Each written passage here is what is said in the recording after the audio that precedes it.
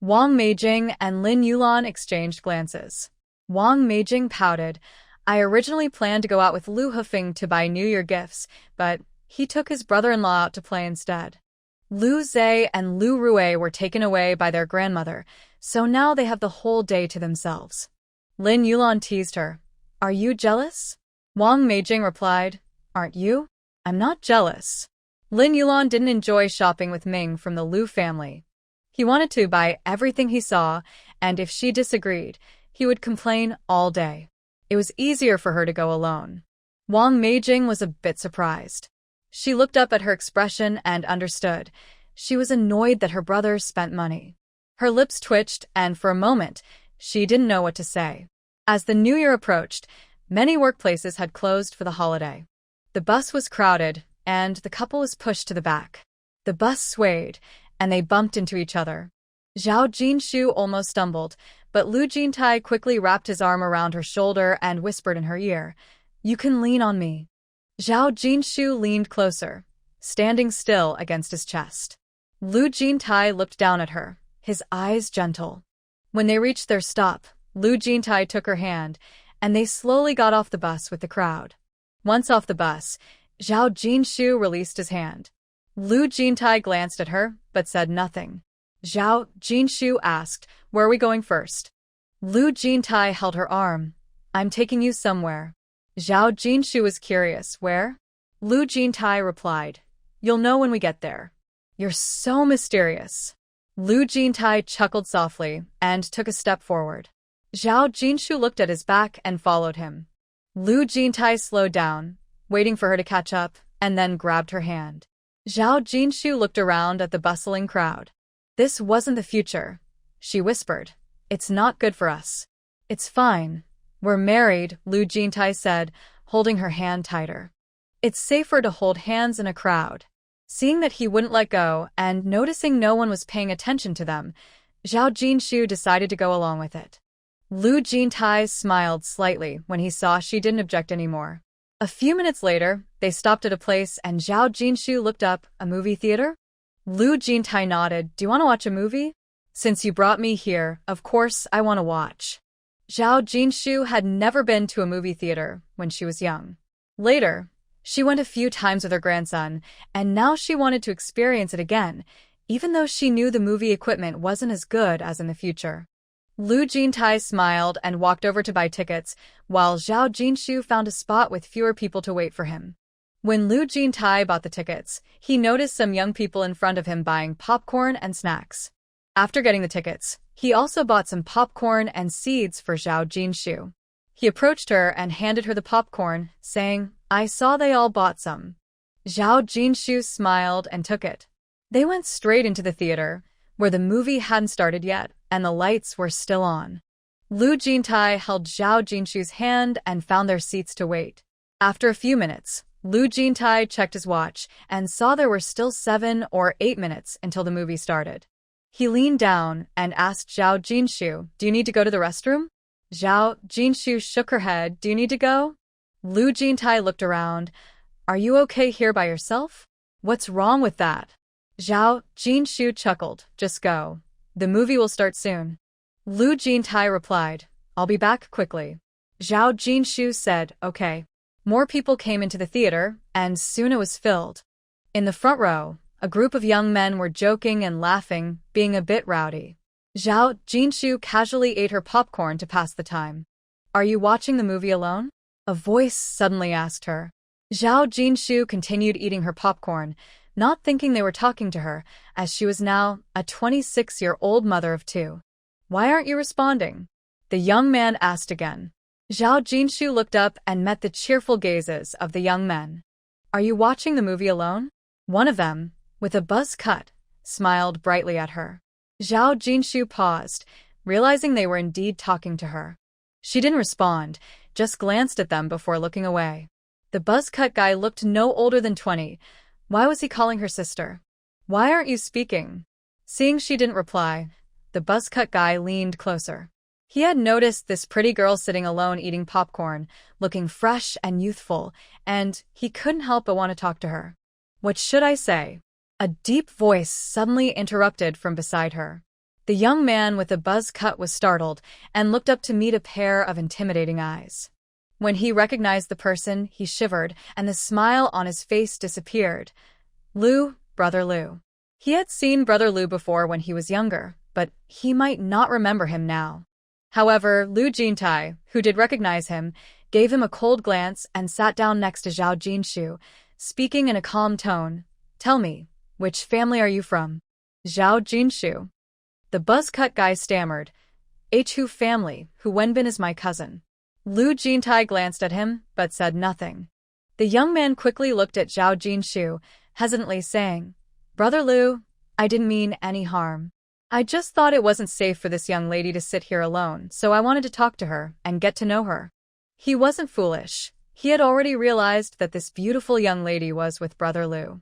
Lu Jintai shot him a look. This is my wife. The young man froze, glancing between Zhao Jinshu and Lu Jintai, his face turning bright red as he shrank back into his seat, too embarrassed to say another word. He felt utterly humiliated. The group of young men who had come with him were stunned, each shaking with laughter they were trying to hold back. Zhao Jinshu. Lu Jintai turned to Zhao Jinshu. There are sunflower seeds here. Would you like some? Just as Zhao Jinshu was about to respond, the overhead lights slowly dimmed, and the big screen lit up. She said, the movie is starting, so I won't eat. Lu Jintai nodded, lowering his head to put away the sunflower seeds and popcorn into a bag. As the movie began, the two settled in to enjoy it. After the movie, they ran into the group of young men again. The buzz-cut guy sneaked a glance at them, called out Brother Lu, and before they could respond, he took off running. The others with him quickly followed suit.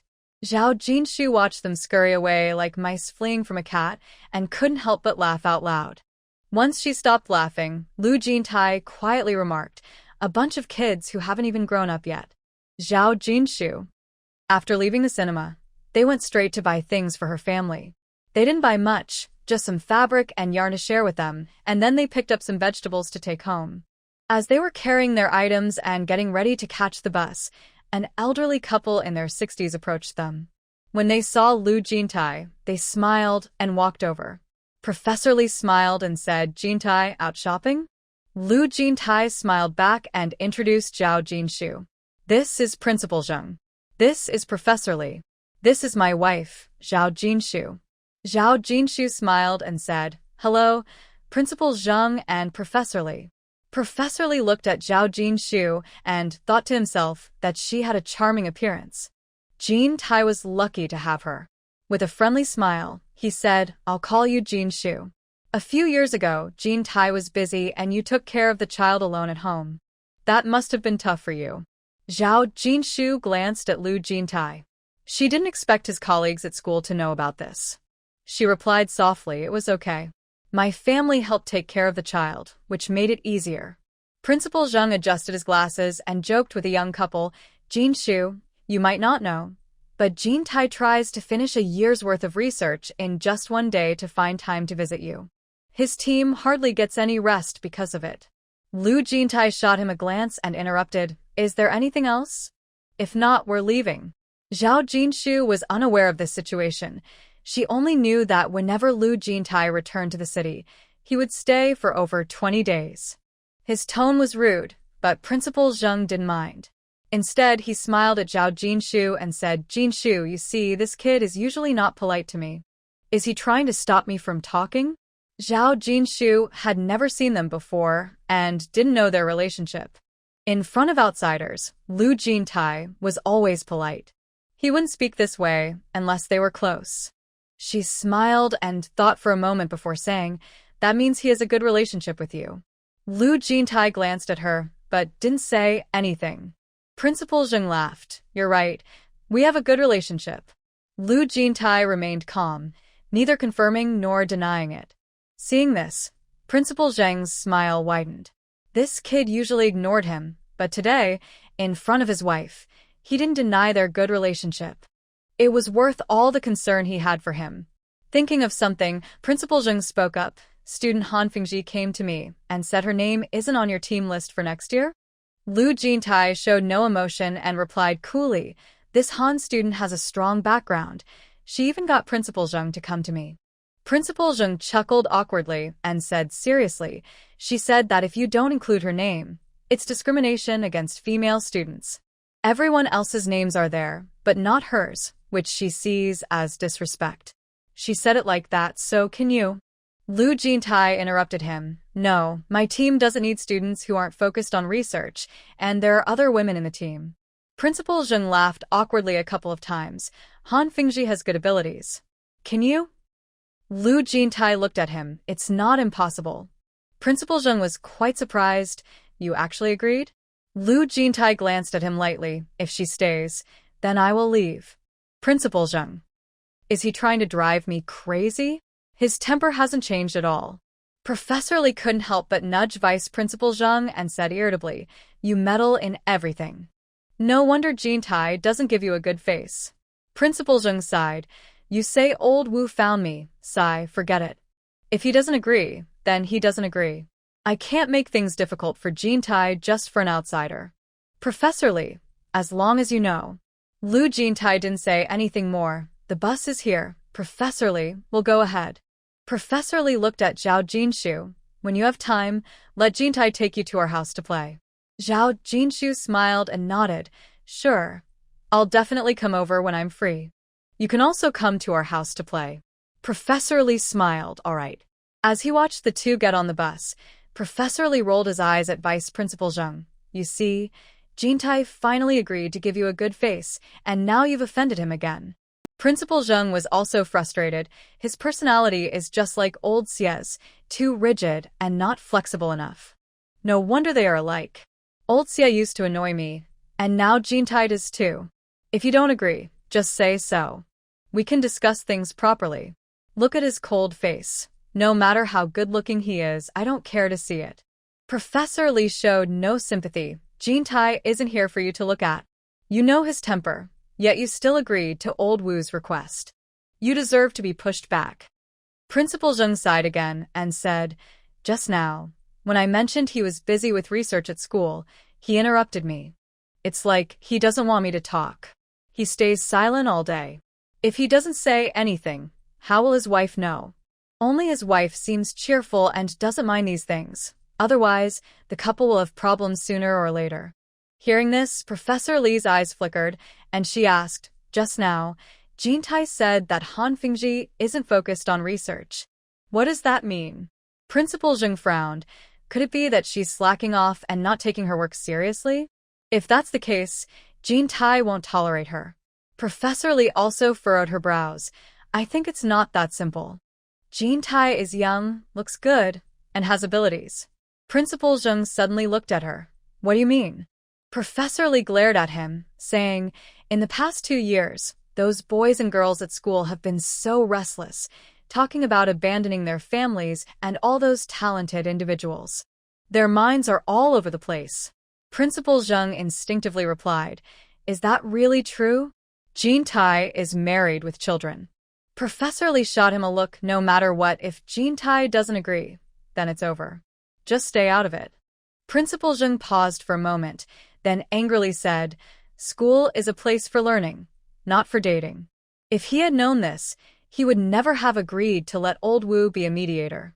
Professor Lee thought it was unreasonable to stop a group of single young people from dating, but he also knew that if their intentions were not good and aimed at breaking up families, that wouldn't work either. Zhao Jinshu and Lu Jintai got out of the car and slowly walked home with their things. They didn't speak along the way. When they reached the front door, Lu Jintai looked at Zhao Jinshu and asked, why aren't you talking? Zhao Jinshu turned her head, glanced at him, and asked curiously, what should I say? Lu Jintai paused and looked at her. Don't you have anything to say to me? Zhao Jinshu looked at him, puzzled. Why don't you say something? You're so quiet. After that, she opened the door and stepped into the yard first. So quiet? Is he talking about himself? Lu Jintai stood there for a moment before finally stepping inside. Once home, they put their things away. Lu Jintai seemed a bit distracted as he looked at her, hesitantly asking, am I the quiet one? Zhao Jinshu replied, isn't it you? Professor Lu, you really need to be more aware of yourself. After saying that, She ignored him and went inside to change into a warm coat, preparing to make lunch. Lu Jintai followed her inside, watching her closely. Do you think it's boring to be with me? Zhao Jinshu thought for a moment and said, I think it's quite nice. He didn't talk much, but he took care of things at home and didn't like to nag or meddle in others' affairs. She genuinely thought it was nice. Lu Jintai quietly looked at her, saying nothing, and Zhao Jinshu wasn't sure if he believed her. When they went to the kitchen to cook, with rice boiling in the pot and vegetables being washed, he asked, Do you have any questions about my work?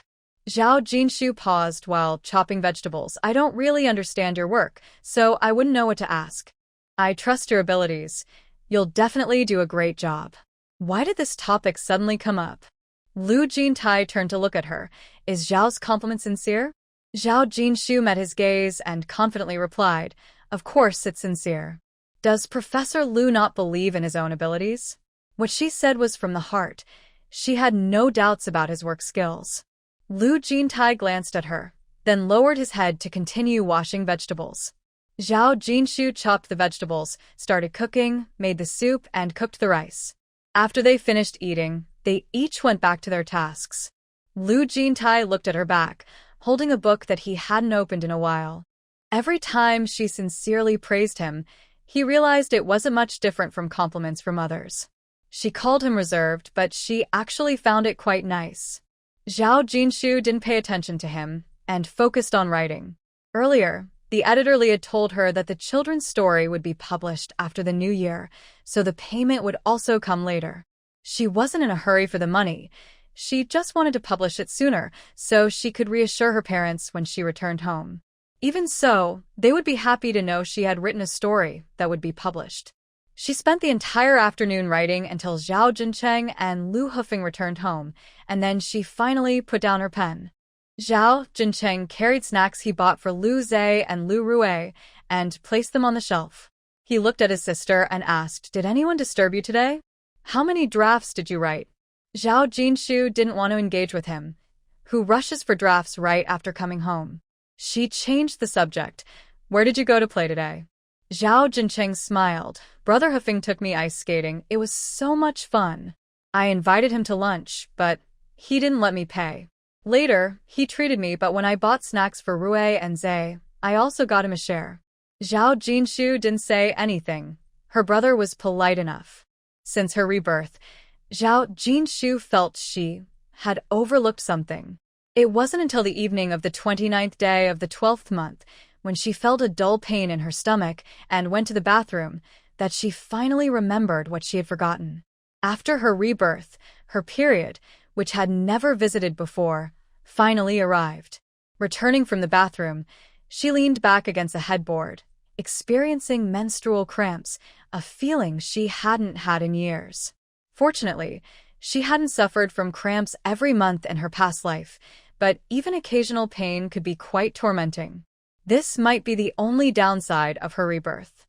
Lu Jintai returned from the main room and saw her with her eyes closed, leaning against the headboard, her right hand resting on her abdomen. He softly asked, Does your stomach hurt? He sat down beside her. Zhao Jinshu opened her eyes to look at him and replied wearily, Yes, it's menstrual pain. Lu Jintai reached over to check her temperature. It's a bit cool. Is it very painful? Zhao Jinshu replied, It's just a dull ache. Every month during her period, she felt weak. Lu Jintai gently said, Shall I get you a hot water bottle? Zhao Jinshu nodded, Okay. Lu Jintai covered her with a blanket and then went to get the hot water bottle. Lu Zhe and Lu Rui were watching TV in the living room, and the house was quiet. Lu Jintai placed the hot water bottle on her lower abdomen and softly said, After you wash up, lie down in bed. I'll go get you some water. Zhao Jinshu agreed with a nod. After washing up, she changed into clean underwear and pajamas before lying down and falling asleep. After watching an episode of TV, Lu Zhe and Lu Rui hurried back. Lu Jintai stopped them, saying, Be quiet, Mama's sleeping. Lu Zhe and Lu Rui tiptoed carefully. Lu Jintai smiled and patted their heads. Dad will get you some water. After washing up, go to bed. Tomorrow is the last day of the year, So wake up early, especially you, Lu Zhe. Lu Zhe raised his hand and whispered, I will definitely wake up earlier than Rue Rue. Lu Rue huffed and quietly argued, I wake up earlier than you every day. Lu Jintai glanced at them. Stop arguing and hurry up to wash up. When Dad became serious, they didn't dare to say more and quickly followed along. After the two kids washed up and went to bed, Lu Jintai returned to his room and lay down. He reached out to touch her abdomen. It was already warm. He withdrew his hand, turned off the light, and closed his eyes. During the night, Zhao Jinshu got up twice and Lu Jintai followed her both times. She wasn't sure if he slept well, but she didn't rest well either, yet she got up early. Lu Jintai looked at her. You're not feeling well, so don't come over. I'll help make dumplings, and I'll call you when they're ready. Zhao Jinshu paused and smiled. After a busy year, it's nice to take a break for the new year. But it's hard on you. Lu Jintai glanced at her. It's just making dumplings. What's so hard about it? Don't be so polite with me. Zhao Jinshu looked up. I've noticed you've been talking more these past few days. Lu Jintai replied, didn't you say I was quiet? Although she said it, Zhao Jinshu didn't admit it. I said that, but I didn't mean I disliked you being quiet. Lu Jintai looked at her. I'll change. Then he added, you rest. I'll go ahead. Watching his back, Zhao Jinshu was momentarily stunned. Would he really change? Would he become a talkative professor? She couldn't imagine what that would be like. After getting used to a quiet man, would she have to adjust to a talkative one in her lifetime? She couldn't help but laugh. With Lu Jintai's personality, even if he changed, he probably wouldn't become talkative, right? She was overthinking it. When Lu Jintai arrived at the main room, Lin Yulan and Wang Meijing peeked over, but didn't see Zhao Jinshu. They were about to say something, but when they saw Lu Jintai wash his hands, they sat down to make dumplings instead, swallowing their words. Well, it was the same whether a man was there or not. Lu Xingyao yawned as she came out of the room and saw her second brother making dumplings. She smiled and said, Second brother, why isn't second sister-in-law here? On New Year's Eve, second sister-in-law should at least cook a few dishes, right? That way, she could taste her cooking again, and just thinking about it made her happy. Lu Jintai glanced at her and said, Is it not okay for me to do it? Just as Lu Xingyao was about to respond, Lu Jintai said, Go wash your hands and sit down to make dumplings. Lu Xingyao widened her eyes. I can't. Lu Jintai replied, If you can't, then learn. Lu Xingyao wanted to say she wouldn't learn, but Lin Yulan spoke up. It's normal not to know how. Everyone starts somewhere. You just have to practice, and you'll get better. Wang Meijing added, You see, I couldn't cook well either at first. I could only wash dishes and chop vegetables. Now that we've been living separately, I can cook decent meals. With practice, even the slowest learner can improve, and you're not slow, right, Xingyao? Of course, Lu Xingyao couldn't admit she was slow. With the three of them encouraging her, she reluctantly washed her hands and started making dumplings. The dumpling filling made by her mother-in-law was flavorful, and the dumpling skins were very thin, just to Zhao Jinshu's liking. After finishing one bowl, she went back for more. Lu Jintai looked at her and asked with a smile, Do you like it? Her appetite wasn't big. She usually only ate one bowl of dumplings, but today she had several. Zhao Jinshu replied with a nod, smiling at her mother-in-law, The filling you made is delicious, and the skins are very thin. It's really tasty. Hearing this, Ji Yuanyong's smile deepened. If you like them, just let me know when you want dumplings, and I'll make them for you. It was rare for her daughter-in-law to have something she liked, and she was more than willing to satisfy her. Lin Yulan and Wang Meijing felt a bit sour. They were still sitting there, yet their mother-in-law didn't even think of them. From her tone, one might think Zhao Jinshu was her own daughter. They watched coldly, realizing that their mother-in-law treated Zhao Jinshu better than her own sister-in-law, leaving them with no grounds for complaint. Zhao Jinshu smiled. That sounds great. When I want dumplings, I'll buy the meat and call Mom to help with the filling and skins. Ji Yuanyong replied with a smile. That works too. This daughter-in-law never takes advantage of them. If it were the other two, they would definitely seize any opportunity to benefit themselves. She has a strange personality. She doesn't want to take advantage of them and instead thinks about them more. Those who are eager to gain something from her, she doesn't want to indulge at all and is too lazy to deal with them. Lu Jintai smiled at them but said nothing. After breakfast, he took out a brush and red paper to start writing spring festival couplets. The two children gathered around to watch him. Zhao Jinshu stood for a while, feeling idle, and decided to go back inside to write her draft. Lu Jintai looked up and disapprovingly said, "Take a break for a few days, don't write." Zhao Jinshu glanced at him and thought it was fine since there was no rush. She took a chair and sat outside in the sun. Lu Xingyao brought over a bag and handed it to her. Zhao Jinshu took it, opened the bag and smiled. "Is this my sweater? It looks great." Earlier, the sweaters made for Lu Zhe and Lu Rui were also well done. Lu Xingyao moved a chair to sit beside her, saying, "I've been working overtime every night to finish it, and I finally completed your sweater just before New Year's Eve." She then took out a stack of money and handed it to her. "Here, this is to pay you back." Zhao Jinshu accepted it, glanced at the amount, and said in surprise, 40 for a month? With a salary of over 60, can she really pay back 40? Has this sister-in-law learned to be frugal? Lu Xingyao gritted her teeth. 40 a month means I can pay it back in 5 months. It will be tight for just half a year, but don't worry, I can manage.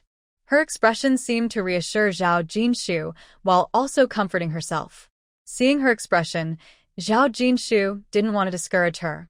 As spring approached and the weather warmed, the clothes in the stores became more attractive each year.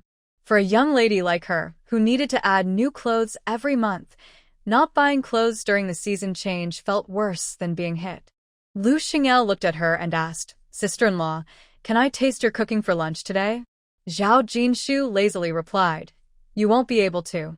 Lu Xingyao let out a disappointed sound, recalling her older brother's cold face this morning, forcing her to learn how to make dumplings, worried that she would make Zhao Jinshu cook. So she said nothing. Zhao Jinshu added, "There's fish and meat. What more do you want?" Lu Xingyao thought about it and agreed. Many families struggle to have meat, and during the new year, having fish and meat is already a lot. Why complain? Lin Yulan and Wang Meijing were in the main house washing and cutting vegetables, busy preparing lunch. Lin Yulan glanced at her mother-in-law, who was cooking meat, and quietly murmured to Wang Meijing, "Is Zhao Jinshu really not coming over to celebrate the new year together? I didn't realize she was so thick-skinned." Ji Yuanrong was cooking meat in the pot when she heard this and glanced at her, saying, "Jinshu isn't feeling well, and Jintai is busy writing spring festival couplets for everyone." Early in the morning, Jintai told her that Jinshu wasn't feeling comfortable and to call him if anything happened, so as not to disturb Jinshu. "Is there anything more awkward than being caught by your mother-in-law gossiping about your sister-in-law?" Lin Yulan and Wang Meijing exchanged glances and helplessly lowered their heads to work. Eating dumplings, putting up couplets, having a New Year's Eve dinner. This is what the New Year is all about, just a day of feasting. On the first day of the New Year, their family eats dumplings all day.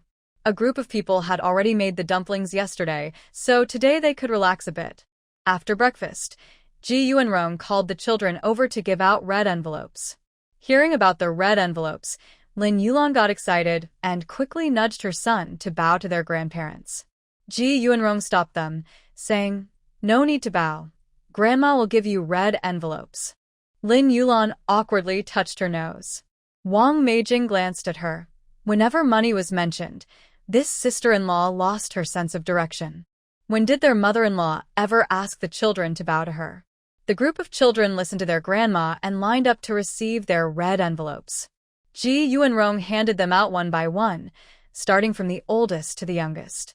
Finally, she walked over to Zhao Jincheng, took a red envelope from her pocket, and handed it to him, saying, "Jincheng, this is for you." Lin Yulan and Wang Meijing were surprised by this gesture from their mother-in-law. Although they felt a bit sour inside, they didn't say anything during the new year. Zhao Jincheng was taken aback and chuckled, saying, "I still get this? I'm already an adult. I don't need red envelopes. Aunt, I don't want it." Ji Yuanrong stuffed the red envelope into his down jacket pocket with a smile, saying, "It's not much, just for good luck." I hope you have a smooth year ahead and get into a good university, ideally in Kyoto, so you can be with your fourth sister. Just take it.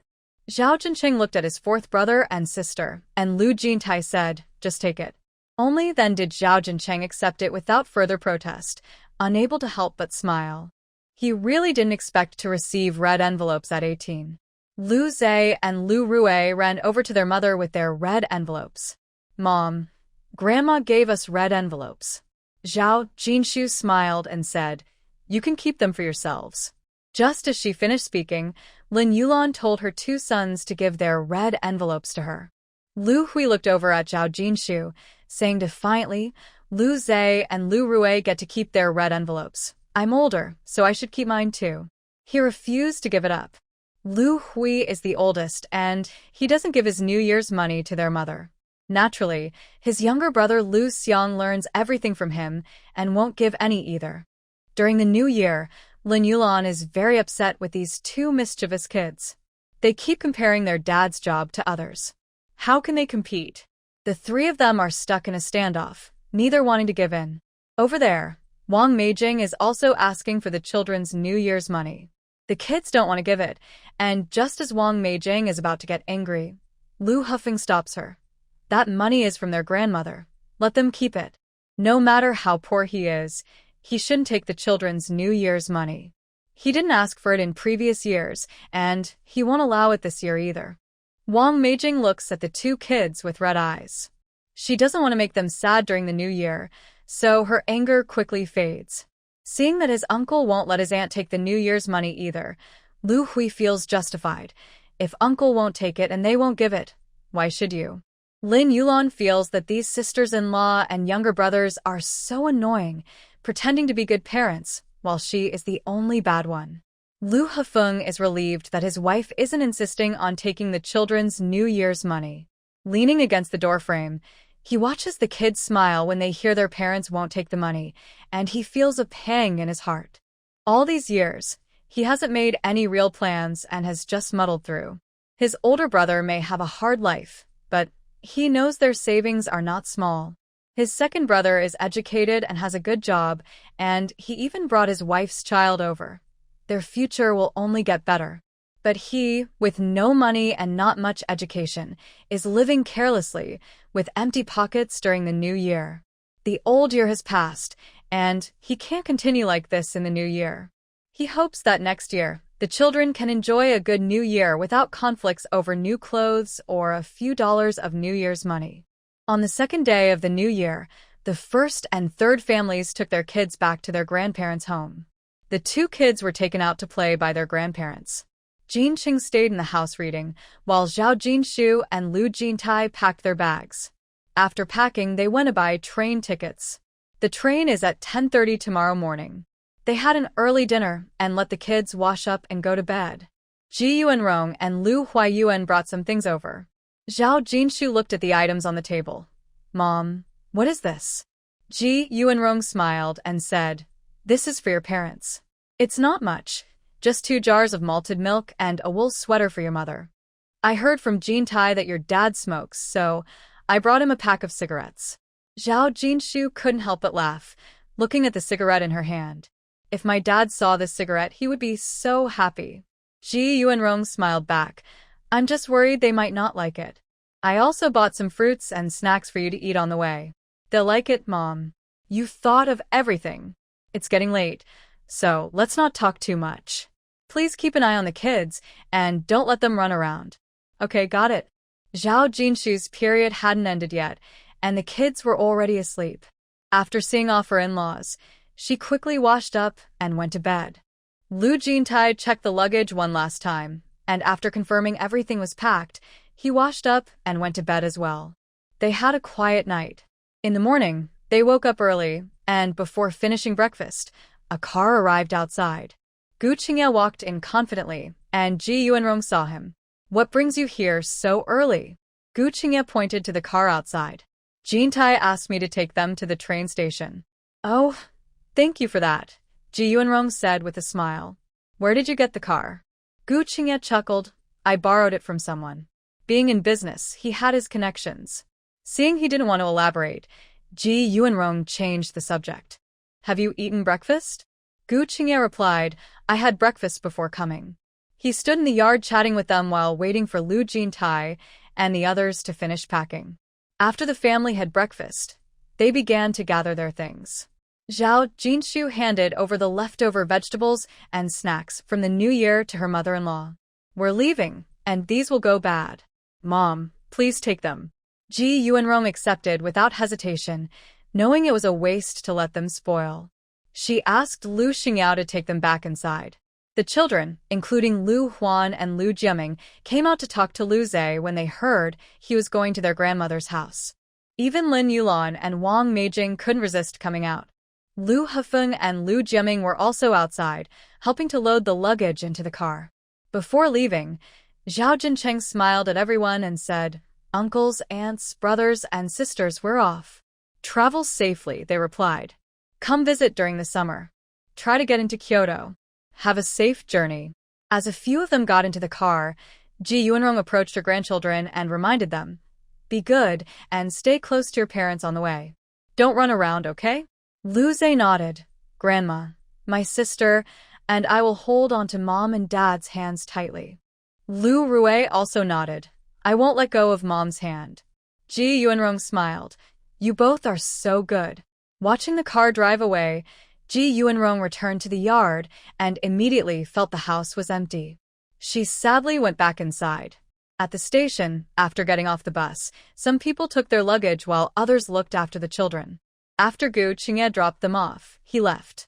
Once they entered the station, they waited until 10:30 to board the train, finally feeling relaxed. They had booked sleeper tickets, and after putting their luggage away, Zhao Jincheng, Lu Rui, and Lu Zhe each picked up a book to pass the time. As the train slowly left Kyoto, Zhao Jinshu did nothing but gaze out the window. The bare tree branches and distant houses, with snow still on the roofs, felt familiar to her, and she didn't want to miss any of the scenery.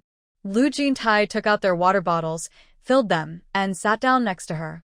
Seeing her focused on the view outside, he wondered why she was so captivated by the ordinary sights. Minutes passed without her moving. After a while, he gently nudged her arm.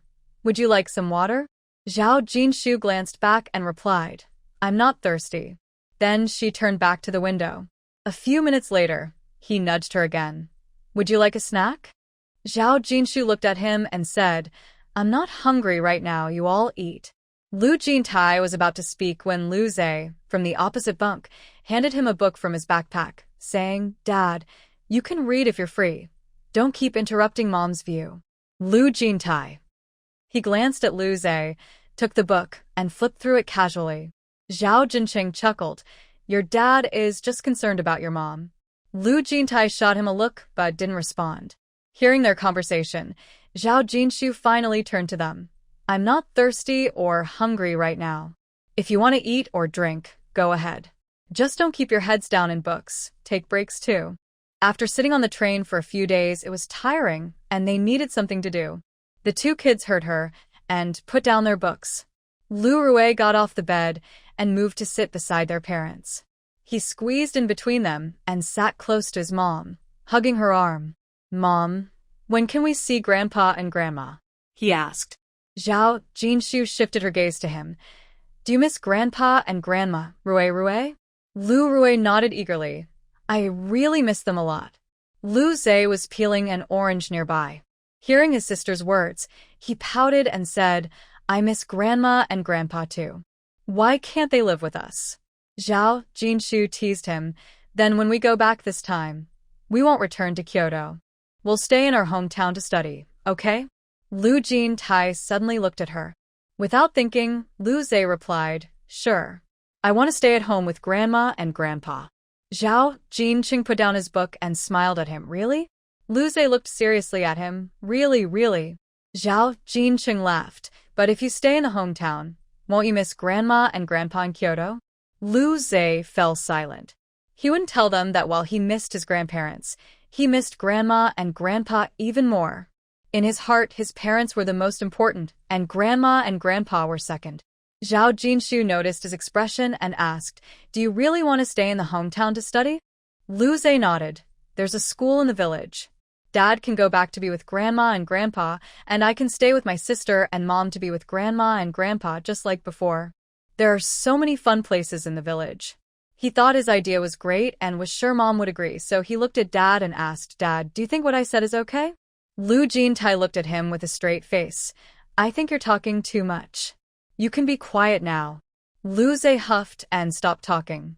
The two kids were quiet for a little while, but soon finished their books and couldn't help but chatter around their mom. One said they would help Grandma plant vegetables, lots and lots of vegetables, so many they couldn't finish them all, and they could also feed the chickens and ducks with them. The other said they would help Grandpa with the sheep, and also help him cut grass for the cows, making sure the cows were strong. Even before they got home, they had already planned tasks for themselves for next year, and even the year after. After listening for a while, Zhao Jinqing laughed and asked, "You have everything planned out. It seems you really don't want to go back to Kyoto, huh?" Lu Zhe said without thinking, "As long as I learn everything in the books, it doesn't matter where I study, right, Mom?" Zhao Jinshu smiled. "You seem very determined. I'll have to talk to your grandpa about this." Lu Zhe replied, "Go ahead." Zhao Jinqing looked at his nephew. "Studying in different places is not the same. What do you know, little guy?" Lu Zhe huffed. "Don't underestimate me. I know a lot." Lu Jintai looked at him. "Are you going to be in first grade next year?" Lu Zhe nodded. "Mom said I can start first grade next September." "Doesn't Dad know?" Lu Jintai glanced at him. "What do you think?" Lu Zhe chuckled. "Dad cares so much about my studies, he must know." Lu Jintai didn't say anything more and asked, "This morning, I saw you collecting books. Do you have any old first grade books?" "Let me see." "That's a book I borrowed from my cousin. I'll return it after I finish," Lu Zhe replied, opening his backpack and handing the book to her.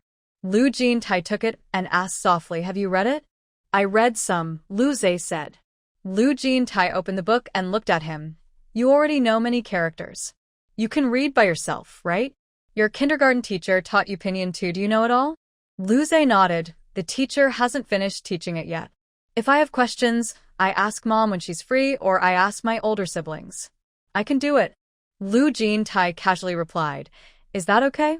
Lu Zhe raised his small face. How could there be a problem? His teachers always praised him. Whenever they learned something new, they liked to ask him questions, saying he was not only smart and quick to learn but also hardworking. He definitely had no issues with learning. Lu Jintai said calmly, "Whether there's a problem, we'll know when it's time for a test."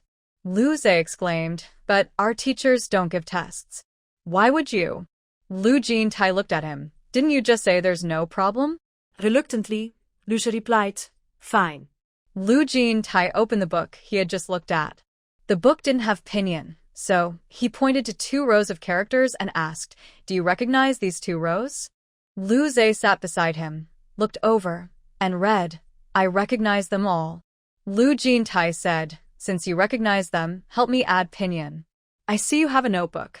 Lu Zhe glanced at him quietly, then immediately took out his notebook, pencil, and eraser, and began writing on the table in the middle of the bunk. Zhao Jinqing watched for a while and couldn't help but laugh.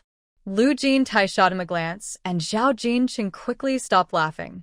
Lu Rui leaned against his mom and peeked over, then quietly whispered in her ear, "Mom, Dad is so strict." "Lu Rui, don't talk.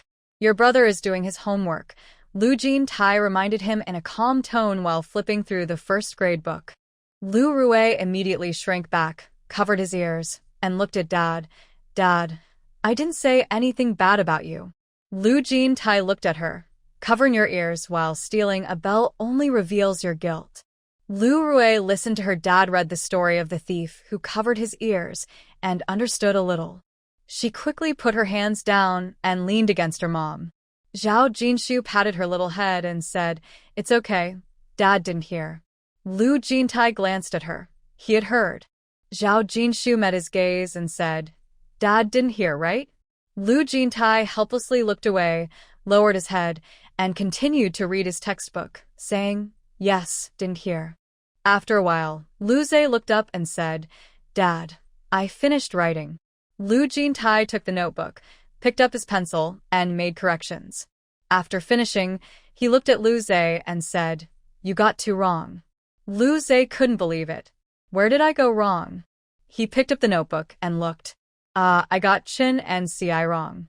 One is a retroflex sound, and the other is a flat sound, right? Lu Jintai replied, "Didn't you say there was no problem?"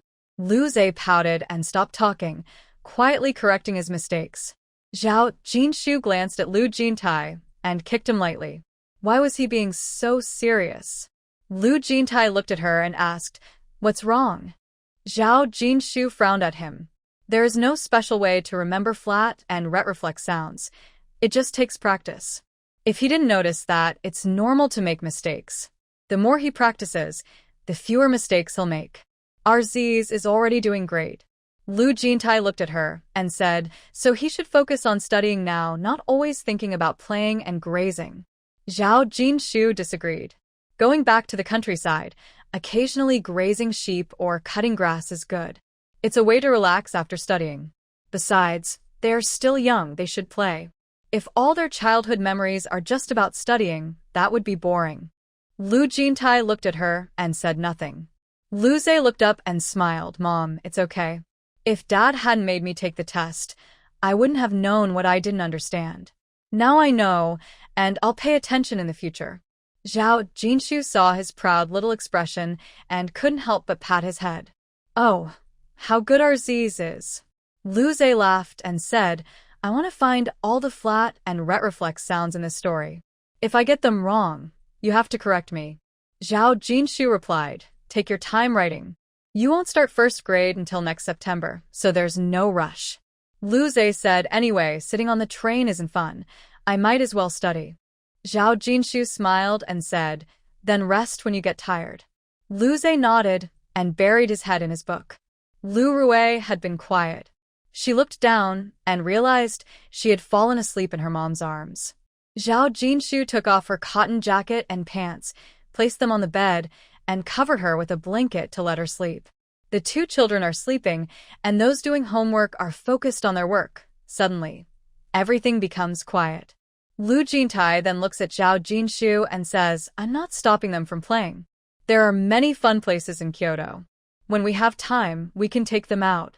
Zhao Jinshu looks at him, sees his serious expression, and can't help but laugh. "I know you don't want them to stay in the old home.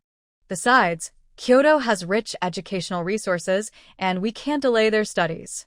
Lu Jintai looks at her. His lips move, but he ultimately says nothing. When Lu Zhe hears his mom's words, he looks up at his dad. "So, Dad doesn't want us to stay in the old home." Lu Jintai glances at him and replies, "Focus on your homework." Lu Zhe responds with an "oh" and continues his work. Rui was right. Dad is quite strict.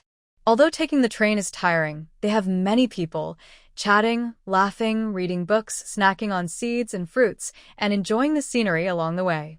When they get tired, they lie down and sleep, making the long journey pass quickly.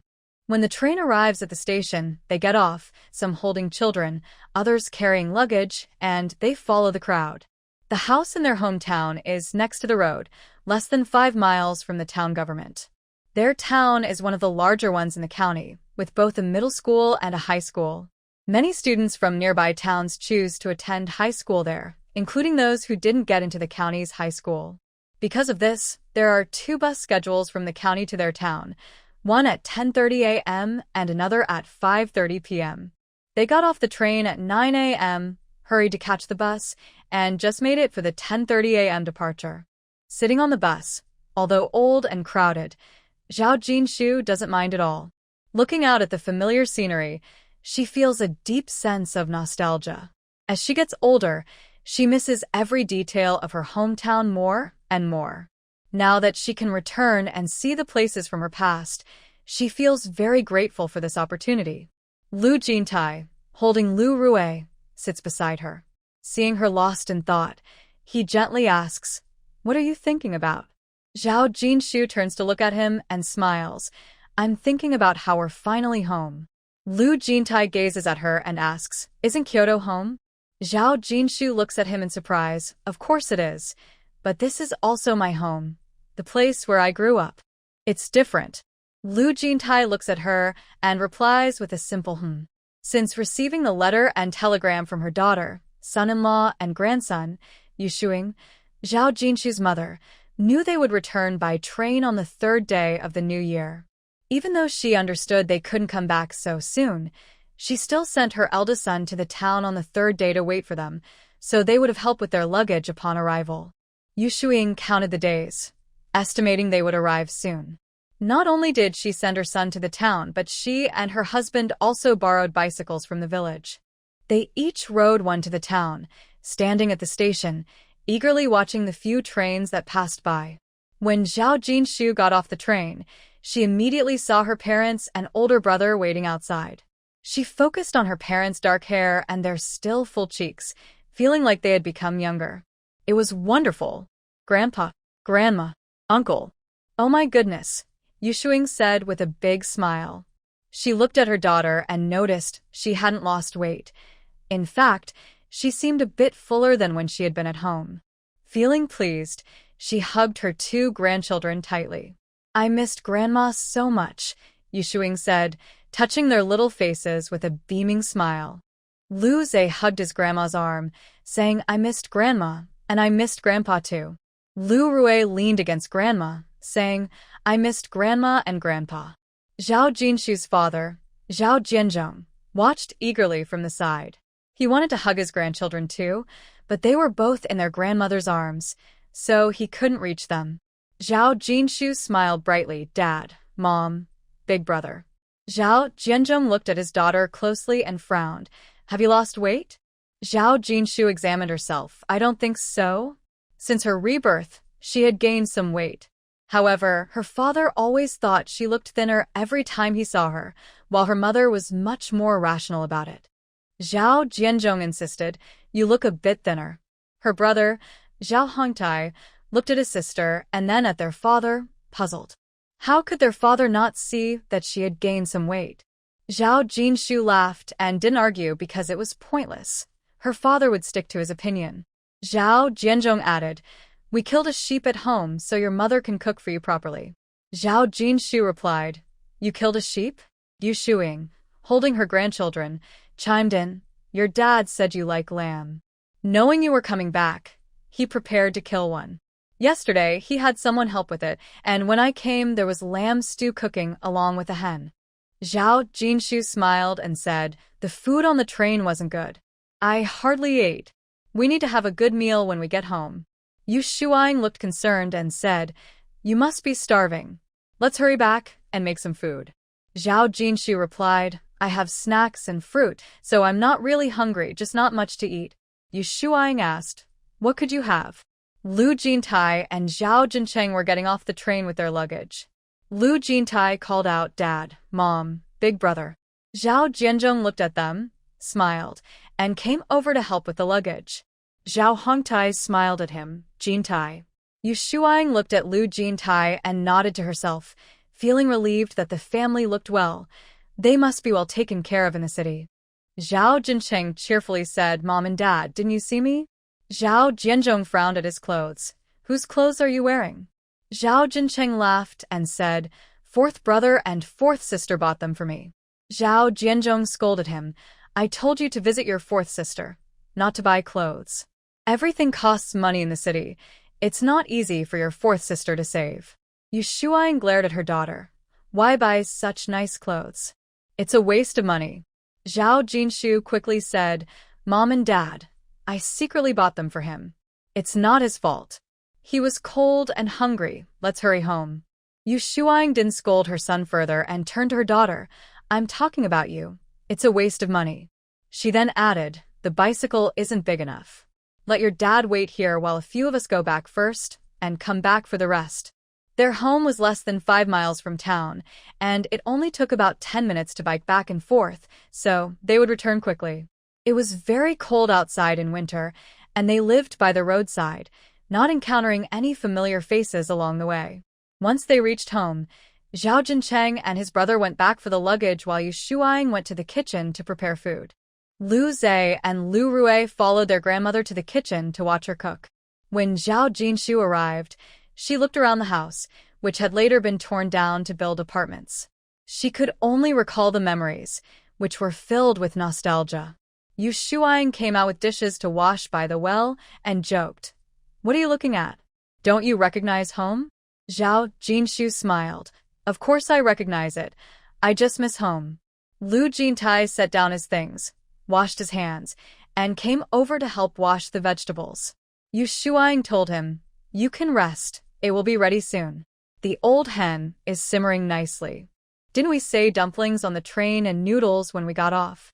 I'll make some noodles for you, and you can each have a bowl of chicken noodle soup first." Hearing this, Lu Jintai put down the vegetables in his hands. "Jinshu likes the noodles I make, so I'll go make some." Yu Shuang was momentarily stunned and looked at him. "Oh, okay." Lu Jintai stood up. "Mom, I'm going to knead the dough." Before Yu Shuang could respond, he had already skillfully found the flour, grabbed a bowl, and scooped some flour. Yu Shuang watched his actions in confusion, feeling that something was off. Didn't Jinshu always prefer the noodles she made? When did she start liking his noodles? Zhao Jinshu looked around the house, even checking the sheep pen beside the yard. A group of sheep bleated when they saw her.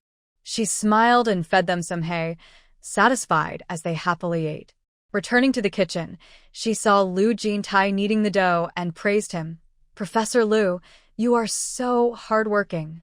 Lu Jintai looked up at her. Her face was filled with a cheerful smile, something he had never seen in Kyoto.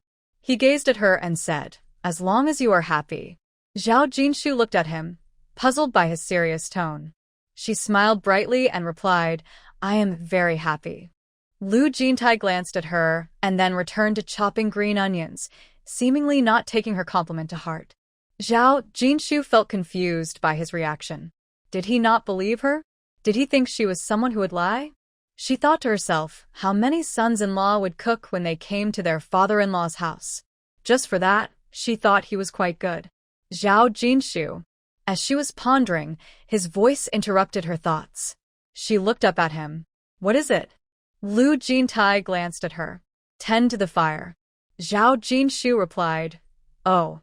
After saying that, she sat down, grabbed some firewood, found a match, and lit the fire. Seeing her obediently tending to the fire, a hint of a smile flashed in Lu Jintai's eyes. By the time Zhao Jianzhong and the others arrived with their luggage, Lu Jintai had already rolled out the noodles and was waiting to cook them. Zhao Hongtai walked in, standing at the kitchen door, and peeked inside. "Oh, Jintai is cooking?" As the water boiled, Lu Jintai added the noodles to the pot and called out, "Elder brother." Zhao Jinshu smiled and said, "Jintai has cooked before. Why is this so surprising?" Just then, her sister-in-law's voice came from outside. "Mom, where's Jinshu?" Hearing the familiar voice, Zhao Jinshu tossed some firewood into the stove and said, "Elder brother, watch the fire." She quickly stood up and ran outside. Lu Jintai watched her movements and couldn't help but call out, "Zhao Jinshu, slow down." Zhao Jinshu didn't hear his voice and ran outside. Seeing this, Zhao Hongtai glanced at Lu Jintai and muttered, "You're an adult now, but you act like a child, rushing around without thinking." Before he could finish, Lu Jintai interrupted him, saying, "She has a good personality." Zhao Hongtai. Well, now that his sister is married and has a brother-in-law, he has to consider his brother-in-law's opinion when speaking about his sister. Zhao Jinshu ran outside and immediately hugged her sister-in-law. Sister-in-law Wang Xiaomai embraced her and laughed heartily. After laughing, she released her and looked her over carefully. "You've gained some weight." Zhao Jianzhong muttered nearby, "I thought you looked thinner." Zhao Jinshu smiled and said, "I have gained a little." "That's good. You were too thin before. Now your face has some fullness, and your skin looks rosy. You look a few years younger. If you go out, no one would guess you are a mother of two. They might think you are an unmarried young lady," Wang Xiaomai said with a smile. Zhao Jinshu laughed. When her sister-in-law first came home, she was only 10 years old and always followed her around. Her sister-in-law never minded and liked to take her everywhere, even back to her family home. Their bond was even closer than that of sisters. She linked her arm with her sister-in-law's. Sister-in-law, I brought you yarn and fabric. You can use them to make clothes and knit sweaters. Wang Xiaomai gave her a playful look. Why bring those from so far? You can buy them in town. Zhao Jinshu smiled and said, It's just a small gift from me. I always want to bring something for you when I come back. Hearing this, Wang Xiaomai didn't say more and looked toward the yard, where are Ziz and Ruerui. As soon as she finished speaking, Lu Zhe and Lu Rui ran out of the house. They shouted while running, Auntie, Auntie. Wang Xiaomai stepped forward, first hugging Lu Rui, then Lu Zhe. The two laughed and surrounded their aunt. Lu Zhe asked, Where are big brother and second brother? Wang Xiaomai replied with a smile, They are still at their grandmother's house. Seeing the disappointment on Lu Zhe and Lu Rui's faces, she couldn't help but say, After lunch, I'll have your uncle go pick them up. The two children jumped up happily. Wang Xiaomai turned to Zhao Jinshu. Where's Jintai? Zhao Jinshu pointed to the kitchen. Wang Xiaomai smiled and walked a few steps to the kitchen, where she saw Lu Jintai serving food. She laughed. Jintai, why did you run to the kitchen to cook as soon as you got home? Lu Jintai looked up and called out to his sister-in-law, saying, Jinshu likes the food I make. Yu Shuang, who had just entered, pretended not to hear but couldn't help but think to herself. Just a moment ago, she heard that Jinshu liked the noodles he rolled out, and now it had escalated to Jinshu liking the food he cooked.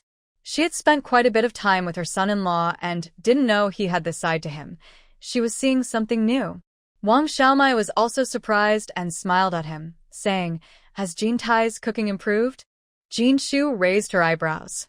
Jintai could cook, but to say he was very good at it was unlikely.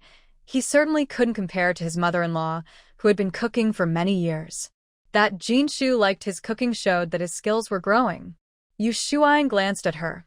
Her eldest daughter-in-law was great in many ways, but she was too straightforward. Jintai was busy with work every day, so when would he have time to improve his cooking?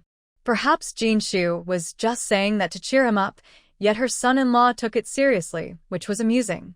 She patted her arm and said, Since the noodles are ready, let's all eat here. Jintai put the lamb and chicken soup into the big bowls. You must be hungry, so hurry and eat. Wang Xiaomai was distracted by this and smiled, saying, Then I won't have to cook for lunch. We can enjoy a nice meal here today. As she spoke, she washed her hands and helped carry the bowls. Lu Jintai looked up and met his mother-in-law's calm gaze. He paused for a moment and quietly scooped the lamb soup.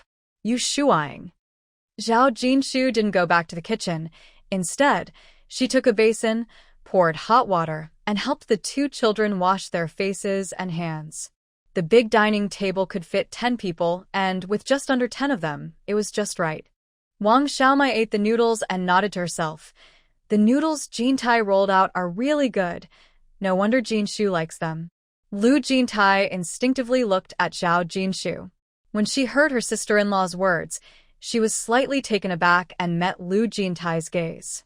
There was nothing unclear about it. Zhao Jinshu smiled and said, Yes, I really like the noodles Jintai rolls out. Lu Jintai stared at her for a moment, and a smile crept onto his face. Yu Shuang acted as if she were deaf, hearing nothing. Zhao Hongtai and Zhao Jincheng were focused on their meals and didn't notice anything happening. Zhao Jianzhong ate his noodles and nodded secretly. He has indeed improved compared to before, but the noodles could be rolled thinner and cut finer. Jinshu likes. Yu Shuang couldn't help but kick him lightly, too talkative. Zhao Jianzhong looked at her in confusion, wondering why she kicked him when he hadn't finished speaking. Lu Jintai. As everyone put down their chopsticks, Wang Xiaomai stood up to clear the dishes. The two children were taken outside to play by their grandfather. Zhao Jinshu got up to help, but Wang Xiaomai stopped her. You all sat in the car for so long, just rest. These few dishes will be cleaned up quickly. Don't get your hands wet in this cold winter. Zhao Jinshu didn't argue with her. She had just finished her period on the train and wanted to take a shower as soon as she got home. Thinking of this, she pulled her mother into their bedroom. Yu Shuang saw her acting mysteriously and playfully asked, What are you up to? Zhao Jinshu smiled and said, Mom, I want to take a shower. Yu Shuang gave her a teasing look. I knew you would be like this. Why act all mysterious? We'll go to the bathhouse in town later. It's not easy to heat water at home, and we should take the two kids for a bath too. Zhao Jinshu laughed. What's mysterious about it? I just wanted to talk to you.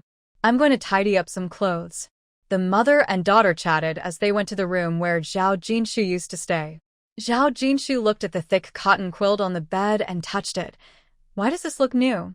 The quilt we used before was fine. That quilt was fluffed up again for you to use, Yu Shuang said, unable to help but roll her eyes at her.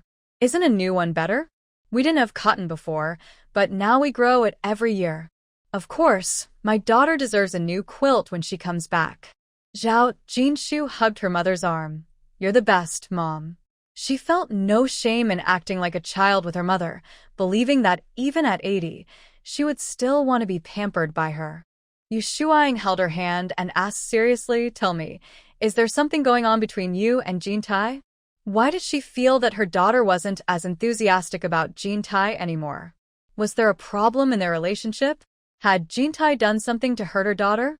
Otherwise, she couldn't understand. Her daughter used to be completely devoted to her son-in-law, but now it seemed completely reversed. Lu Jintai, carrying his luggage, was about to put it in the room when he heard his mother-in-law's words. He paused, just as he was about to enter, and heard Zhao Jinshu's voice from inside. What problem could there be? We're doing well, and things will only get better. Mom, don't overthink things and worry for no reason. Yu Shuang glanced at her daughter, knowing her well. The more she said, the more it indicated something had happened. However, she didn't want to press her. They had traveled a long way back, so she decided to check with Jincheng later. Yu Shuang looked up and saw Lu Jintai coming in with a suitcase. She smiled and said, You all unpack your clothes first. I'll go check the kitchen. Zhao Jinshu said, Mom, wait a minute. Here are some things we bought for you. You're wasting money again. Yu Shuang couldn't help but glare at her. We have enough food at home. Don't buy unnecessary things. Zhao Jinshu asked Lu Jintai to open the suitcase and took out some items. Mom, this wool sweater is for my mother-in-law. Take a look. Yu Shuang exclaimed and took the sweater, smiling at Lu Jintai. Your mom is too kind. Why did she buy me clothes? I haven't given her anything. She was quite surprised. Lu Jintai smiled gently and said, They really liked the dried chicken, duck, and fish you sent with Jincheng. Yu Shuang laughed heartily. If they liked it, I'll make more next year and send them some. Zhao Jinshu added, They also bought Dad a pack of cigarettes and brought 2 bottles of milk powder. My mother-in-law said it wasn't much, but it was their intention. That's not too much. How can you call that a lot? Yu Shuang felt a bit relieved. It seemed that Jintai's parents were willing to put thought into buying things for them, which indicated they were not only satisfied with Jinshu, but that she was getting along well with them. After all, which in-laws would take the time to buy gifts for their son-in-law's family, if they weren't pleased? Even if their son needed to send gifts to his in-laws, it should be something he bought himself, not something they had to worry about. It seemed there were some matters in her daughter's letter that were not hidden from them. Zhao Jinshu said, Here's some fabric and yarn that Jintai and I bought for you. You can share them with your sister-in-law and third sister. Yu Shuang couldn't help but glare at her. You already bought shoes for me and your dad and sent money. Now you bought so many things. Do you have too much money? After glaring at her daughter, she saw her silly smile and glared again before turning to Lu Jintai. Don't just give in to her. Spending money like this isn't right. You need to save. The 2 kids should save some money. Raising a child isn't easy, and there are many expenses. Jincheng's clothes must not have been cheap, and now they bought so many things. How much did that cost? Her daughter really had no sense of budgeting. Lu Jintai looked at Zhao Jinshu, who smiled back at him helplessly. Lu Jintai looked at his mother-in-law, who was still scolding them, and calmly said, Mom, don't blame her. It was my idea for her to buy that. Yu Shuang was momentarily speechless. While she could scold her son-in-law just like her daughter, it was different when it came to her own child. If someone wanted to buy them something, it was a kind gesture, and she shouldn't scold them for it. Since she had already said so much, they should understand. She cleared her throat and said, "You all pack your things. I'll go check the kitchen." At the kitchen door, she couldn't help but smile. Her son-in-law being so considerate made her happier than if her daughter had been. What did this show? It showed that her son-in-law valued her daughter, which meant he also cared for her parents. In the village, some married daughters would buy things for their families, but their husbands and in-laws would frown and stop them, making life quite difficult. Even though the letters her daughter wrote said everything was fine, she still wanted to see it with her own eyes to feel reassured. Zhao Jinshu watched her mother-in-law's back and chuckled, then turned to Lu Jintai. "Put the clothes in the wardrobe." Lu Jintai nodded softly, bent down, and took out the clothes one by one, folding them neatly and placing them in the wardrobe. Zhao Jinshu was nearby, sorting out clothes for their bath. "We're going to the bathhouse in town later. Are you coming?" Lu Jintai looked at her and replied, "If you're going, of course I'll go. Otherwise, someone might complain and not let me sleep in bed, and then Mom would worry." Zhao Jinshu was taken aback, hardly believing he said that. "When have I ever stopped you from sleeping in bed?" Don't accuse me. Lu Jintai chuckled softly. "I know you don't mind me. I misspoke." Zhao Jinshu shot him a look. "We're my house now, so watch what you say. If you tease me, my parents won't let you off easily." Lu Jintai nodded seriously. "I understand. I'm all alone here, so Comrade Zhao has to treat me well and not dislike me." Zhao Jinshu couldn't help but laugh, lightly pushing him. "Can you be a bit more normal?" A hint of amusement appeared in Lu Jintai's eyes. "I am normal." Zhao Jinshu composed herself, clearing her throat. "Let's just be normal. Mom thinks there's something wrong with us." Lu Jintai looked at her face. "So, we have no problems?" Zhao Jinshu replied, "Of course not. Do you think we have problems?" She certainly didn't think so. She was getting more accustomed to her new life, and everything was moving in a positive direction. What problems could there be? Lu Jintai smiled. "None. As long as she feels it's fine. Everything else can take its time." Zhao Jinshu found and folded the clean clothes for herself and the children. She looked at Lu Jintai, who was still organizing his suitcase. "Once you finish packing, go take a shower. Bring the clothes you want to change into, and put yours and Lu Zhe's together.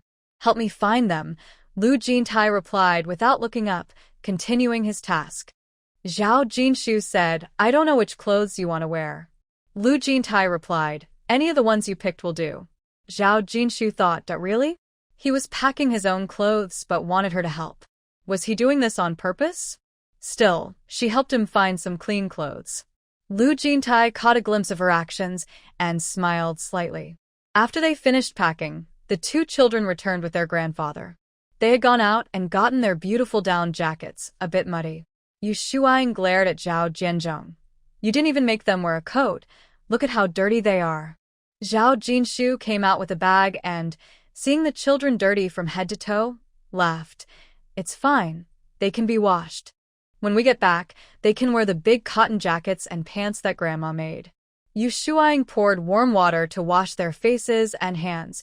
"It's still better to wear nice clothes. Grandma's clothes aren't very stylish." Lu Zhe and Lu Rui giggled, with Lu Zhe saying, "Grandma's jacket is warm. I like it." Lu Rui added, "I like Grandma's too." Yu Shuang washed their faces and smiled. "No matter how much you like it, you still need to wear a coat. Coats are easy to wash, but jackets are not easy to clean." After the children washed their faces and hands, Zhao Jinshu brought over scarves, hats, and gloves for her mother to put on the kids. Yu Shuang took a look and smiled. "These gloves are nice. They even have patterns. Who knitted them for you?" Lu Zhe and Lu Rui replied in unison, "Mommy." Yu Shuang looked at her daughter. "Your hands are quite skillful. They look great. It's cold riding a bike, so you all need to wear your scarves and gloves. Does Jintai have a scarf?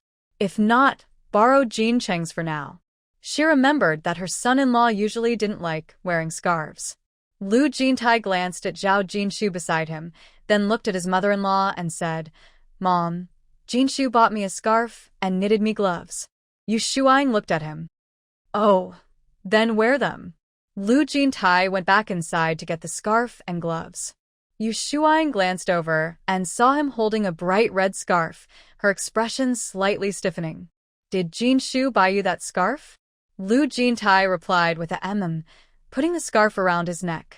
Yu Shuang looked at her daughter and thought about her taste. However, seeing her son-in-law wearing the scarf made him look more vibrant and energetic, so she decided not to say anything more. She quietly thought that her daughter really knew how to dress up her husband. The scarf made him look several years younger.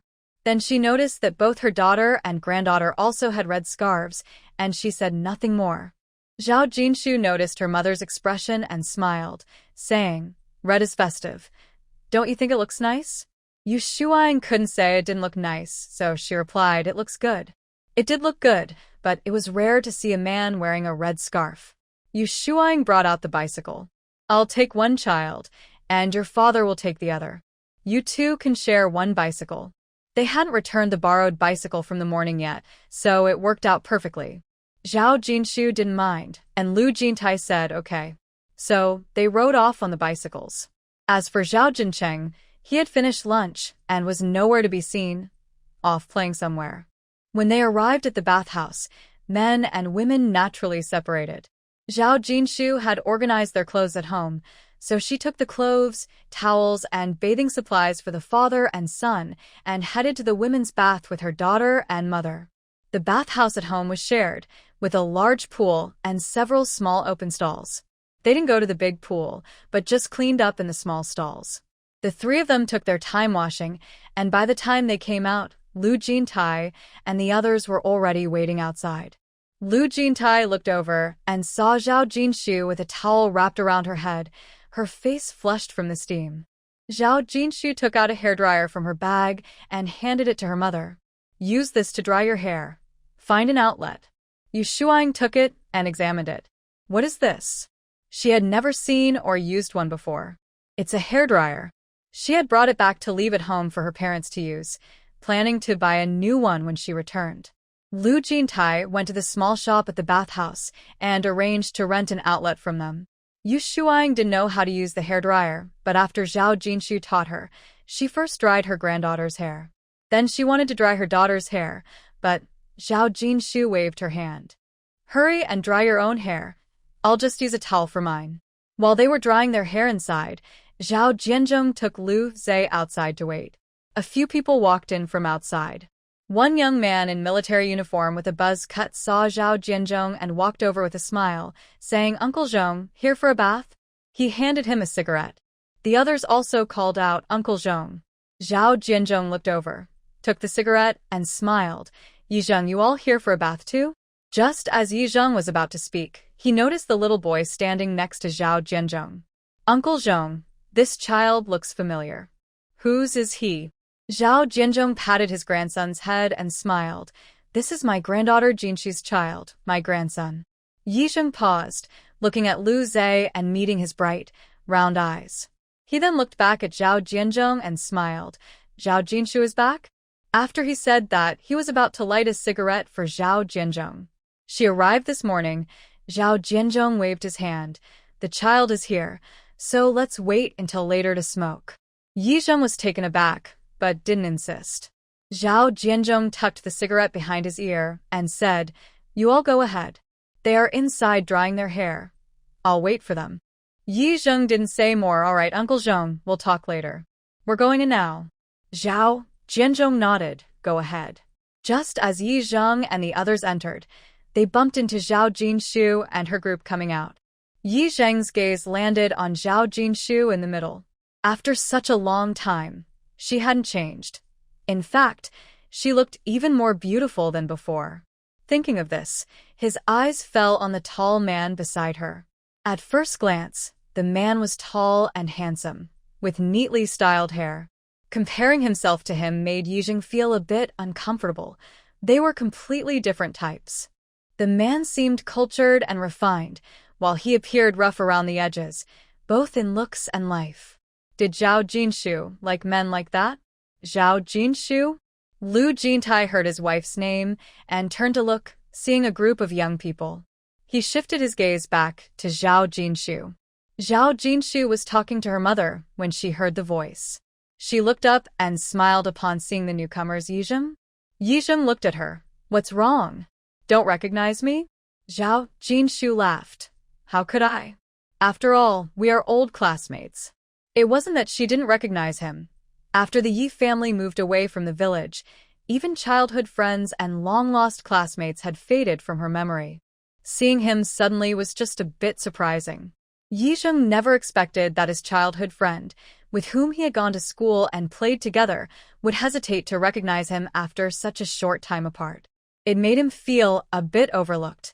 He wanted to say something, but then he noticed the man standing nearby, who, despite not saying a word, gave off an intimidating presence. He forced a smile and said, "It's only been a little while since we last met. How could you forget an old classmate you grew up with? I'm impressed, Zhao Jinshu. I didn't know your memory was so poor." Lu Jintai's expressionless eyes turned toward the chatty man with a buzz cut. Zhao Jinshu laughed. We've all grown up and changed a lot. It's normal not to recognize each other right away. She didn't elaborate, as she thought that even though they grew up in the same village, it had been many years since they last saw each other. Why should he remember her? If he didn't, then so be it. Yizheng was about to speak again, when Yu Shuang suddenly interjected. Yizheng, are you here to take a bath too? Yizheng then looked at Yu Shuang, Auntie. Yu Shuang smiled. It's getting late. Hurry inside. We need to go back and make dinner. The kids are getting hungry. Yizheng replied, All right, Auntie, you all can go back. Zhao Jinshu said, We'll head out first. Once they got home, Zhao Jinshu took her clothes to wash. Lu Jintai said, Don't rush. Let's heat some water first. Yu Shuang returned the borrowed bicycle and heard them talking. She went to the kitchen, where there was water heating on the stove. There's hot water on the stove. Go ahead and wash. If there's not enough, I'll boil some more. Zhao Jinshu sorted her clothes into the basin to soak and then grabbed a washboard to start washing. Lu Jintai rolled up the sleeves of his down jacket and sat next to her. I'll wash the big items. You handle the small ones. Zhao Jinshu glanced at him and smiled. Then you can have the washboard. I can just use my hands for the small items. Lu Jintai chuckled and took the washboard, slowly starting to wash. Yu Shuang filled a pot with water, and when she came out to see her son-in-law washing clothes, she paused for a moment before heading inside to call her grandchildren. Ziz, Rue, Grandma is going to the garden to pick some vegetables. Do you want to come? They both replied, yes. In the winter garden, there weren't many vegetables. Yu Shuang had planted cabbage, spinach, cilantro, and garlic. Since her daughter liked vegetables, she had already harvested the cabbage and stored it in the cellar. She went to dig up some spinach and pulled out garlic and cilantro. Lu Zhe and Lu Rue were digging in the garden with little shovels their grandmother gave them. Yu Shuang let them play, and when they got tired, she took a basket and led them home slowly. When they arrived home, she saw her daughter and son-in-law had already washed and hung their clothes. She frowned and said, Why are your clothes washed too? I can wash them myself. Zhao Jinshu knew what she was thinking. Don't worry. I washed your clothes, not your son-in-law. I didn't wash your undergarments. Yu Shuang glared at her. I was going to wash them after you finished. All right, you two rest, I'll cook. Zhao Jinshu rolled up her sleeves. You take Lu Zhe and Lu Rue to play, I'll cook. Yu Shuang glanced at her. Okay, just make whatever you want. After saying that, she took Lu Zhe and Lu Rue out for a walk. Zhao Jinshu looked at Lu Jintai. Do you want lamb and vermicelli soup? She preferred home-cooked meals. Lu Jintai looked up and chuckled. We had lamb for lunch. Are you sure you want it again for dinner? Won't that be too much? Zhao Jinshu replied. A little is fine. I'll chop up some dried fish. Lu Jintai agreed, took the dried fish to chop, while Zhao Jinshu grabbed some cabbage to make the soup. While she was cooking, she heard voices outside the yard. Since she recognized her brother's voice, she stayed inside, washed the vermicelli, and a group of people entered the yard. Is Zhao Jinshu cooking? She covered the pot and heard Yizheng's voice. When she looked up, he was already at the kitchen door, pulling out a cigarette and offering it to Lu Jintai. Lu Jintai, who was cleaning the fish, refused. No thanks, I don't smoke.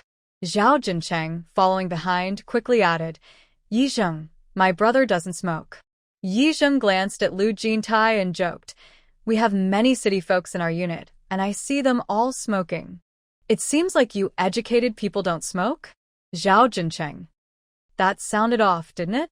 Lu Jintai placed the cleaned fish on the counter, wiped his hands with a cloth, and looked at Zhao Jinshu with a gentle smile. Jinshu doesn't like the smell of tobacco. Zhao Jincheng. Yizheng paused with a cigarette in his hand and looked at Zhao Jinshu, smiling. Zhao Jinshu, how come I didn't know you don't like the smell of tobacco? Lu Jintai's smile faded slightly. Zhao Jinshu felt confused. Don't you think that's strange? For no reason. I won't tell you either. Lu Jintai smiled at Zhao Jinshu, then looked at Yizheng. His gaze lingered on Yizheng's short hair for a second before he said, she can only ask me for this kind of thing. It's not fair to ask others. Yizheng laughed, a bit surprised as he looked at Lu Jintai. No wonder Zhao Jinshu likes you. Educated people really know how to talk. But Lu Jintai replied, Jinshu says I'm a closed book and don't usually speak much. Zhao Jinshu. That kind of comment didn't need to be said out loud. Yizheng, however, thought this man was slippery. He smiled and said, people like you, educated types, must be popular everywhere. When the young intellectuals came to our village, many boys and girls chased after them. Zhao Jinshu felt speechless. Was it appropriate for Yizheng to say that, considering he didn't know Lu Jintai well? When did Yizheng become so indiscreet? Lu Jintai glanced at him lightly. I've always been busy studying and working, so I haven't experienced the kind of popularity you mentioned. Yizheng thought he was being a bit fake. With his looks, he was definitely liked by girls, and wasn't Zhao Jinshu interested in him? Thinking of this, he couldn't help but try to break through Lu Jintai's facade. So, Zhao Jinshu is your first partner? Zhao Jinshu felt a bit angry and shouted, Yizheng, you're being too nosy. Yizheng shrugged and smiled. Zhao Jinshu, you're too protective of him. We're just chatting casually. I've never had a partner. So what's wrong with talking about it? Lu Jintai looked at him. Even though his question was quite inappropriate, he patiently replied, I have only dated Jinshu. Zhao Jinshu was slightly taken aback and didn't say anything. Yizheng. Alright, this guy really has something. Zhao Jincheng was also annoyed. The two families lived close by, and as long as both were in the village, he and his fourth brother would eventually run into each other. When he returned, he met Yizheng, who came to play at his house. Given their previous relationship, he naturally wouldn't refuse. He knew deep down that he might have some resentment towards his fourth brother, but there was no reason to provoke him. Besides, what if he was resentful? His fourth sister was married and had 2 children. He didn't believe that if his fourth sister really wanted a divorce, their family would agree to him being with her. He just wanted to vent his feelings, asking anything without considering his sister's situation. His impulsive nature was truly lacking. At over 20, he was less stable than a high school student. He was very glad that his fourth sister liked his fourth brother and not him. People with such personalities, like Sister 4's gentle nature, often end up being bullied. Thinking of this, he pulled Yizheng's shoulder and said, Yizheng, let them cook. Let's go talk in the living room. After a moment of impulse, Yizheng looked at Zhao Jinshu, who had a cold expression, and began to calm down. Earlier, when he saw Zhao Jinshu walking side by side with that person in the bathhouse, he felt very uncomfortable. His parents had clearly told him that Zhao Jinshu wasn't in a relationship. Seeing them cook together just now made his thoughts spiral out of control, and he blurted out some things without thinking. For a moment, he felt a bit disheartened. No matter how unwilling he was, they were a couple, and he was just a bystander. He forced a smile and awkwardly scratched his head, saying, I drank a bit too much at noon, and spoke without thinking. Please don't take it to heart. Zhao Jinshu remained silent. Lu Jintai seemed unconcerned, chuckling lightly and saying it's fine. His carefree attitude made Yizheng feel even more childish and ridiculous. Not wanting to stay any longer, he said, dinner should be ready at home. I'm going back to eat. Zhao Jincheng released him at the right moment. Yizheng paused briefly and then left quickly. Zhao Jincheng glanced at Sister 4 and Brother 4, who were both unfazed, continuing to prepare soup and fish as if nothing had happened. He let out a quiet sigh of relief and quietly left. No matter in his past life or this one, regardless of how many delicacies he ate outside, when he returned home, Zhao Jinshu's appetite always strangely improved. Even simple noodles or sweet potato porridge could make her eat half a bowl more, especially since dinner was her favorite lamb vermicelli soup, which she unexpectedly enjoyed half a bowl more of. Yu Shuang noticed she was sitting still and asked, "Are you full?" Lu Jintai looked at Zhao Jinshu. Zhao Jinshu met their gazes and replied, "No, I'm just full and don't want to move." She was also a bit tired after a long day. Yu Shuang thought about how she had been on the train for so long, and after returning, she had to wash up, do laundry, and cook. She said, "Then don't move. Wait until the water is ready, wash up, and go to bed. The 2 kids will sleep with me, so you don't have to worry." As she spoke, she called her younger son to wash the dishes while she went to prepare foot-soaking water for her daughter. Zhao Jincheng responded and ran over from the living room. Zhao Jinshu looked at her busy mother and couldn't help but say, "Mom is the best. Children with mothers are treasures. Right now, I'm Mom's treasure." In her past life, she was used to calling her grandson treasure, and now saying it to her mother felt very smooth and natural. She seemed smooth, and Yu Shuang felt goosebumps all over her body. Unable to help herself, she shot her a glare, feeling annoyed. She muttered to herself, thinking that after a few months in the city, her good daughter had become slick and overly sweet. Zhao Jinshu lazily leaned back in her chair, watching her mother hurriedly leave, and forced a smile. Lu Jintai sat nearby, quietly glancing at her without saying a word. Once her mother finished boiling water, Zhao Jinshu washed up and peeked into her parents' room. She saw the 2 kids snuggled under the blankets watching TV and asked, "Where are you 2 sleeping tonight?" Lu Ze looked at her and replied, "We're sleeping with Grandma. She said she got a new comforter, and it's warm." Lu Rue, leaning on his pillow, nodded, "Sleeping with Grandma." Zhao Jinshu yawned. "All right then, don't watch TV for too long." After giving her instructions, she returned to her room, got into bed, and found it warm. Her foot kicked a hot water bottle, and she looked at Lu Jintai, who had followed her in.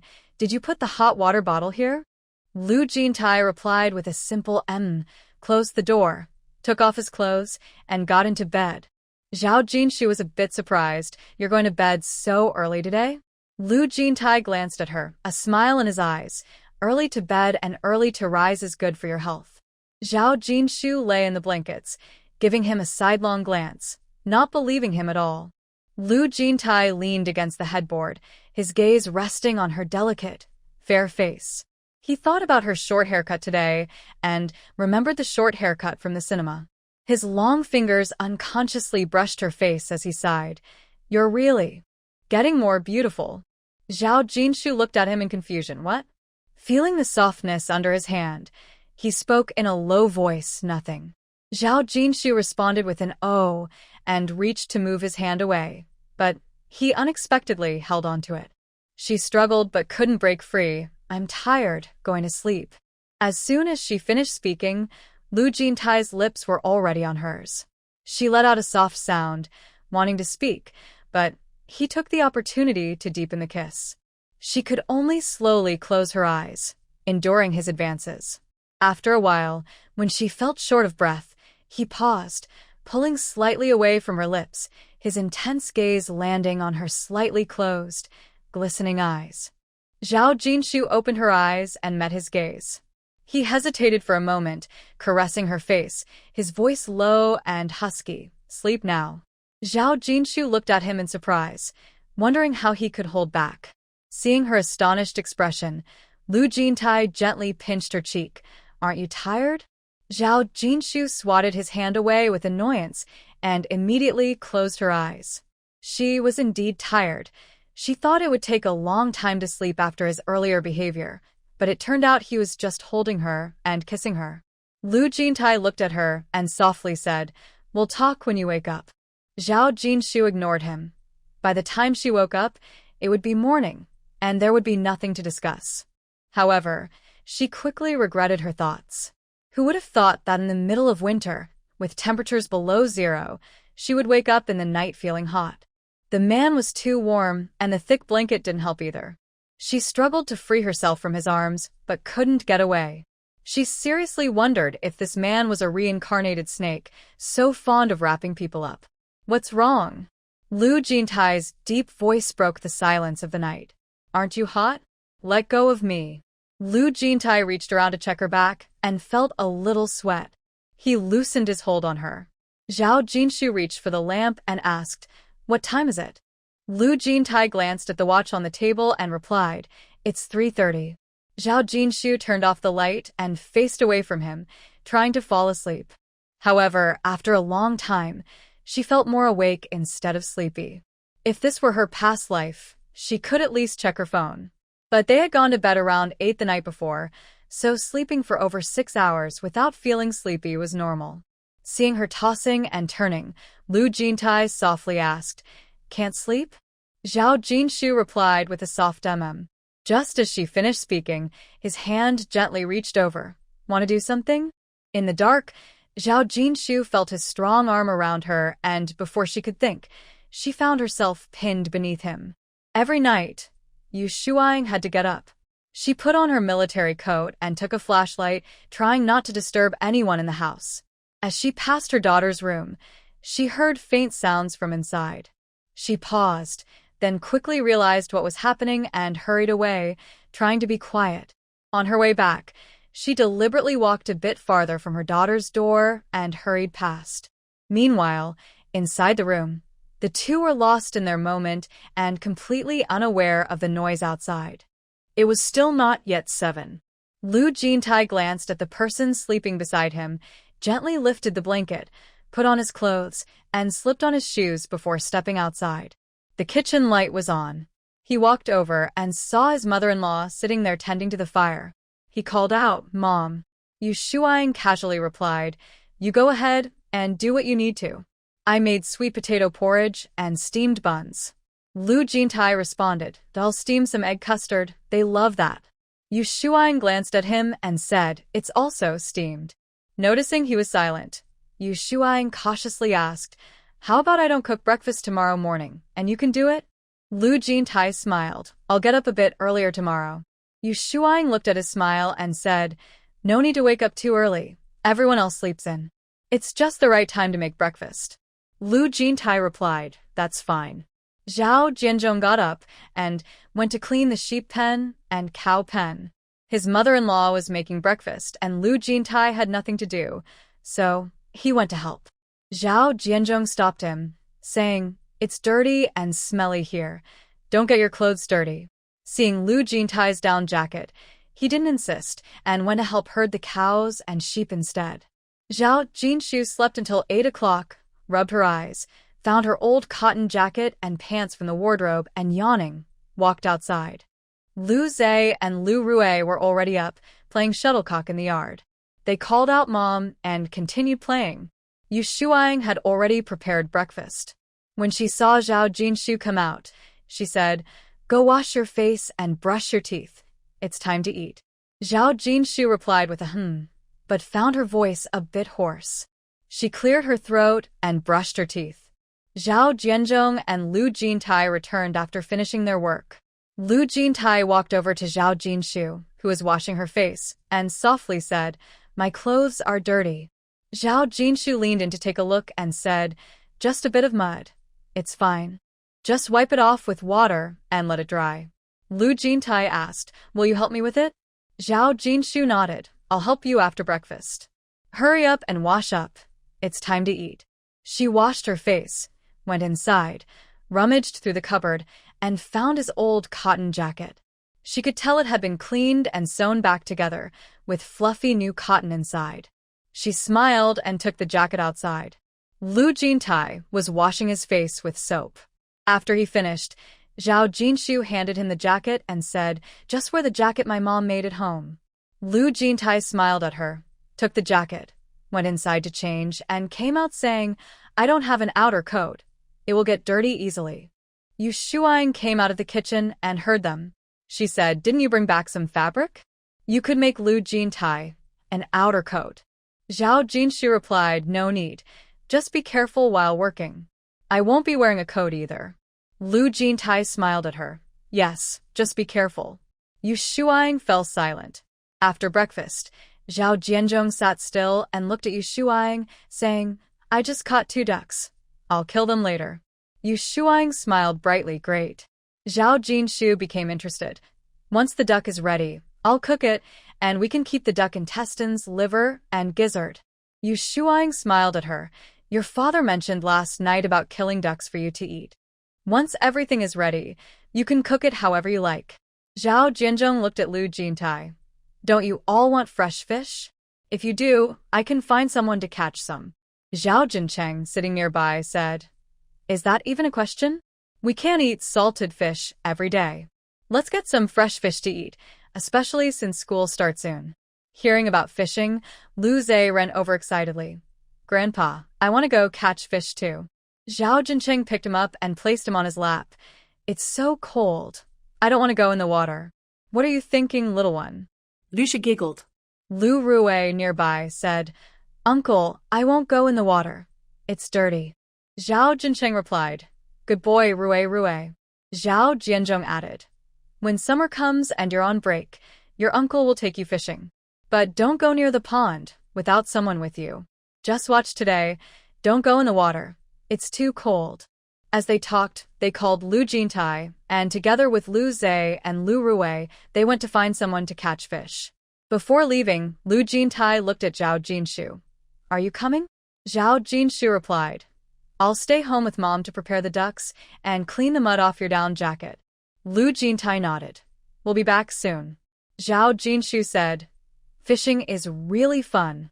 It's a rare chance to relax. Why hurry back? Go and enjoy yourselves. Only then did Lu Jintai leave. Yu Shuang sat nearby, and once they were far away, she turned to her daughter and said, Go open the vent on the stove. I'll start preparing the ducks. After killing and scalding the ducks, they sat down to pluck the feathers. Yu Shuang glanced at her daughter, who was focused on plucking, and casually said, 2 children are enough. Don't have any more. Having children is hard work, and raising them is tough. Her daughter is delicate, and having a son and daughter is just right. There's no need to go through more hardship. Zhao Jinshu looked up, confused. Are you talking about me? Yu Shuang shot her a look. Who else would I be talking about? Zhao Jinshu lowered her head and continued plucking feathers. Don't worry, I definitely won't have more. Besides, family planning doesn't allow it. Yu Shuang realized and felt a bit awkward, thinking she was getting old and confused. After all, Jintai has a job. How could they just have more children? Zhao Jinshu looked at her and laughed. Why are you suddenly bringing this up? What made you think I want to have another one? Yu Shuang cleared her throat and said, This isn't your third sister. She still wants to have another child because her in-laws only have one son. They think it would be nice to have another child, boy or girl, to make the family livelier. Now, her third sister, like her, has one son and one daughter. Even though her in-laws say it doesn't matter if it's a boy or girl, they still hope her third sister will have a son. Zhao Jinshu couldn't help but laugh. Lu Jintai has an older brother, a younger brother, and a sister. With 5 or 6 kids at home, it gets really lively during holidays. Yu Shuang laughed too. That's lively. Does your third sister know when you are coming back? I wonder if she will come today. Just then, they heard the voice of the third sister outside. Zhao Jinshu, with duck feathers in her hands, didn't go out to greet them. She stood up, looked at the door, and happily called out, Is that you, third sister? As soon as she finished calling, Zhao Yuhua and her brother-in-law Yang Mingyan came in, each pushing a bicycle, followed by 2 children. Yang Fengshou and Yang Dongmei ran in, shouting Auntie, Grandma. As they raced inside, Yang Mingyan watched them and quietly muttered, They are happier to see the 4th sister than their own parents. Usually, they ignore their aunt when she visits. Zhao Yuhua couldn't be bothered with him. How can your sister compare to my sister? The clothes my 2 kids are wearing were made by their aunt. Have the aunts ever bought them anything? Zhao Jinshu smiled at the two children rushing towards her and quickly said, "My hands are dirty. Let me wash them, and then I'll get you some snacks." The two children stopped in their tracks and then called out for their grandma. Yu Shuang smiled at the family of four. "You're here so early today?" Yang Ming'an called out. The kids heard their aunt was back and got up before dawn. They wanted to come see her and play with Lu Zhe and Lu Rui. Zhao Yuhua rolled up her sleeves and sat down to help pluck the duck feathers. Ducks are delicious, but plucking their feathers is quite a chore. Zhao Jinshu washed her hands and went inside to get snacks for the two children. The kids followed her into the house.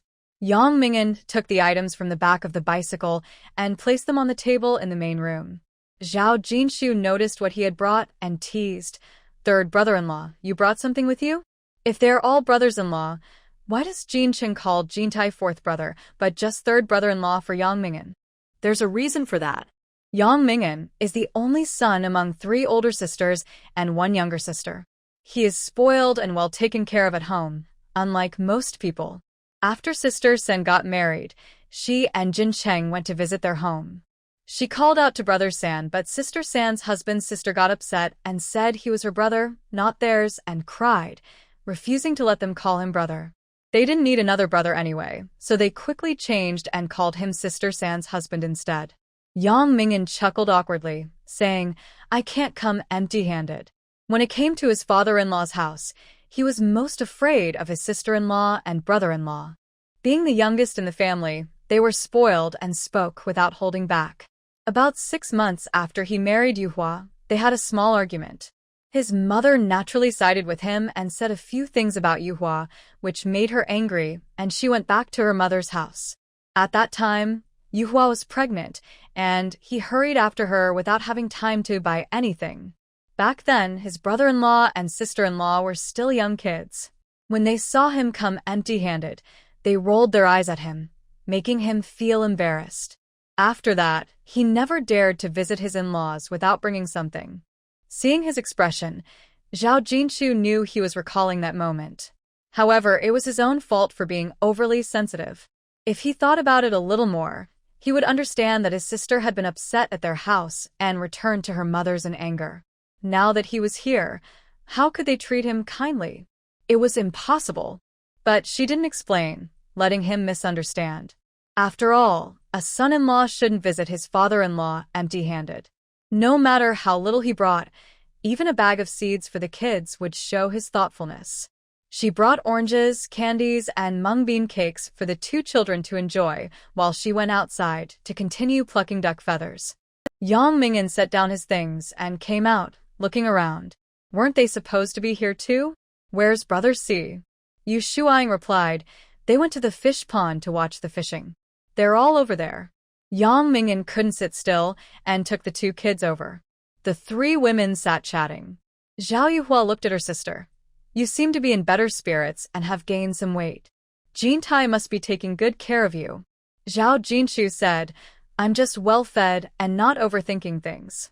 My mood is calm, and with a peaceful heart I naturally gain weight.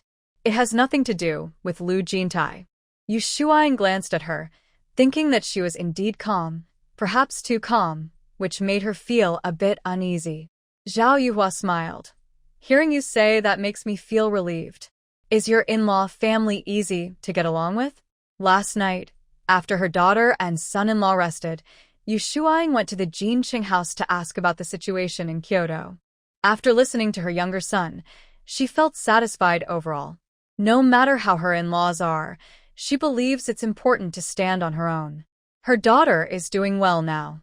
Zhao Jinshu said, "No matter how well they get along, we each have our own lives and don't interfere with each other. My in-laws are quite nice." Zhao Yuhua didn't believe it. "Living in the same courtyard, can you really not interfere?" Zhao Jinshu replied, "They speak kindly to me, and I respond kindly. If they are rude, I won't hold back. We've had a few arguments, but they care about their reputation. Even if they are unhappy, they won't cause too much trouble. Besides, I haven't taken advantage of them or provoked them, so they need a reason to create conflict." Yu Shuang nodded. "We don't seek trouble, but we aren't afraid of it either. If you have reason, you can go anywhere. Without reason, You can't move an inch. Caring about reputation is good. It means we can still reason with them. But if we encounter people without any sense of shame, reasoning won't work. How can we live like that? How can we live? The two looked at their mother. Yu Shuang gave them a playful glare. I raised two silly daughters, so just muddle through. You reason with reasonable people, but what do you do with unreasonable ones? It won't work. We need to understand their ways and learn from how they act. If they won't reason, then I won't either. If no one reasons, then what else can we do? We can't let ourselves be miserable. Zhao Yuhua laughed and said, like second sister-in-law? Yu Shuang replied, your second sister-in-law isn't unreasonable, but she follows her family's way of reasoning, which doesn't match mine. I won't argue with her. She can live her way, and I will live mine. According to her second daughter-in-law's logic, once a daughter is married, she is like spilled water and can't live at her parents' home. Jinshu's situation was special. She couldn't just kick them out, as that would hurt her own heart. If there is favoritism, it's because the other children are easier to raise, while Jinshu has always been weak since she was little. Yu Shuang worried more about her and invested more effort than with her other children. She admits that she and her husband are a bit more lenient with Jinshu. However, they haven't treated any child unfairly. They gave what was needed when the children got married, and even if she couldn't take care of them due to work, they still provided financial support. Even for the third daughter, they gave money at the time. She has done everything she should, and she just wants to care for her daughter a bit more. No one can stop her from that. If others don't understand or are unhappy and call her unreasonable, it doesn't matter. When Jintai was not working, their family would occasionally send money and supplies. He also worked in the fields to earn credits and helped with household chores. Later, when he returned to work and received compensation, Jintai started earning a salary, and his daughter gave him living expenses each month, so it wasn't a waste for him to stay there. Yu Shuang said, of course, your second sister-in-law is respectful to me and your father. During festivals, she buys us gifts, and when she comes back from town, she brings some meat. So, don't criticize your second sister-in-law. Zhao Jinshu smiled. Her second brother worked at a pig farm, and the family lived in town. Her sister-in-law never interacted with relatives from her husband's side. Those distant relatives only connected during weddings and funerals. They had said they didn't need gifts for their children, as it was too much trouble to keep exchanging things. In her past life, when Zhao Jinshu returned from the capital, she brought gifts for her nieces and nephews. However, when the relatives learned the prices, they sent gifts back to her brother's children, which felt a bit like being cheap. After 2 exchanges, she stopped buying gifts. Now that she was reborn, she didn't even consider buying gifts for her family. As for her second brother and sister-in-law, she had nothing to say since they were already respectful to their parents, which was enough. There was no need to force sibling relationships. After all, siblings often bicker, and it was good that they didn't disturb each other. The 3 women chatted when a group of fishermen returned, each carrying a bucket full of fish. 4 children followed slowly behind, mumbling about something. Yu Shuang walked over and exclaimed, wow, that's a lot. How long will this last? Make sure to share some fish with those who helped. Zhao Jincheng set down the bucket and went to wash his hands, saying, how could I forget? Zhao Jianzhong placed his bucket down. Let's send some to relatives and neighbors. Yuhua can take a few home. Zhao Yuhua smiled. Then we'll have to eat and take some today. Yang Mingan jokingly looked at Lu Jintai. You live far away, so you won't be able to take any. Lu Jintai washed her hands and calmly replied, it's fine. We can eat here every day. Yang Mingan. Zhao Jinshu saw Yang Mingan's expression and couldn't help but laugh. Does the third brother-in-law feel left out? Yang Mingan rubbed his nose. 4th sister just loves to tease me. Zhao Yuhua rolled her eyes, thinking she had misjudged him at first. She only focused on his good looks and charm, and since he was the only son in his family, she didn't bother to dig deeper or understand his background. Their home felt so small and petty, but thankfully, the 2 children didn't take after their family. Did he really think that Jintai would care about the few fish he brought home? He joked about how far Jintai lived and how he couldn't get them, but she didn't even want to mention his little thoughts since she knew he was aware of them. She thought about it and couldn't help but laugh. Jean Tai was a bit mischievous. He didn't say much else, but pointed out that they could eat fresh every day. She knew her man must feel a bit cheated. Yu Shuang took out a knife to chop the duck. Lu Jintai walked over and said, "Mom, let me chop." Yu Shuang glanced at him and smiled. "You're not wearing your coat. Don't get your cotton jacket dirty." "It's fine," Lu Jintai replied, looking at Zhao Jinshu. "Jinshu, give me your apron." Zhao Jinshu took off her apron and handed it to him, but he didn't take it right away. He looked at her and said, "Help me put it on." Zhao Jinshu helped him put it on. He smiled at her, picked up the knife, and started chopping the duck. Yu Shuang glanced at her third daughter and son-in-law. The third daughter was cleaning the duck intestines, while the son-in-law stood nearby smoking, showing no intention of helping. Then she looked at her fourth daughter and son-in-law. The fourth son-in-law was genuinely busy. Whenever he was home, he was always working, either helping her or their father, but now he really liked helping Jinshu. After finishing a cigarette, Yang Ming'an noticed his wife glaring at him. He looked at Lu Jintai chopping the duck and realized it was time to act. He turned to his mother-in-law, who was picking spinach, and asked, "Annie, is there anything I can help with? Just let me know." Yu Shuang shot him a glance and replied, "There's nothing to help with." Then she couldn't help but compare the two sons-in-law in her mind. If it were Jintai, he would never ask if there was anything to help with. He would say, "Mom, I'll pick the vegetables. Mom, I'll chop the duck. Mom, I'll start the fire." He always addressed her as Mom, and even though he didn't say much, his words were sincere, making her feel good inside. Who wouldn't like a child like that? Everyone said her two sons-in-law were different. One was quiet, and the other was sweet-talking. She hadn't felt the sweetness from the talkative one.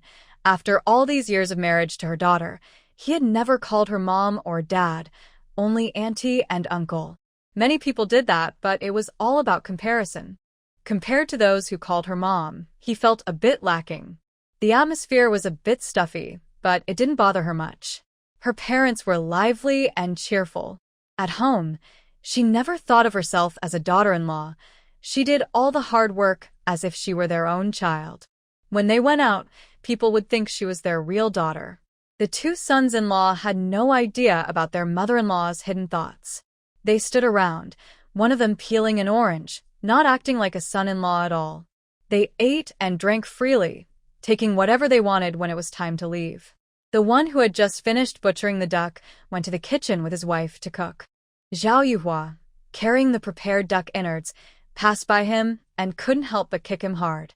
He covered his backside, looking confused and aggrieved, asking, "Why did you kick me?" Zhao Yuhua shot him a glance and replied, "Your backside is round, so I thought it would be fun to kick it. Is that a problem?" After saying that, she ignored him and went to fetch water by the well. Yang Ming'an, feeling bullied, sat down quietly on a stool, not saying a word. Yu Shuang, sitting nearby and picking vegetables, couldn't help but laugh at his sulking expression. She thought to herself that he seemed normal but was actually a bit silly. Why bother arguing with him? Seeing that his mother-in-law not only didn't scold Zhao Yuhua but also laughed secretly, Yang Ming'an felt quite uncomfortable. He grumbled, "She often hits me at home, and now she kicks me for no reason. Aunt, you should talk to her. She's too aggressive." People say that mothers-in-law grow fonder of their sons-in-law over time, but he didn't feel that way at all. Indeed, his parents were right. No one cared for him like his own parents. Zhao Yuhua wouldn't dare kick him in front of them. This was just how it was at his mother-in-law's house. Before Yu Shuang could respond, Zhao Jinshu, who had heard him from the kitchen, came out laughing and said, "Third brother-in-law, don't complain. Lu Jintai often gets hit by me at home too. That's the price of marrying into our family. Does that make you feel better?" Yang Ming'an stood up and walked to the kitchen door, looking at Lu Jintai and asking, "Fourth brother-in-law, does fourth sister really hit you often?" Lu Jintai, placing the sliced lotus root onto a plate, glanced at Zhao Jinshu with a helpless look, a hint of a smile in his eyes, and nodded in response. Realizing he wasn't the only one treated this way made Yang Ming'an feel much better. He sat back down and resumed peeling the orange. "Yu Shuang, Silly guy. Zhao Yuhua finished cutting the duck innards and took them to the kitchen. Inside, the duck was already cooking in the pot, and Zhao Jinshu was tending to the fire. Zhao Yuhua asked her, "Are we having fish for lunch?" Zhao Jinshu added some firewood to the stove and said, "If you want to eat, ask Jin Cheng to tell your sister-in-law not to cook at noon. We can eat here." Zhao Jincheng carried a 3-pound grass carp to his neighbor's house and, upon returning, heard his sister's words. He replied and ran to find his older brother. Wang Xiaomai had been washing clothes all morning. Just as she finished and was about to start cooking, Jincheng arrived. She closed the door and followed him to the kitchen, asking, "Is there anything I can help with?" Seeing her energetic, Zhao Jinshu knew she couldn't sit still and asked her to help with the fish. "Sister-in-law, I see there's a bucket of Crucian carp. Let's eat that," Wang Xiaomai replied, grabbing a knife to prepare the fish. There were ducks, fish, duck offal, and lamb, along with several stir-fried vegetables, crispy peanuts, and the kids' favorite crispy potato dish. Ever since Zhao Jinshu made it for them, the children often requested it, and sometimes, even if they didn't ask, she would make it for them. Yang Ming'an sat in the yard, snacking on sunflower seeds. When the food was served, he leaned over to take a look and said, "Wow, there are several hearty dishes. We are in for a treat."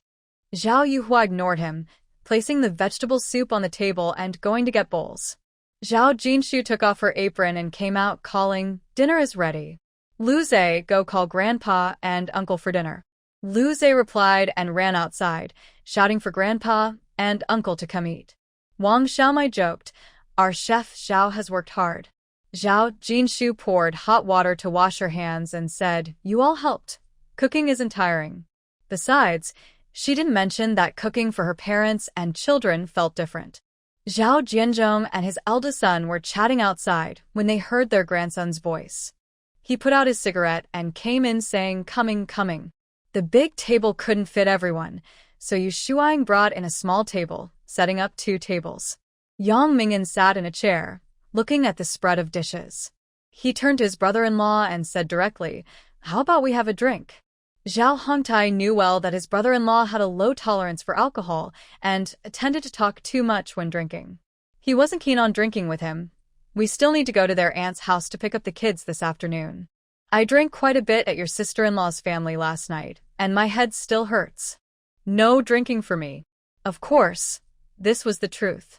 Yu Shuang then asked, "Did the 2 kids go to their aunt's house?" Wang Xiaomai replied, "They didn't get picked up yesterday, so they went to play at their aunt's house. This afternoon, we'll have Hongtai go pick them up." Zhao Jianzhong spoke up, "Then the boss shouldn't drink. I'll have a drink with Jin Tai and Ming'an. We're family, just a small cup is enough." Yang Ming'an, a bit reluctant, smiled and said, "Uncle, it's rare to drink with my sister's husband. With so much food, 1 cup isn't enough. I brought the wine, so let's drink freely. We won't finish it all anyway." No one responded to him. Zhao Jinshu directly took 3 small ceramic cups, cleaned them, and handed them to Lu Jintai. Yang Ming'an glanced at his sister-in-law and fell silent, feeling a bit sour.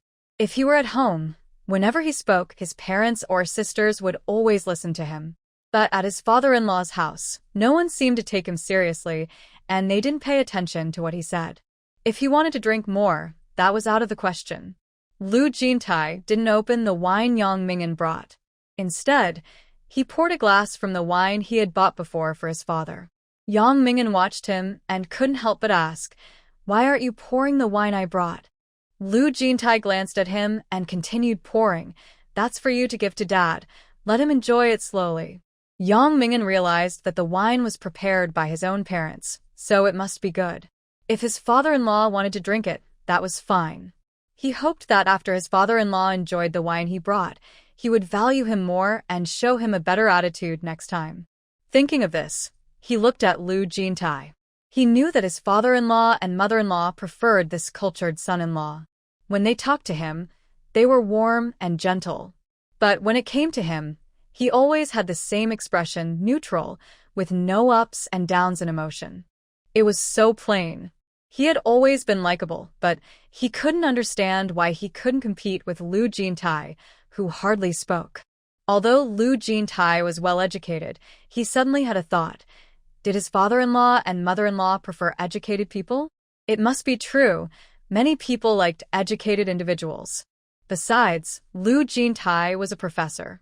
He didn't understand much about it, but he thought he had found the answer. Feeling a bit down, he realized he hadn't even finished middle school, and he was less educated than Zhao Yuhua, who at least completed middle school. It seemed he would never gain the respect of his father-in-law and mother-in-law. Seeing the changing emotions on his face, Lu Jintai asked, "What's wrong?" Yang Mingan glanced at him and noticed his calm expression. He looked again and thought that this brother-in-law was not only well-educated but also good-looking, like a pretty boy. He must be spoiled by his parents at home. He muttered, "It's nothing." Lu Jintai shot him a glance and placed a cup in front of him. "This is yours." After that, he poured himself another drink. The three clinked their glasses together. Zhao Jianzhong took a sip of his drink and waved his hand. "You two relax, no need to be polite at home." Lu Jintai nodded. Yang Mingan eagerly took a sip and, after tasting it, his eyes lit up. Without thinking, he exclaimed, "This wine is really good. I've never had such good wine in my life. The aroma is rich and smooth. Brother-in-law, you must know that the wine here is better, so you didn't drink what I brought, right?" He often drank wine and knew that the wine his parents brought was definitely not as good as this one. He glanced at Lu Jintai, thinking this brother-in-law was clever. Lu Jintai chuckled. "As long as the third brother-in-law likes it, that's enough." Yang Mingan looked at him in confusion. "What do you mean?" Zhao Jianzhong chimed in. "This wine was brought back by Jintai a few months ago when he picked up Jinshu from Kyoto." Lu Jintai smiled. This time he returned with more luggage and didn't bring any wine. The last time he brought back a lot and his father drank very little, so there were still a few bottles left for him to enjoy for a while. He would send more once he finished. Yang Mingan's expression froze for a moment as he slowly looked at the wine in his cup, awkwardly taking another sip to hide his embarrassment. How embarrassing! Now Lu Jintai would think even less of him. Thinking this, his face turned red. He really wanted to find a hole to hide in. Lu Jintai focused on eating and didn't notice his actions. Zhao Yuhua watched the whole scene and couldn't help but roll her eyes. She turned to her sister sitting next to her and sighed, "Sister, your taste is really off." Zhao Jinshu replied, "He's spoiled by his parents and sisters, quite self-centered. You should give him some advice." The third brother-in-law had many flaws, but when the third sister had an accident and couldn't move, he cried and took care of her without a single complaint, even handling all her needs until she recovered. She thought he would give up, but he surprisingly persisted for months, completely changing her view of him. He had his shortcomings, but he also had his strengths. Zhao Yuhua wanted to give him some advice, but when his parents were around, they would always change their expressions if she said anything. At first, I liked that they only had one son. It seemed easier. But now I think having just one son might not be good. The whole family spoils him, making him think the world revolves around him. Zhao Yuhua didn't give him a pleasant look all afternoon. Yang Mingan usually doesn't notice others' feelings, but he could sense his wife's mood. He muttered to himself that she was showing him a cold face just because she was at her parents' house, feeling more confident there. After lunch, Wang Xiaomai and Zhao Yuhua washed the dishes while Yu Shuang and Zhao Jianzhong each took 2 fish and went to the village. The afternoon sun was warm, and a group of people sat in the yard, chatting and soaking up the sun. A few children gathered with candies, excitedly sharing their interesting stories, and soon began to boast. Yang Fengshou said, "My uncle was a soldier and now he works in the police." Lu Zhe added, "My great-uncle and great-aunt fought against bad guys." Lu Rui chimed in, "My great-aunt is also a soldier." Yang Dongmei said, "My aunt says you don't have a great-aunt, only a little aunt." Lu Zhe replied, "It's my great-aunt from my great-grandmother's side." Yang Dongmei didn't quite understand but nodded. Zhao Yuhua looked at her sister, curious, and asked, "Did their great-uncle and great-aunt really fight against the bad guys?" Zhao Jinshu nodded, "They really did." Zhao Yuhua looked impressed and exclaimed, "That's amazing." Zhao Jinshu thought to herself, "It really is impressive." Then Yang Fengshou said, my grandparents said that when I grow up, I should find my uncle and become a police officer too. Everyone was stunned. Zhao Yuhua snapped. What nonsense are you talking about? Do you think the police station is run by your uncle? She was furious, realizing she didn't know her in-laws had influenced her son with such ideas. Such a good child had been led astray. They really don't know how to raise children. Just look at Yang Ming'an to see that. The most important thing is that their ideas are wrong. From now on, Fengshou must stay away from his grandparents, focus on studying, and talk less with them. At night, he shouldn't sleep with them either. Who knows what wrong ideas they might pass on in a moment of excitement. Yang Fengshou was unhappy. I'm not talking nonsense. That's what my grandparents told me. Yang Ming'an added, why are you yelling at him? He didn't say anything wrong. We have the means. Zhao Yuhua interrupted, be quiet. Her expression was stern as she glared at him. Yang Ming'an shivered in fear. He didn't think he had done anything wrong. He only had one son and naturally, he wanted him to do well. But seeing his wife's fierce expression, he quietly moved to stand beside Lu Jintai. Lu Jintai. Zhao Jincheng noticed his sister's face turning red with anger as she glared at her husband and said, brother-in-law, do you really think your parents are right? Yang Ming'an shrank behind Lu Jintai and peeked out, saying, isn't it true that many people use connections? If you have connections, you use them. If not, you find a way to make connections. Our family has connections. Lu Zhe interjected, uncle, we need to rely on our own abilities to defeat our opponents. Zhao Jincheng laughed. See, even Lu Zhe understands. Yang Ming'an quietly argued, having ability without connections doesn't work either. Zhao Jinshu glanced at him. Having connections without ability doesn't work either. Do you think your brother-in-law became a police officer just like that? He was a soldier, and soldiers train every day in physical fitness, adaptability, and weapon handling. He might have even been to the battlefield. What would an ordinary person do as a police officer? Just practice with criminals? Yang Ming'an was taken aback. Although his sister-in-law's tone was harsh, he realized she had a point. He only had one son and, being a police officer involved handling various cases, possibly even facing danger. Without any skills, he would just be a target for bad people. This wouldn't do. It really wouldn't do. Lu Zhe ran over and asked him, uncle, do you know what to wear the crown one must bear its weight means? Yang Ming'an looked at him and chuckled, I don't know. How would a kid like you know? Lu Zhe replied, of course I know. My dad told me that if you want to wear the crown, you must bear its weight. If you want Brother Fengshou to be a police officer, you must help him develop his skills so he can do it himself. Otherwise, he will be defeated by bad people. Only when he is strong can he defeat them. Yang Ming'an, you really do know, huh? Lu Zhe looked at him, thinking, can I pretend not to know? Zhao Yuhua hugged him tightly, delighted. Oh my, whose child is this? You talk so well. Turns out you're mine. Lu Zhe's face turned slightly red as he felt a bit awkward being held by his aunt. Wang Xiaomai listened for a while and couldn't help but say, our Zhe is really amazing. He speaks so well. You two really know how to teach your child. Her two sons were over 10 years old, but they didn't speak as well as Lu Zhe. Zhao Jinshu looked at her son, feeling proud. Actually, we didn't teach him much.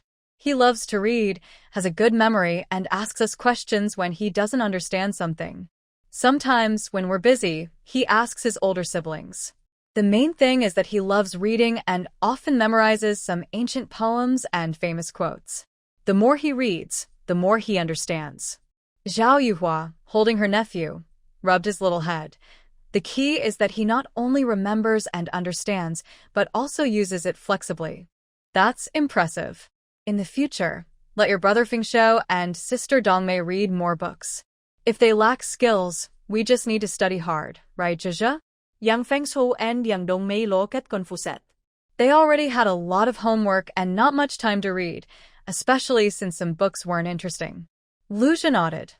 I read books every day. I've read so many books.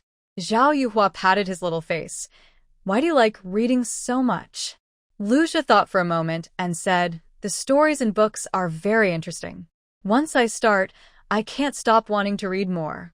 Zhao Jinshu looked at them and reminded, let's not change the topic. We're talking about the third brother-in-law situation. Lu Jintai, sitting nearby, smiled at her. Zhao Jinshu glanced at him, but didn't say anything. Yang Ming'an looked troubled.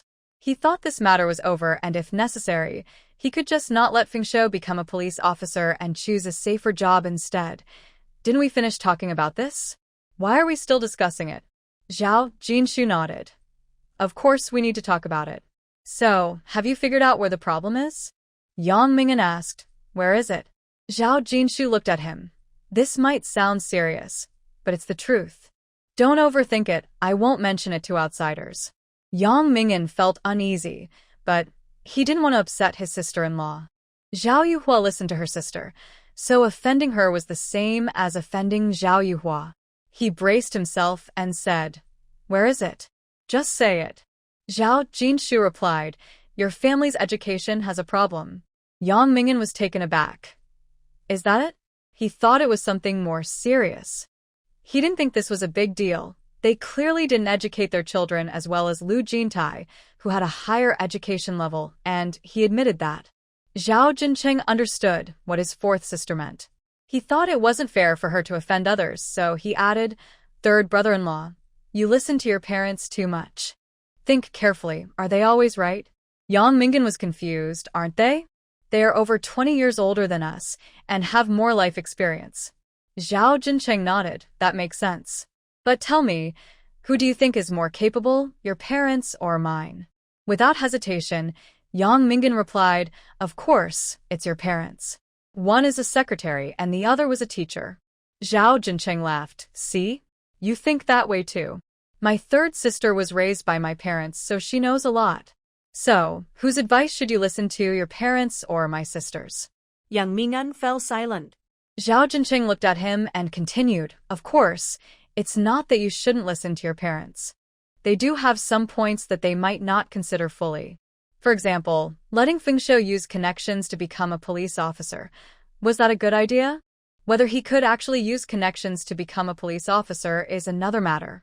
Yang Ming'an nodded, realizing that his parents had indeed overlooked some things, and he hadn't thought it through either. Zhao Jincheng added, So for matters about raising children in your own family, you don't need to listen to your parents. They don't really understand education, right? Yang Ming'an nodded, thinking it made sense. He then asked, So what should we listen to our parents about? Not listening to them wasn't an option. They would definitely disagree. Zhao Jincheng cleared his throat. For example, if your dad wants to eat meat, you should listen to him. If your mom wants you to help with something, you should definitely listen to her. They know more about what to plant in the fields, so it makes sense to follow their advice there. But for raising children and matters between you and my third sister, you shouldn't listen to them. Yang Ming'an finally understood. So for our own family matters, we shouldn't listen to them. Then who should we listen to?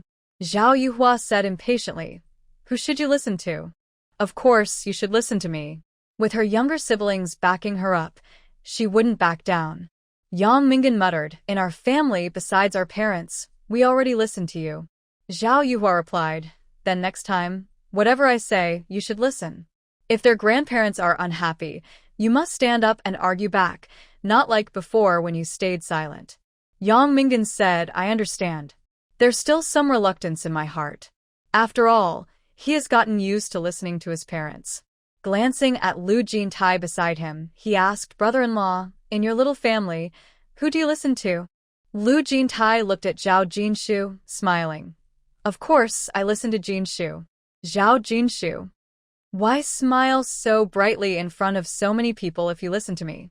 Yang Ming'an didn't believe it. You're so educated and you listen to her?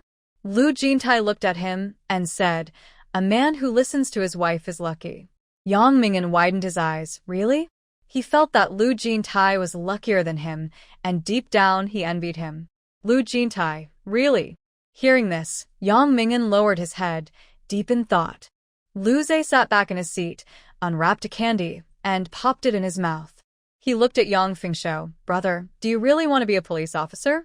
Yang Fengshou was taken aback by the question. After thinking for a moment, he replied, My grandparents say being a police officer is impressive. My uncle is very impressive. Many people are afraid of him. I want to be like my uncle, so that no one at school will bully me. Zhao Jinshu turned to him. Is someone bullying you at school? If someone is bullying you, why didn't you tell us? Zhao Yuhua said, both angry and worried. Yang Ming'an stood up, furious. Who is bullying you? Tell me, and I'll go talk to their parents. Yang Fengshou didn't expect such a big reaction and smiled shyly. They bully me, but I fight back. I'm not afraid of them. I didn't lose out. Yang Ming'an sat back down. That's more like it. No wonder you're my child. Zhao Yuhua shot him a glare. This is from our Zhao family. What does it have to do with you? Have some self-awareness. Zhao Jinshu looked at him. You need to tell your parents about school matters, especially if someone is bullying you. Yang Fengshou nodded, looking shy. I understand, aunt. Zhao Jinshu, if you want to be a police officer, that's a good ambition. So now you need to study hard and stay fit. In the future, you can apply to a police university. You're still young. As long as you work hard, anything is possible. If you rely on others for everything, what do you think you will become? Yang Fengshou shook his head, unable to imagine. Zhao Jinshu, like your dad, who relies on your grandparents and listens to them. They're almost 60. In 10 years, they won't be able to do much. Who will he rely on then? Yang Ming'an, why are we talking about me again? No one paid him any attention. Yang Fengshou looked at his aunt. Relying on himself? Zhao Jinshu nodded with a smile. So, in the end, he has to rely on himself. But do you think your dad can support you and your grandparents with his current abilities? Yang Fengshou glanced at his dad, struggling to imagine him providing for the family. Yang Ming'an interjected at the right moment. By then, Fengshou will be in his 20s and won't need me to support him. Yang Fengshou. Zhao Jinshu. So when you're young, you rely on your dad, and when you're old, you rely on your son? Yang Ming'an's eyes lit up. That's not bad, I like that. How had he never thought of this? Zhao Yuhua said irritably. Then your son will be pitiful. By then, your parents will still be alive, and Fengshou will not only have to support you, but also his grandparents. Do you want to wear him out? Zhao Jinshu ignored the couple and looked at Fengshou. So, do you want to be someone like your dad, who everyone dislikes? Yang Ming'an, not everyone dislikes me, right? Zhao Jinshu replied coolly. When you get old, it will be about the same. You enjoyed a good life, but without your parents to support you, you can't help your children and still have high demands. If people dislike you, then they do. Who told you to rely on others your whole life? You've never done anything to earn your children's respect, and they only take care of you out of duty. If you're not willing to change, you'll just have to accept it. These words were too harsh for Yang Ming'an to bear. He looked at his son. Do you dislike me? Yang Fengshou nervously held onto his clothes and stayed silent. He didn't really dislike his dad, but sometimes he wished his dad was more like his uncles, who seemed more reliable. Seeing his son's expression, Yang Ming'an felt a chill. His son truly looked down on him. If he was already disliked now, it would only get worse in the future. I care for you so much. Yang Fengshou didn't respond. He wanted to say he didn't dislike him, but a voice inside him wondered why his dad was afraid of being disliked and didn't try to change. If he improved, he wouldn't have to worry about being disliked.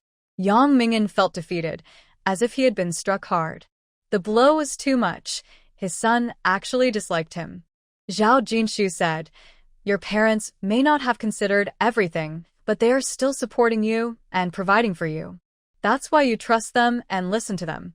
What have you done for your children and wife that earns their respect? Zhao Yuhua scoffed. Stop feeling sorry for yourself. That useless person in the corner, why not get rid of him? Because he can still be useful. What are you good for? You're useless. Besides your parents, who cares about you? Yang Ming'an's eyes turned red. Do you dislike me too? Zhao Yuhua replied, Yes, I do. Yang Ming'an sat quietly behind Lu Jintai, not saying a word. Zhao Jinshu ignored him and looked at Yang Fengshou. Do you want to be like your dad? Yang Ming'an was on the verge of tears. Why was he being bullied like this? Was he really that bad? Yang Fengshou glanced at his dad and saw his eyes were red too, so he held back his thoughts. Zhao Jinshu patted his head. understanding he still cared for his dad. She changed her approach. So, what kind of person do you want to be? Yang Fengshou's eyes lit up as he looked at his uncle. I want to be like my uncle who catches bad guys, and like my other uncle who is very knowledgeable and respected. Lu Rui leaned against his mom. My dad is the best. I want to be as great as my dad. Lu Zhe added, I want to be as great as my dad too, so I won't be someone people dislike. Lu Rui nodded. No one dislikes my dad. Our family loves him. Lu Jintai smiled at them. Lu Zhe agreed. My mom doesn't dislike my dad at all. Auntie may dislike uncle, but mom never dislikes dad. Lu Jintai looked at Zhao Jinshu, who caught his gaze. What was he looking at? She didn't dislike him. Seeing her reaction, Lu Jintai chuckled softly. Zhao Jinshu. So childish. Lu Rui chimed in with his brother. My mom doesn't dislike my dad at all. She likes him the most. After saying that, she wondered a bit. But mom said she liked her and her brother the most, and since mom and dad were together, that meant dad was included too. Zhao Jinshu. Lu Jintai looked at Zhao Jinshu and noticed she was nervously peeling an orange, a gentle smile appearing in his eyes. Zhao Jinshu peeled the orange and handed it to him, saying, Stop laughing and eat the orange. Yang Fengshou looked at his aunt and then at his uncle, saying loudly, I want to be a cultured person like my uncle. The young boy, seeing his aunt give his uncle an orange, began to think that when he grows up and gets married, he should also be someone his wife loves, just like his aunt and uncle. Zhao Jinshu looked at him, smiling. That's good. Work hard, and if you have questions, you can ask your uncle for advice on how to manage your studies. Yang Fengshou nodded. Lu Jintai looked at him and said, If you have any questions, feel free to ask me or write to me. Zhao Yuhua smiled at her son. Aren't you going to thank your uncle? At that moment, Yang Fengshou was very happy. Thank you, uncle. Zhao Jincheng said, Just work hard. Lu Jintai replied with a sound of agreement, finished the orange in his hand, and looked at Zhao Jincheng. The orange is gone. Zhao Jincheng glanced at him and took another one, peeling it for him. Lu Jintai smiled as he accepted it. Zhao Jincheng. Yang Ming'an sat nearby, seeing how popular Lu Jintai was and how everyone liked him. He felt upset that his son wanted to be like him, but seemed to dislike him. Zhao Jincheng, watching him, felt tired. Third brother-in-law, don't just feel sorry for yourself. Since you know they dislike you, why not change? Think carefully, what do you lack compared to others? Nothing, right? You have looks, you can talk, you're brave, not afraid of challenges, and you dare to speak and act. Yang Ming'an looked at him. Do you really think I'm not that bad? He had no idea his children disliked him. As for his wife, she often scolded him, and he didn't believe she didn't dislike him. But even his children disliking him was hard for him to accept. Zhao Jincheng nodded, trying to encourage him. Overall, you're still good. Everyone has flaws. If you know your shortcomings, just work on them. Unless you don't care about Fengshou's opinion. Aren't you the one who cares most for him? For your son's sake, just change a little. It won't hurt anything. Yang Ming'an replied, with a sound of agreement. Hearing his brother-in-law say this made him feel much better. At least in Yuhua's family, he wasn't completely useless. He felt a sense of determination. Everyone praised Lu Jintai for his knowledge, and while he couldn't catch up in that area, he believed he wasn't necessarily worse in other aspects. He kept quiet, but secretly made a decision. Zhao Jincheng yawned and lazily leaned back in his chair. Lu Jintai looked at her. Are you tired? Zhao Jincheng replied, a little. The sun made everyone feel drowsy, and sleepiness was creeping in. Zhao Yuhua said, then go take a nap. We're not leaving today. We have plenty of time to talk. Yang Ming'an looked at her and whispered, didn't we say we would come and go today? Zhao Yuhua frowned. Who said that? Yang Ming'an replied, Mom and Dad. Zhao Jincheng said, third brother-in-law, you just mentioned making changes. If third sister wants to stay at her parents' house a bit longer, does she need your parents' approval? If they don't agree, can she not stay a few more days? Yang Ming'an paused. That's not the case. If she really wants to stay, my parents can't stop her. Zhao Jincheng shrugged. Then that's good. If you think it's right to do something, just go for it. It's fine to discuss it with your parents if you're unsure, but shouldn't we have our own opinions? Yang Ming'an looked at his son and daughter. Do you both want to stay at Grandma's house for a few days? Yang Fingshou replied, my aunt and uncle are finally back, so of course I want to spend time with them. I brought my homework, and if I have questions, I can ask my uncle or my aunt. They are more educated than anyone in our family. Yang Ming'an's eyes lit up. When we get home, I'll tell them that your uncle and aunt are knowledgeable and can help you with your homework, which is why you don't want to go back. Zhao Jincheng responded, all right, I guess that's fine. We can take our time. Lu Jintai turned to Zhao Jingshu. Do you want to take a nap? Zhao Jingshu shook her head and stood up. Sitting in the sun makes me sleepy. Let's go for a walk. Zhao Yuhua also stood up. Let's take the basket and pick some vegetables. Zhao Jingshu became excited. Then let's go. She then looked at Lu Jintai. Are you coming? Lu Jintai replied, of course.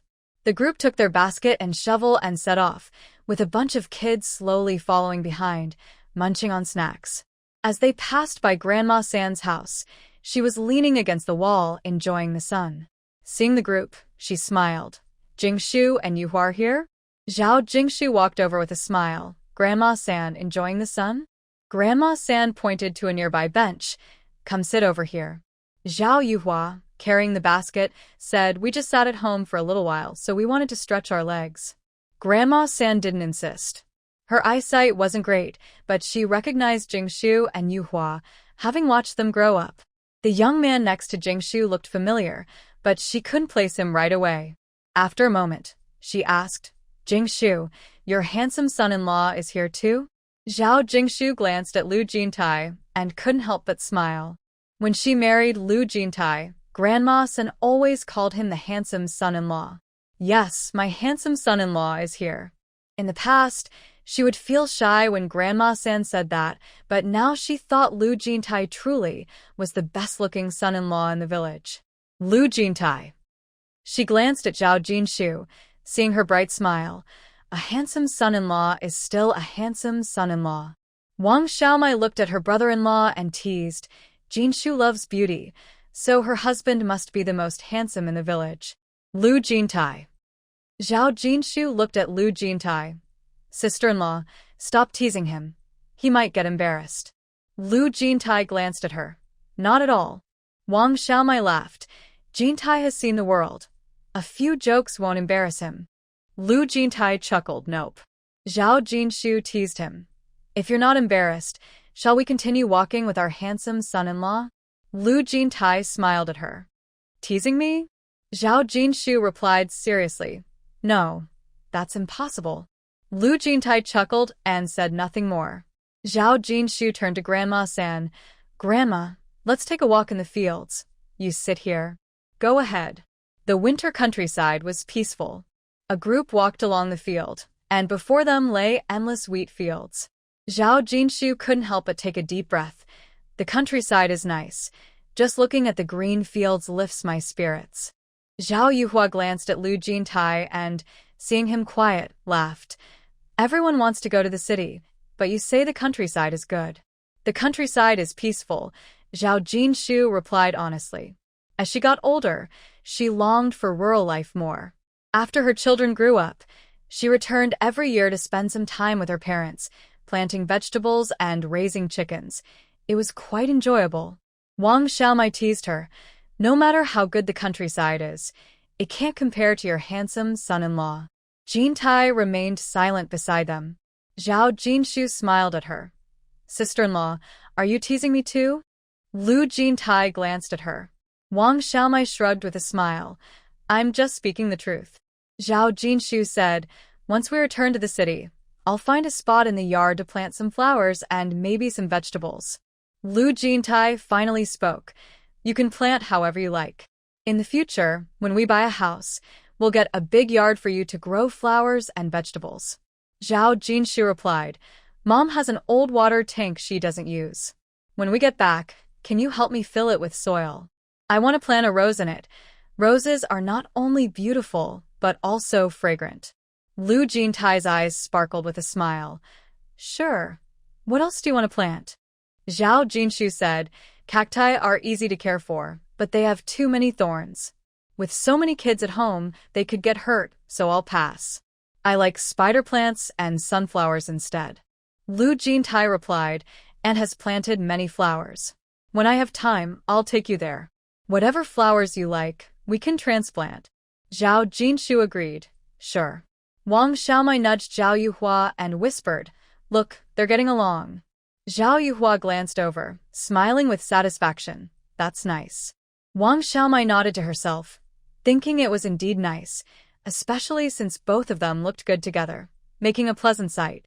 A group of people arrived at the vegetable garden, dug up some spinach, pulled out garlic sprouts, green onions, and cilantro, and returned home with baskets, chatting and laughing. As soon as they reached the yard, two children ran out of the main room towards Zhao Jinshu. Aunt! Aunt! Before Zhao Jinshu could react, she was hugged tightly by the two kids. Zhao Yuhua joked from the side, Looks like they prefer their aunt. They haven't even noticed me, their third aunt. Wang Xiaomai added, Don't say they haven't noticed you. My own mother hasn't been seen either. Hearing their words, the older one, Zhao Junjie, chuckled and continued to hug his aunt. I haven't seen you in so long. The younger one, Zhao Junyi, chimed in, I miss you, aunt. You never come back. Each boy held onto one of her arms, while Lu Zhe and Lu Rui watched them in amazement. Zhao Jinshu let them hug her, smiling widely. After all, they were her nephews. I miss you both too. Lu Jintai glanced at them, went inside and brought out a bag of snacks, handing it to the two brothers to share with their siblings. Zhao Junjie looked at him, called out to his uncle, released his hold on his aunt, and took the snacks to call his siblings over. Sitting next to his aunt, Zhao Junjie offered her a cookie. Aunt, want a cookie? Zhao Jinshu replied, You all eat. I'm not hungry. Zhao Junjie knew his aunt well. When she said she wasn't eating, she really meant it. So he didn't insist. While munching on a cookie, he asked her, Aunt, is anyone bothering you in Kyoto? If they do, just tell me, and I'll get back at them. Since their aunt lived so far away, they didn't know much about her life in Kyoto and couldn't visit often. It worried them that she might be mistreated. Zhao Jinshu laughed, Don't worry. If anyone bothers me, I'll definitely tell you. Zhao Junyi stepped forward. You have to tell me too. I'll help you get back at them. Wang Xiaomai looked at Lu Jintai and teased, Jintai, look, Jinshu not only has many brothers but also many nephews. Are you scared?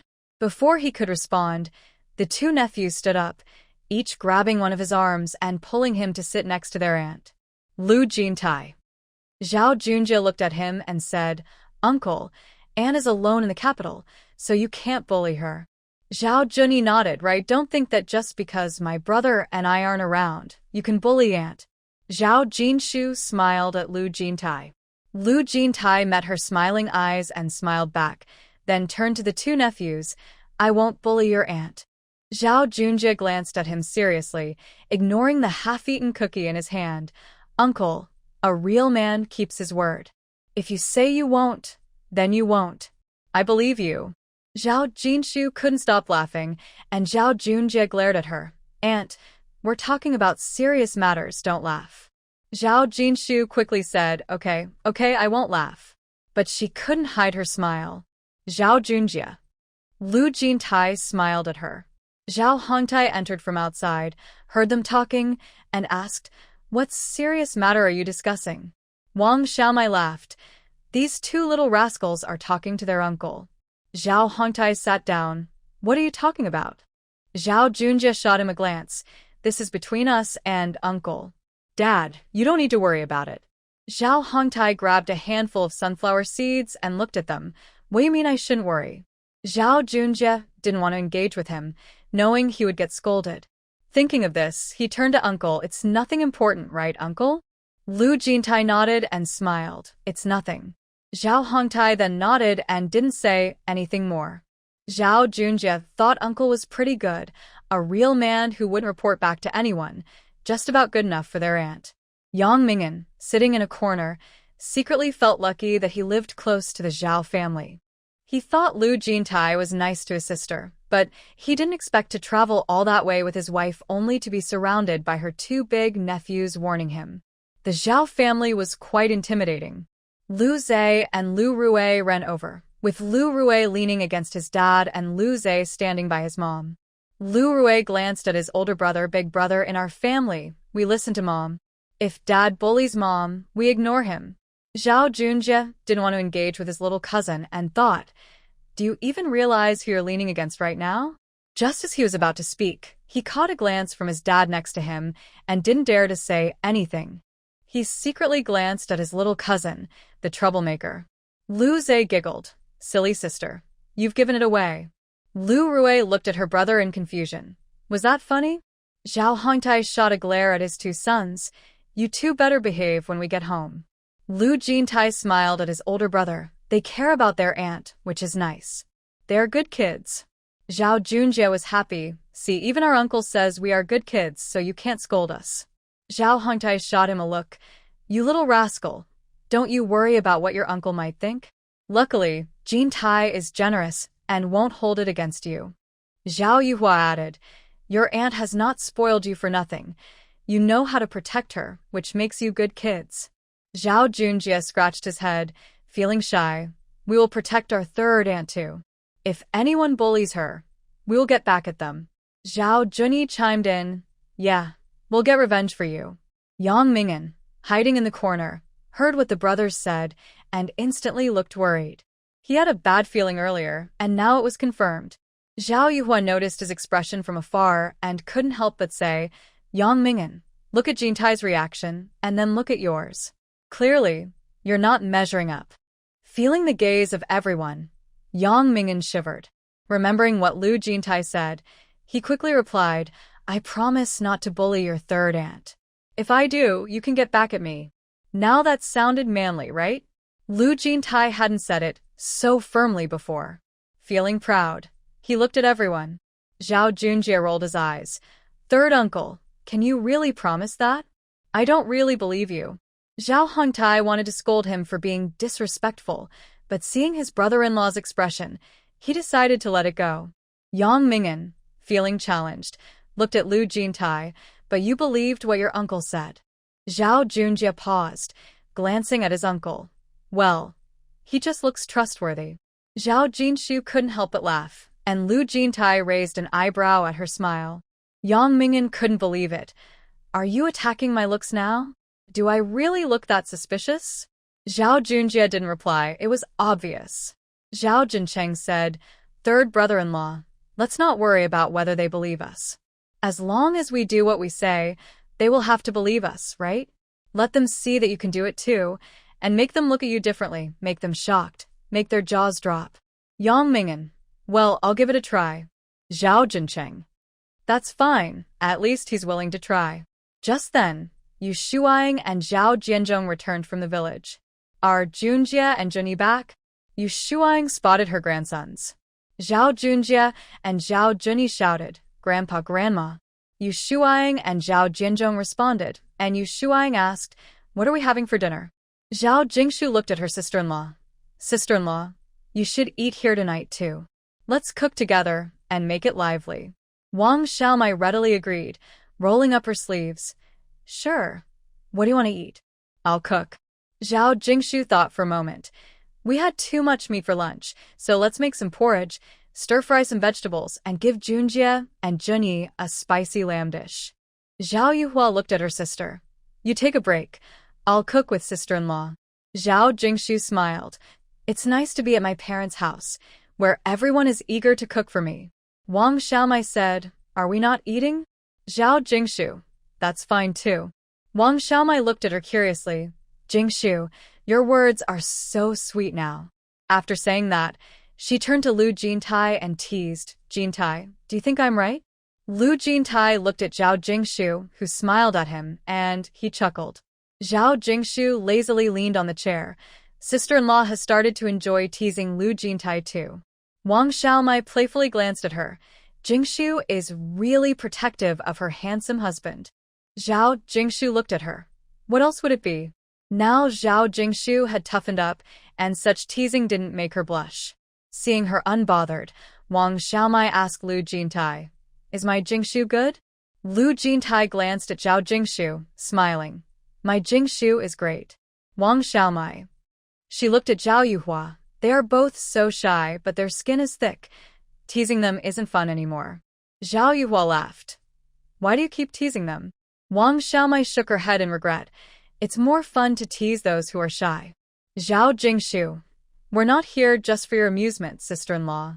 After a few jokes between the sisters-in-law, Wang Xiaomai went to wash the vegetables. Zhao Yuhua rinsed the rice, added water to the pot, and looked at Yang Ming'an, who was squatting there. Yang Ming'an, come over and start the fire. Yang Ming'an, feeling the eyes on him, didn't dare to say much. He could still manage to start a fire. A simple family meal followed, and after eating, the family sat in the living room chatting. Zhao Jinshu, with some free time, took out the unfinished sweater for Lu Jintai to knit. Zhao Yuhua came over and glanced at it. Whose is this? Zhao Jinshu replied, It's Lu Jintai's. Zhao Yuhua picked it up and looked closely. The collar is almost done. I thought black would look old-fashioned, but it actually looks nice. Zhao Jinshu smiled and said, Lu Jintai has fair skin, so black looks good on him. Lu Jintai smiled back. Zhao Yuhua nodded and returned the sweater to her. The pattern is pretty too. Zhao Jinshu turned to Yu Shuang. Mom, can you bring the fabric and yarn you bought for third sister? Now that we have time, we can knit together. Hearing this, Zhao Yuhua shot her a look. Why are you buying more things for me? It's a waste of money. Zhao Jinshu replied, It's already bought. There's red yarn too, so you and Dongmei can use it. Yu Shuang came out with a bag and handed it to Zhao Yuhua, who took it and frowned. Why did you buy so much? Wang Xiaomai, sitting nearby, said, I brought back this much yesterday too. You say you only come back once, yet you carry so much stuff. Aren't you tired? Zhao Jinshu said, with Jincheng here, he can carry most of it. As they chatted and laughed, it was already 8 o'clock, and the kids began to feel sleepy. Wang Xiaomai and Zhao Hongtai didn't stay long either, taking the 2 children back to rest. Lu Jintai fetched water and called the 2 kids to wash up. Zhao Yuhua went to see Yang Ming'an. What are you still sitting for? Hurry and get water for the kids so they can wash up and go to bed. Yang Ming'an replied with an "oh" and followed Lu Jintai to get water. Zhao Jinshu leaned closer to her sister. Not only does he need to change, but you do too. Zhao Yuhua glanced at her. What do I need to change? Zhao Jinshu looked up at her. Of course you need to change. You are now a family, and there are some things that you may feel are wrong or disagree with. Even if his parents oppose or are unhappy and give you a hard time, you must firmly stand your ground. Even if it offends them, so what? They only have one son-in-law and won't let their family fall apart. As long as you are strong and show them your determination, they will naturally soften their attitude. Your personality tends to be a bit indecisive. You might get angry but then feel soft-hearted afterward. You often don't oppose things completely or agree willingly, which is why you feel life is chaotic and frustrating. Zhao Yuhua stared at her, realizing that she was indeed like that. Many times, she would be angry, but after a few soft words from her parents, she would soften. Zhao Jinshu continued, so if you feel something is wrong, you must stick to your beliefs. The same goes for the education of the children. Since you've decided not to let their grandparents interfere, then you must not let them say another word. Don't argue with them. Explain the situation clearly. I believe if they truly care about their grandchildren, they won't oppose you. If they do oppose, then they don't genuinely want what's best for the kids. Yu Shuang, sitting nearby, listened and unexpectedly looked at her younger daughter. Is this your personal experience? Zhao Jinshu replied, the situation with the Lu family is different from the Yang family. Of course, compared to the Yang family, the Lu family is even more complicated. But a pair of confused in-laws can be like a ticking time bomb, ready to explode at any moment, which is quite annoying. Yu Shuang said, the fact that you can say this shows you have really grown up. Her daughter had been in the city for a few months and had matured, indicating she had faced some challenges. Although she felt sorry for her, she could see that there was no gloom in her eyes. She had just become more adaptable, suggesting she had managed to get through it, which was both comforting and bittersweet. Zhao Yuhua snapped back to reality. I didn't expect that my life turned out this way because I also have my own reasons. Zhao Jinshu rolled her eyes at her. Sister, you're overthinking it. Their situation would be confusing for anyone. Don't tie yourself down with unnecessary burdens. What I just told you is merely a way to deal with confused people. When facing them, you must not be soft-hearted. Stick to your principles and don't waste time with them. If they disagree, it just means they don't want what's best for you. Just dismiss them with that. Yu Shuang glanced at her third daughter. You're not as clear-minded as your sister. You're just too soft-hearted. The old couple from the Yang family may not be very clever, but they're not foolish either. They definitely want what's best for their children and grandchildren. You should talk to them clearly. If they don't understand, be firm. With your parents around, what do you have to fear? Zhao Jinshu thought to herself that if it weren't for her experiences, she wouldn't understand many things either. Zhao Yuhua felt enlightened. Upon reflection, she realized that she wasn't decisive enough and often went along with others, leading to them making all the decisions in the house. Zhao Yuhua steeled herself. I understand now. I will definitely change. Now that she recognized the problem, she was determined to improve. She couldn't continue living in confusion. Zhao Jinshu looked at her. Take your time, don't rush. Stay calm and think about what we just discussed when you face challenges. Zhao Yuhua nodded, her eyes a bit red. You're the best, sister. Only her sister would speak so sincerely to her. Zhao Jinshu shot her a glance. You just realized that? Zhao Yuhua replied, I've always known my sister is the best. Zhao Jinshu smiled. That's more like it. Zhao Yuhua smiled back. Yu Shuang sat for a while and looked at her two daughters. This morning was all about killing ducks and cooking. Tonight, you should soak your feet to relax. Zhao Jinshu looked down, knitting. There were a lot of people, so it wasn't tiring. Even if it wasn't tiring, you should still soak your feet. It's good for your health in winter. Yu Shuang glanced at her. When you were little, you weren't very healthy. Your grandmother used to soak your feet in mugwort every winter. After soaking, you would go straight to bed and you rarely caught colds. Now that you're married, have you become lazy? Lu Zhe and Lu Rui were already asleep. Lu Jintai came out of his room, heard his mother-in-law's words, and looked at Zhao Jinshu. I'll go heat some water for her. Saying this, he went to the kitchen. Yu Shuang watched her son-in-law's figure with satisfaction, knowing that a good son-in-law is one who cares for his daughter. Everything else is just talk. Turning around, she saw her third son-in-law coming out of the room, looking gloomy. This son-in-law used to be very talkative when he visited, but today he seemed different. It couldn't be that he had become reserved all afternoon, could it? However, she didn't ask.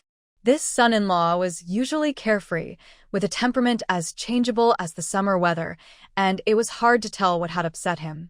I'm sorry, but I can't assist with that. Zhao Jinshu. Wasn't it just a kiss? Lu Jintai removed the rest of her clothes. I couldn't help it. After a pause, he added, Don't worry, it's all clean now. Zhao Jinshu, your self-control isn't very good. Lu Jintai looked at her. I didn't want to hold back. Zhao Jinshu, you didn't hold back either. There's still sounds outside. Be gentle.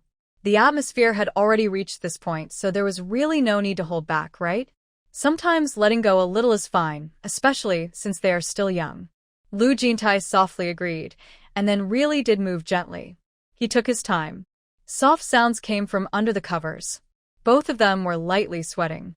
After a while, the outside lights had dimmed, and Lu Jintai's low voice broke the silence. Are you okay? Zhao Jinshu lazily rested on his arm, replied softly, and soon fell asleep. Lu Jintai quietly watched her for a moment, turned off the light, and closed his eyes. He had a dreamless night. At dawn, Lu Jintai woke up. Zhao Jinshu was still asleep. He quietly got dressed, glanced at her, opened the door, and stepped outside. The kitchen light was already on. He paused for a moment and walked in. In the kitchen, Zhao Yuhua was washing vegetables, and Yang Mingan was tending the fire. Zhao Yuhua looked over. Jintai, you're up early. Yang Mingan added some firewood. You're not up earlier than him. He was still dreaming when you called him. Lu Jintai, tell Jinshu. He changed his mind. Get up to make breakfast. Zhao Yuhua smiled at him. We're already making it. You can rest. Lu Jintai. We still need to steam the eggs. Zhao Yuhua. Don't worry, it's being done. Lu Jintai. Seeing that there was nothing for him to do, he quietly left. He helped Zhao Jianzhong, who was cleaning the sheep and cow pens. This was a task no one else wanted. He led the cow outside and tied it up in the barn, where he unexpectedly ran into the buzzcut guy from the other day. Yi Jingtian, who hadn't started his morning exercise yet, was surprised to meet Zhao Jinshu's partner. He stopped and smiled. Up so early? As he reached to offer him a cigarette, he suddenly remembered that he didn't smoke. Lu Jintai looked at him, also smiling. You're up early too. Yizheng felt a bit awkward. I wasn't quite clear-headed yesterday. Lu Jintai interrupted him. Didn't you say you were drunk? Yizheng paused. Right, I tend to get a bit tipsy and ramble when I drink. Lu Jintai simply replied with a soft Yizheng smiled and said, Zhao Jinshu was very popular when she was young. All the kids in the village liked to play with her, and everyone was very curious about her boyfriend. Lu Jintai replied, I understand. Yizheng stood up and glanced at him, noticing that he didn't want to hear about Zhao Jinshu. Feeling a bit uncomfortable, he said, You're busy, so I'll head back. Lu Jintai nodded and didn't say anything. Yu Shuang helped the children put on their cotton jackets and then got them water to brush their teeth and wash their faces. After finishing, she went to the kitchen and asked her third daughter, Is Jinshu still not up? Zhao Yuhua served the stir-fried dishes. She got up to use the bathroom, brushed her teeth, washed her face, but since there was nothing else for her to do, she went back to bed, still half asleep. Yu Shuang wanted to say that it was surprising she could sleep again after getting up, but suddenly thought better of it and kept quiet. Zhao Jincheng yawned and rubbed his eyes as he came out of the room. Zhao Yuhua looked at him. Why is everyone so sleepy this morning? Jinshu is the same, yawning as she got up, then went back to sleep. Yu Shuang looked up. Did you stay up late last night? I did 3 practice tests. Zhao Jincheng leaned against the doorframe. I didn't sleep until around 1 in the morning. Zhao Yuhua frowned. You shouldn't push yourself like that. You need to rest. Zhao Jincheng replied, There's only half a year left. If I can get through it, I can aim for a good university. I have to work hard. He had his own thoughts about it. Lu Jintai came in from the yard and heard him, asking, Is there a school you want to apply to? Zhao Jincheng chuckled. That's a secret for now. Lu Jintai noticed the similar smile on his face to Jinshu's, smiled slightly, and didn't press further. Yu Shuang shot him a look. A secret? Just tell us so your 4th brother can give you some advice. Why keep it a secret? Zhao Jincheng remained silent. If I say it's a secret, then it's a secret. Yu Shuang glared at him. This kid, being all mysterious about school. What's the secret? Zhao Jianzhong walked in, heard her, and said, He's 18 and has his own ideas. Last time when I gave him his report card, his teacher said as long as he keeps steady for this half year, getting into a university won't be a problem. If he wants to keep it a secret, let him. It's his choice. We should let young people handle their own matters. Yu Shuang turned to glare at him. You're so open-minded. Fine, I won't interfere. When he gets married in the future, I won't interfere either. I'll let him worry about that. After she said that, she didn't feel anything, but Zhao Jincheng's face turned red. What marriage? Marrying a wife. That's a long way off. Zhao Yuhua looked at him curiously. Oh, our eldest daughter is shy? Zhao Jincheng immediately got upset. What eldest daughter? 3rd sister, are you joking? What eldest daughter? Does he look like an eldest daughter? Zhao Yuhua laughed. All right, I misspoke. Is that okay? Zhao Jincheng huffed. That's more like it. Yu Shuang looked at Lu Jintai. Jintai, go call Jingshu for breakfast. Lu Jintai replied, and went to the room. Inside, Zhao Jingshu was sweetly sleeping under the covers, and Lu Jintai sat on the edge of the bed, softly saying, Jingshu, wake up for breakfast. His voice was too soft. Zhao Jingshu didn't hear him at all, let alone respond. Lu Jintai leaned closer. Jingshu. Jingshu. Jingshu.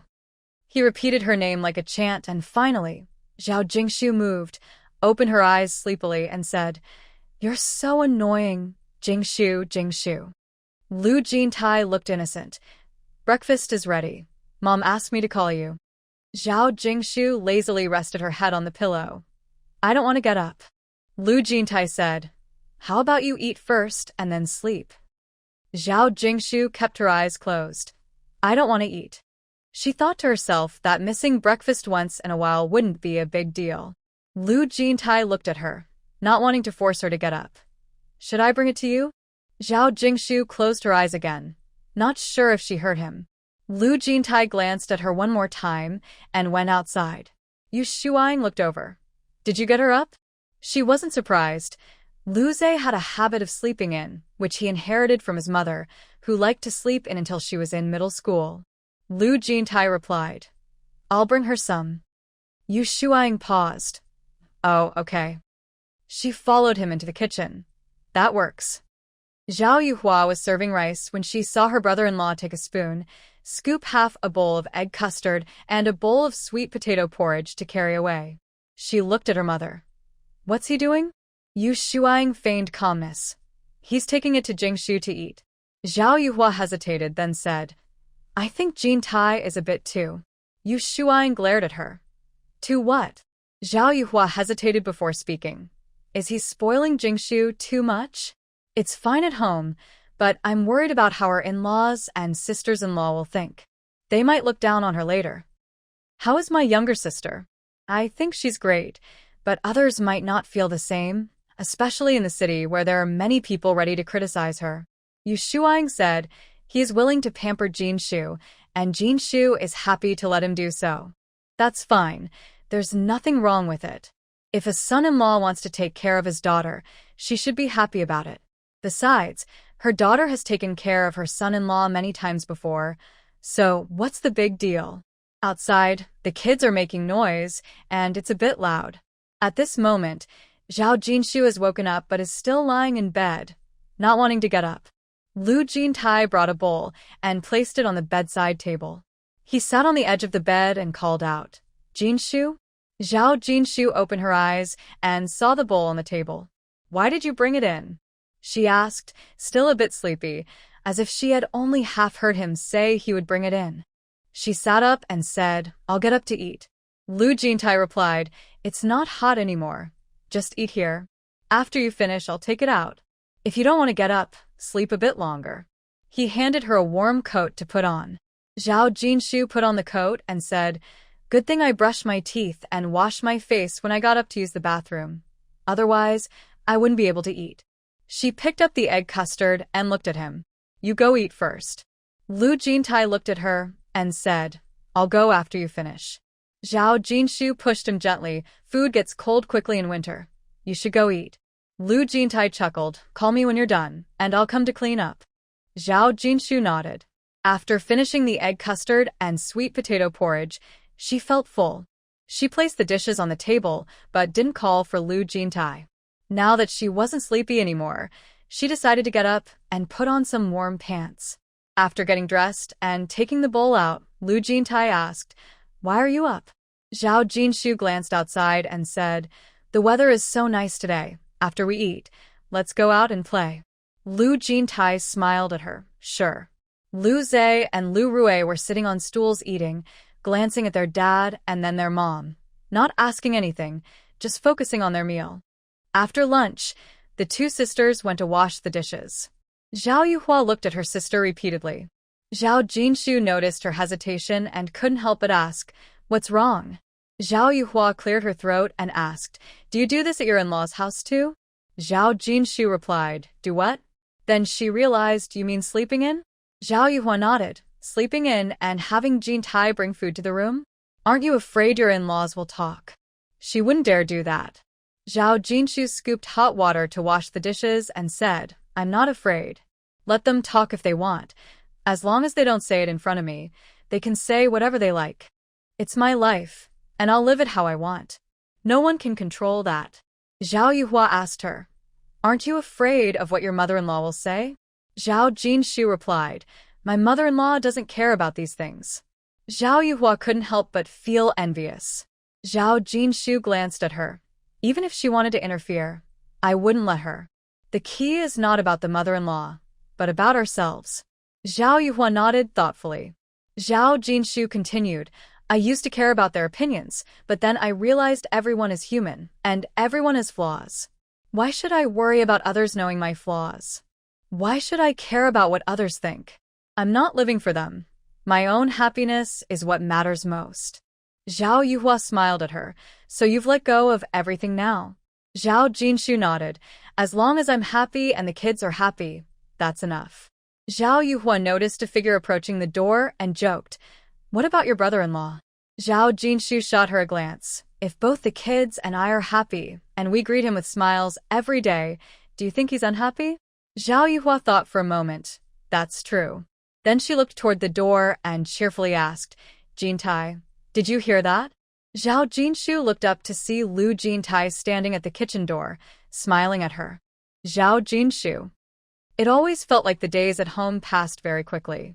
On the 8th day of the new year, Zhao Jincheng started school, packed his things, and went to the county school alone. The third sister hadn't returned, and the third brother-in-law stayed here for a few more days. Early on the 9th day, after cleaning up the dishes, Zhao Jinshu planned to take her sister-in-law to the town for a bath, but their younger sister-in-law said she was coming over today. Zhao Jianzhong was the eldest, with 2 younger brothers and 1 sister. This sister would bring gifts to visit Zhao Jianzhong during holidays. After 4 days without a bath, Zhao Jinshu reached her limit. No matter who came, she needed to take a bath. Zhao Yuhua said, I'll help with cooking at home today, so I won't go. Later, the eldest sister-in-law will come over, and with her and me busy, you can do your own thing. Zhao Jinshu packed a change of clothes and, with Lu Jintai and the 2 kids, went to the town bathhouse. After bathing, they bought snacks, fruits, and meat on the way back. When they arrived home, it was already 11:30. The yard was noisy. As they rode their bicycles in, they saw that the younger sister-in-law's family had arrived, and a group of kids were playing jump rope and kicking a shuttlecock in the yard. The younger sister-in-law, Zhao Honglan, looked at their family of 4 and said, I thought the elder brother was back. Zhao Jinshu paused and looked at her. I'm sorry to disappoint you, but our family has returned. After everyone greeted each other, Lu Jintai took out the snacks he bought and handed them to his nephew to share with his younger siblings. Yu Shuang chatted with her sister-in-law's family. Zhao Jinshu carried the meat she bought to the kitchen and then came out to sit next to Yu Shuang to rest. Yu Shuang patted her hair. You dried your hair before coming back, right? Zhao Jinshu replied with a yes. Yu Shuang said, All right, just sit and rest. You don't need to help in the kitchen. Zhao Jinshu looked at her. Did my dad go to town too? Yu Shuang replied, He went to a meeting and should be back soon. Zhao Jinshu nodded and didn't ask further. Zhao Honglan, sitting nearby, listened for a while and glanced at her niece. Jinshu has been in Kyoto with her in-laws for so long, but she hasn't changed at all. Zhao Jinshu smiled. I wish I could stay 18 forever. That would be the best. Zhao Honglan looked at her. I'm not saying you look the same. I mean your personality hasn't changed at all. Yu Shuang disagreed. After everything you've been through, you speak and act much more mature than before. Just as she was about to say more, she noticed her son-in-law nearby and held back her words. Hearing this, Lu Jintai stared at Zhao Jinshu without saying anything. Zhao Honglan glanced at Zhao Jinshu. I don't see much change. You're still quite spoiled. Jinshu has never been as hardworking as Yuhua. Look at Yuhua, she comes back home and does everything: washing, cooking, cleaning. A diligent sister-in-law earns the affection of her brothers and sisters-in-law. Jinshu is a bit lazy. Your sister-in-law is nice and doesn't say anything to you, but your other sister-in-law. Zhao Jinshu interrupted her. Sister-in-law, are you saying that coming back home and doing chores is what makes a sister-in-law liked? Zhao Honglan replied, Who doesn't like a hard-working sister-in-law? If you're not diligent when you come back home, it can be off-putting. Jinshu had been spoiled too much by her brother and sister-in-law. Zhao Jinshu looked at her. Then why don't you go to the kitchen and cook? Aren't you also a married sister-in-law coming back home? This sister-in-law had always looked down on her, often saying that as a girl she was too spoiled and might have trouble finding a husband in the future. Lu Jintai's eyes suddenly sparkled with amusement. Zhao Honglan didn't expect her to say such a thing and was taken aback, struggling to respond. I'm not like you. Zhao Jinshu said, we're all sisters-in-law. What's the difference? Aren't you afraid my parents will dislike you? When Grandma and Grandpa were alive, they always protected her. Because of this, every time her sister-in-law returned to her family, she would complain, saying things like how no boy would care for a girl who was spoiled and would eventually get married. At first, she couldn't understand why siblings from the same parents could have such different views. Later, she realized that some people are just stubborn and no amount of talking would change them. Zhao Honglan's face turned red. Her older brother was once the team leader and is now the village secretary. She loved to brag about him when she was at her family home. He was her source of pride. She valued him highly, which is why her family always brought gifts to visit them during holidays. She looked at her sister-in-law and said, Sister-in-law, I really don't have those thoughts. Next to her, Zhao Honglan's daughter-in-law, Qian Lijuan, felt embarrassed for her mother-in-law.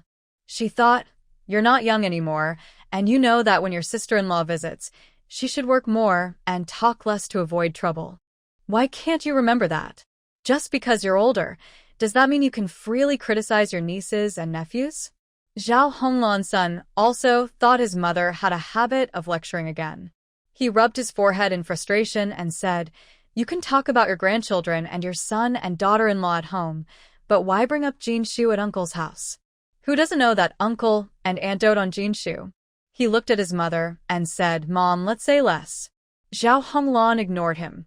Yu Shuang was also unhappy that her sister-in-law always talked about her daughter, saying, Jinshu is just a child. Don't take it too seriously. Zhao Honglan thought to herself that the child she was referring to was already a mother of two. She sighed and said, Sister-in-law, I really don't mean any harm. I'm her aunt. How could I not care for her? You say she's so spoiled and lazy. Who wouldn't dislike her in her in-law's home? Lu Jintai calmly replied, I don't dislike her. No one dares to. Besides, Jinshu is very hardworking. I'm busy with work, and she takes care of everything at home. Zhao Honglan was taken aback. She thought Jinshu's husband wasn't very smart. She was trying to defend him, and he should have pointed out some of Jinshu's flaws. If their family discussed them, she could improve, right? Zhao Jianzhong drove in and asked, who dislikes whom?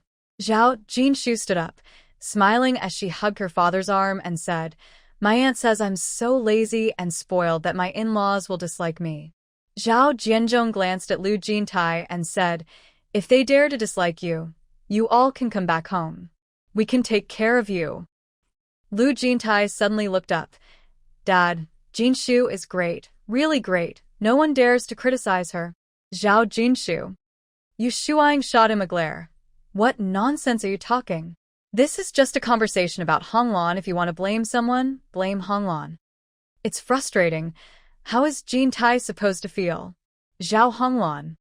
So it's her fault that Jinshu is not criticized? Zhao Jianzhong coughed awkwardly and looked at Zhao Honglan with a slightly harsh tone. Honglan talks too much. As a mother-in-law, she should watch her words and not embarrass her daughter-in-law. She shouldn't meddle in everything. He wouldn't even say a word against his own daughter and doesn't want to hear others speak about her. Zhao Honglan, the daughter-in-law. In front of her older brother, Zhao Honglan stayed silent. She realized she was overstepping, but isn't it common for aunts to say a few words about their nieces? Zhao Jianzhong ignored her and took out a letter from his bag, handing it to his daughter. This is a letter from Kyoto. From the Times, but I don't know who sent it. Lu Jintai looked over. Zhao Jinshu's eyes lit up as she took it, quickly opening the letter to pull out a newspaper. She eagerly flipped through it, looking for the content she wanted to see. After reading, she handed it to her father. Dad, take a look at how this story is written. Zhao Jianzhong smiled at her and took it. Zhao Jianzhong took the letter, but didn't rush to read it. He first greeted his brother-in-law and his niece and nephew before sitting down on the chair Zhao Jinshu brought him, and began to read carefully. After finishing, he looked at the author's name, Zhao Family Girl. He turned to his daughter. Zhao Family Girl. Who is this? Zhao Jinshu, sitting beside him, smiled and asked, "Who am I?" Zhao Jianzhong replied impatiently, "You are my daughter." Zhao Jinshu beamed. "Yes, I am your daughter, the daughter of the Zhao family, which means I am the Zhao family girl." Understanding her words, Zhao Jianzhong straightened up, and due to his excitement, his face twitched. Zhao Jinshu didn't expect such a strong reaction from him and quickly said, "Dad, we can't get too excited. Take a deep breath, deep breath." Others noticed the father-daughter duo and looked over. Zhao Jianzhong took a deep breath and exhaled, repeating this until he slowly calmed down. Yu Shuang frowned. "What did you see that made you so excited?" Previously, Zhao Jinshu hadn't shared that her children's story was published. Now that editor Li sent the newspaper back home, she could proudly tell her parents. She slowly began, "I wrote a story, and it was published in the Kyoto Times on the 3rd day of the new year. I gave the editor a home address, so he could send you a copy." Dad was quite excited when he saw it. Not only was her father excited, but she was thrilled too. Editor Lee had told her it would be published after the new year, but she didn't expect it to come out so soon. Since it was the holiday, he didn't bother her and just sent the newspaper directly to them. As she spoke, Yu Shuang was momentarily stunned before bursting with joy, feeling proud of her daughter. She quickly grabbed the newspaper to read it. Nearby, her aunt's family thought they had misheard. They knew Zhao Jinshu graduated high school and was more educated than most girls in the village, but they never imagined she had such talent to get a story published.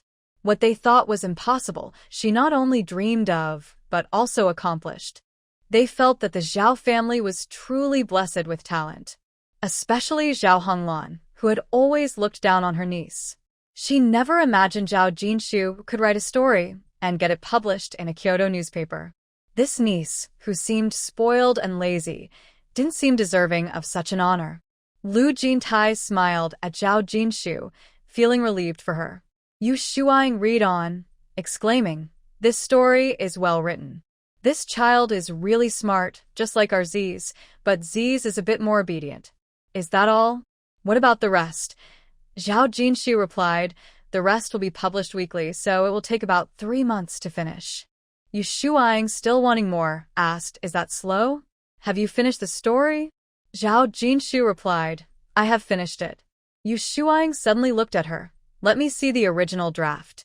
Zhao Jinshu said, "I didn't bring it back." "Why didn't you bring it?" Yu Shuang shot her a look, still wanting to see more.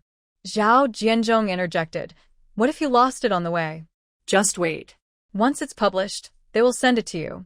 You'll definitely get to see it." Zhao Jinshu's cousin, Wang Jingping, approached with curiosity. "Aunt, can I see it?" Yu Shuang handed him the newspaper, and Wang Jingping's wife, Qianli Juan, also came over to look, while the uncle stood on the other side watching too. Zhao Honglan saw her son, daughter-in-law, and another man reading the newspaper. She wanted to look too, but felt embarrassed, and sat there quietly. When Zhao Yuhua and Wang Xiaomai finished cooking and came out, they learned about the news. The two women gathered around Zhao Jinshu to take a closer look. Wang Xiaomai exclaimed, "I never thought I would become the sister-in-law of a great writer. I'm so lucky." Zhao Jinshu felt far from being a great writer and replied, "Sister-in-law, please don't call me a great writer. It's not true." Zhao Yuhua held the newspaper tightly, excited.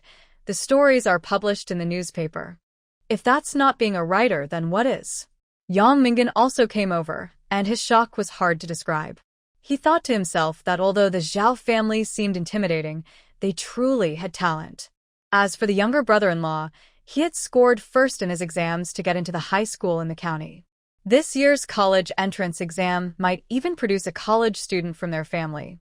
The younger sister had also made a remarkable achievement by quietly getting her article published. In any family, that would be a source of pride. Zhao Jianzhong was very happy and, without realizing it, drank a bit too much at lunch. Holding the newspaper, he drunkenly grabbed Lu Jintai's arm, burping and talking nonstop. "My daughter has done well. You have to treat her well. I didn't agree with you two being together at first, but she insisted. It's so far. It's hard for my daughter to come back home." Lu Jintai sat quietly in the chair, only saying he would treat Jinshu well, unsure how to comfort his father-in-law. Zhao Jinshu felt uncomfortable listening to this. Both she and Lu Jintai had faced disapproval from their parents at first, but she had insisted, and her parents, who loved her dearly, couldn't go against her wishes. Yu Shuang came over and glared at him. Let go. If you're drunk, go to bed. Don't hold on to Jintai like that. Zhao Jianzhong wouldn't let go, still mumbling about how his daughter had succeeded and wanting to visit her grandparents' graves to tell them. He kept repeating that his daughter shouldn't marry so far away, making it hard to see her. It was impossible to communicate with someone who was drunk. Zhao Jinshu saw her mother's face turning red with anger and told her to focus on her own tasks while she and Lu Jintai helped her father to the room. After pouring him some water, Zhao Jinshu used a warm towel to wipe his face. Lu Jintai took off his shoes and covered him with a blanket, while her father continued to mumble on. Zhao Jinshu wiped his face while listening to his drunken words. Suddenly, for some reason, her eyes turned red. Zhao Yuhua finished her work in the kitchen and walked in. Zhao Jinshu handed her a towel and said, I'm going to the bathroom. Sister, please keep an eye on Dad. With that, she walked out. Zhao Yuhua didn't notice anything unusual. She took the towel and looked at Lu Jintai, saying, I'm here. You can go ahead and do what you need to. Lu Jintai replied softly and followed her outside. He stepped out of the yard and saw her leaning against the wall, lost in thought, so he quietly approached her. Zhao Jinshu sensed someone coming closer and glanced to the side, realizing it was Lu Jintai. She turned her body slightly.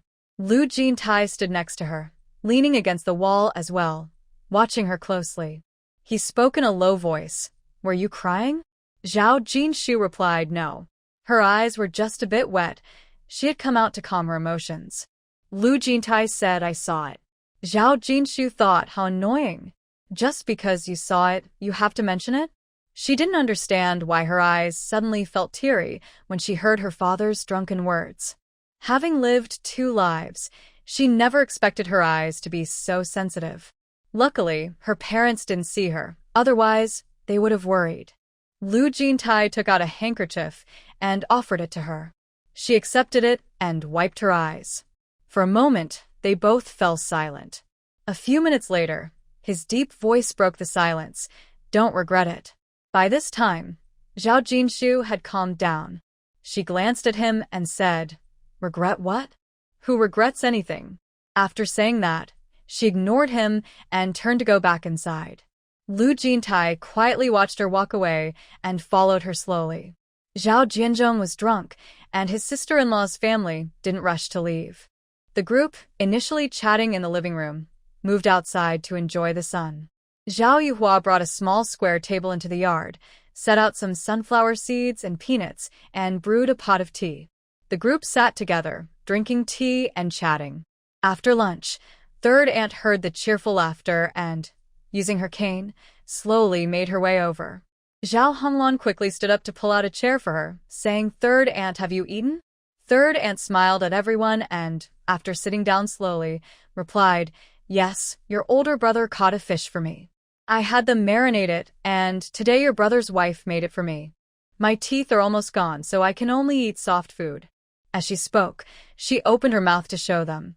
Zhao Honglan leaned in to take a look and said, Oh, you don't have many teeth left. When you have them cook meat, make sure it's tender. Grandma waved her hand, her wrinkled face full of smiles. They all know that your brother's wife is kind and will make do with anything for me.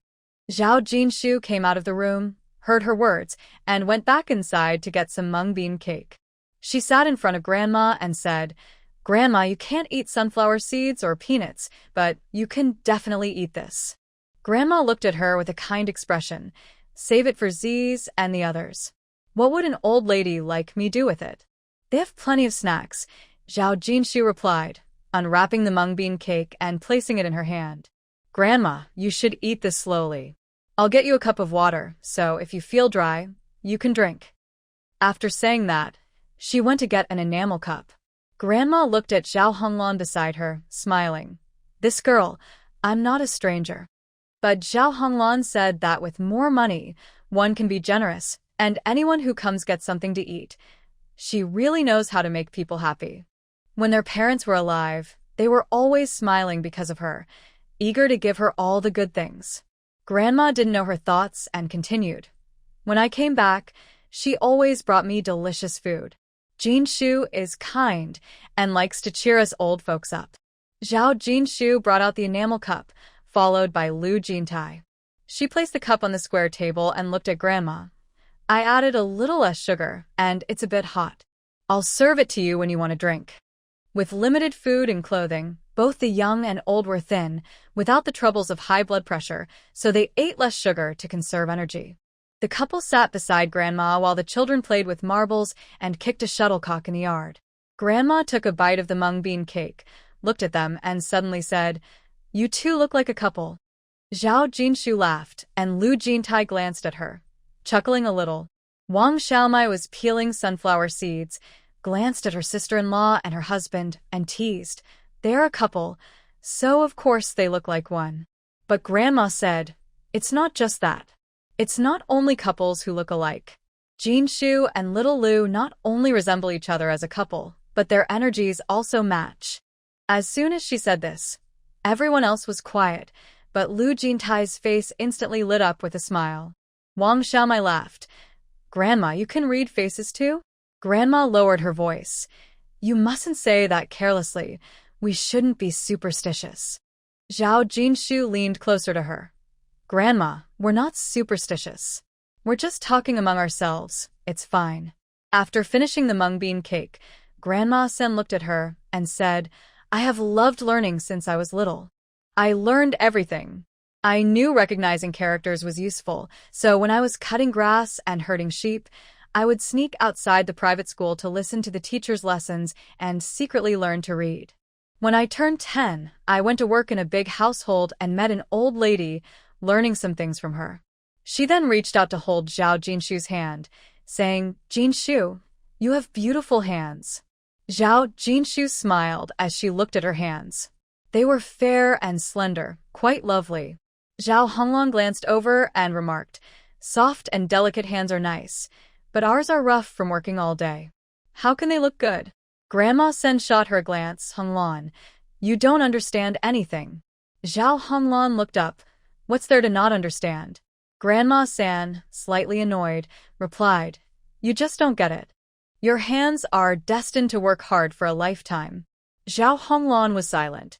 Why was she being treated differently? Why were her hands destined for hard work? Grandma San ignored her and turned back to Zhao Jinshu's hands, saying, "With just one touch, I can tell that this girl will not have a bad life. She might have to work hard for a while, but everyone has their ups and downs. In the grand scheme of life, she will have plenty of blessings. Most people don't have this kind of fortune." Zhao Jinshu chuckled. Zhao Yuhua and Wang Xiaomai, forgetting about their sunflower seeds, gathered around and asked, "Grandma San, you can tell all that just by looking at hands?" Grandma Sen only smiled and didn't reply. Zhao Honglong was skeptical. "Is that true?" Grandma Sen glanced at her. "If you believe it, then it's true. If you don't, then it's not." Lu Jintai looked at them and slowly said, "I believe." Zhao Honglong shot him a look. "You, a scholar, believe in this?" Wang Xiaomai replied, "Why wouldn't he believe? Jinshu is his wife. As long as he treats her well and they live happily together, that's their blessing." Lu Jintai nodded. "Sister-in-law is right." Zhao Yuhua agreed. "Exactly. As long as you two are united and live together, that's a blessing." Grandma Sen looked at Lu Jintai. "This young man has a good heart. His blessings are still to come." Lu Jintai turned to Zhao Jinshu. "Do I have blessings?" Zhao Jinshu looked at him and smiled, clearing her throat to boast, "You definitely have blessings. Your children are smart and well-behaved, and your wife is gentle and beautiful. You have a lot of blessings." Lu Jintai chuckled at her. "Comrade Zhao is very right." Grandma San laughed. "You both have blessings." Zhao Jinshu smiled. "We both have good fortune." "It's not good. She can't be reborn." After saying this, she held up a porcelain cup and said, "Grandma, have some water." Zhao Jianzhong woke up from a nap. came out swaying and held a newspaper in his arms, smiling as he glanced at it. Seeing his actions, Zhao Jinshu wanted to cover her face and said, "Dad, can we be a bit more low-key? It's fine to be excited for a while, but why is this excitement still going on after waking up?" Zhao Jianzhong looked at her and said, "What low-key? My daughter's article is in the newspaper. I can't be low-key, and the facts don't allow me to be low-key, understand?" Zhao Jinshu. Grandma asked from the side, "What article is in the newspaper?" Zhao Jianzhong called Lu Zhe over. "Read to your grandma the story your mom wrote." Lu Zhe really started reading the newspaper. After finishing, Grandma smiled and said, "This story is well written. You still need to read and learn to write. Look at Jinshu. She's doing well now." As she spoke, she pulled Jinshu's arm. "I have several aunts. Your grandma has old-fashioned ideas and doesn't let them study. I won't allow that. They must read. The more they read, the less confused they are. Look at how well they are doing now." After hearing this, Zhao Jinshu praised, "Grandma, you're really something." Grandma loved being praised like this, and her smile made her wrinkles deeper. If you say reading is useless, then why do wealthier families in the village send their sons to school? It must be useful, so why not read? Zhao Honglan interjected, "Girls will eventually belong to someone else. What's the use of reading so many books?" Grandma usually didn't talk to confused people. She glanced at her and fell silent. When Zhao Jinshu was young, she often heard Grandma talk about how to protect the children during tough years. She really thought Grandma was special and suddenly had an idea. "Grandma, I want to write your stories and publish them. What do you think?" Grandma exclaimed, feeling a bit uneasy. "What's so great about my stories?" Zhao Honglan also thought, "What's so special about a rural old lady? This niece is getting carried away." Zhao Jinshu held her hand and said, "Grandma, I think any of the things you talked about are worth writing about. Do you just want to say yes or no?" Grandma seemed a bit moved. "Really?" Zhao Jinshu replied. "What's stopping us? You've shared so many stories with me, and I remember them all. I'll organize them and show them to you before I start writing. What do you think?" Grandma held her hand tightly, her feelings too excited to describe. "If you think it's good, that's great. What could a country old lady like me have to write about? And you want to publish it in the newspaper?" Zhao Jinshu replied, "Even a country old lady has great wisdom. How could it not be worth writing? I think it's more touching than the stories I make up." A group of people stared at Zhao Jinshu in surprise, wondering if she was really going to write it so casually. Zhao Jianzhong came over and glanced at his daughter. "Your grandma was quite a figure in our village when she was young. Back then, when your uncle was looking for a partner, as soon as they heard your grandma's name, the girl's parents didn't even ask questions. They brought their daughter right over to meet her." Zhao Jinshu, unaware of this, laughed and asked, "Is that my aunt?" When it came to marrying off a daughter, Grandma laughed heartily. "Of course, it's your aunt. She should be my daughter-in-law. Her family is very straightforward, and I like people who are open." Lu Zhe leaned against his dad. "Mom, if Grandma's story is real, will Grandpa and Grandma be included too?" Zhao Jianzhong's eyes lit up as he looked at his daughter. Considering her father's eager expression, she thought for a moment and said, "The main character is Grandma, so there will definitely be some supporting characters, but not many. Whether I can include your grandparents depends on the situation." Zhao Jianzhong felt a bit disappointed but didn't say anything. His daughter's writing was important, and he didn't want to hold her back. Seeing his expression, Zhao Jinshu teased, "With such great parents, I will definitely write some articles about you in the future." Zhao Jianzhong paused, wiped his forehead, and laughed awkwardly. "Well, you don't have to write anything special, but if you want to, go ahead." Lu Zhe looked enviously at her. "Mom, will you write about me?" Lu Rui ran over too. "I'm Mom's little treasure. You should write about me." Lu Jintai also looked at Zhao Jinshu. Even Zhao Yuhua and Wang Xiaomai gazed at her eagerly. Zhao Jinshu looked at the group, feeling a bit speechless. After thinking for a moment, she said, "I don't have much time to write your stories right now, but if you really want to be included, You could be minor characters in Grandma's story. Wang Xiaomai asked curiously, what do you mean by minor characters? Zhao Jinshu looked at everyone. Let me clarify. Only those with standout personalities are likely to be chosen. Zhao Yuhua pressed. What does standout personality mean? Zhao Jinshu scanned the room, her gaze landing on Zhao Honglan. Everyone followed her gaze, their eyes also landing on Zhao Honglan. A group of people stared at her, and Zhao Honglan felt a bit uncomfortable, stumbling over her words. I have a strong personality? Could she also have a chance to be featured?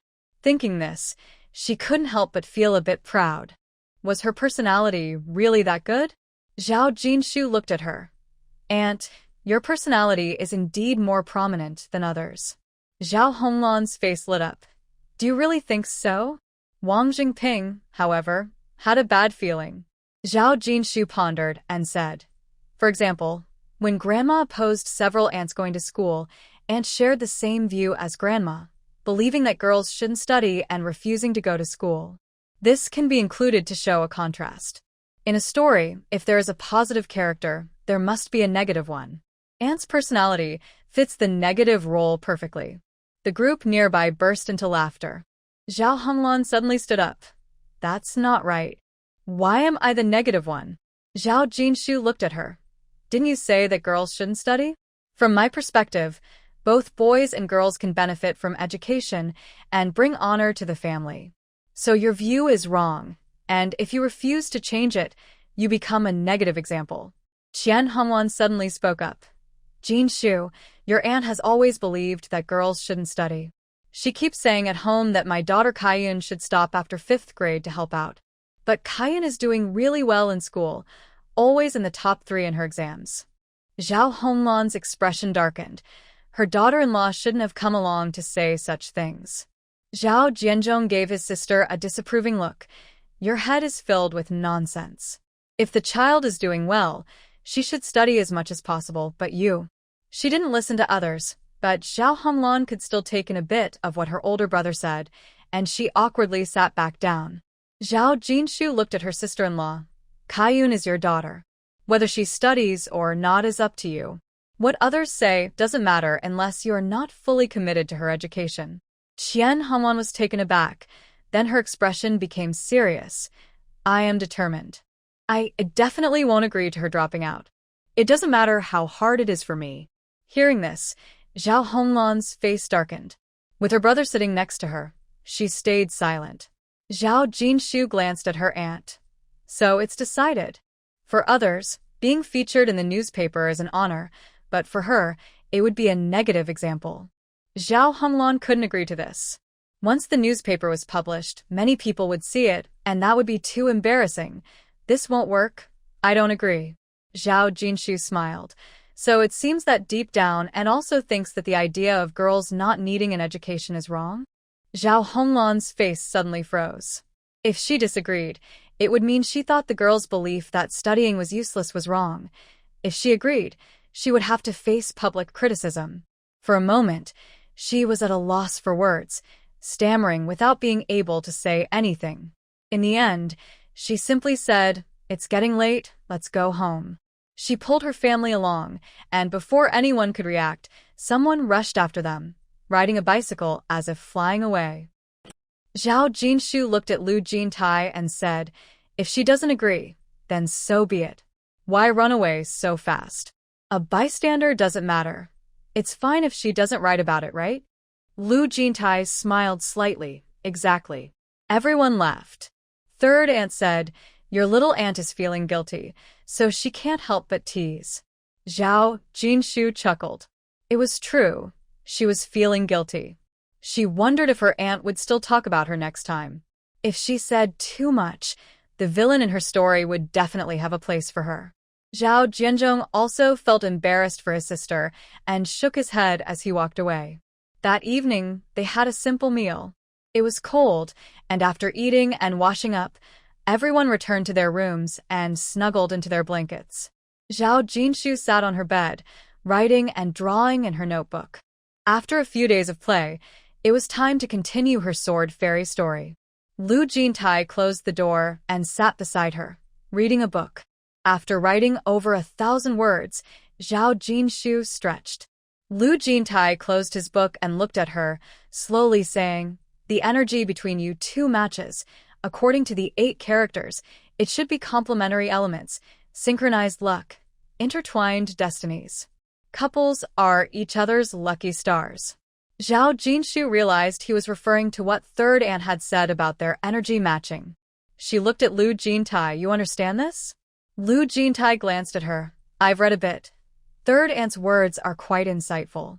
He then asked her, "What do you think?" Zhao Jinshu replied, "What I say doesn't count. It depends on the future." She placed her notebook on the table and lay down in her blanket. "It depends on your performance." Seeing him staring at her, she added, "Of course, it also depends on my performance. We should both keep ourselves in check and work hard together." Lu Jintai looked at her and suddenly smiled. "You're right. Empty talk is useless." Her emphasis on mutual effort showed she had high hopes for their marriage, which was a good thing.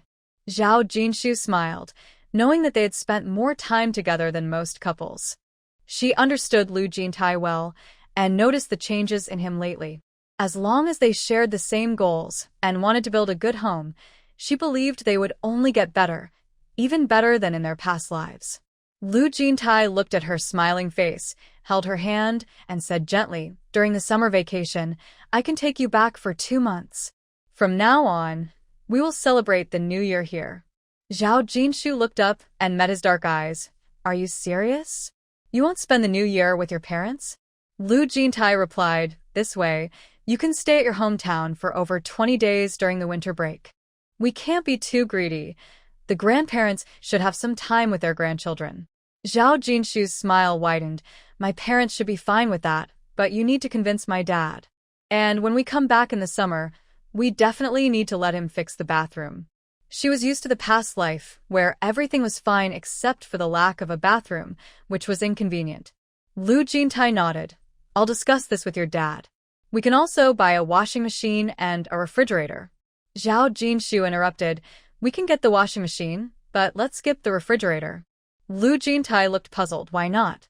Zhao Jinshu explained, "My dad is different from other village leaders. He is very friendly, but once we have a refrigerator, people will want to store their meat and leftovers in it. My mom worries about the trouble it brings and the potential conflicts, so it's better not to have one." This had happened in her past life, too. Even in the 1990s, when she bought her parents a refrigerator, her mom often complained during their phone calls. It wasn't that they were stingy, but people could be unpredictable. Some would even suspect them of eating their food, which was very uncomfortable. Lu Jintai thought for a moment and nodded slightly. Zhao Jinshu counted on her fingers. "The payment for this children's story will arrive in Kyoto soon. I'll send it back to my dad to fix the bathroom and buy the washing machine. If it's not enough, I can write and serialize it at the same time." Lu Jintai frowned. "Isn't there enough money?" Zhao Jinshu interrupted him, her eyes sparkling with joy. "I think my dad prefers to spend the money I earn. Did you see how happy he was today?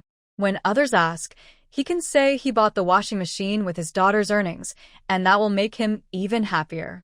Lu Jintai looked at her, his eyes sparkling with a smile. "You're so amazing. He's proud of you." Zhao Jinshu met his gaze.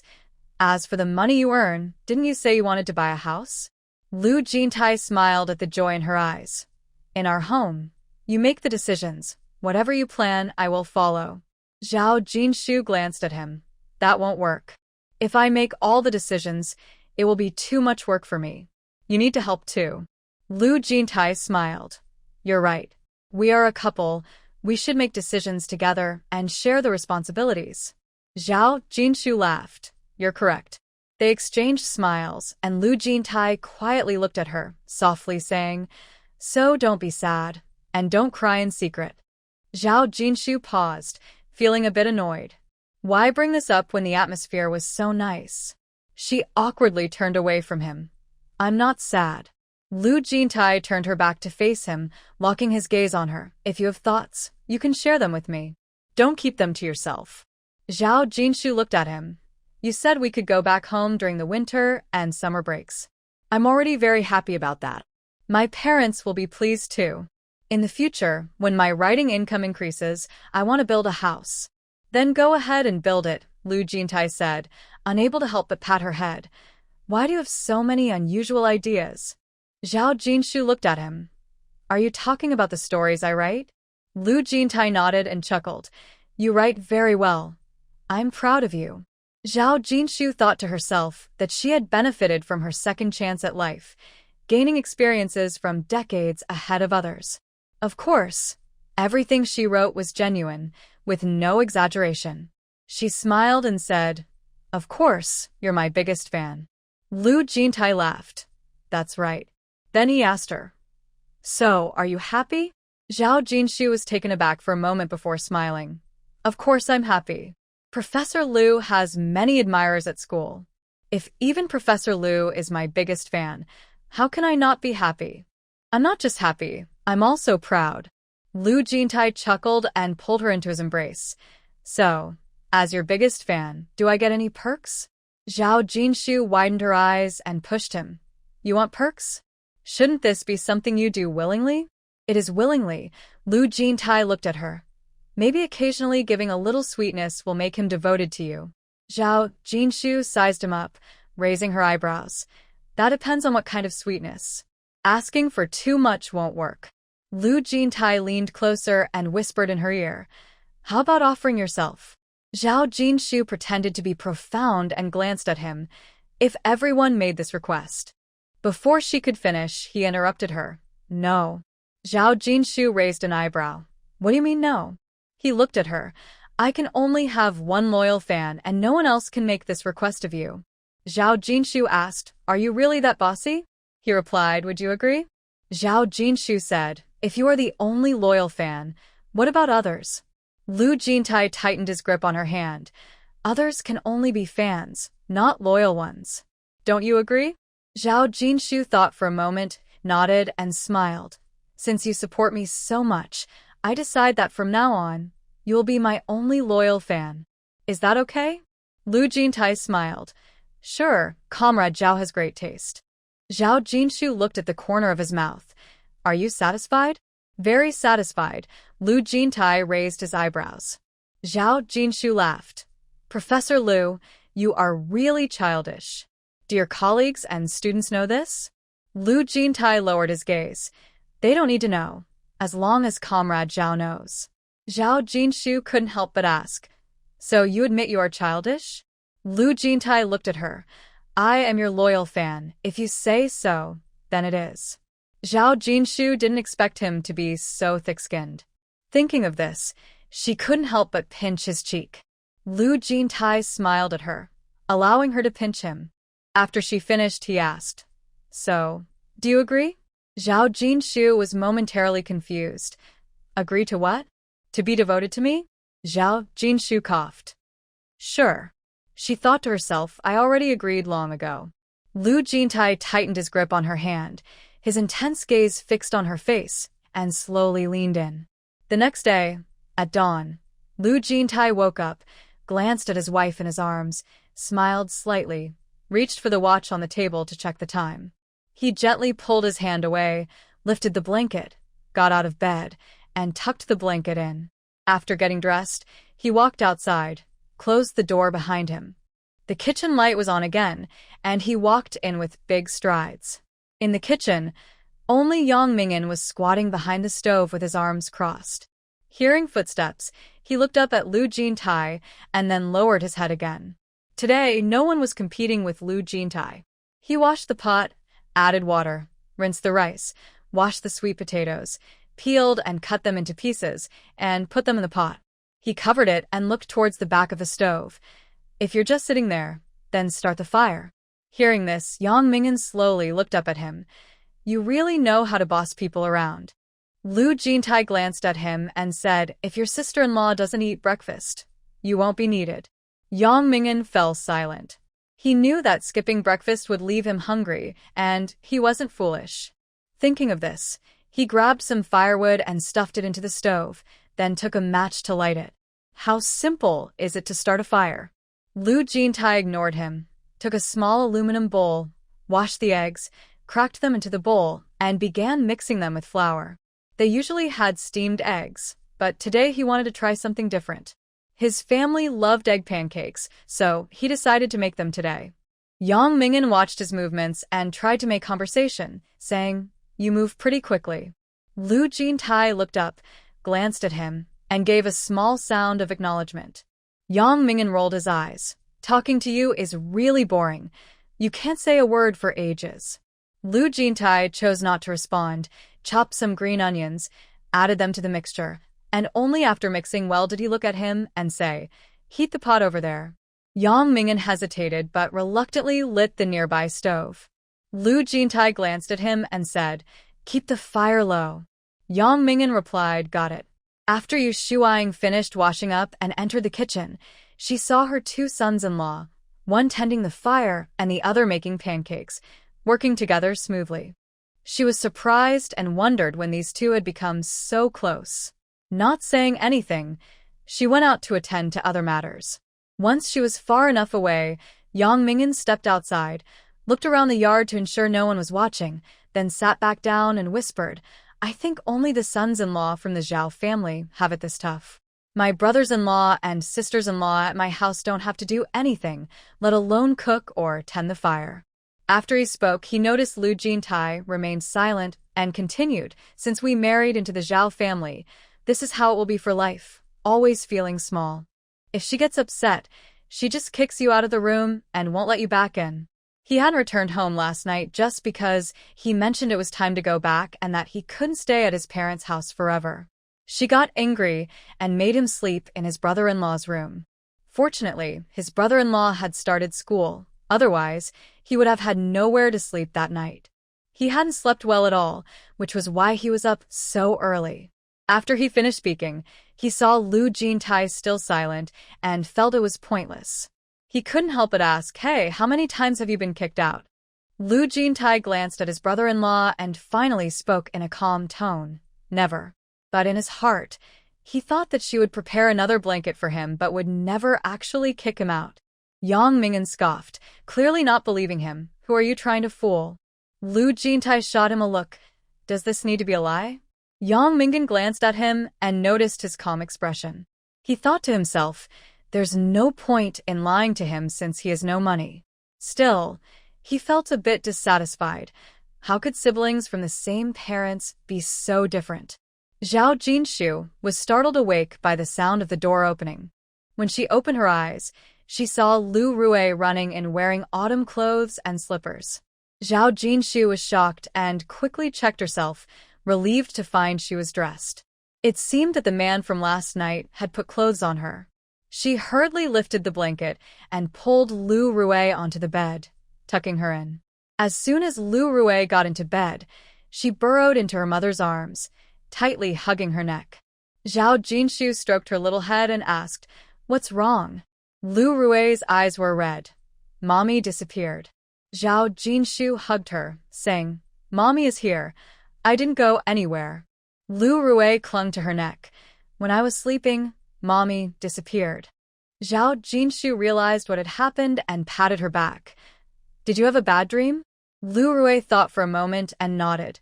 "When I woke up, Mommy was here." Zhao Jinshu gently rubbed her back. "Mommy is always here." While one hand patted her back, the other found Lu Rui's small hand, massaging her to help her relax. Lu Rui whimpered, insisting, "I want to sleep with Mommy tonight." "Okay, we'll sleep together," Zhao Jinshu replied softly. Lu Jintai came in after making breakfast and saw the mother and daughter hugging. "What happened?" Zhao Jinshu explained. She had a bad dream. Lu Jintai walked over and patted Lu Rui's little head. "Dreams aren't real. There's nothing to be afraid of." Yu Shuang entered with Lu Rui's clothes, and Lu Jintai took them to help her get dressed. With both parents around, Lu Rui felt much more at ease and obediently got dressed. Once she was dressed, she reached out for her dad to hold her.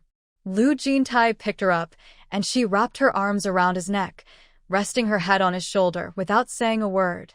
Lu Jintai gently patted her back. Lu Rui's voice trembled. "I called for Mommy, and she kept running away. Suddenly, she disappeared, and I couldn't find her." Lu Jintai felt a pang in his heart and looked at Zhao Jinshu, reassuring his daughter. Dreams are the opposite. Mommy is right here. Lu Rui took the opportunity to make a request. I want to sleep with Mommy and Daddy tonight. Lu Jintai replied softly, okay. Zhao Jinshu finished getting dressed. Is breakfast ready? Lu Jintai answered. Yes, go wash up. Zhao Jinshu stepped out of the room, and Lu Jintai carried Lu Rui, following behind her. Zhao Yuhua served porridge at the dining table and noticed Lu Rui in her father's arms. What's wrong with Lu Rui? Why are her eyes red? Zhao Jinshu replied. She had a bad dream. Lu Rui hugged her dad tightly and didn't say a word. During dinner, she also didn't want to leave his embrace. After washing her face and brushing her teeth, she sat in her dad's lap, quietly eating her egg pancake. Zhao Jinshu glanced over and noticed that Lu Rui seemed really scared. She had never been this clingy before. Yu Shuang patted her head and said, Our Rui is good. When she eats well, she forgets everything. Yang Dongmei looked at her sister with envy. Her dad never held her like that. In fact, she couldn't remember him ever hugging her. Lu Zhe was eating sweet potatoes with a spoon and looked at his sister in their dad's arms. Rui, eat more. The more you eat, the taller you'll grow, and you'll be braver. He also had nightmares, but he wasn't as scared. Zhao Jianzhong patted his shoulder and said, Yes, let your sister eat more. When she grows up, she'll be braver. After breakfast, Zhao Jinshu wanted to carry Lu Rui, but Lu Jintai looked at her and said, It's okay, I'll hold her. A 4-year-old can be a bit heavy. Zhao Jinshu went inside to get a comb. The couple sat down, one holding the child and the other braiding her hair. Once her hair was done, Lu Rui slowly got down from her dad's lap and leaned against her mom. She was no longer scared but still wanted to be close to her. Zhao Jinshu let her lean against her while they sat in the yard, enjoying the sunshine. Zhao Jinshu took Lu Zhe's picture book and the mother and daughter sat in the yard, their heads together looking at the book.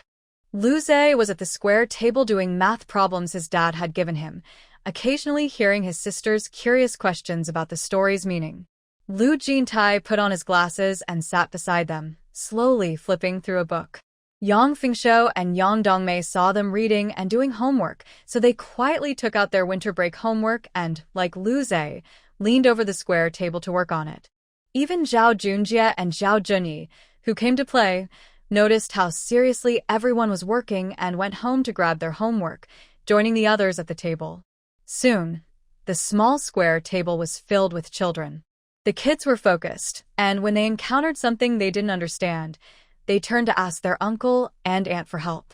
The uncle and aunt were very patient with their niece and nephew, taking out scratch paper to explain the simplest and easiest ways to solve the problems. The children suddenly understood and felt like they had found treasure. Wang Xiaomai came over, saw this scene, and paused for a moment. Not wanting to disturb them, she quietly complained to Zhao Yuhua, I've never seen them so enthusiastic before. Zhao Yuhua looked over and smiled. They are all influenced by the fourth sister's family. Wang Xiaomai sighed, my parents love reading and learning, so the kids are influenced and love it too. If only fourth sister's family could stay home every day, with Jintai teaching my 2 troublemakers, I wouldn't have to worry. Zhao Yuhua replied, who says that's not a nice thought. But we should remember that Jintai students are college students. Teaching these little rascals would be a waste of his talent. While Jintai is home, the kids should ask him questions. Even if they just learn a few problem-solving tips, it will really help them with their studies. Wang Xiaomai laughed. That's true.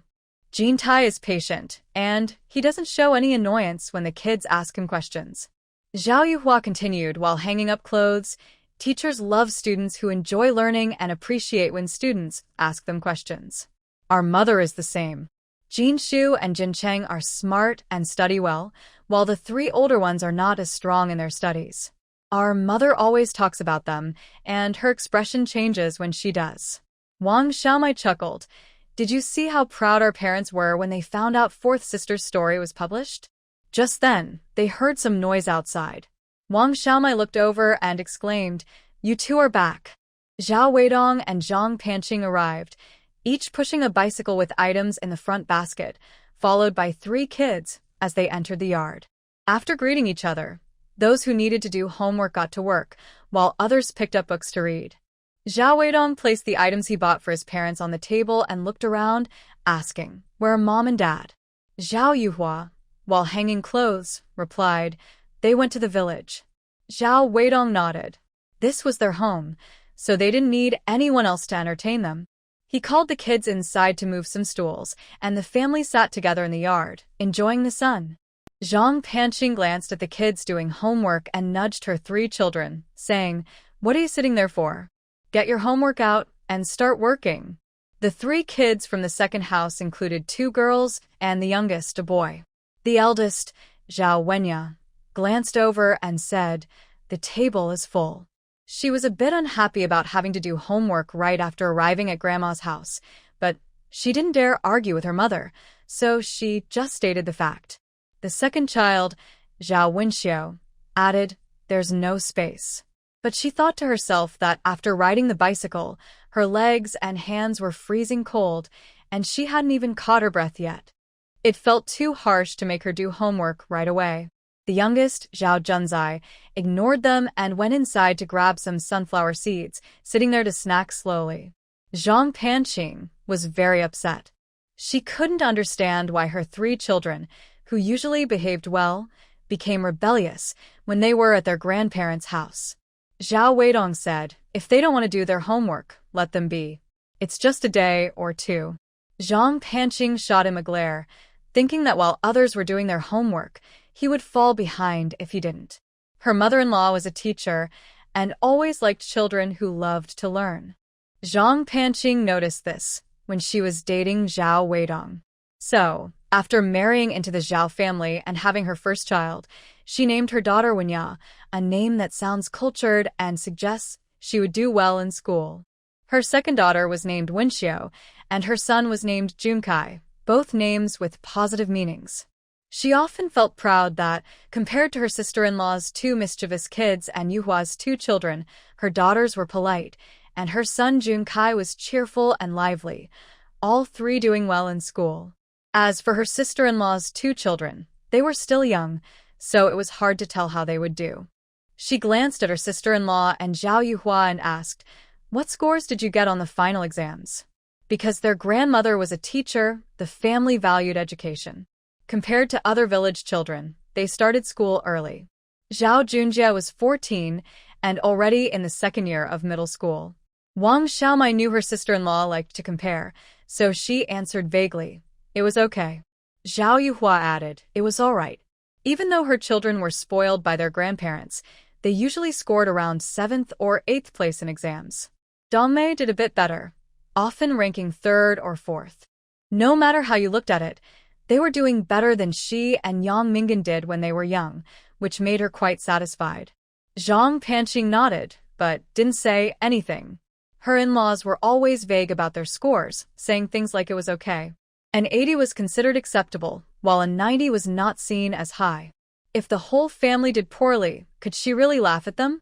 She decided not to ask further. Zhao Weidong glanced at his nephew and joked, "Do you think Junjie can get into high school?" Getting into high school was tough, especially since most people in their village didn't value education. It was considered good if even 1 student from their village got into high school each year. He asked this knowing deep down that he didn't believe his nephew would get in. Wang Xiaomai looked at her son and said, "He hasn't taken the exam yet, so who knows? It depends on how hard he works." Zhao Junjie protested. "Our teacher says as long as I keep my current grades, I might not get into the county high school, but I can still aim for the town high school. His grades may not be the best in town, but he is among the top 10 in the whole school." Zhang Panqing smiled. "You're quite confident." Zhao Jinshu patted his nephew's head. "Our Junjie has good grades. That's why he can be confident." Zhang Panqing glanced at her sister-in-law and fell silent. This sister-in-law always favored her 2 children, and no one could say otherwise. Wang Xiaomai's eyes brightened. She was actually unsure if her son could get into high school. She moved closer and asked Lu Jintai, "Jintai, what do you think of Junjie?" Lu Jintai looked at his nephew and said gently, This child is smart and quick to respond. With just a hint, he can solve difficult problems and understands how to apply what he learns. Zhao Junjie listened to his uncle's words, his tail almost wagging with pride, his head held high as he looked at his mom, thinking, "See, uncle is praising me." Wang Xiaomai shot him a glance. Zhang Panqing was also a bit surprised. Is Junjie really that smart? How did she not notice? Lu Jintai glanced at him, a hint of a smile in his eyes. But, as soon as he said but, Zhao Junjie's pride deflated, and his tail drooped. There was a but. Lu Jintai continued, but he can be careless, and his handwriting is so messy that it's almost like he wants to run away from home. If he improves these things, his grades will go up a lot. Zhao Jinshu added, he also relies on his intelligence and tends to be lazy. He doesn't take his essays seriously, refusing to write even one extra word. If he could improve his Chinese score, he wouldn't just be hovering around the 7th or 8th place. She knows her nephew very well. Wang Xiaomai glared at her son. Did you hear that? At that moment, Zhao Junjie felt a mix of emotions. He replied, I heard. Zhao Jinshu looked at him. When I go back to the capital, I'll buy some books to send you. You need to read more. Zhang Panqing had been listening closely and caught the key point. She turned to Zhao Junjie. Being in the 7th or 8th place in class is pretty good. Zhao Junjie looked at her. Students in the 7th or 8th place need to improve their grades to have a chance of getting into high school. Otherwise, it all depends on luck. Only if I'm among the top 7 or 8 in the whole school can the teachers confidently say that as long as I keep it up, I can get into the town high school. Zhang Panqing was taken aback. Are you saying your grades are around the top 7 or 8 in the whole school? Are his grades really that good? Zhao Junjie replied, of course. Otherwise, I wouldn't have the confidence to say I can get into high school. However, compared to my uncle, he still has a long way to go. My uncle was one of the top students in our school, which is why he got into a high school in the county. Zhang Panqing fell silent, surprised that Zhao Junjie, who was so mischievous, had such good grades. She glanced at her 3 children. Wenya is in 5th grade and her exam results are not very stable. Sometimes she can be in the top 5, but if she's not careful, she might drop out of the top 10. She wondered how well she would do in middle school this fall. Thinking of this, she looked at her sister-in-law. It seemed insincere to hide the fact that her child was doing so well. Wang Xiaomai pretended not to see her look, thinking that not everyone is like her. Competing with others all the time just leads to more stress. If you win, that's fine, but if you lose, you end up scolding the children, and in the end, it's the kids who suffer. Of course, she cares about her children's grades, but she and her husband didn't do well in school either. It's not necessary for their children to attend a prestigious school. As long as they try their best, that's enough. If it doesn't work out, they can always go back to farming. They can still live a good life. Zhao Yuhua looked at them and asked, does that mean only 3 to 5 students from each class in your school can go to high school? Zhao Junjie nodded. That's an overestimate. Last year, one class only had 2 students who got in. Zhao Weidong added, it's not easy to get into high school. Even if you do, getting into college is tough. It might be better to go to a vocational school. Zhao Junjie looked at his second uncle. A vocational school takes 3 years and guarantees a job. Many people apply, but the spots are limited. It's harder to get in than high school. You need to have certain skills to succeed. Zhang Panqing, who didn't have much education and never attended middle school, knew her in-laws valued education. She also cared about her children's learning, but she was surrounded by people like her and never thought to inquire about these matters. She focused on raising her 3 children well without relying on anyone else. However, the current situation was that her children were doing well, but not well enough to guarantee a spot in high school or vocational school, which worried her. Zhao Jinshu looked at her nephew. You need to change your bad habits. When we return to the capital, I'll ask your uncle to help you find some study materials. If you can get into high school, then aim for it. Work hard for over a year and aim for the county school. If you have questions, make sure to ask your teachers and classmates. While your uncle is at home, ask him as much as you can. Right, uncle? She looked at Lu Jintai beside her. Lu Jintai glanced at her, smiling. What this aunt said is true. Wang Xiaomai patted her son's shoulder and said, your aunt and uncle care so much about you. If you are not respectful to them in the future, then you deserve to be scolded. Zhao Junjie smiled and replied, I will definitely be respectful to my aunt and uncle. Zhang Panqing glanced at her sister-in-law and her husband, feeling a mix of emotions. When her sister-in-law wanted to marry Lu Jintai, she had disagreed. Her reasons were clear. Lu Jintai was just a struggling man with nothing to offer. Where would they live? Given how much the in-laws favored her sister-in-law, it was obvious they would let them live at home. Sure enough, they turned her sister-in-law's old room into a new couple's room. She disagreed, but she couldn't change things. She had to endure it. When her sister-in-law got pregnant, she thought, what's the big deal about a grandson? But her in-laws cared a lot. At that time, her son June was just over a year old, and she felt it was unfair that her sister-in-law and her nephew got to share the eggs from their chickens while her own daughters didn't get any. She wasn't foolish. She understood her sister-in-law's position in the eyes of her in-laws. Instead of arguing, she encouraged her husband to separate their household. Her in-laws must have sensed their intentions because they agreed without hesitation. They took their share of money and moved to town, hoping to avoid conflict. Since then, every time she returned from town to her in-laws' home, she could feel that her sister-in-law, even if polite on the surface and buying things for her children, had lost the closeness they once shared. There was now a distance between them. She didn't mind much. Her husband worked at a pig farm, earning a salary and getting to eat meat, which was much better than that struggling man. If others wanted to please her, that was fine. If they weren't close, that was okay too. She bought things for her sister-in-law's children just as she did for her own, ensuring fairness. She never imagined that Lu Jintai would regain his job and even bring her sister-in-law back to the city. Not only did her sister-in-law become a city dweller, but her husband also became a professor at a university. Her sister-in-law, once a country girl, had risen to a better life. Did she regret offending her sister-in-law? Occasionally, during tough times, she felt a moment of regret, wishing she hadn't been so harsh.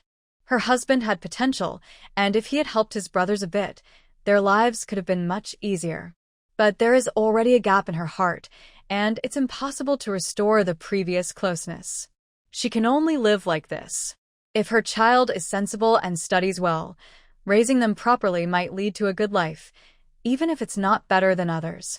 However, after sitting here for a little while, her confidence was completely shaken. Her child is good, but not good enough to change their situation. She couldn't help but think that if she had a good relationship with her sister-in-law like others do, even if her child didn't get into high school or vocational school, her sister-in-law would surely consider her nephew and might even help him find a job. Zhao Jinshu and the others didn't realize how much Zhang Panqing was thinking in such a short time. The three children of Zhao Wenya sat for a while, seeing that those who were doing homework continued, and those who were reading did the same. No one was chatting with them and no one was playing, so they found it boring and took out their homework, moving chairs to lean on them and start working. Zhang Panqing felt pleased seeing this. Her three children might not be the top students, but their self-discipline was definitely better than that of other kids. Yu Shuang and Zhao Jianzhong returned from the village and were happy to see their second son's family back. After greeting them, Yu Shuang looked at Wang Xiaomai and said, "The eldest family is having lunch here today, so don't go back to cook." After saying this, she went to the kitchen to prepare the meal. Zhang Panqing glanced at them, and seeing no one moving, she got up and followed to the kitchen. Her mother said that since they moved to town and were often away from the elders, they should be more diligent when they returned to win over their in-laws, so that in the future, all the good things wouldn't go to the eldest family. Zhao Yuhua looked at her sister. "You all sit and keep them company while they do homework. I'll help with the cooking." Zhao Jinshu nodded. She hadn't planned to cook today. After finishing her sunflower seeds, Wang Xiaomai also went into the kitchen. Just as the meal was halfway done, Zhao Wenxiu and Zhao Jun started arguing. Zhang Panqing came out of the kitchen and glared at them. "What are you arguing about?" Zhao Wenxiu looked at her mother. He keeps asking me questions, and it's delaying my homework. Zhang Panqing frowned and said, "You don't always have to ask your second sister. You can ask your older sister too." Zhao Wenyao refused. "I have even more homework and no time to teach him." She was in her final year, and the teacher had assigned twice as much homework as before. With school starting soon, she needed to finish her assignments. Zhang Panqing looked at Lu Jintai, who was explaining problems to Zhao Junjie, opened her mouth, but ultimately said nothing. Lu Zhe looked up and saw his second aunt's gaze on his dad and older brother. He remembered that Jun Kai was in second grade. Although he hadn't seen the second grade Chinese materials, he had looked at his siblings' math books and done some exercises, which weren't too difficult. Thinking of this, he turned to Zhao Jun Kai and asked, "Jun Kai, can I take a look at your practice problems?" Zhao Jun Kai thought he was just curious and handed over the workbook without hesitation. Lu Zhe took the workbook, glanced at the questions, and asked Zhao Jun Kai, "Is this question too hard for you?" Zhao Jun Kai replied with a dull as he actually didn't like studying, especially math. However, if he admitted that, his mom would definitely scold him, and his sister would also get in trouble for poor grades. He didn't want to be scolded, so he kept quiet and pretended to be eager to learn. Zhang Panqing walked over and, seeing Lu Zhe so serious, laughed. "Can a kindergarten kid really understand second-grade math problems?" Zhao Jinshu glanced over. Recently, Lu Jintai had been managing the children's studies at home, and she hadn't interfered. But based on her past experience, she thought her son should be able to handle second-grade math. Lu Zhe remained silent. After looking at the question, he pointed and said to Zhao Junkai, "Junkai, there are 12 triangles here." Zhao Junkai looked at him skeptically. "Really? You can do this kind of problem?" Lu Zhe squatted in front of him and said, "Counting triangles is easy. Just start counting from here, and you'll get it quickly." Following his method, Zhao Junkai indeed counted and found there were 12 triangles. His eyes lit up. "Lu Zhe, you can do second-grade problems at such a young age?" Lu Zhe replied, "As long as you master this method, you can use it for similar problems." Zhao Junkai hadn't encountered other questions yet and didn't understand what he meant, so he just said, "As long as I can get this one right, that's enough." Zhang Panqing watched from the side for a while, feeling the bit complicated. She hadn't expected that a kindergarten child could solve a problem her second-grade son couldn't. She couldn't help but wonder if her son was really that slow. But he had scored over 90 in his last exam. Or was Lu Zhe a genius? She opened her mouth to say something but caught sight of her sister-in-law and brother-in-law nearby, and the words got stuck in her throat. For some reason, when facing Zhao Jinshu and Lu Jintai, no matter how much she wanted to say, she always felt unable to speak, as if their presence somehow pushed her away. She glared at her son, thinking she would settle the score with him later, and went back to the kitchen to help with the fire. Sitting behind the stove, she looked at her sister-in-law who was chopping vegetables, wanting to ask her about her sister-in-law's family and chat about the children's studies. However, recalling the past disagreements with her sister-in-law, she couldn't bring herself to speak. Feeling frustrated, she fell silent. Lu Jintai finished explaining the problem to Zhao Junjie and sat down next to Zhao Jinshu, who leaned a little closer to him. Lu Jintai noticed her movement and smiled. Zhao Jinshu leaned in and said, "Look at your son being a little teacher." She had noticed the mixed expression on her sister-in-law's face and glanced at her nephew, thinking that with her sister-in-law's temperament, he would definitely get scolded when he got home. Lu Jintai glanced at his son and smiled at Zhao Jinshu, saying, "Our son is doing well." Zhao Jinshu nodded. "I think so too, just like you, he studies well." She genuinely meant this compliment. Lu Jintai smiled back, "Just like both of us." Zhao Jinshu shot him a look. "My son naturally takes after me." Lu Jintai replied, "He takes after both of us." Zhao Jinshu rolled her eyes at him and said, "But Jun Kai will definitely get scolded by his mom when he gets home." Lu Jintai chose not to comment on that.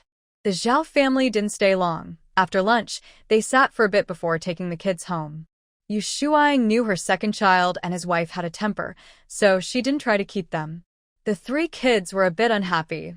After the Lantern Festival, they would start school and wouldn't get to play for a few more days. Zhang Panqing saw the three kids looking glum and got angry, saying, "All you do is play. Look at Lu Zhe, a kindergarten kid who can solve problems you can't even do after just one glance.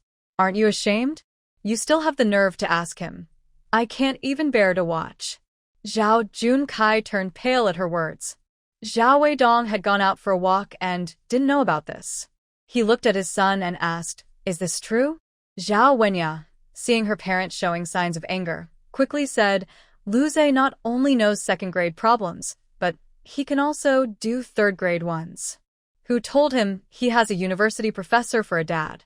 He gets tutoring at home every day, plus he inherited his uncle's intelligence, so it's normal for him to learn some things early. After saying this, she looked at her parents, reminding them that if they weren't capable, their children wouldn't inherit their smarts, so they shouldn't blame the kids. While doing her homework that morning, she had overheard her aunt and uncle talking. Since her uncle was a professor and her aunt was a high school student, their child was smart. She thought their words were very true. "My dad graduated from middle school and my mom graduated from elementary school. Grandma said that my dad tried 3 times to get into high school but didn't succeed. Now he even looks down on them, which is really unreasonable." Zhao Weidong's face darkened, and he didn't say anything as he rode his bike ahead. Zhang Panqing shot a disapproving glance at her daughter. She's still young, so why is she speaking so harshly? Where did she learn that? She felt a bit uncomfortable too. They really aren't as successful as her sister-in-law and her husband. But it's precisely because they aren't as good that they want their child to study hard. She didn't think she was wrong. Zhao Jinshu had nothing much to say about her second brother's family. They just needed to live their own lives. In their hometown, with family around, life was relaxed and easy. But time flew by, and the days of being together were always too short. Soon it was time to return to the city. As she packed her bags, said goodbye to her family, and got on the bus back to the city, the thought of returning home during the summer made her feel a little less sad. On the train, Lu Zhe and Lu Rui took out a few red envelopes from their pockets. Zhao Jinshu looked over and asked, "What's this?" Lu Rui counted on his fingers. "Aunt gave us some, and so did our third aunt, plus our grandparents. Grandma said our uncle also gave us some. She said to use it to buy food on the way back so we don't end up hungry like last time." Lu Zhe glanced at their parents and said quietly, "They told us not to tell you. They said if you know, you won't let us take it. They also said you usually buy clothes for our older siblings. If we don't accept the money, then next time you buy something, they won't want it either. Siblings should help each other." Seeing his cautious expression, Zhao Jinshu smiled and said, "If they gave it, then accept it. They give you money because they care about you. I buy things for your older siblings because I care about them too. It's all love from the elders to the younger ones." Lu Zhe smiled back. "I want to save it to buy something for Grandma and Grandpa when we go back for summer vacation." Zhao Jinshu replied, "It's your money. You can spend it however you want." Lu Rui added, "I want to buy a hair tie for my sister. The hair accessories in Kyoto are pretty." Zhao Jinshu patted her head. "Okay, buy it." The family read books, enjoyed the scenery along the way, snacked and napped. Although the journey was long, they soon arrived in Kyoto. Before leaving, their parents packed a lot of dried goods for them.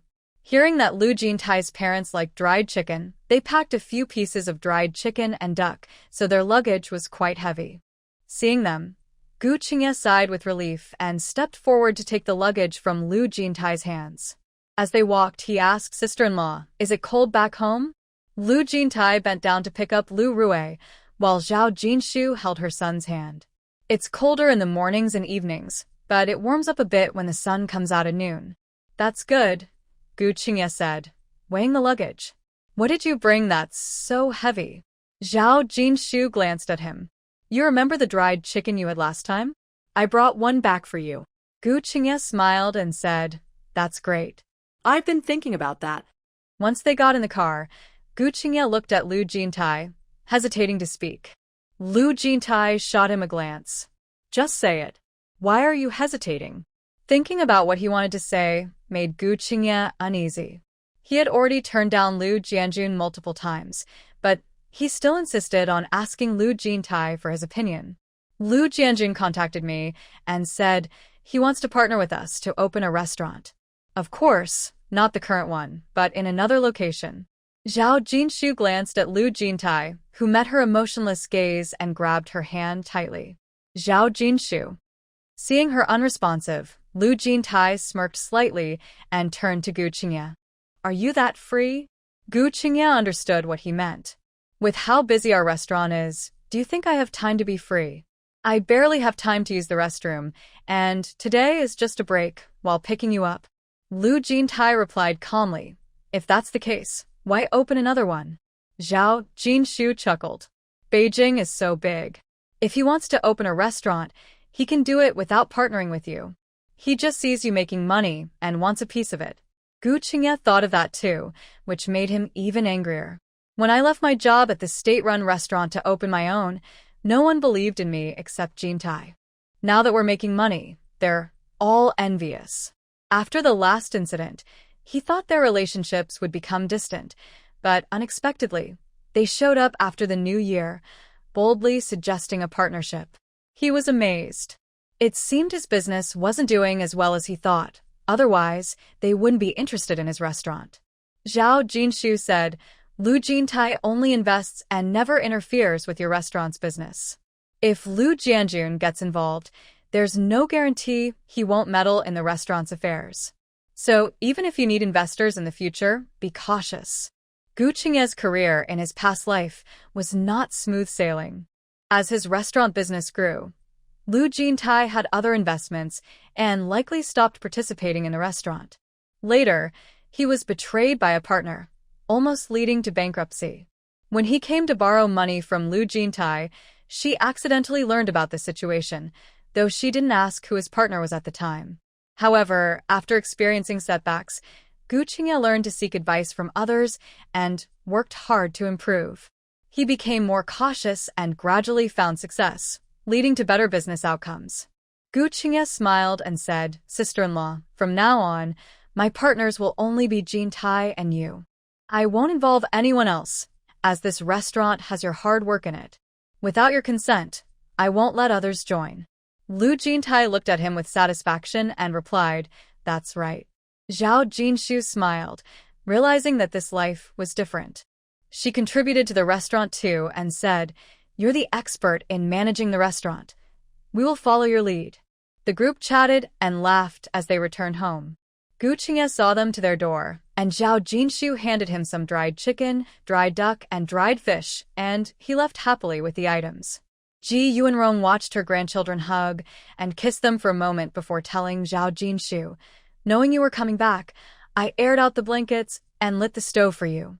I also stewed an old hen in the pot, just in time for your return.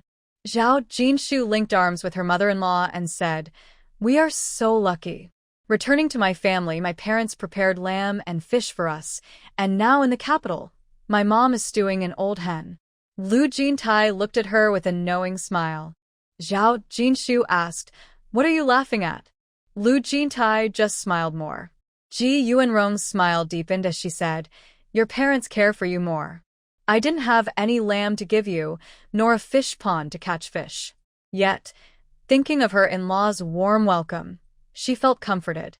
Zhao Jinshu replied, It's the thought that counts. You must have searched the market for days to find this old hen, right? Ji Yuanrong sighed.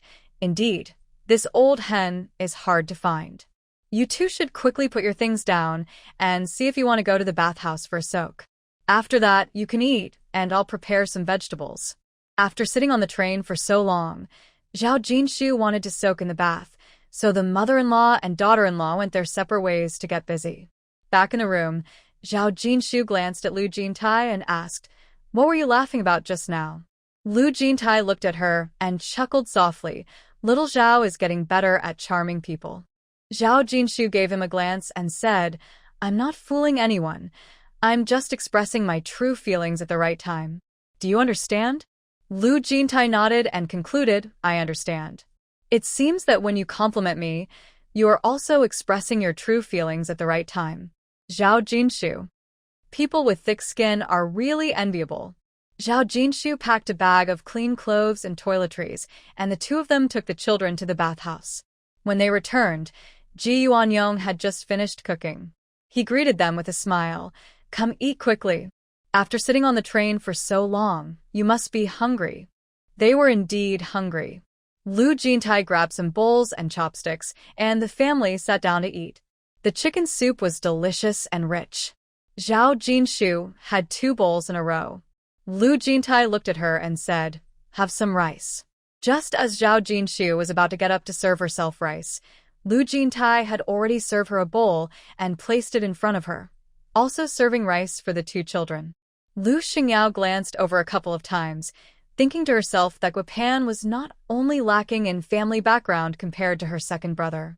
If Guopan treated her like her second brother treated her sister-in-law, even if they disagreed on spending money, she would still be willing to date him. After dinner, the family returned to their room. They had just taken a bath before dinner, and with hot water still in the stove, they were all tired. After brushing their teeth and washing their faces, the 2 children snuggled into bed and fell asleep. Zhao Jinshu tucked them in and lay down in her own bed, falling asleep shortly after. After washing up, Lu Jintai entered the room and saw her buried under the covers, sound asleep. He closed the door quietly, took off his clothes gently, and slipped under the covers. Seeing her face flushed with sleep made him smile. He lay down next to her and turned off the light. After lying beside her for a while, he closed his eyes but found it hard to fall asleep. He turned on his side, wrapped his arms around her, and finally felt comfortable enough to close his eyes again, soon drifting off to sleep. The night passed without a word. When Zhao Jinshu woke up, the room was quiet. She got dressed and went out to find Lu Jintai making breakfast in the kitchen, while the 2 children were playing in the yard. She entered the kitchen, and Lu Jintai looked at her, saying, "Go wash your face and brush your teeth. Breakfast will be ready soon." Zhao Jinshu replied with an okay, grabbed her toothbrush, and called the 2 children to wash their faces and brush their teeth. The yard was quiet. Ji Yuanyong and the others had gone to work. When they returned yesterday, the people from the big house and the third house were not there, probably visiting relatives. After breakfast, the couple took the children to buy some vegetables, fruits, and snacks. Before they even entered the yard, they heard a lot of noise inside. It sounded like Wang Meijing and Lu Hufeng. Zhao Jinshu paused for a moment, holding her daughter's hand, and continued to walk inside. Lu Hufeng rushed out of their room like a gust of wind and almost collided with their family. He stopped in his tracks. Lu Jintai glanced at him, carrying some items, and walked past him toward his home. Seeing his second brother's family, Lu Hufeng's anger quickly faded. He awkwardly glanced at them and froze in place. Just as Zhao Jinshu reached her front door, Wang Meijing rushed out of the house and shouted into the yard, "Lu Hufeng, if you dare to step out of this house, you can never come back." Lu Hufeng stood there, unsure whether to stay or leave. He defiantly raised his head and said, "This is my home. I can leave if I want to, and I don't have to if I don't want to. You can't control me." Wang Meijing's anger flared up. She took a deep breath and said, "Fine, if that's how it is, then I'll leave." Saying this, she went inside to pack her things. As she picked up her bag, the 2 children saw their mother and began to cry. Lu Jintai stepped outside and looked at his brothers in the yard, saying in a serious tone, "Can't you hear the kids crying?" Lu Hufeng stubbornly replied, "What does it have to do with me?" Lu Jintai's expression darkened. At that moment, Lu Jiaming's family came in from outside. Hearing the commotion, they looked around, and the noise seemed to be coming from the third house. Lu Jiaming parked his bike and frowned at his 2 younger brothers, asking, "What's going on?" Lin Yulan looked at Lu Hufeng and asked, "Are you 2 fighting on the Lantern Festival?" Lu Hufeng remained silent, his face stiff. Lu Jiaming glared at his younger brother and turned to his wife, saying, "You should go check it out." When adults argue, it's the children who suffer.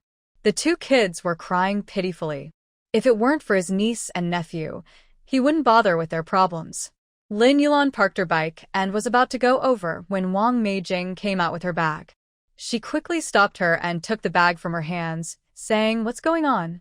The new year isn't even over, and you're giving up? Wang Meijing suddenly burst into tears, crying heartbreakingly. Lin Yulon handed the bag to the tearful Lu Kaifei and told hin to take it inside. Lu Kaifei hurriedly tucked the bag under his arm and went into the house. Lu Jiaming kicked Lu Hufeng hard and asked, "What's really going on?" Lu Hufeng was also filled with anger and, after being kicked by his older brother, stumbled but didn't dare to speak up. "She accused me of being unfaithful. I really didn't." Lu Jintai frowned. Wang Meijing felt relieved when she saw the man being kicked by her brother. Her crying gradually lessened. "You know whether you are wronged or not." Lin Yulon glanced at her brother-in-law and said, "There's no smoke without fire. This brother-in-law always goes out during holidays. Who knows what he does all day?" Lu Hufeng looked gloomy. "Sister-in-law, please don't make things worse. How could I possibly be messing around outside?" Lu Zhe and Lu Rui brought chairs from home for everyone to sit. Lu Zhe looked at their uncle. "Uncle, let's sit down and talk. If we clear things up, Aunt won't cry anymore. If we don't, Aunt will cry, and Grandpa and Grandma will scold you." Zhao Jinshu put down the dishes and saw her two children bringing out chairs and following. She heard her son say, "Lu Hui said, Uncle, your brother and sister-in-law are here. Explain clearly. This is your home, and no one will wrong you. Sit down and explain." Lu Kaifei looked at his dad with red eyes.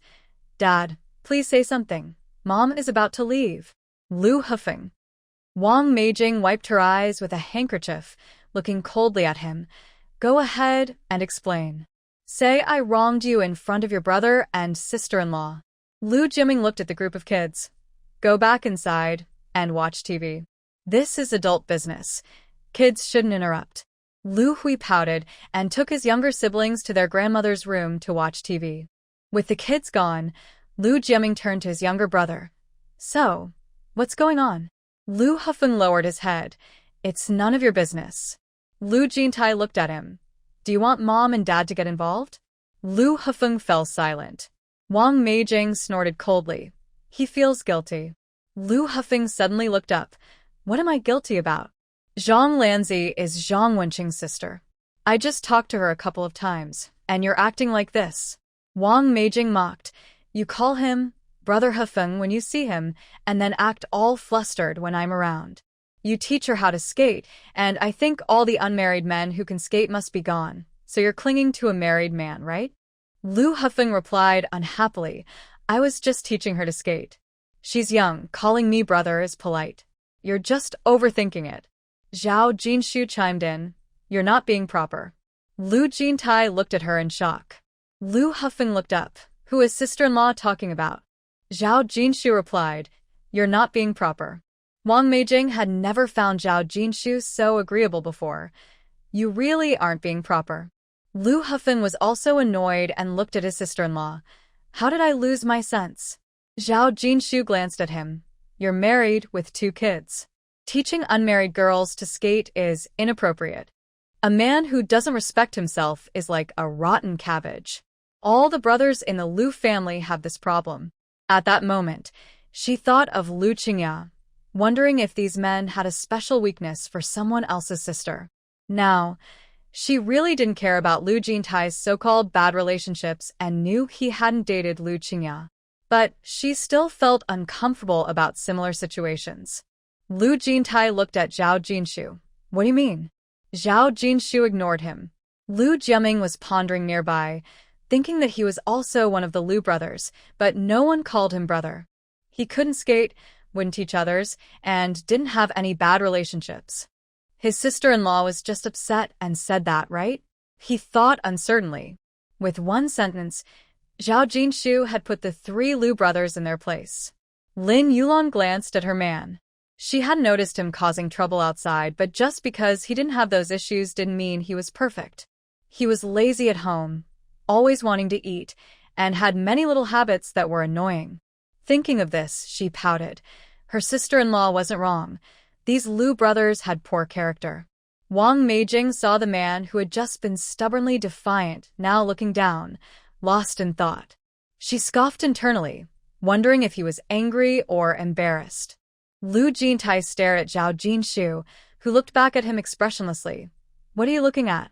Lu Jintai averted his gaze and said nothing in front of everyone. Lu Jiaming, feeling he had no issues, scanned the crowd and focused on his younger brother. What do you think? Why upset your sister-in-law during the new year? Lu Hufeng sighed heavily. I was just trying to make some money. Zhang Wencheng has a way to get goods, and I wanted to get closer to him to sell some. His sister, Zhang Lan, was following me, and I didn't want to offend anyone. He was anxious because the family had no money. Wang Meijing didn't understand him at all and was dragging him down, which had alarmed both his older and second brothers. His sister-in-law had scolded all three of them, which was simply unreasonable. Wang Meijing is not buying into his nonsense at all. There's no sign of business yet, and she would be putting herself at risk. It's better not to do this business at all. Besides, who knows if he's really sincere? After all, he has his own charm. Lu Hufeng noticed that no one was speaking and thought he had convinced them. He turned to Zhao Jinshu and smiled, saying, Sister-in-law, our Lu family men are not that bad. If they were, you wouldn't have married into the Lu family, right? Lin Yulan scoffed, and Wang Meijing snorted. Zhao Jinshu glanced at him and replied, You say Lu family men are not bad, but does that mean you can only please others by putting on a smile to win over their sisters? If that's the case, we women can also do business and charm their brothers too. Should we give it a try? Lu Jintai suddenly looked at her, his face serious. Don't even think about it. Zhao Jinshu shot him a look. You Lu family men are really double standard. It's fine for you to do it, but if your wives just want to have a little fun, it's not allowed? Lu Jintai replied, Zhao Jinshu, I haven't done anything. Zhao Jinshu ignored him. Wang Meijing lightly huffed. Exactly. We just want to maintain our dignity. With our looks, we could easily handle things. What's with all this calling out to brothers and such? If we can't skate or drink, do you really think we can't handle business? We can do it too. Lu Hufeng was taken aback. Just thinking about that scene made him furious. Lin Yulan looked at everyone. So don't say we shouldn't offend anyone for the sake of making money. If we really put our minds to it, we women can earn money too. We don't necessarily need to rely on you. And for all the household matters, without us, you men wouldn't manage well at all. Lu Jiaming cleared his throat. Were we talking about the third brother situation? Let's not discuss other matters for now. This is getting ridiculous. Everyone, let's calm down. Lu Hufeng looked disappointed. It seems I'm not meant to get rich. Lu Jintai shot him a cold glance. You're hopeless. The reputation of the Lu brothers is being dragged down by you. Lu Hufeng retorted. If you say the eldest brother has no money, it's because he's not interested in bad relationships. And you, second brother, how can you say I'm dragging you down when your own situation is? Before he could finish, he met his second brother's icy gaze and swallowed his words. Lu Jiaming glanced at the third brother, thinking it was about time. Suddenly, Zhao Jinshu laughed. Lu Jintai looked at her, his brows furrowing.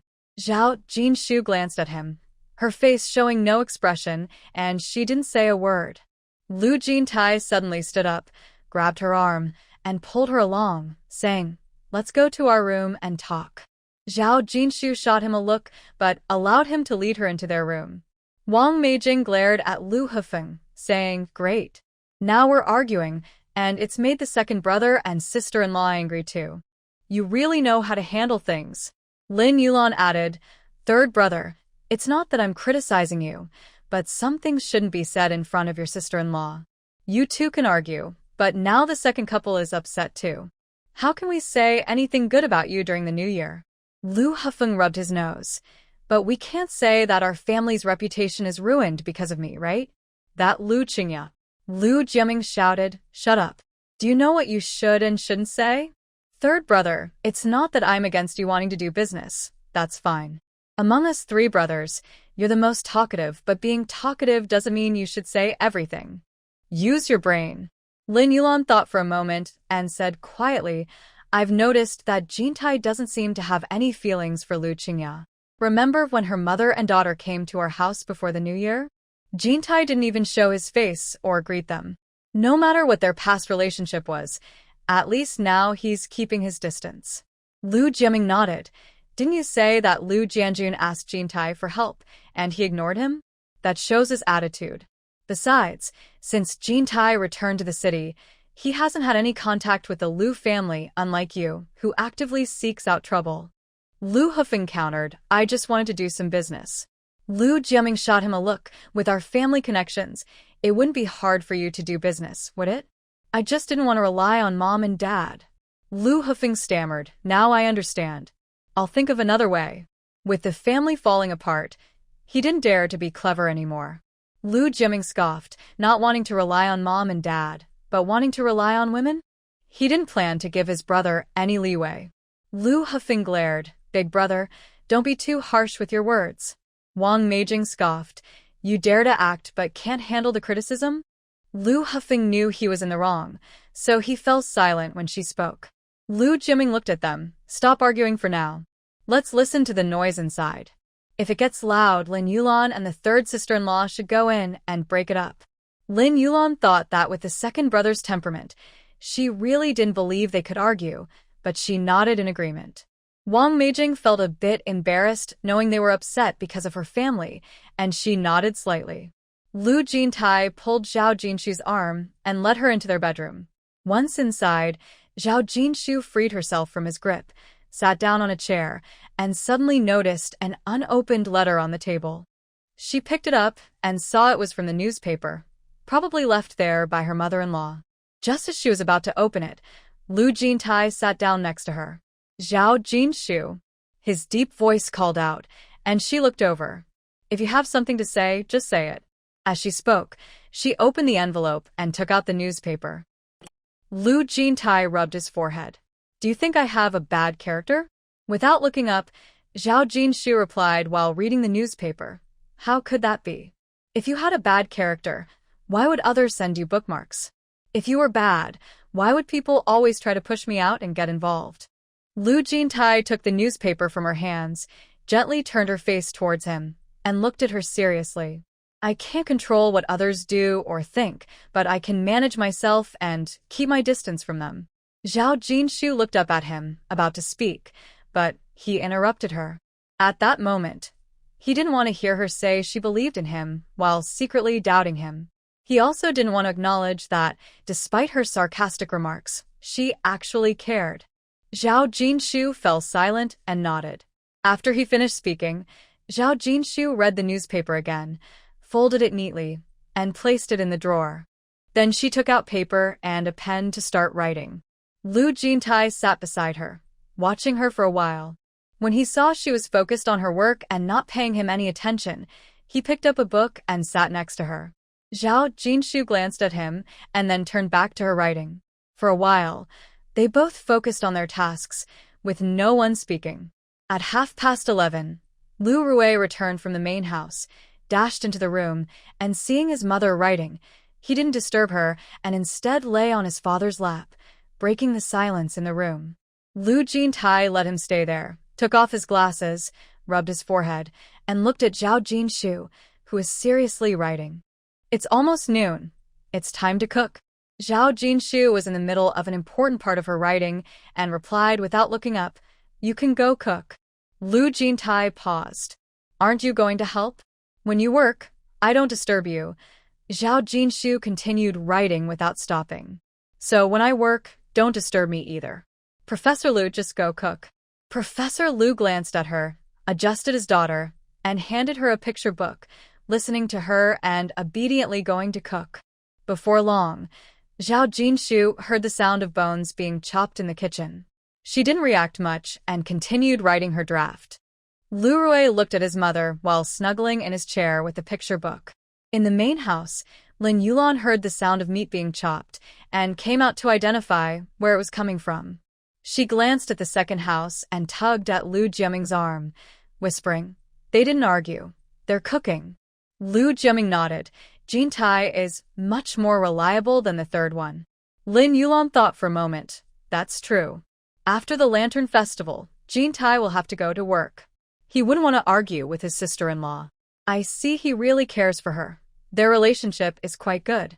I don't believe you haven't noticed how he looks at her wherever she goes. Lu Jiaming shot her an awkward glare.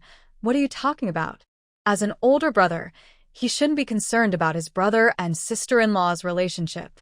Lin Yulan shot him a look. What are you pretending not to understand? Lu Jiaming changed the subject. Let's focus on cooking.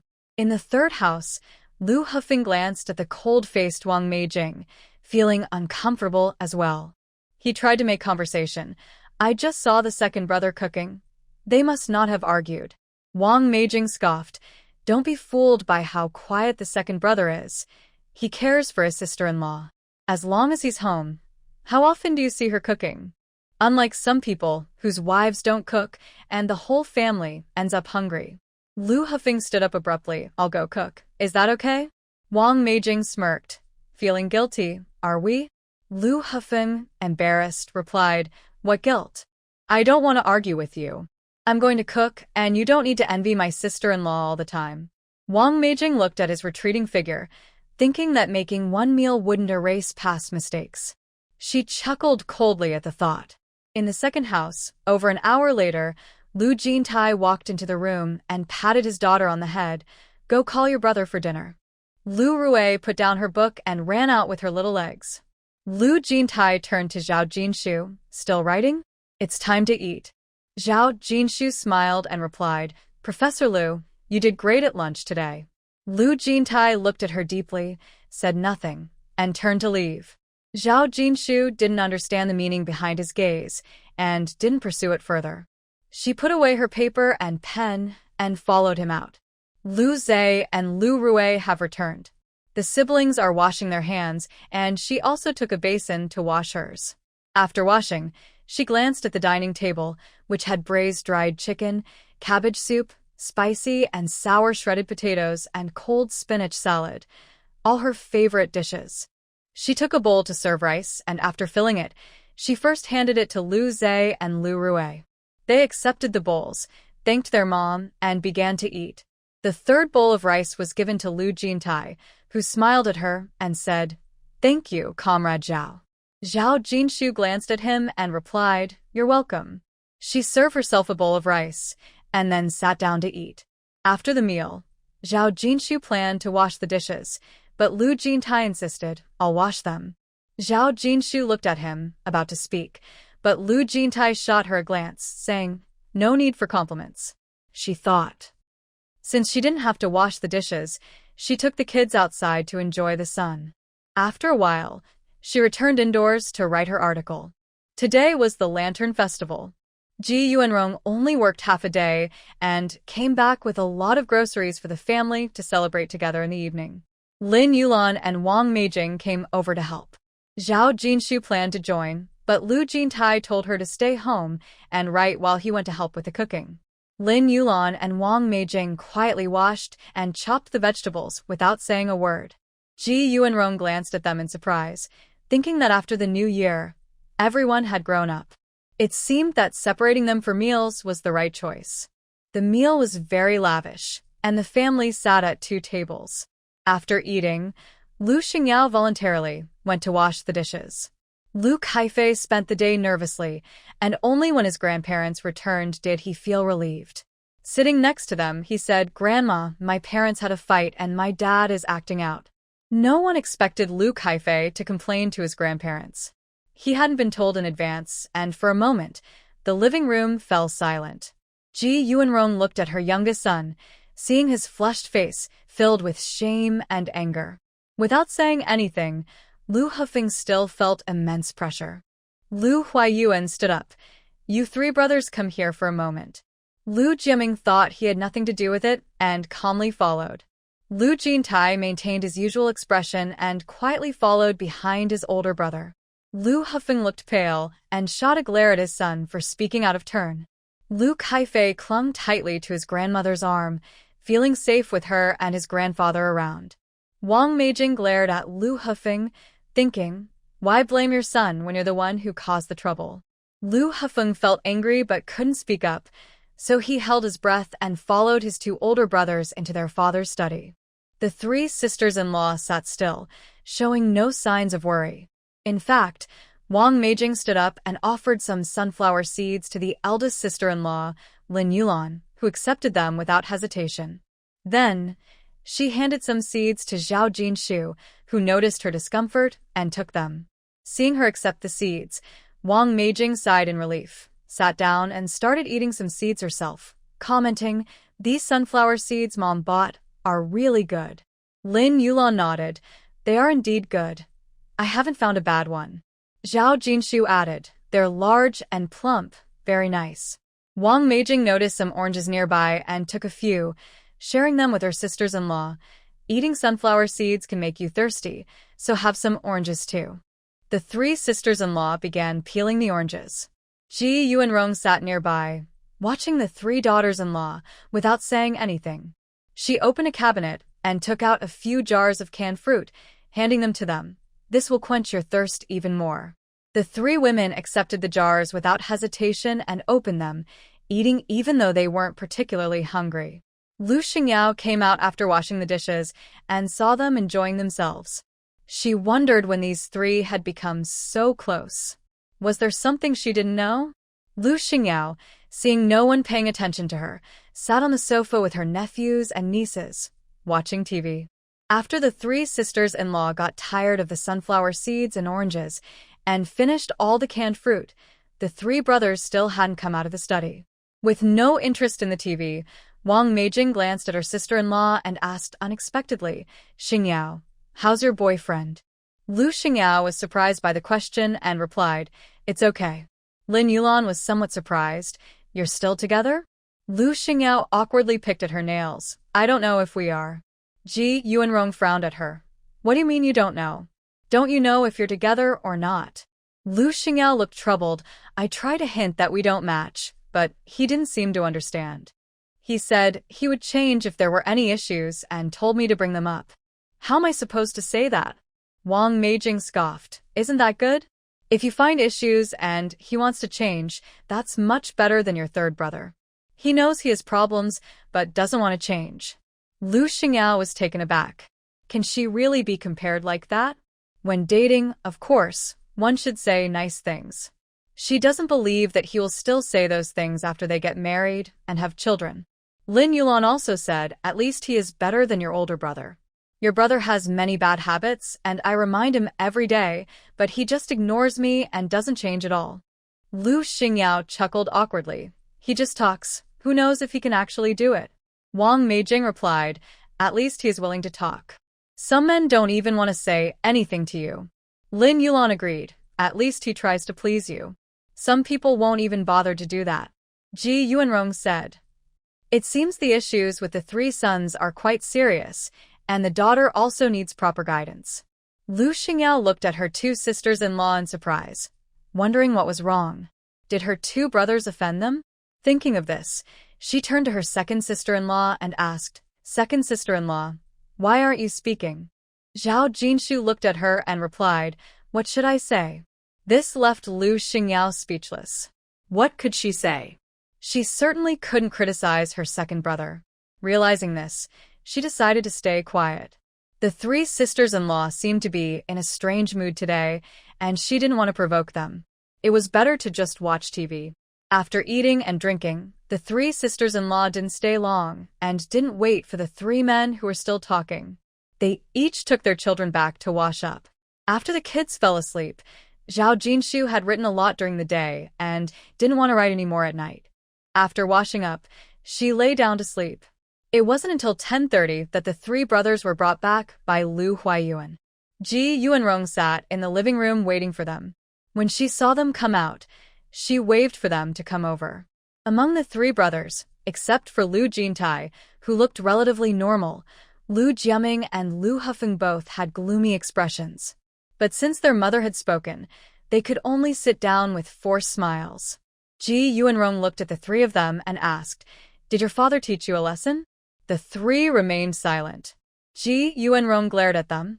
"That's good. Why make trouble when you have a good life?" Seeing they weren't responding, she continued, "Go home and talk to your wives properly. Don't get into arguments with them. If you think your wife is not good, first check yourself. You have so many bad habits. How can you complain about others?" Lu Hufeng said, "Mom, no one is complaining about their wife."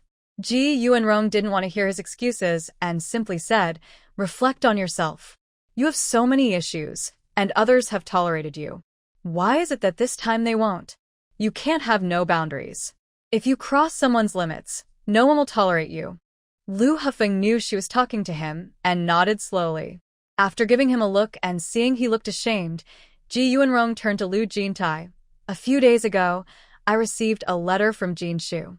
I left it on the table in your room. I forgot to mention it to you, so remind her about it." Lu Jintai. She saw it.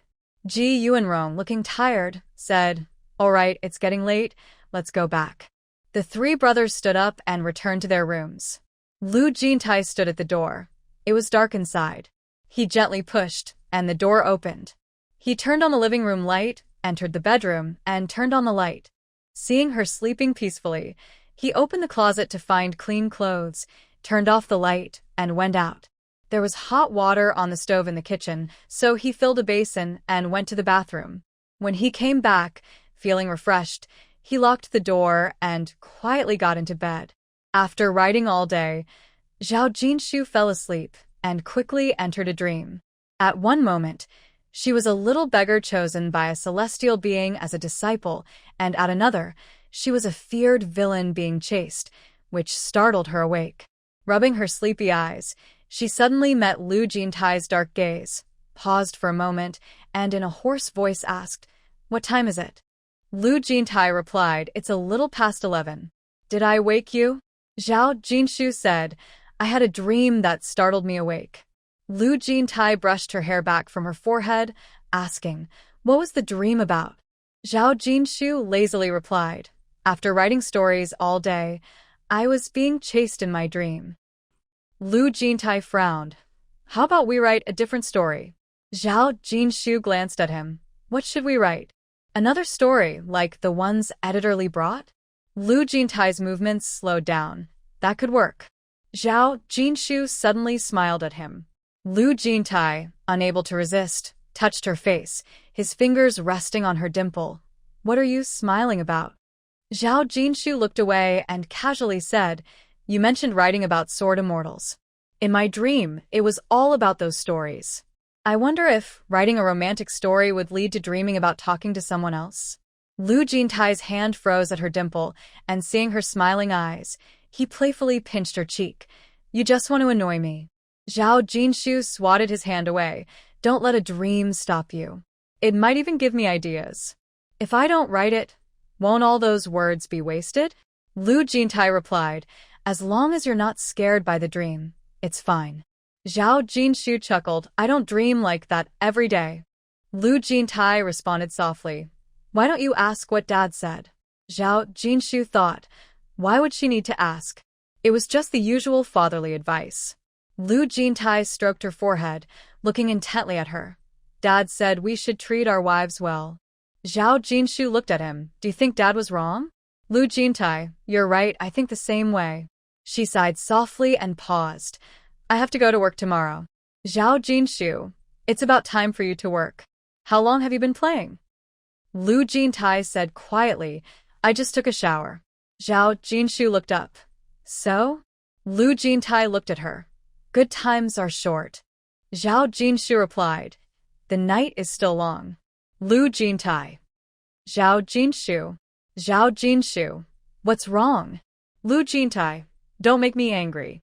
Without waiting for her to react, she kissed her annoyingly. Zhao Jinshu. After the Lantern Festival, not only Lu Jintai has to go to work, but the students are also back to school. In the morning, even though she was sleepy and sore, Zhao Jinshu got up. She noticed Lu Jintai was already up and dressed, and the kitchen light was on. When she went in, she saw Lu Jintai making breakfast. She asked, "Aren't you going to work?" Usually, she would leave before dawn, but today she had time to make breakfast. Lu Jintai glanced back at her. "No rush." Zhao Jinshu nodded. Since someone was making breakfast, she went to wake up the two kids. Lu Zhe, who had trouble getting up, turned and twisted in bed after being called a few times, unwilling to rise. Seeing he wouldn't get up, Zhao Jinshu didn't push him. She found his clothes for the day and placed them at the bedside, then went to wake Lu Rue. Lu Rui sat up sleepily, obediently letting her mom help her put on a sweater, and reminded her, I want to wear the red jacket. Zhao Jinshu smiled. Okay, today we'll make our Rui Rui look beautiful for school. Lu Rui opened her eyes wide and asked her mom, Is it the same kindergarten as brother? Zhao Jinshu smiled and replied, In the morning, you'll go to school, and in the afternoon, I'll pick you and your brother up. Are you scared? Lu Rui thought for a moment and shook her head. Kids grow up and all go to school. Mom will come to pick me up, so I'm not scared. Plus, brother will be there. Zhao Jinshu patted her little head. That's right. Brother will be there. You can play games with the teacher and have class, and soon Mom will come to pick you up. After getting dressed, Zhao Jinshu styled her hair into pigtails, and they held hands as they left the room. It wasn't until they were out the door that Lu Zhe poked his head out from under the covers, sluggishly putting on his clothes. In the kitchen, Lu Jintai had already prepared breakfast. Lu Rui let go of his mother's hand and ran over to hug his father's leg, saying, Dad, I'm going to school. Lu Jintai patted her pigtails and replied, Wait a moment. Dad will take you. Zhao Jinshu picked up a toothbrush and glanced at him, asking, Will this delay your work? Lu Jintai gently said, It's fine. Professors have personal lives too, they understand. Seeing her daughter's smile brighten, Zhao Jinshu thought that on her first day of school, she probably wanted both her parents to take her. After they brushed their teeth and washed their faces, Lu Zhe slowly came out of his room. The others didn't wait for him and sat down to eat breakfast. Lu Zhe wasn't in a hurry. He took his time brushing his teeth and washing his face before finally drinking the milk on the table. While they were eating, Ji Yuanrong came over.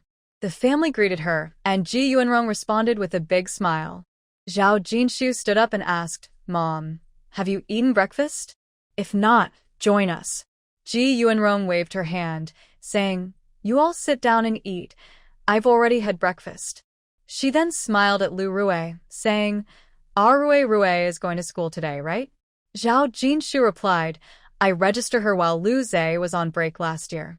Ji Yuanrong took out 50 yuan and said, As we agreed, your dad and I will cover the preschool fees for the kids. This is for Rui and Zhe's tuition. Zhao Jinshu chuckled. That's too much. Ji Yuanrong stuffed the money into her down jacket pocket, saying, Use the extra to buy them some notebooks, pens, snacks, and so on. Since it was for her grandchildren, Zhao Jinshu accepted it with a smile. Lu Jintai, sitting nearby, said nothing. Ji Yuanrong patted her granddaughter's head, saying, Rui, be good at school, and Grandma will buy you something tasty when you come back. Rui wasn't sad at first, but Grandma's words made her feel a little down. She looked up at her grandmother and said sweetly, Grandma, I want chocolate. The kind from the overseas store. Ji Yuanrong knew about that chocolate. Although she didn't find it tasty, if her granddaughter liked it, it was good. She smiled and said, I'll buy it for you during my lunch break. She then looked at her grandson, who was watching eagerly, and said, I'll get some for Zhe too. Lu Zhe smiled, saying, I just want a little bit. Chocolate is quite expensive. Once I buy it, you can share, Ji Yuanrong said, patting their heads before heading off to work.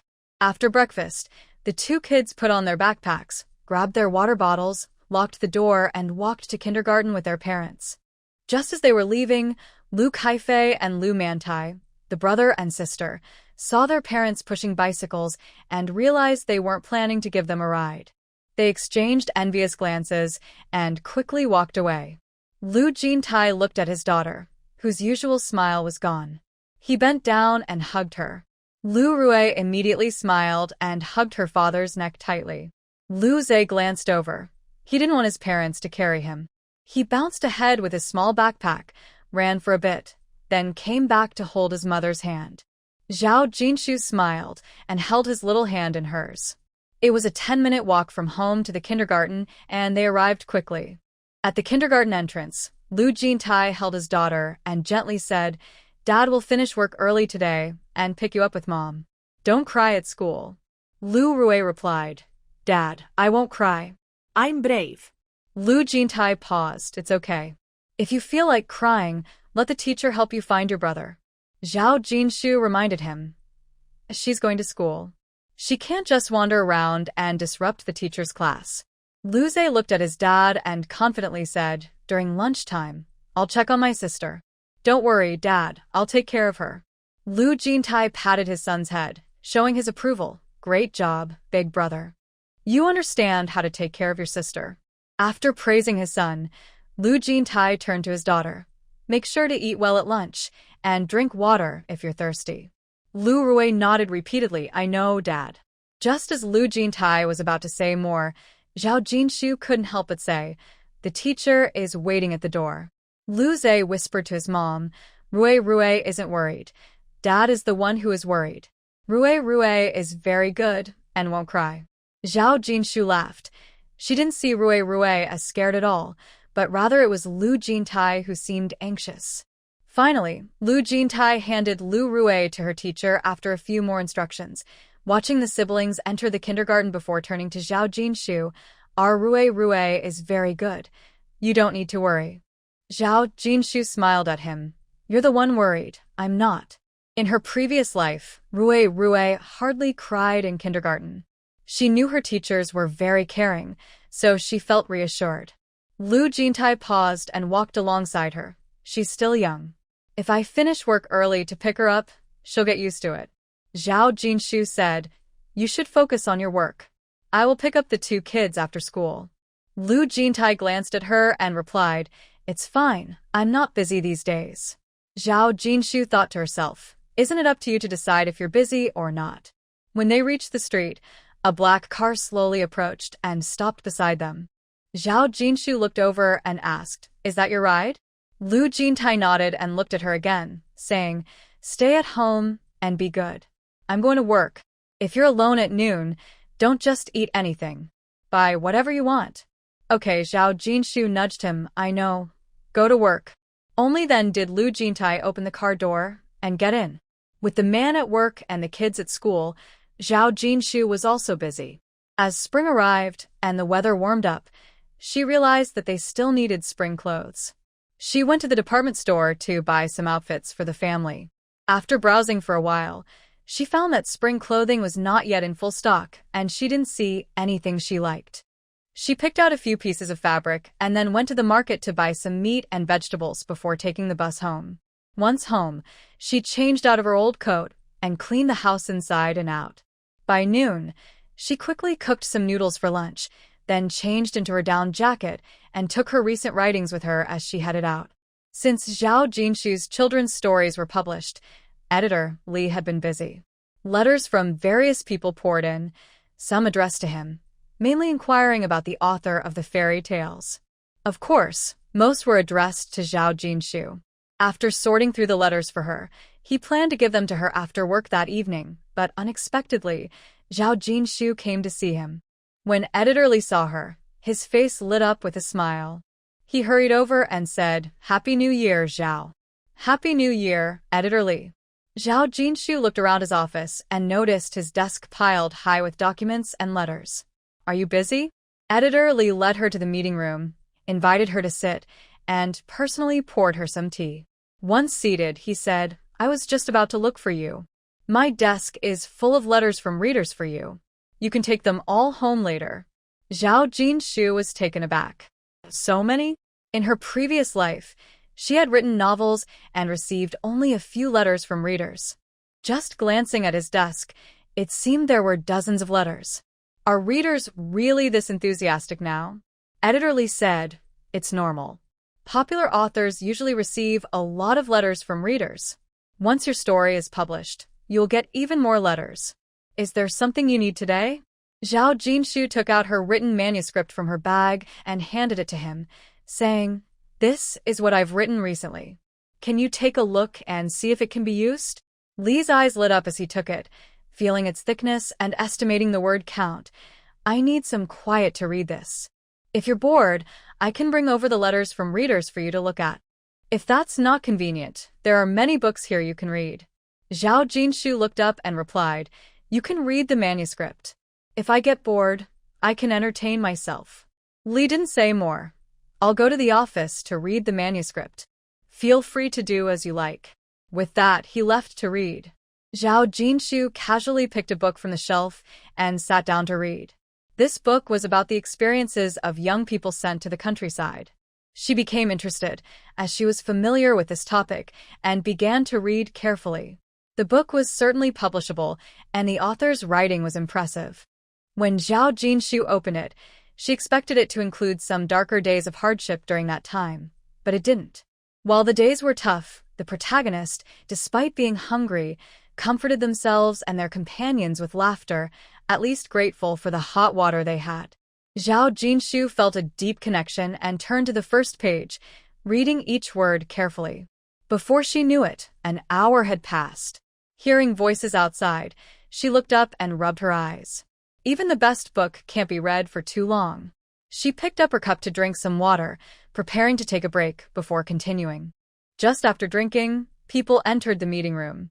They were surprised to see Zhao Jinshu. A man, about the same age as Editor Li, asked, "Excuse me, who are you?" Zhao Jinshu replied, "I am a guest of Editor Li." The man nodded and turned to a younger man with glasses, saying, "Shall we go to another meeting room to talk?" The young man remained silent, his gaze on the book in Zhao Jinshu's hands, a smile on his face. "Do you like this book?" Seeing him looking at her book, Zhao Jinshu asked, "Are you talking about the one I'm holding?" The young man nodded. "Do you like this book?" Zhao Jinshu responded, "I really like it." The young man noticed that she only said 4 words, and then fell silent. Unable to help himself, he asked, "What about the rest? Which part do you like the most?" Zhao Jinshu paused for a moment, smiled, but did not respond. Seeing her silence and the distance in her eyes, the young man realized he had spoken too much. "I'm sorry, I didn't mean to intrude." He felt a bit regretful. It was not polite to ask a stranger such questions right away. Zhao Jinshu gave a slight smile but said nothing. Just as the young man was about to speak again, Editor Li rushed over with a manuscript, looking excited. When he reached the door and saw the two of them, his smile faded. He huffed, "What are you two doing here?" Editor Hu, noticing his impatience, replied helplessly, "I was about to use the meeting room." Editor Li rolled his eyes. "Don't you have a meeting room over there?" Editor Hu responded, "Isn't this meeting room bigger and better equipped? Otherwise, you wouldn't have brought the guests here." Editor Li glanced at the young man beside him. "Is there another manuscript to publish?" The young man smiled, gratitude on his face. "Thanks to Editor Li's keen eye, my book Years was able to be published." Zhao Jinshu was slightly surprised and looked at the cover of the book in her hand. The title Years caught her attention. No wonder he had asked her if she liked the book. She was meeting the author. Editor Li scoffed lightly, "I don't deserve the credit. Your book wasn't published under my supervision." The young man was momentarily taken aback, unsure how to respond. Editor Hu felt a bit awkward. It was true he had acted unfairly before, and he couldn't blame Xianguang Yuan, who had been misled by him. Clearing his throat, Editor Hu said about that incident, "It was not appropriate to discuss it with others present." Editor Li looked at him. "Explain." "I tricked him at the time. You know, he was just a naive kid who had just returned to the city and didn't know anything, and you happened to be away that day." Editor Hu said uneasily, "This has nothing to do with Guang Yuan. He was just a foolish kid." Now, Xiang Guang Yuan was a writer under his wing, and even if it meant swallowing his pride, he had to protect him. He couldn't let anyone call him ungrateful. This old man wasn't leaving him any face. Well, he had been in the wrong, so he would admit it this time. He hoped he wouldn't hold it against him in the future. The naive Xiang Guang Yuan looked at him in disbelief. He hadn't said it like that before. Editor Li glanced at them, seemingly convinced by his words.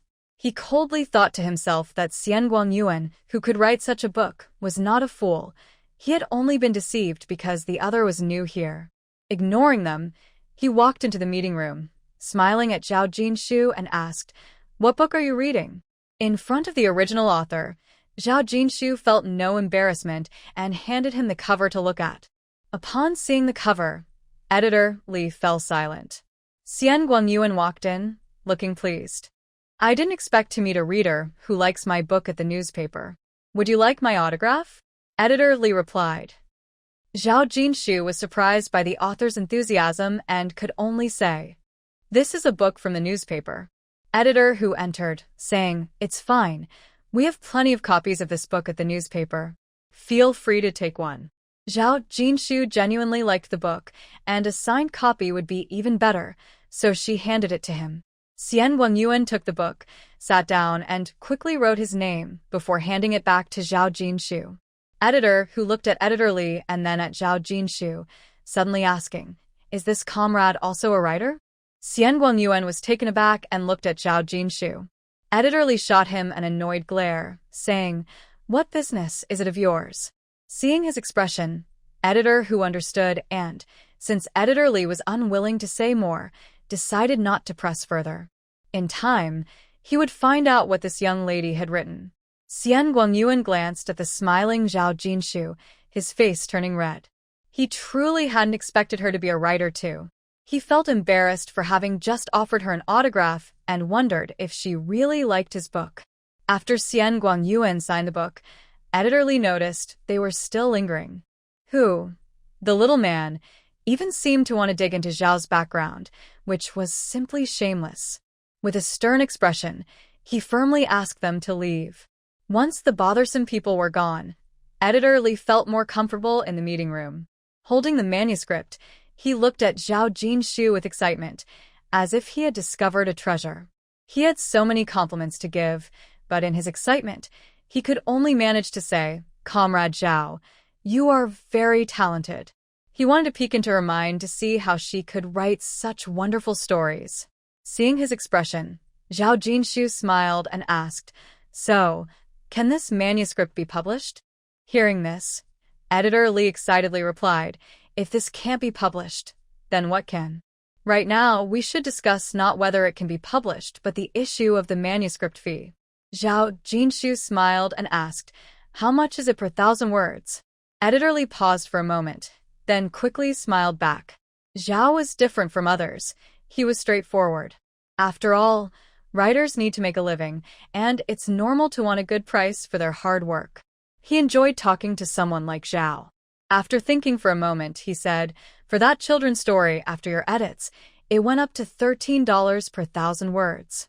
Since this is your second novel, I can approve a raise to $15 per 1,000 words." Zhao Jinshu replied, "That's too low. I'm not a newcomer anymore, right? It should be at least 20. Editor Li looked a bit troubled. $20 per 1,000 words. Zhao Jinshu took the manuscript from his hands. "If you're not willing, then never mind. I'm sure other newspapers." Before she could finish, Editor Li quickly interrupted, "All right, 20 it is." He sighed in relief. Zhao Jinshu glanced at him and said, "Exactly. I'm not just writing these 2 books. We will work together again. Writing is not just a hobby, it also pays the bills." Editor Li took a deep breath. "Let's sign the contract." Zhao Jinshu smiled. "You're straightforward, Editor Li." He looked at her with a wry smile. "As long as you come back here to publish your next book, don't mention going to other newspapers." Zhao Jinshu smiled. "That depends on your newspaper's sincerity." Editor Li replied, "All right, I'm convinced. Let's go to the finance department and settle the payment." Zhao Jinshu stood up. After leaving the newspaper office, Zhao Jinshu not only had over $1,000 in payment, but also a signed book from Xiang Guangyuan, along with a bag of reader letters. Seeing it was just past 3 o'clock, she planned to rest a bit before picking up her child from school. On her way to the bus station, she noticed a silk flower shop and her eyes lit up as she walked inside. She preferred fresh flowers over artificial ones, but since she didn't see a flower shop, she settled for some silk flowers to satisfy her craving. Inside, she chose a peony and a rose in vases, had them wrapped, and walked out of the store. Since she had quite a few things, she decided not to squeeze onto the bus and took a taxi home instead. When she got home, it was still not yet 4 o'clock. She placed one vase of flowers on the living room table and the other in the bedroom. Perhaps it was just her imagination, but with the 2 vases of flowers, the house felt much livelier. Lu Jintai was coming home in the evening, so she needed to prepare more food. She took a dried chicken, chopped it, and started cooking it in a pot, then made rice, and went to her room to read the letters from readers. These readers are really lovely. They not only ask what will happen to the main character, but also wonder how she came up with such a wonderful story. They tease her about whether she ever ran away from home as a child, suggesting she must have been a mischievous kid. She couldn't help but laugh. She wasn't really naughty as a child, but she wasn't overly well-behaved either. Growing up in the countryside, she had caught fish in the river and climbed trees to catch cicadas, just like the other kids in the village. Being younger, she had done her fair share of those things. When Lu Jintai returned, he saw her smiling sweetly while holding a letter filled with words. Leaning against the doorframe, he gently asked, "What are you reading?" Hearing his voice, Zhao Jinshu turned around. "You're back." Lu Jintai replied softly, "What are you looking at?" Zhao Jinshu raised the letter in her hand. "Reader's letter. Did you go to the newspaper office?" Lu Jintai looked at her. "Why didn't you wait for me to go with you?" Zhao Jinshu replied, "Aren't you at work?" Lu Jintai said, "I could have made time." Zhao Jinshu glanced at him and smiled. "I'm not a 3-year-old. You already went with me last time, so I know the place. Besides, this is my job. I can't rely on you for everything." Lu Jintai said softly, "You can rely on me." Zhao Jinshu's expression turned serious. "But you're not always here. People need to learn to be independent. If you only think about relying on others, you'll never grow." Lu Jintai paused, then slowly asked, "Do you resent me?" He worried she might feel upset about him being too busy to spend time with her. Zhao Jinshu was taken aback for a moment, looked at him, and then lowered her head, saying softly, "Being with you was something I truly wanted." Lu Jintai's heart skipped a beat as he focused intently on her.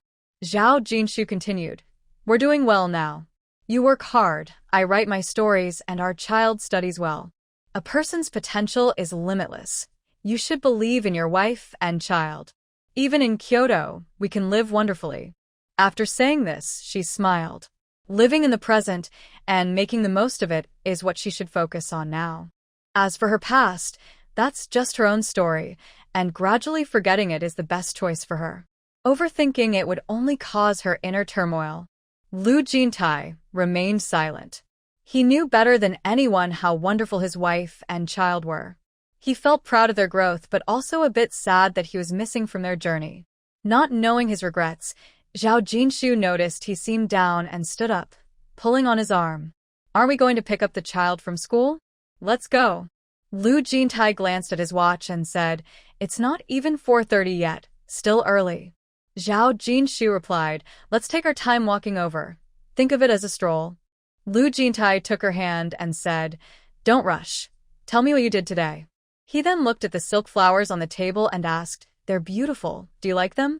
Zhao Jinshu touched the petals and said, "Of course I do. Don't you think they make the bedroom feel warmer?" Lu Jintai looked at her and said, "It's warm only when you are here."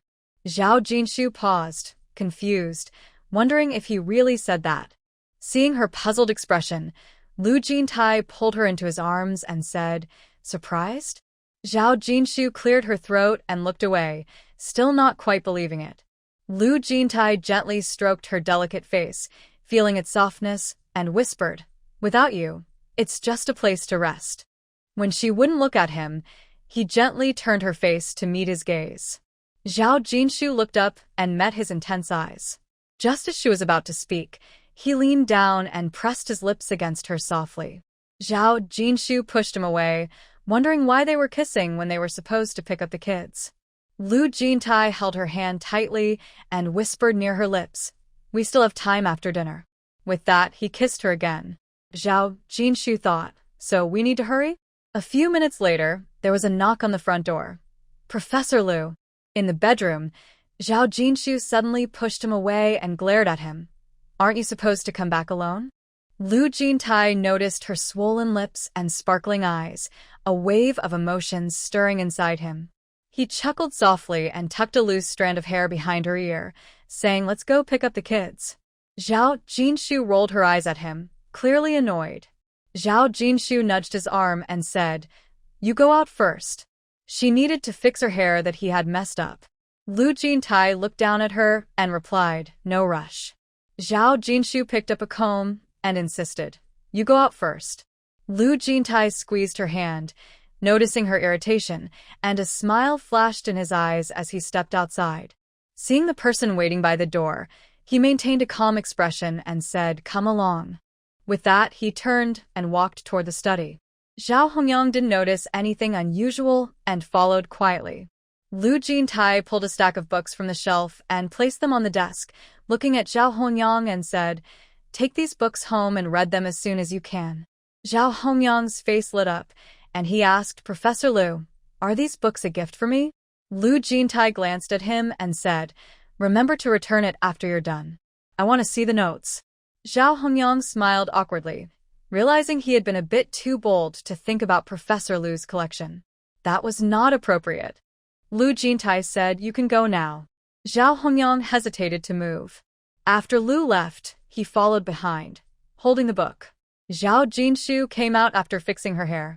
As soon as Zhao Hongyang saw her, he called out, "Hello, teacher." Zhao Jinshu looked him over and smiled. "Hello.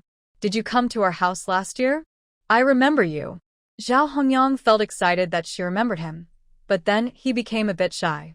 Facing his beautiful and gentle teacher, he softened his tone. "Teacher, I was one of the people who came to deliver materials to Professor Lu." Zhao Jinshu nodded. "You were in a hurry last time. You should stay for dinner today." Zhao Hongyang wanted to accept the invitation, but with Professor Lu watching closely, he hesitated. Zhao Jinshu turned to Lu Jintai. "Aren't you leaving after dinner? You can go together." Lu Jintai then said, "Stay for dinner before you leave." Zhao Hongyang stood up straight. "Understood." He looked at Zhao Jinshu, who was teasing him, and then noticed Professor Lu's emotionless gaze, making him behave. Lu Jintai looked at him and said, "Wait at home." After that, he walked out with Zhao Jinshu. Once they were out of sight, Zhao Hongyang sighed in relief. Although Professor Lu was strict, Teacher Jinshu was very gentle. He was happy to stay for dinner, even if he had to face Professor Lu's cold demeanor. He glanced around the living room, not daring to look too long, picked up a book, and sat on a stool to read. As they walked out the gate, Zhao Jinshu noticed a car parked at the entrance and asked, "Did you drive back?" Lu Jintai replied, "I'll drive back tonight." Zhao Jinshu asked, "Do you need to pack some clothes to take with you?" Lu Jintai looked down at her. "Will you help me pack?" "Sure." These were small tasks, so Zhao Jinshu readily agreed. Lu Jintai smiled and asked, "Are you bored at home alone?" Zhao Jinshu replied, "How could I be bored? After you left, I went shopping at the mall, bought some fabric, then went grocery shopping, cleaned the house, had lunch, and went to the newspaper office. I stayed there until after 3, and then I saw a silk flower shop and bought 2 vases of silk flowers. I'm really busy, I don't even have time to write." Lu Jintai, "It seems you are indeed very busy." Zhao Jinshu, "That's right, I have so much to do, I just wish there was more time." Lu Jintai. Zhao Jinshu noticed he wasn't speaking but didn't mind. They soon arrived at the kindergarten entrance, where it was still not dismissal time. The two stood silently waiting. Nearby, a few parents were chatting. One lady said, "My little troublemaker gets complained about all the time, either for pulling classmates' hair, getting their clothes dirty, or fighting." Another lady replied, "My grandson's teacher is Mr. E. He is strict and gives a lot of homework. You should enroll him in Mr. Yi's class. My grandson used to be naughty, but he's much better now. My son is a university student, and my daughter-in-law is a high school teacher. They are well-educated and can manage the kids well. My grandson has no problems with his homework." The others fell silent. Zhao Jinshu wasn't intentionally eavesdropping, but coincidentally, Lu Zhe was also in Mr. Yi's class, which made her smile. Lu Jintai looked at her. "What are you smiling about?" Zhao Jinshu, "Nothing." Lu Jintai glanced at her, but didn't ask further. Soon it was dismissal time. Lu Rui came out in a line with her teacher. When she saw her parents at the door, her eyes lit up. With her backpack on, she bounced over. Lu Jintai and Zhao Jinshu quickly stepped forward. Lu Jintai bent down and hugged his daughter. Lu Rui wrapped her arms around her dad's neck and cheerfully called out, "Mommy and Daddy." Their class teacher, Ms. Li, approached with a smile. Lu Rui's dad, Lu Rui's mom. Lu Rui was very well behaved today. She cried once during lunch, but her brother came over to comfort her, and she didn't cry again. She didn't cause any trouble. Even though she joined the class later, she knows many words and helped the teacher read with her classmates like a little adult. Hearing the teacher praise her child, Zhao Jinshu was naturally happy. Thank you, teacher. Ms. Li looked impressed. This child is really good. Having such a student made her job much easier. After chatting for a bit, Ms. Li got busy talking to other parents, and the couple took their child to the side to wait for Lu Zhe. Lu Zhe was the last to come out. Zhao Jinshu held his hand and asked, "Did you go comfort your sister at noon?" Lu Zhe smiled and said, "I told Mr. Yi that my sister started school too, and he took me to find her." Lu Rui lay in her father's arms and whispered, "I just cried for a little while." Lu Jintai gently asked her, "Why did you cry?" "I was hungry and missed my mom, so I cried," Lu Rui said, then hid in her father's shoulder. Zhao Jinshu came over and patted her small hand. It's normal for little kids to cry when they first start kindergarten. You'll get used to it and won't cry anymore. Lu Jintai said, "Next time you're hungry, tell the teacher, okay?" Lu Rui thought for a moment. When I'm hungry, I should eat. After saying that, she asked her brother, "Did you cry, brother?" Lu Zhe chuckled. "How could I cry?" Zhao Jinshu glanced at him. Your brother was older when he started kindergarten, so he naturally didn't cry. There was no kindergarten in their hometown, and Lu Zhe only started attending after coming to Kyoto. Luckily, he had a strong foundation and not only kept up but also excelled. Lu Zhe tugged at his mother's hand. "Mom, don't expose me. I want to be a good example for my sister." Zhao Jinshu smiled. "All right, your brother has never cried in kindergarten. He's very brave." Lu Rui looked at them and giggled. "I heard that." Lu Zhe. Seeing her brother looking downcast, Lu Rui added, "Teacher Li said my brother is good to me and that he studies well. I want to be like him." Lu Zhe lifted his head and puffed out his little chest. "Of course. I'm the big brother, the oldest in the family. I will be a good example for you and make mom and dad proud." Lu Rui nodded. "You are a good brother."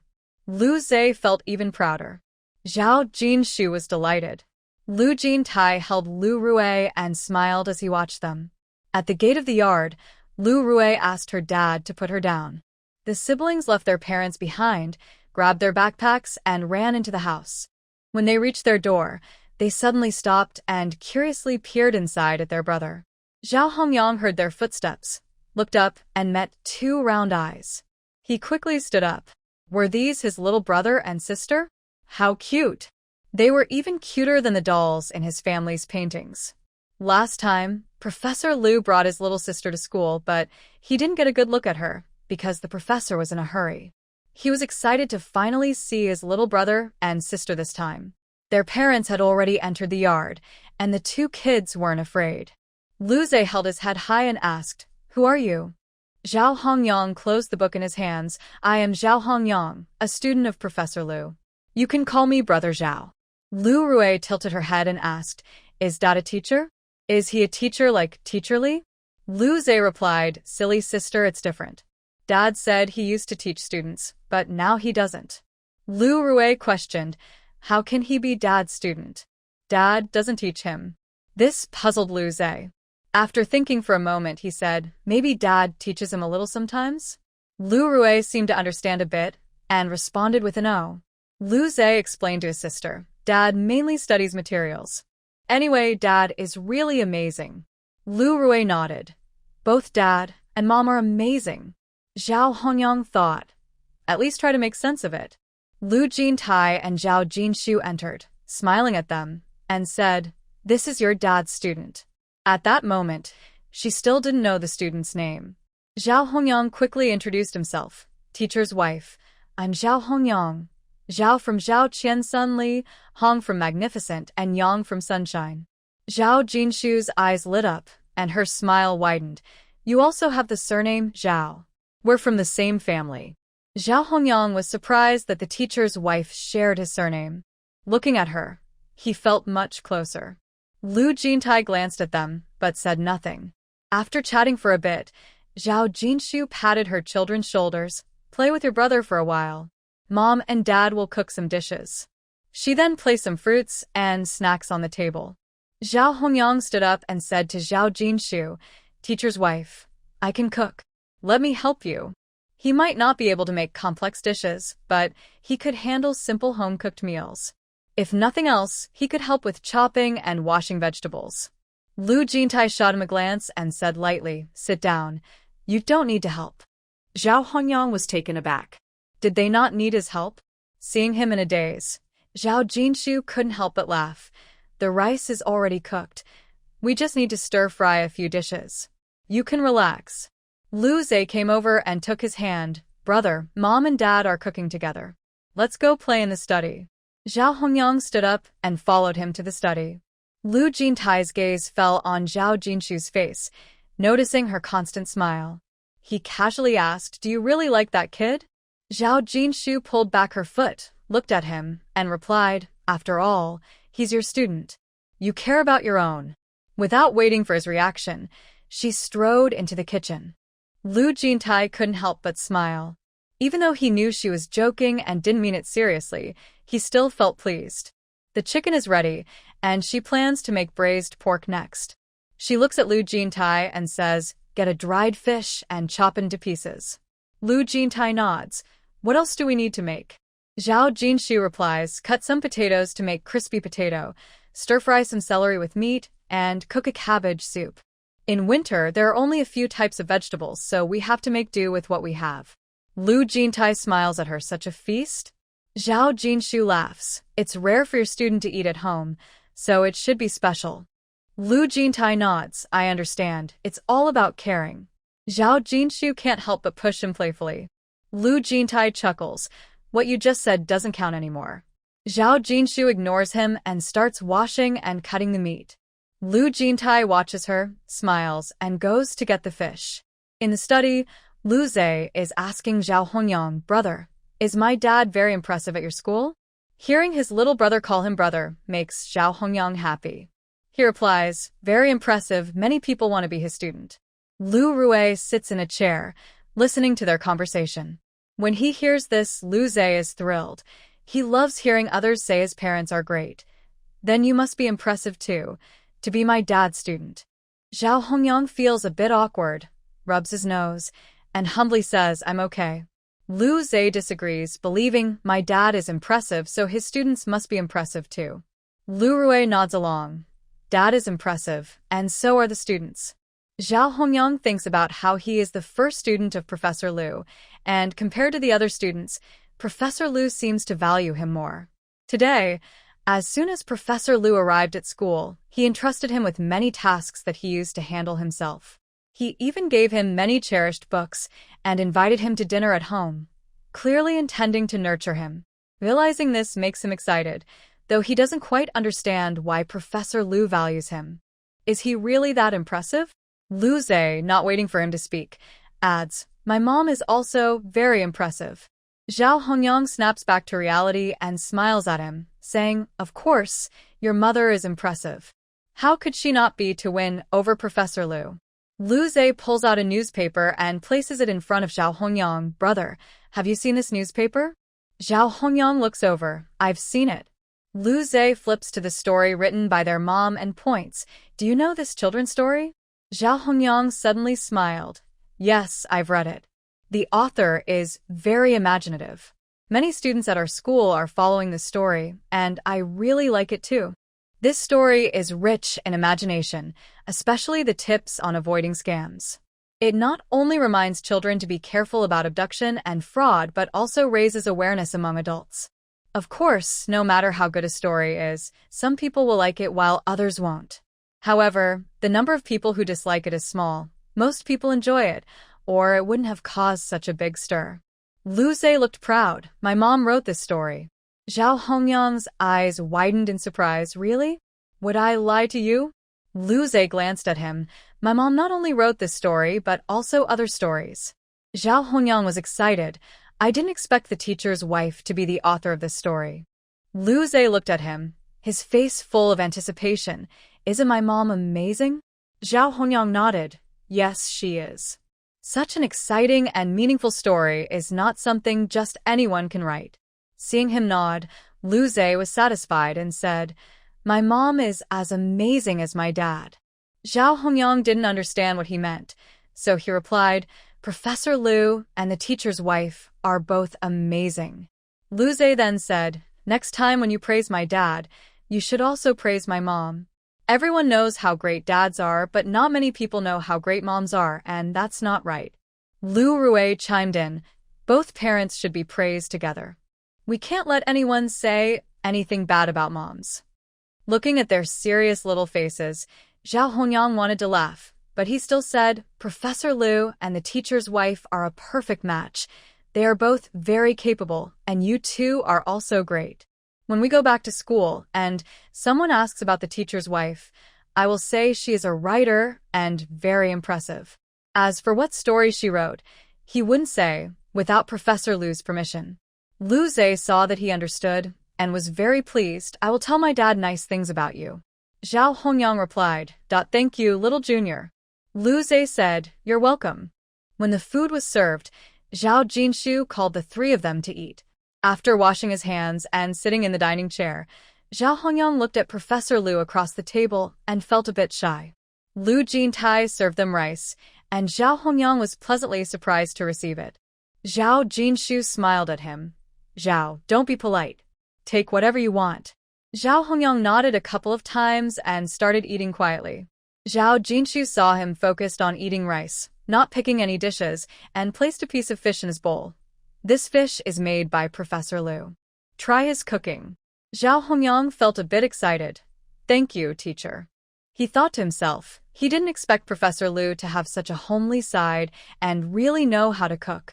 He must be the first person at school to taste Professor Lu's cooking. Lu Jintai looked at him. "Choose what you want to eat. No need to be polite." When Professor Lu spoke, Zhao Hongyang didn't dare to say much and could only agree. Lu Zhe finished chewing his chicken and stood up, placing a chicken leg in Zhao Hongyang's bowl. "Brother, don't be polite, eat more. Dad likes obedient kids." Zhao Hongyang, "Thank you, junior brother." After saying that, he quickly focused on eating. Lu Jintai looked at his son with satisfaction. "Not bad." Lu Zhe proudly raised his little face. "Dad is busy with work and often not at home, so I can help Mom entertain guests." Lu Jintai, "You don't need to say that." Lu Zhe huffed a couple of times, thinking he was right. He was growing up and could help Mom with many things. Even when Dad wasn't home, he could manage. Lu Rui chimed in. "I'm going to school now. I'm a big kid too, and I can help Mom entertain guests. Dad can focus on work without worrying about home." Lu Zhe puffed out his chest. "Yes, Dad can work well without worrying about my sister or home." "My sister, and I will help Mom." Lu Jintai. Zhao Hongyang was amazed and couldn't help but praise. "Teacher, the little junior brother and sister are really sensible." Zhao Jinshu couldn't help but say to him, "These two kids have been easy to manage since they were little. They are indeed very understanding." Lu Zhe and Lu Rui looked proud, happy that their mom and brother praised them. Zhao Hongyang was about to speak again when Lu Jintai looked up. "Hurry up and eat." Zhao Hongyang quickly picked up a piece of chicken and started eating. Zhao Jinshu turned her head, glanced at Lu Jintai, and placed a piece of braised pork in his bowl. "You should eat more too." Lu Jintai looked at her, smiled gently, and started eating the braised pork.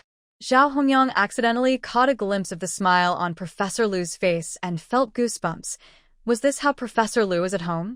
Lu Zhe and Lu Rui didn't notice anything unusual and continued munching on chicken bones as usual. After the meal, Zhao Hongyang stood up to help wash the dishes, but Zhao Jinshu stopped him. However, Lu Jintai said, "Let him wash, you help me tidy up the clothes." Zhao Hongyang sighed in relief. "Teacher, let me wash the dishes, please." When there is work, the disciple helps with the tasks.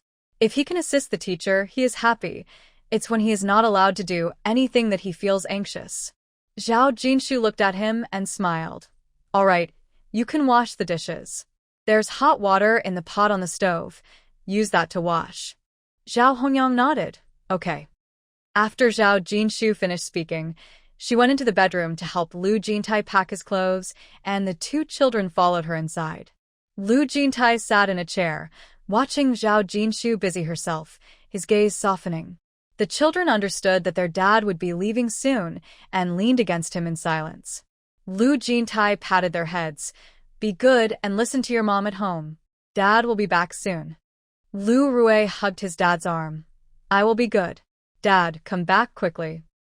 Lu Zhe added, I will be good too. Can you come back on Sunday? Lu Jintai hesitated for a moment. I will try to find time to come back and see you. Lu Jintai didn't have many clothes, so Zhao Jinshu quickly packed his suitcase. Do you want to say goodbye to your parents? Lu Jintai stood up and held her hand. Just say something before I leave. Zhao Jinshu replied, All right. Lu Jintai looked down at her, and after a moment, he spoke slowly, his tone somewhat hesitant. When I come back in a few days, will you still be like this? He hoped she wouldn't change. Zhao Jinshu looked up at him, puzzled. What do you mean? Lu Jintai gently touched her head. You're doing great just as you are. Keep being like this. No matter how he felt inside, as long as she was comfortable, that was enough. Everything else was his fault for not doing well enough and disappointing her. Zhao Jinshu asked, How many days will you be gone? Lu Jintai softly replied, A few days. Zhao Jinshu said, It's not like you're gone for years. Of course, it will be the same. Lu Jintai smiled and didn't say anything more. He looked at her again, patted the children's heads, picked up his suitcase and walked out. Zhao Hongyang had just finished washing the dishes and, seeing them come out, quickly grabbed a book and followed behind them. Lu Jintai placed the suitcase in the trunk, went to the main house to say goodbye, sat in the driver's seat, and looked at his wife and children. I will be back soon. Lu Zhe leaned over. Dad, don't worry. I will take good care of my sister and mom. Lu Jintai reached out and patted his head. You be good too. Lu Zhe chuckled a bit. As they watched the car drive away, Zhao Jinshu took the children back inside. They resumed their homework and writing. The children were already used to their dad being away and didn't feel too sad about his brief departure. While doing her homework, Ji Yunrong came over with a chocolate she bought. The two children were very happy, took the chocolate, and immediately ate a piece. Ji Yunrong patted their heads and looked at Zhao Jinshu, seeing a piece of letter paper in front of her and smiled, asking, Are you writing a letter to your parents? Before Zhao Jinshu could respond, Lu Zhe quickly said, Grandma, Mom is writing a story that can be published in a newspaper. It's a story that can earn a lot of money. Ji Yunrong doubted her ears. Writing stories and publishing them in newspapers? Was that something their family could do? Even though Jin Tai was good at studying and now a professor, his writing skills were just average, let alone the others. Seeing his grandmother in shock, Lu Zhe called out to his mom, Mom, hurry and show Grandma the newspaper. Zhao Jinshu chuckled and handed the newspaper to her mother-in-law. Ji Yunrong took it blankly, then suddenly realized and looked at Zhao Jinshu. Really? Seeing her daughter-in-law nod, she eagerly asked, Which story did you write? Lu Zhe pulled her to sit down and pointed to a story in the newspaper. Grandma, this story is written by my mom. Ji Yunrong sat down to read it. After finishing, she looked at her daughter-in-law and couldn't help but ask, How did you write it so well? I can't believe my daughter-in-law could write such a great story. Zhao Jinshu smiled, and Ji Yunrong leaned closer. Are you writing the same story now? Zhao Jinshu replied, I finished the story a while ago. Ji Yunrong's eyes lit up. Can I see the next draft? Before her daughter-in-law could speak, she added, Never mind, I'll just ask your dad to subscribe to the newspaper. I'll read it when it's published. That way, I can support you better. Zhao Jinshu smiled. It's okay. Ji Yunrong insisted, taking the newspaper and standing up, I'll take it back to show your dad. You two should go to bed early. After saying that, she quickly left. Zhao Jinshu looked at her son and daughter and joked, Now that your grandma knows, everyone should know. Lu Zhe replied, So what if they know? My mom is amazing too. It's not just the older sibling's mom who is good at making money, his mom can earn a lot too. Lu Rui nodded. Everyone knows mom is amazing. Zhao Jinshu laughed. All right, everyone knows your mom is amazing. Indeed, knowing was fine. Writing articles wasn't shameful, but rather something to be proud of. She hadn't intended to hide it. She just hadn't mentioned it specifically. The three of them joked for a while. After finishing their homework and washing up, the two kids took off their warm clothes and snuggled in bed with their mom to read. Zhao Jinshu continued to work on her writing. As the story reached its climax, she lost track of time. When she finished that part and looked back, she found the two kids asleep in bed. She gently touched their rosy cheeks, smiled, and took the books from their hands. Instead of moving them to their own beds, she grabbed another blanket and let them sleep there. In the morning, the kids woke up in their mom's bed and were pleasantly surprised. Lu Rue smiled widely as his mom helped him get dressed. Dad is at work, and we're sleeping with Mom. Zhao Jinshu replied with a smile. Yes, we're sleeping with Mom. Lu Zhe sat up slowly and asked, Mom, can we go out for breakfast today? Zhao Jinshu glanced at him and smiled. Did you see something you want to eat? Lu Zhe hugged the blanket and said, I want soy milk and fried dough sticks. I saw my classmates eating them. If the kids wanted to eat, they should go for it. Zhao Jinshu tossed him his clothes. Hurry up and get dressed, brush your teeth, and wash your face. The yard became noisy as others started to wake up one by one. Zhao Jinshu took the kids outside to brush their teeth and wash their faces. She looked up and saw Wang Meijing standing by the laundry sink brushing her teeth. Wang Meijing stared at her for a moment, and when she noticed Zhao Jinshu looking back, she hurriedly lowered her head to continue brushing. On the other side, Lin Yulan was equally puzzled. She wondered how Zhao Jinshu suddenly became a writer. To her, a writer was someone she could only see the name of while reading articles, and she never thought she would meet someone like that. To her, being a writer seemed like an unreachable goal. How could someone who usually just cooked and did housework be connected to a writer? Yet, Zhao Jinshu quietly wrote and got published. Lin Yulan wanted to ask her about it, but remembering their past disagreements and how she had looked down on her made her hesitate. It felt like asking would mean admitting Zhao Jinshu was better than her. This was a complicated feeling. She could easily acknowledge that Zhao Jinshu was a good cook and younger and prettier than her. But when Zhao Jinshu reached a new level in cultural knowledge and ability, she felt conflicted and reluctant to accept that fact. Originally, the three sisters-in-law would go out together and relatives and friends would praise her, saying she was not only capable, but also good at managing life. Even her in-laws valued her the most and liked to assign family matters to her. Last night, my in-laws were very happy while holding a newspaper, and I still remember it clearly. For the past few months, my mother-in-law has favored Zhao Jinshu, and now that Zhao Jinshu's article has been published, my in-laws, who always appreciate cultured people, will surely cherish her even more. The reactions of the two sisters-in-law went unnoticed by Zhao Jinshu as she took a toothbrush for herself and her child to brush their teeth and wash their faces. On the other hand, Ji Yuanrong and Lu Huayuan had not yet gotten up. The fact that their daughter-in-law is a writer excited Ji Yuanrong all night. She spent a long time discussing the storylines with Lu Huayuan while holding the newspaper, resulting in a late night and no breakfast prepared in the morning. Lu Xingyao relied on her parents for support.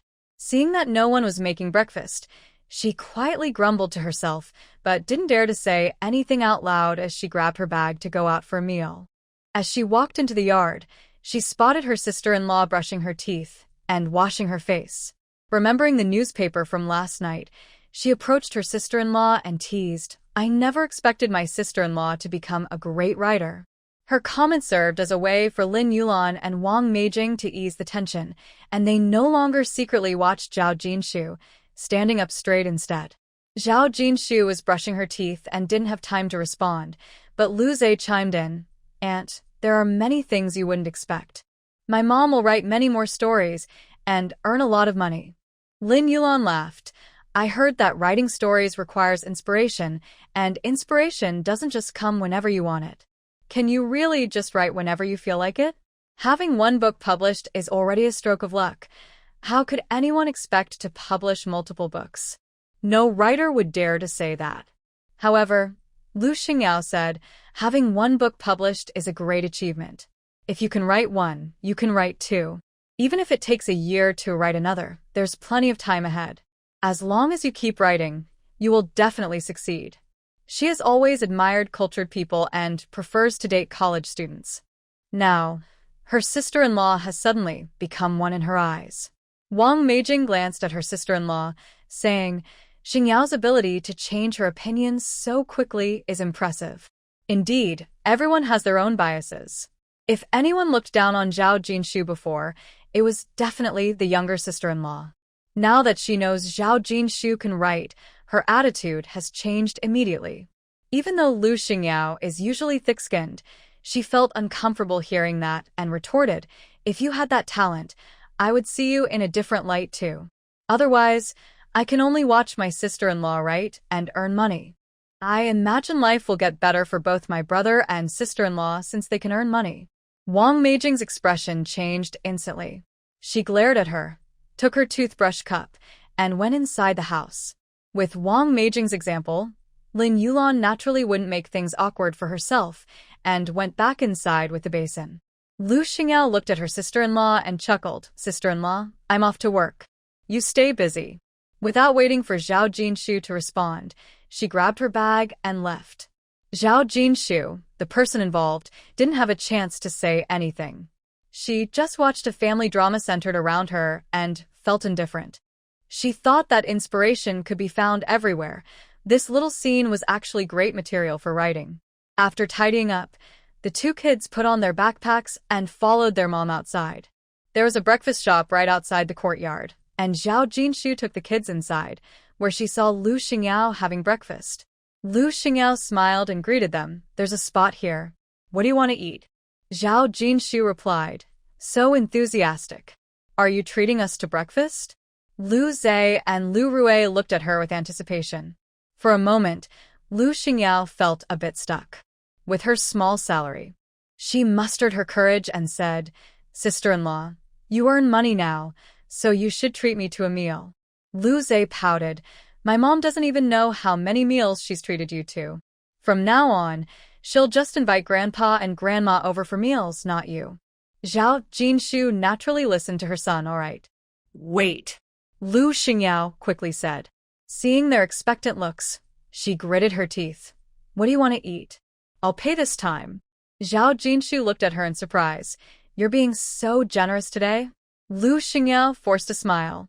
If it weren't for wanting to enjoy her sister-in-law's cooking in the future, she wouldn't have agreed so easily. Zhao Jinshu turned to the restaurant owner. We'll have 3 cups of soy milk, 3 fried dough sticks, and 3 eggs. Lu Xingyao sighed in relief. Glad they didn't order too much. While drinking his soy milk, Lu Zhe looked at his aunt. Aunt, why do you only want to take advantage of others? Lu Xingyao replied, you little rascal, if you want your aunt to pay, just be quiet. Instead of being quiet, Lu Zhe said, always wanting to take advantage will annoy even Grandpa and Grandma. They'll say they raised you for nothing. He had often heard Grandma angrily scold his aunt for being a burden. Lu Xingyao turned to her sister-in-law. Sister-in-law, you should manage him. This is disrespectful to elders. Zhao Jinshu replied, I think he has a point. Lu Zhe was a respectful child, but only if the elders set a good example. If they didn't act properly, the children naturally wouldn't show respect. Lu Xingyao. Lu Zhe snorted. The main thing is, don't always expect my mom to treat you to dinner. She works hard to write, earns money to support us, and also buys nice clothes for herself. If you treat us to dinner, then we'll treat you. Zhao Jinshu told her son and daughter, in relationships, you give and take. If you only let others give without contributing yourself, it will cause conflicts, even with family. Lu Rui nodded. If my sister buys me a hairpin, I will buy her one too. If my sister likes me, I like her too, and I'm willing to buy her things. Zhao Jinshu. Right, you and your sister like each other, so you give each other gifts. Lu Xingyao. She was thinking that since her sister-in-law was earning money now, she could borrow some for a while. But looking at this situation, would she still be able to borrow money? Last time she borrowed money for knitting, what would she have to give in return this time? After eating, Lu Xingyao painfully paid the bill under the watchful eyes of her sister-in-law and nephew. As if someone was chasing her, she quickly rode away on her bicycle. Zhao Jinshu didn't pay her any mind, holding her son and daughter's hands as they walked to their kindergarten. There were still some meat and vegetables at home, so she didn't need to buy groceries today. After dropping the kids off at school, Zhao Jinshu returned home. Yesterday, when signing the contract, Editorly discussed with her that Sword Immortal would be published in early February, so she needed to finish the remaining drafts soon. She didn't go anywhere that day, staying at home to write. First, she rode in the bedroom, but feeling stuffy, she moved a chair and small table to the yard to enjoy the sun while writing. At 4:30, she went to pick up the kids. Lu Rui was the first to come out. Teacher Li held her hand and handed her over to Zhao Jinshu, smiling. Lu Rui was very good today, didn't cry at all, and was very serious during class and meals. Zhao Jinshu held her daughter's hand, smiling and agreeing with the teacher's praise. Teacher Li had many things to do, so after a few words, she went to talk with other parents. Lu Zhe's class was still the last to come out. As soon as he came out, he grabbed his mom's hand and didn't say a word. Zhao Jinshu quickly noticed something was off and touched his head. What's wrong? Just as Lu Zhe was about to speak, Teacher Yi walked over. Lu Zhe's mom and Han Yang's grandma. Please don't leave yet. We need to discuss something. Zhao Jinshu turned her head to look. A lady next to her was holding a boy's hand, likely Han Yang and his grandma. This grandmother, whom I saw yesterday, is the one who said her son is a college student, her daughter-in-law is a middle school teacher, and her grandson has no problems with his homework. Teacher Yi glanced at them and thoughtfully said, the previous class leader was Han Yang. Today we elected a new class leader, and the one with the highest score is Lu Zhe, so now Lu Zhe is the class leader. Zhao Jinshu looked at her son. Why wasn't he happy about becoming class leader? Han Yang's grandmother's expression changed. Her grandson was most proud of being class leader, and now he wasn't allowed to be one. How upset must he be? Thinking of this, her face darkened. Why did we have to re-elect the class leader? Teacher Yi looked at her. This is a decision I made after careful consideration. Now, let's talk about the fight between Han Yang and Lu Zhe. Originally, there was no class leader in kindergarten, but she thought since they were in the big class and would be in first grade next semester, it would be good for them to adapt a year early, so she appointed a little class leader without expecting this issue to arise. A fight? A fight? Zhao Jinshu and the grandmother both changed their expressions, and Teacher Yi quickly said, Don't worry, they are both fine. Zhao Jinshu looked at her son, and when she saw him shake his head, she felt relieved. Han Yang's grandmother held her grandson's hand.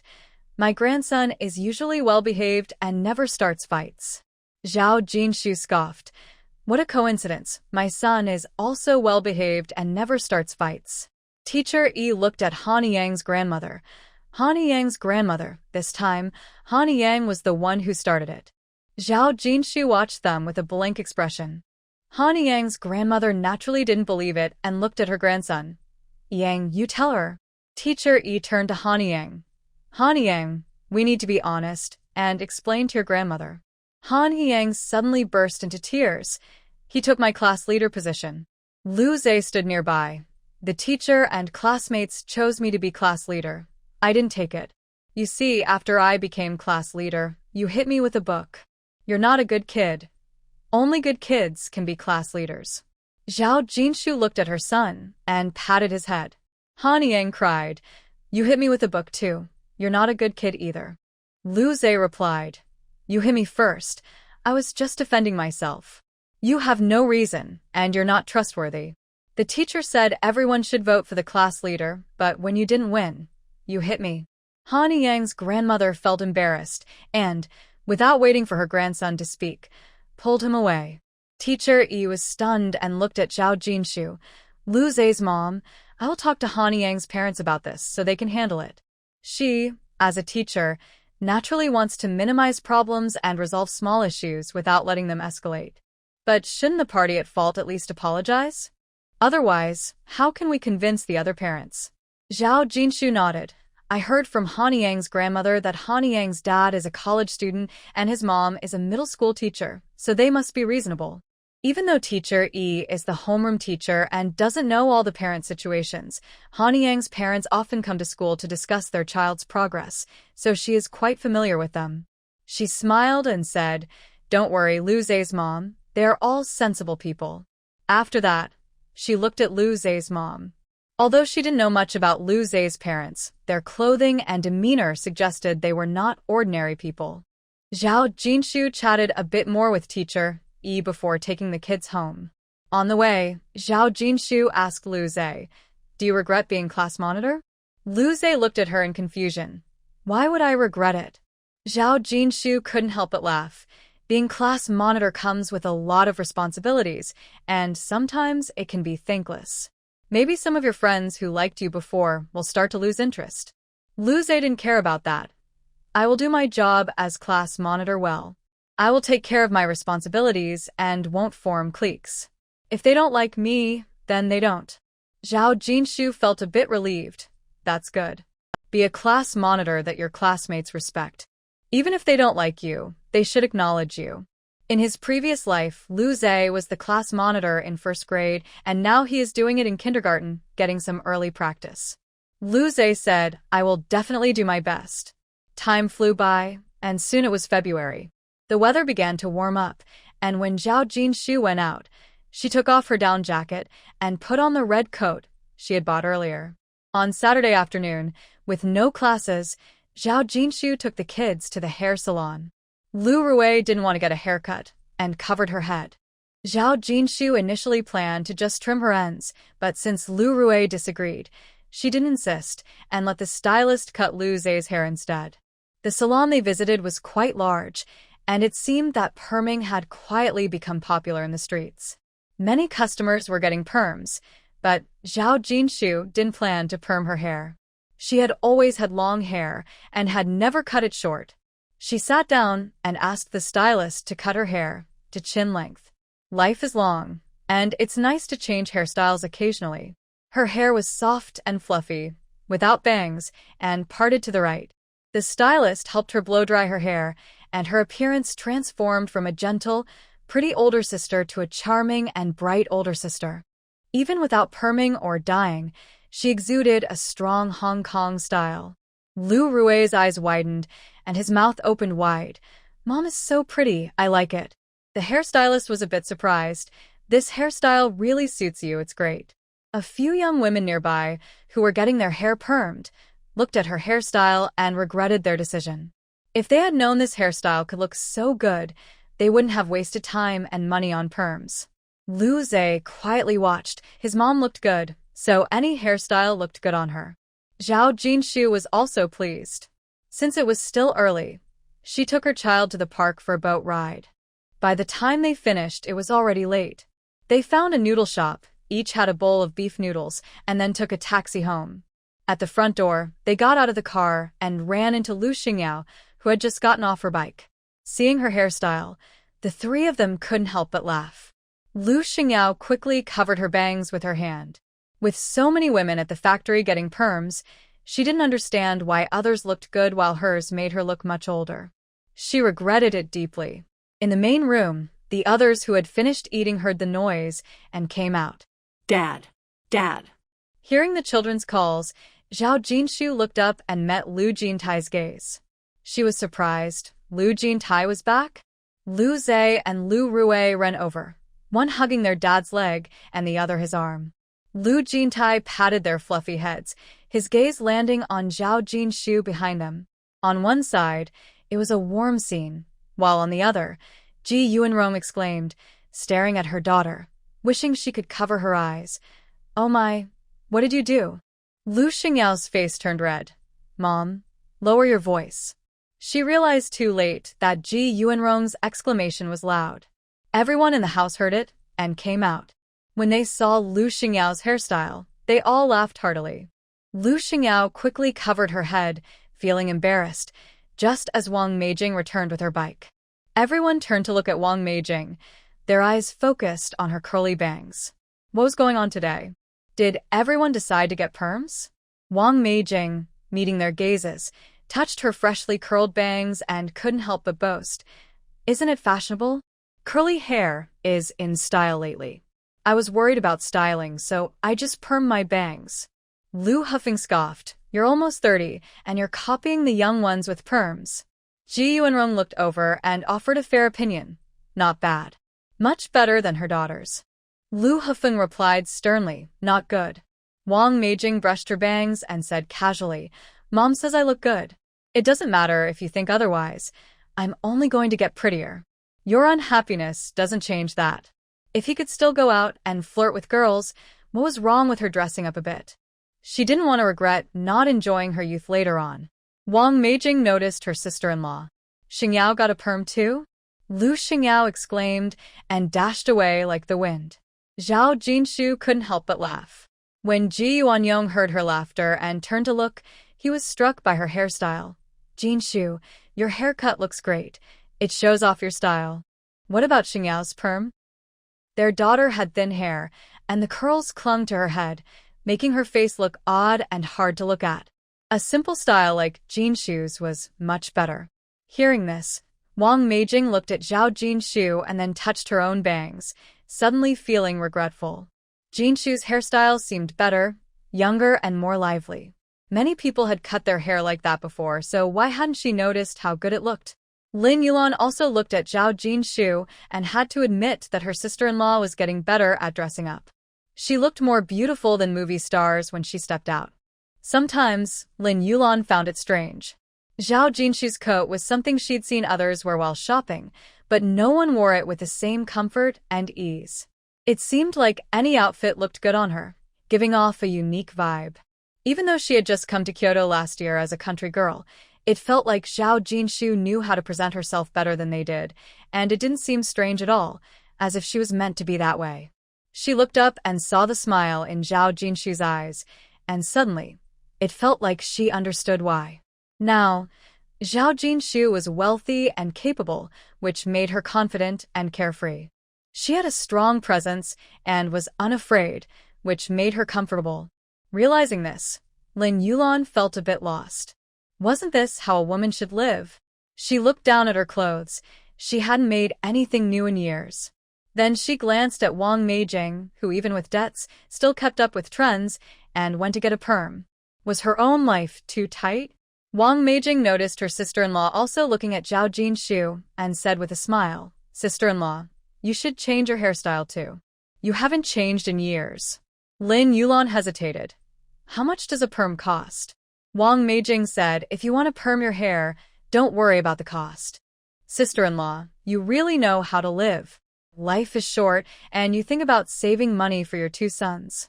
But when they get married and have children, you will always feel like you don't have enough money.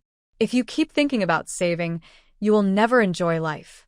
She may not have much money, but at least she has enjoyed some things. Lu Huffeng coughed lightly, signaling her to speak less. Everyone has their own way of living. Just because you think someone else isn't enjoying life doesn't mean they aren't happy with their savings. Lin Yulan was stunned. The idea of never enjoying life was shocking. She saved money for a better future, but if she kept living like this, it felt suffocating. She suddenly couldn't take it anymore. Zhao Jinshu ignored them, greeted her mother-in-law, and turned to Lu Jintai. When did you get back? Lu Jintai replied, around 5. Zhao Jinshu asked, did you have dinner at your parents' house? Lu Jintai nodded. Zhao Jinshu looked at the closed door. Why isn't the door open? Lu Jintai adjusted their children and said softly, I forgot the keys. Zhao Jinshu took out her keys, walked over, and opened the door, turning on the lights. Lu Jintai followed her inside, with the 2 kids trailing behind. Once inside, Lu Jintai glanced around. Besides a new bottle of silk flowers, the living room hadn't changed much. He followed her into the bedroom and noticed there was an extra blanket on the bed, a new vase on the table, and the curtains were a lighter color. Zhao Jinshu set down her things and looked up at him. What's wrong? Lu Jintai replied, nothing. Since he said it was nothing, Zhao Jinshu didn't press further and turned to the kitchen to boil water. Lu Jintai glanced at the bedroom before joining her in the kitchen. Lu Zhe and Lu Rui saw their parents busy, greeted them, and ran to their grandmother's room to watch TV. It was Saturday, so they could watch some TV. Lu Jintai asked Zhao Jinshu, "Boiling water for a bath?" Zhao Jinshu looked up. "After playing all afternoon, I need a bath." The weather wasn't too cold anymore, so the kids could bathe at home. Lu Jintai smiled and noticed her hair. "What made you decide to cut your hair?" Zhao Jinshu covered the pot. "Sometimes you need a change." "Does it look good?" Lu Jintai couldn't help but touch her hair and softly said, "It looks good." It looked so good that he felt a bit shy to admit it. As soon as she walked in, he felt a moment of confusion. Is this really his wife? It wasn't until he saw her smile that he relaxed. Yes, it was indeed her. Zhao Jinshu asked him while walking toward the bathroom, "How many days can you stay this time?" Lu Jintai followed her out of the kitchen. "I'll go back on Monday. I'll be home every evening next week, but I have a business trip the week after." Zhao Jinshu replied, "That way, the kids can see their dad every day." Lu Jintai glanced at her, but didn't say anything. After Zhao Jinshu entered the bathroom, she planned to clean her bathtub. Lu Jintai stepped forward. "I'll do it." Zhao Jinshu said, "Make sure to clean the kids' bathtubs too. They sweated a lot while rowing this afternoon. They need a bath." As for Lu Jintai, he didn't have a bathtub. In winter, he usually bathed at a bathhouse, and in summer, he just rinsed off. Recently, when he was home, he occasionally used her bathtub. As long as it was cleaned, she didn't mind. Lu Jintai gently replied and started cleaning the bathtub with the hose. Zhao Jinshu took a glance and returned to her room. She had plenty of time these days, and her outline was detailed, so she rarely faced writer's block. Even when writing by hand, she could produce 7,000 or 8,000 words a day. With the serialization starting this month, she had more than enough material. In her past life, she felt the same way. When she began writing, inspiration would often flood her mind. She believed she could write many stories in this life, and she was eager to get them down while she was still young and her thoughts were clear. After Lu Jintai finished cleaning her bathtub and the kids' bathtubs, he returned to the room and saw Zhao Jinshu writing again. He sat down in a nearby chair and noticed several stacks of open letters from readers on the table. He paused but didn't touch them. He saw a book on the table with slightly curled pages, indicating it was often read. He picked up the book and opened the first page, noticing the author's signature, Xiangguang Yuan, January 1982. The elegant handwriting and the recent date caught his attention.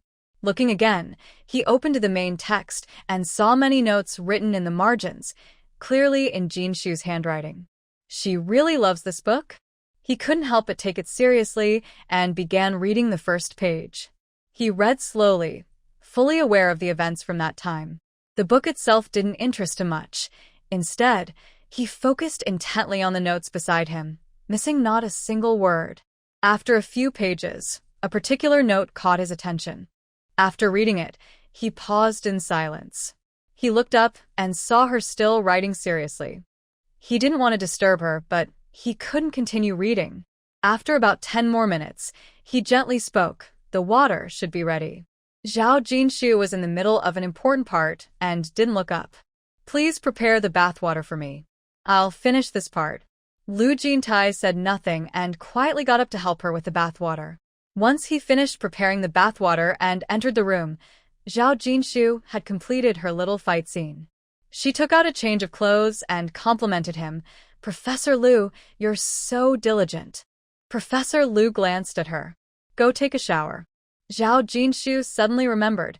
What about Lu Rui's bath? If she showered, she would just want to curl up in bed. Lu Jintai looked up. "Take care of yourself. I'll have Mom come over to help later." With that, Zhao Jinshu didn't worry anymore. She said, "I put their change of clothes on the bedside." Then she took her clothes into the bathroom. After showering, she snuggled under the covers. It was still early, and she wasn't sleepy. With no phone to play with and having finished her good books, she decided to take a pen, found a book to use as a cushion, and sat up in bed to write. Though her handwriting might not be neat, as long as it was legible, it didn't matter. Lu Jintai called the two kids back for their baths, and Ji Yuanrong came over to help. After the kids finished bathing, They all crawled into their mother's bed. He glanced over, handed them their books, and went to the kitchen to boil a pot of water. By the time he finished to shower, the two kids were asleep on the bed. He looked at Zhao Jinshu. Should we carry them over? Zhao Jinshu replied, let's carry them over. When their dad returned, the kids had to go back to their own beds to sleep. He wondered if they would wake up to a surprise the next morning. Lu Jintai smiled and bent down to carry each of them to their own beds, tucking them in before closing the door behind him. He looked at the extra blanket on the bed. Should we put this in the cupboard?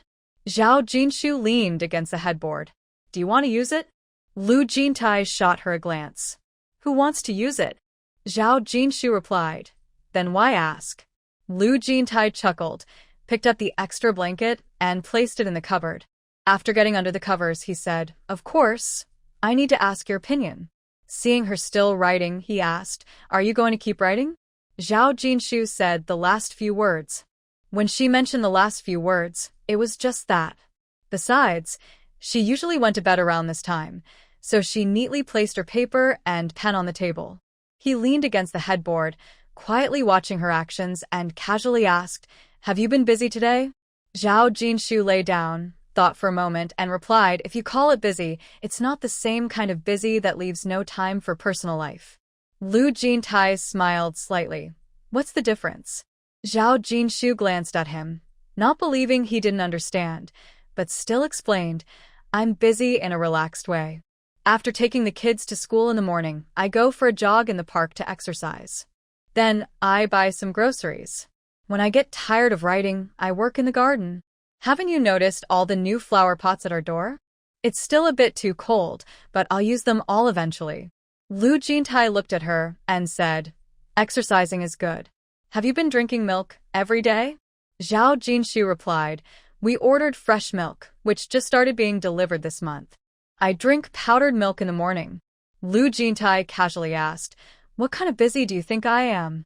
Zhao Jinshu thought to herself, what else is there in your life besides work? Of course, she couldn't say that out loud.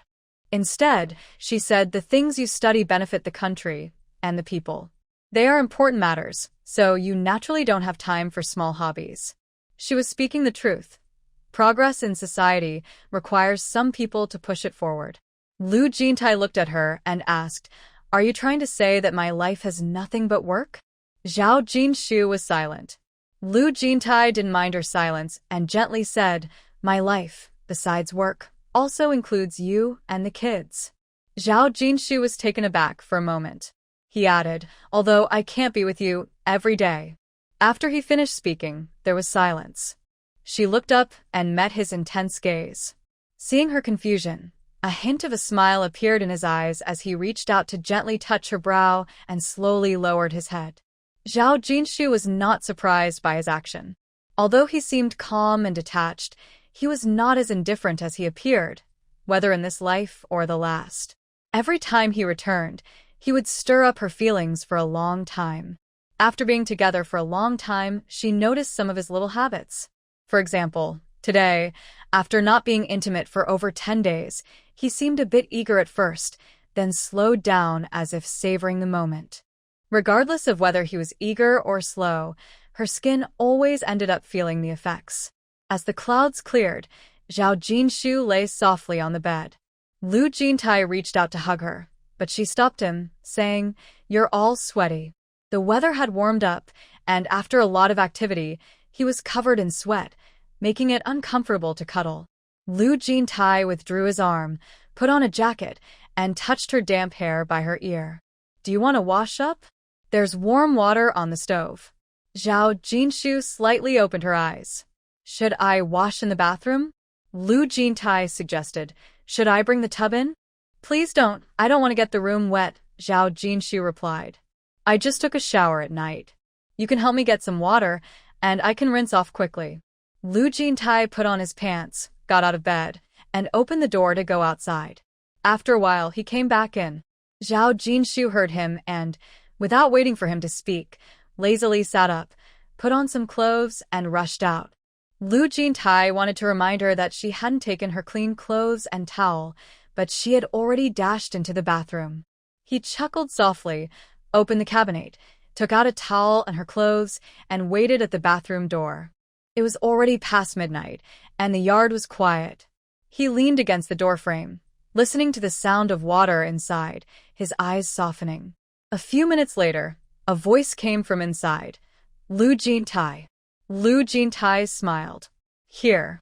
The bathroom door opened slightly, and he pushed the clothes and towel inside. Zhao Jinshu, dressed, opened the bathroom door and saw Lu Jintai standing there. She asked, "Are you going to wash?" Lu Jintai looked at her fair, rosy face. "No.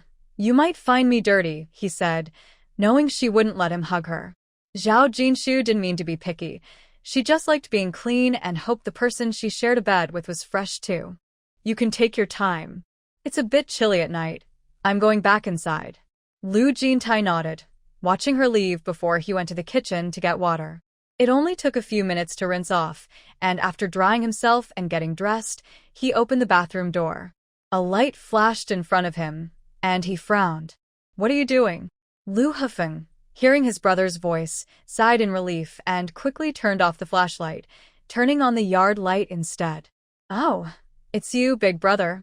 I thought there was a thief with all that noise in the middle of the night. You scared me." Lu Jintai glanced at him and said, "Have you thought about the possibility of a thief?" Lu Hufeng touched his nose, thinking that no thief would steal things with the lights on. Seeing him all wet and just coming out of the bathroom, he couldn't help but say, "Who takes a shower in the middle of the night?" Lu Jintai shot him a cold look and went back inside. Lu Hufeng thought, "Looks like I've upset my older brother." A cold breeze blew, making him shiver, so he hurried back inside. Wang Meijing poked her head out from under the covers and asked, "Is there a thief? Or is it just a cat? Cats love to meow in spring." Lu Hufeng lay down under the covers and mumbled, "My brother is taking a shower in the middle of the night." Hearing this, Wang Meijing looked at him coolly and said, "With your brain, you shouldn't be in business. Don't let someone sell you, and then help them count the money." Lu Hufeng glared at her. "Just speak normally, don't make fun of me." Wang Meijing rolled her eyes and added, "Your brother has been gone for a long time, and your sister-in-law is getting prettier. They must be having a good time at night." Lu Hufeng suddenly realized and turned red. "Why do you say everything out loud? Is it appropriate for you, as my brother's wife, to talk like this?" Wang Meijing shot him a look. "They already have a child. Everyone knows what happens between a couple. What's wrong with talking about it privately?" Lu Hufeng turned over and closed his eyes to sleep. Wang Meijing kicked him in frustration, thinking that if they weren't short on blankets, she would have kicked him out to sleep elsewhere. Lu Jintai returned to the room and found Zhao Jinshu already asleep. He moved quietly, got into bed, and wrapped his arms around her. He was clean now, so he thought she wouldn't mind, and slowly closed his eyes. The next day, Zhao Jinshu unexpectedly slept in. The yard was quiet, and as she yawned and came out, she noticed no one was around on a weekend. Surprised, she heard water running from the bathroom and walked over to the door. Lu Jintai was washing clothes. Seeing the items in his hands, she paused and quickly said, "Why are you washing my underwear?" Lu Jintai looked up. "What's wrong?" Zhao Jinshu replied, "Next time, I'll wash my own underwear." That's just how she was. As long as she could do it herself, she wouldn't let anyone, not even Lu Jintai or her mother, wash her underwear. It was a small matter, and not wanting to upset her, Lu Jintai didn't insist. "Breakfast is on the stove." Zhao Jinshu looked around. Where are Lu Zhe and Lu Rui? Why is it so quiet in the yard? Lu Jintai replied, "They went out to play with their grandparents."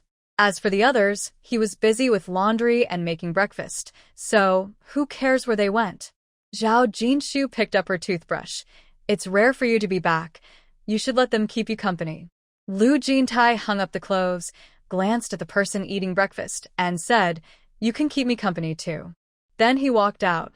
Zhao Jinshu held the milk, thinking to herself that she was busy writing and didn't have much time to keep him company.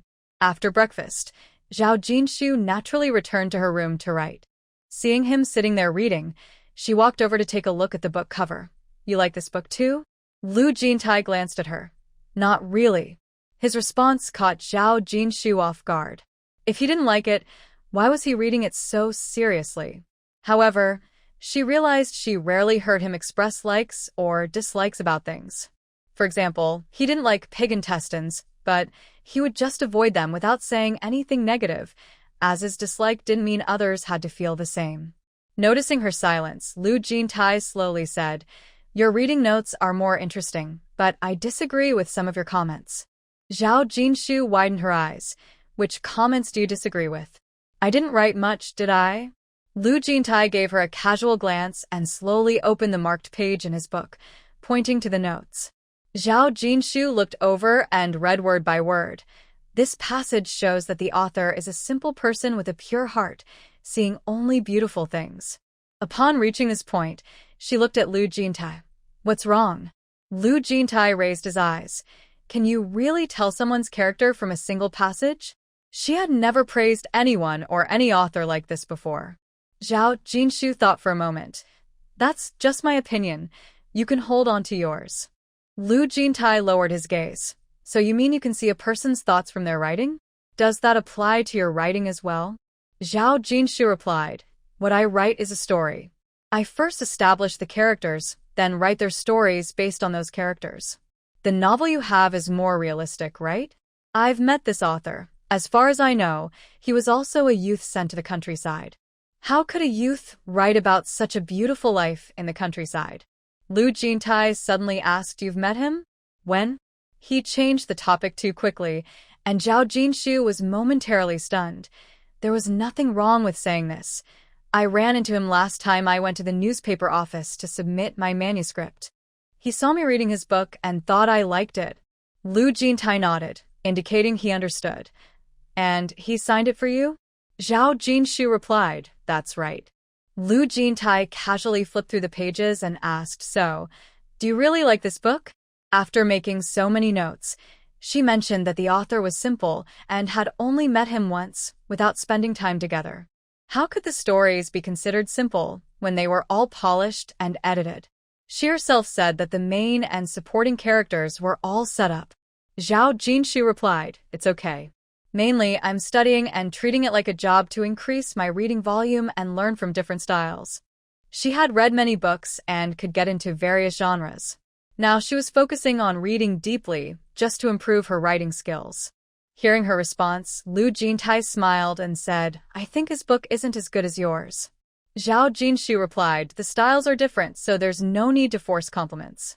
Lu Jintai said seriously, "You have to understand, after all, die-hard fans only like the stories you write." Zhao Jinshu chuckled, "All right, I understand." Lu Jintai looked at her and continued, "But if he can publish a book, it means he writes well too. There's no need to learn from him. I have many books in my bookshelf that are worth studying. How about I get you a library card? You can borrow books from our school library." Zhao Jinshu's eyes lit up. "That sounds great. Your school must have a lot of books, but can outsiders borrow books from your library?" "You can, as a family member." Lu Jintai straightened up and held her hand on the table, gently suggesting, "How about you come with me to school on Monday? I'll help you get a library card, and you can try the food in our cafeteria for lunch. We can come back together in the afternoon?" Zhao Jinshu hesitated. "Will it interrupt your work?" "I can go back by myself." Lu Jintai tightened his grip on her hand, smiling. "If Professor Lu brings his wife to school, even if it interrupts work, they will understand." Zhao Jinshu couldn't help but laugh. "Really? Are your colleagues that nice?" "Yes," Lu Jintai said, looking at her with a hint of helplessness. "Their curiosity about Professor Lu's wife seems to be even greater than their interest in Professor Lu himself. They can't wait to meet you." Zhao Jinshu, seeing his sincerity, decided to believe him, "As long as it doesn't disturb your work, then let's go." Lu Jintai's lips curled into a smile. "It won't disturb me." After that, he looked at the book in his hand. "Should we put this book away?" Zhao Jinshu glanced over. "I've finished this book, so let's put it on the shelf." Lu Jintai nodded and asked her, "Are you still writing in the morning? The soil in the flower pot isn't filled yet. How about we go work on it?" Zhao Jinshu looked at him and said, "How about we do some work in the morning to stretch our muscles, and then write in the afternoon?" Since he was available to help, she thought it would be better to have him assist her in getting some soil. Lu Jintai readily agreed. They changed into old clothes, grabbed buckets and shovels, and headed out the door to the back of the yard. There was an empty plot of land behind the yard, where someone had cleared the area to plant vegetables. Zhao Jinshu pointed to a small patch of unused land and said, "No one is planting here. I see others taking soil from this spot." Lu Jintai crouched down to take a look. The soil quality isn't great. Zhao Jinshu didn't mind too much. "That's okay. With some care, we can make it work. Given our situation, we can't find better soil. Gardening is all about attitude." Lu Jintai replied, "If it doesn't grow well, you might feel disappointed." Back at her hometown, she often checked on her vegetables, wishing she could help them grow faster. Zhao Jinshu also crouched down to inspect the soil. "It's not too bad. We can make do with it." With that, Lu Jintai picked up the shovel and started digging. They worked together, moving soil into pots. By midday, they had filled the pots, and when Zhao Jinshu mentioned wanting to plant peppers, Lu Jintai quickly went out and returned with 3 foam boxes. Zhao Jinshu's eyes lit up. Great. "Let's use 1 box for peppers. I love tomatoes, and my child does too, so let's use another box for tomatoes." She paused and looked at him. "What do you like to eat?" He seemed indifferent, eating whatever was given to him. She realized she didn't know his food preferences. Lu Jintai hesitated. For him, food was just to fill his stomach, but seeing her eager expression made him think for a moment, and he said, "Cucumbers?" Zhao Jinshu laughed. "So you like cucumbers? I remember when my cucumbers grew. I picked one for you, and you hesitated before taking it. You didn't want the tomatoes or peaches others offered you." That was the first time she had bravely given him something, worried he might refuse, but he accepted it. Looking back, she felt a bit silly. The current her would never do those things. Seeing her smile made Lu Jintai's lips curve slightly. "Then let's plant cucumbers in this box," Zhao Jinshu said, then looked at him again. "But if they don't grow well, please don't be upset."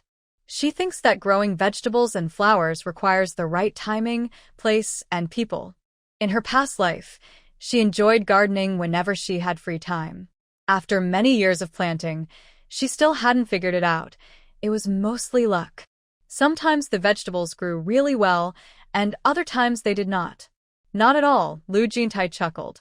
"It's just a small matter." It was already good that she wanted to grow the vegetables he liked. Zhao Jinshu straightened up and rubbed her sore back. "After not working for a while, jumping back into it is tough. Luckily, you do the heavy lifting. I just have to keep up." Lu Jintai washed his hands. "Do you want me to give you a massage?" "No need," Zhao Jinshu replied. "I'll just lie down for a bit. That will help." "Go rest," Lu Jintai said.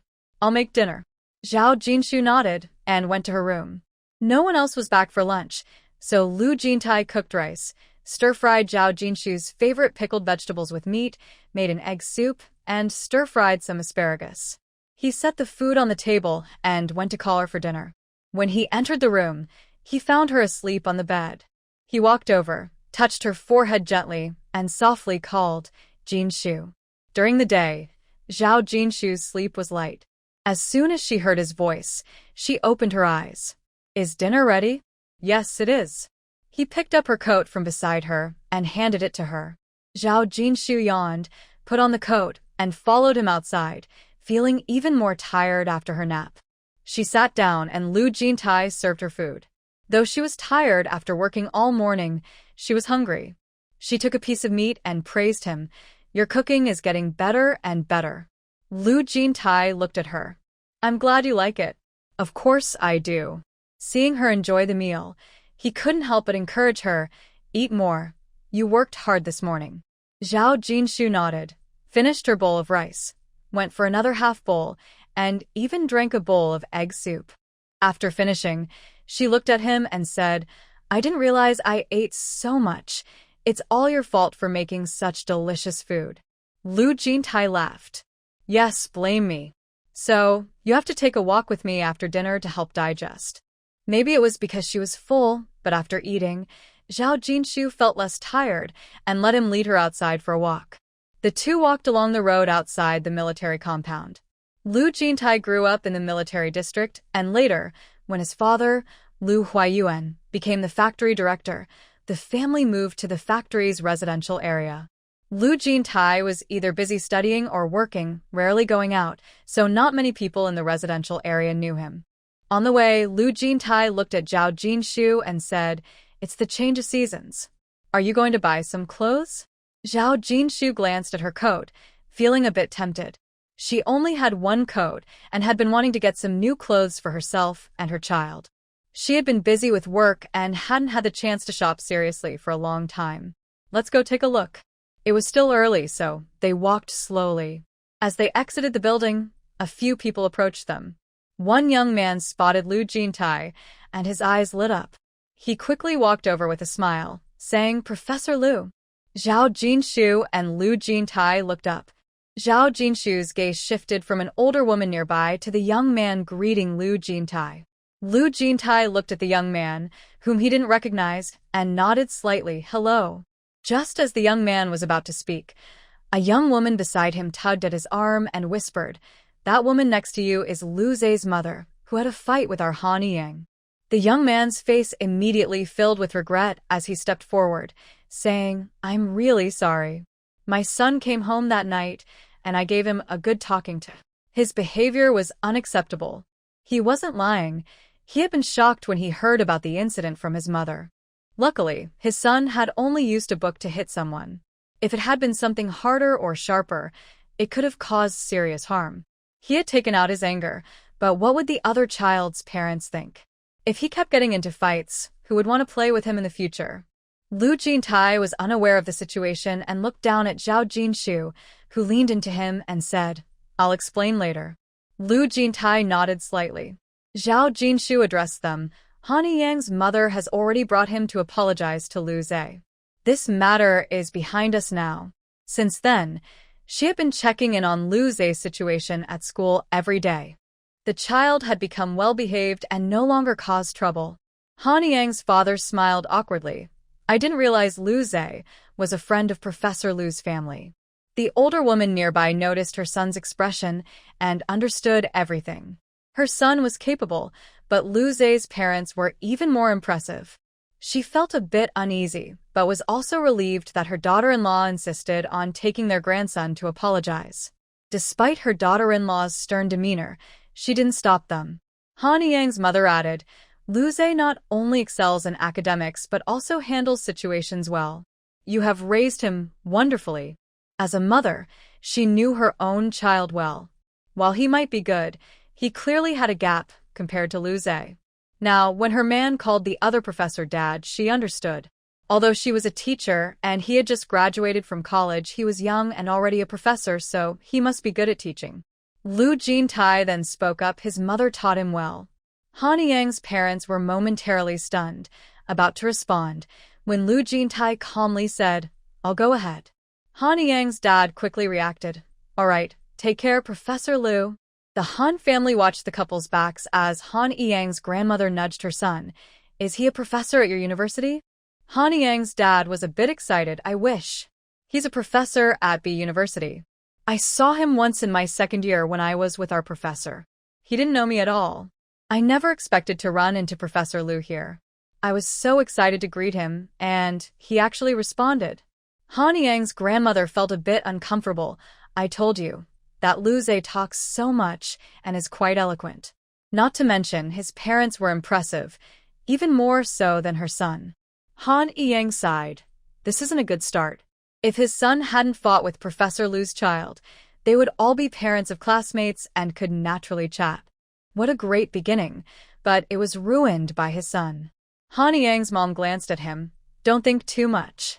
Some people have their own aura. Their circles aren't easy to enter." Han Yang's dad thought about it and realized he was overthinking. Without real ability, even if he talked to Professor Lu, what could he really achieve? As Lu Jintai and Zhao Jinshu walked out of the courtyard, Zhao Jinshu slowly explained the situation to him. After listening, Lu Jintai fell silent. When Zhao Jinshu finished and noticed he was quiet, she tugged at his arm. What's wrong? Lu Jintai looked at her. I must be an unqualified father, right? He had no idea about the conflict his son had at school. Zhao Jinshu assessed him for a moment. The conflict isn't serious. Otherwise, even if you were working, I would have called you back to handle it. Lu Jintai took her hand. I just feel sorry for you. Zhao Jinshu smiled. It is tough, but think about when I was a child and not well. My parents worried so much for me.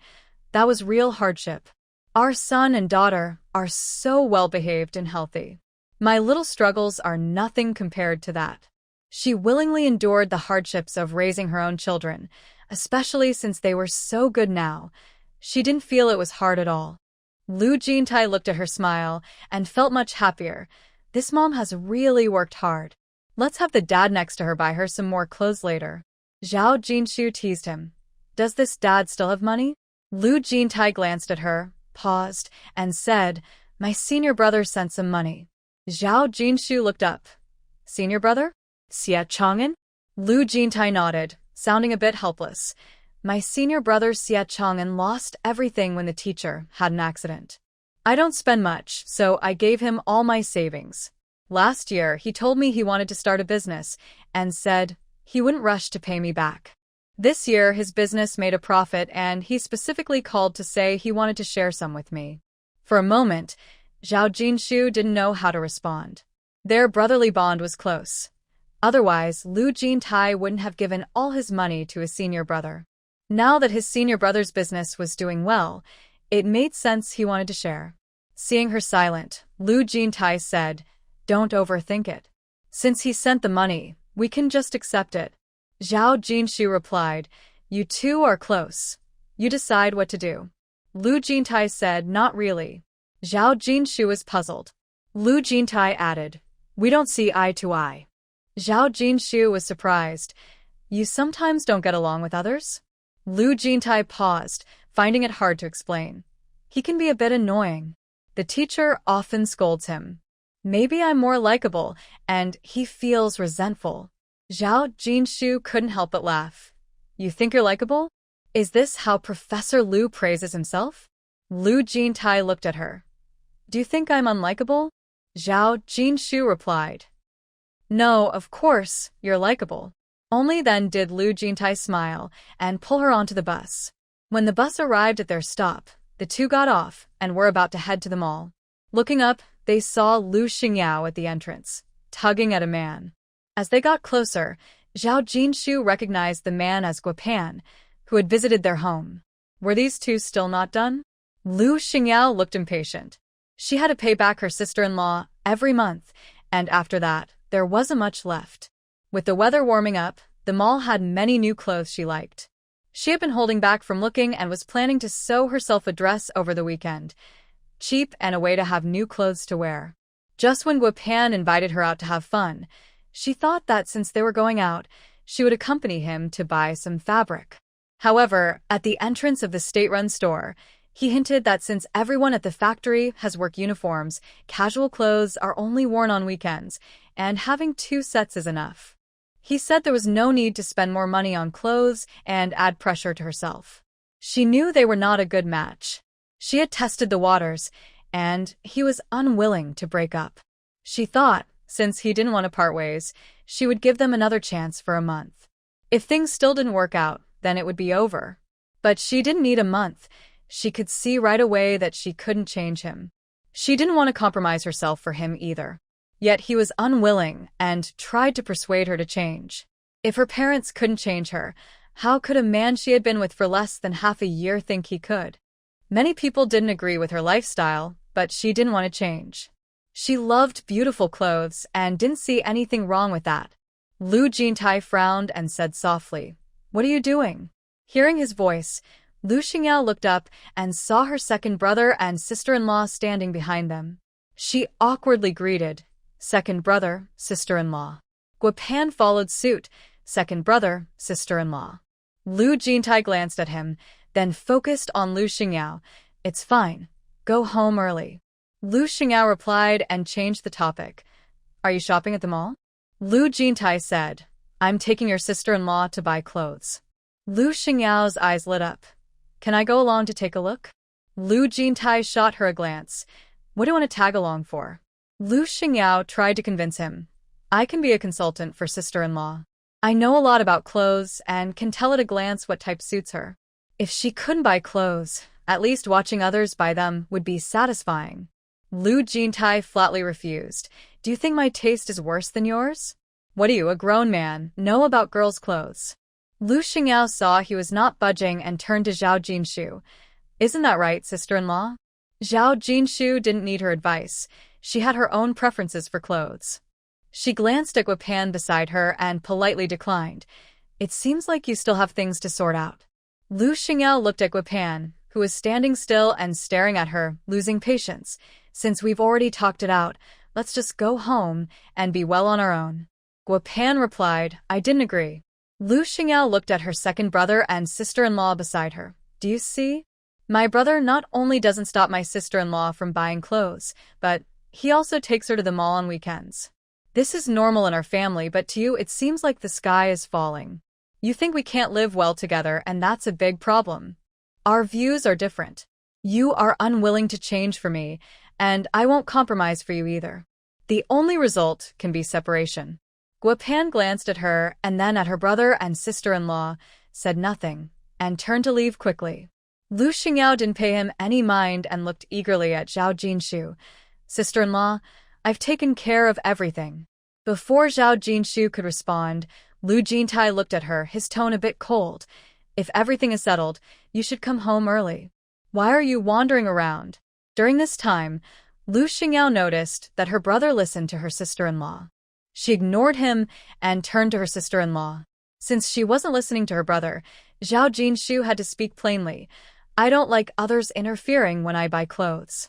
Now that everything is settled, you should go do what you need to do this weekend instead of wasting time with us. Lu Xingyao pouted.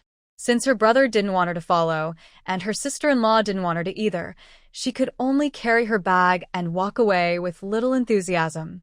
Seeing she finally left, Lu Jintai turned to Zhao Jinshu. Shall we go in?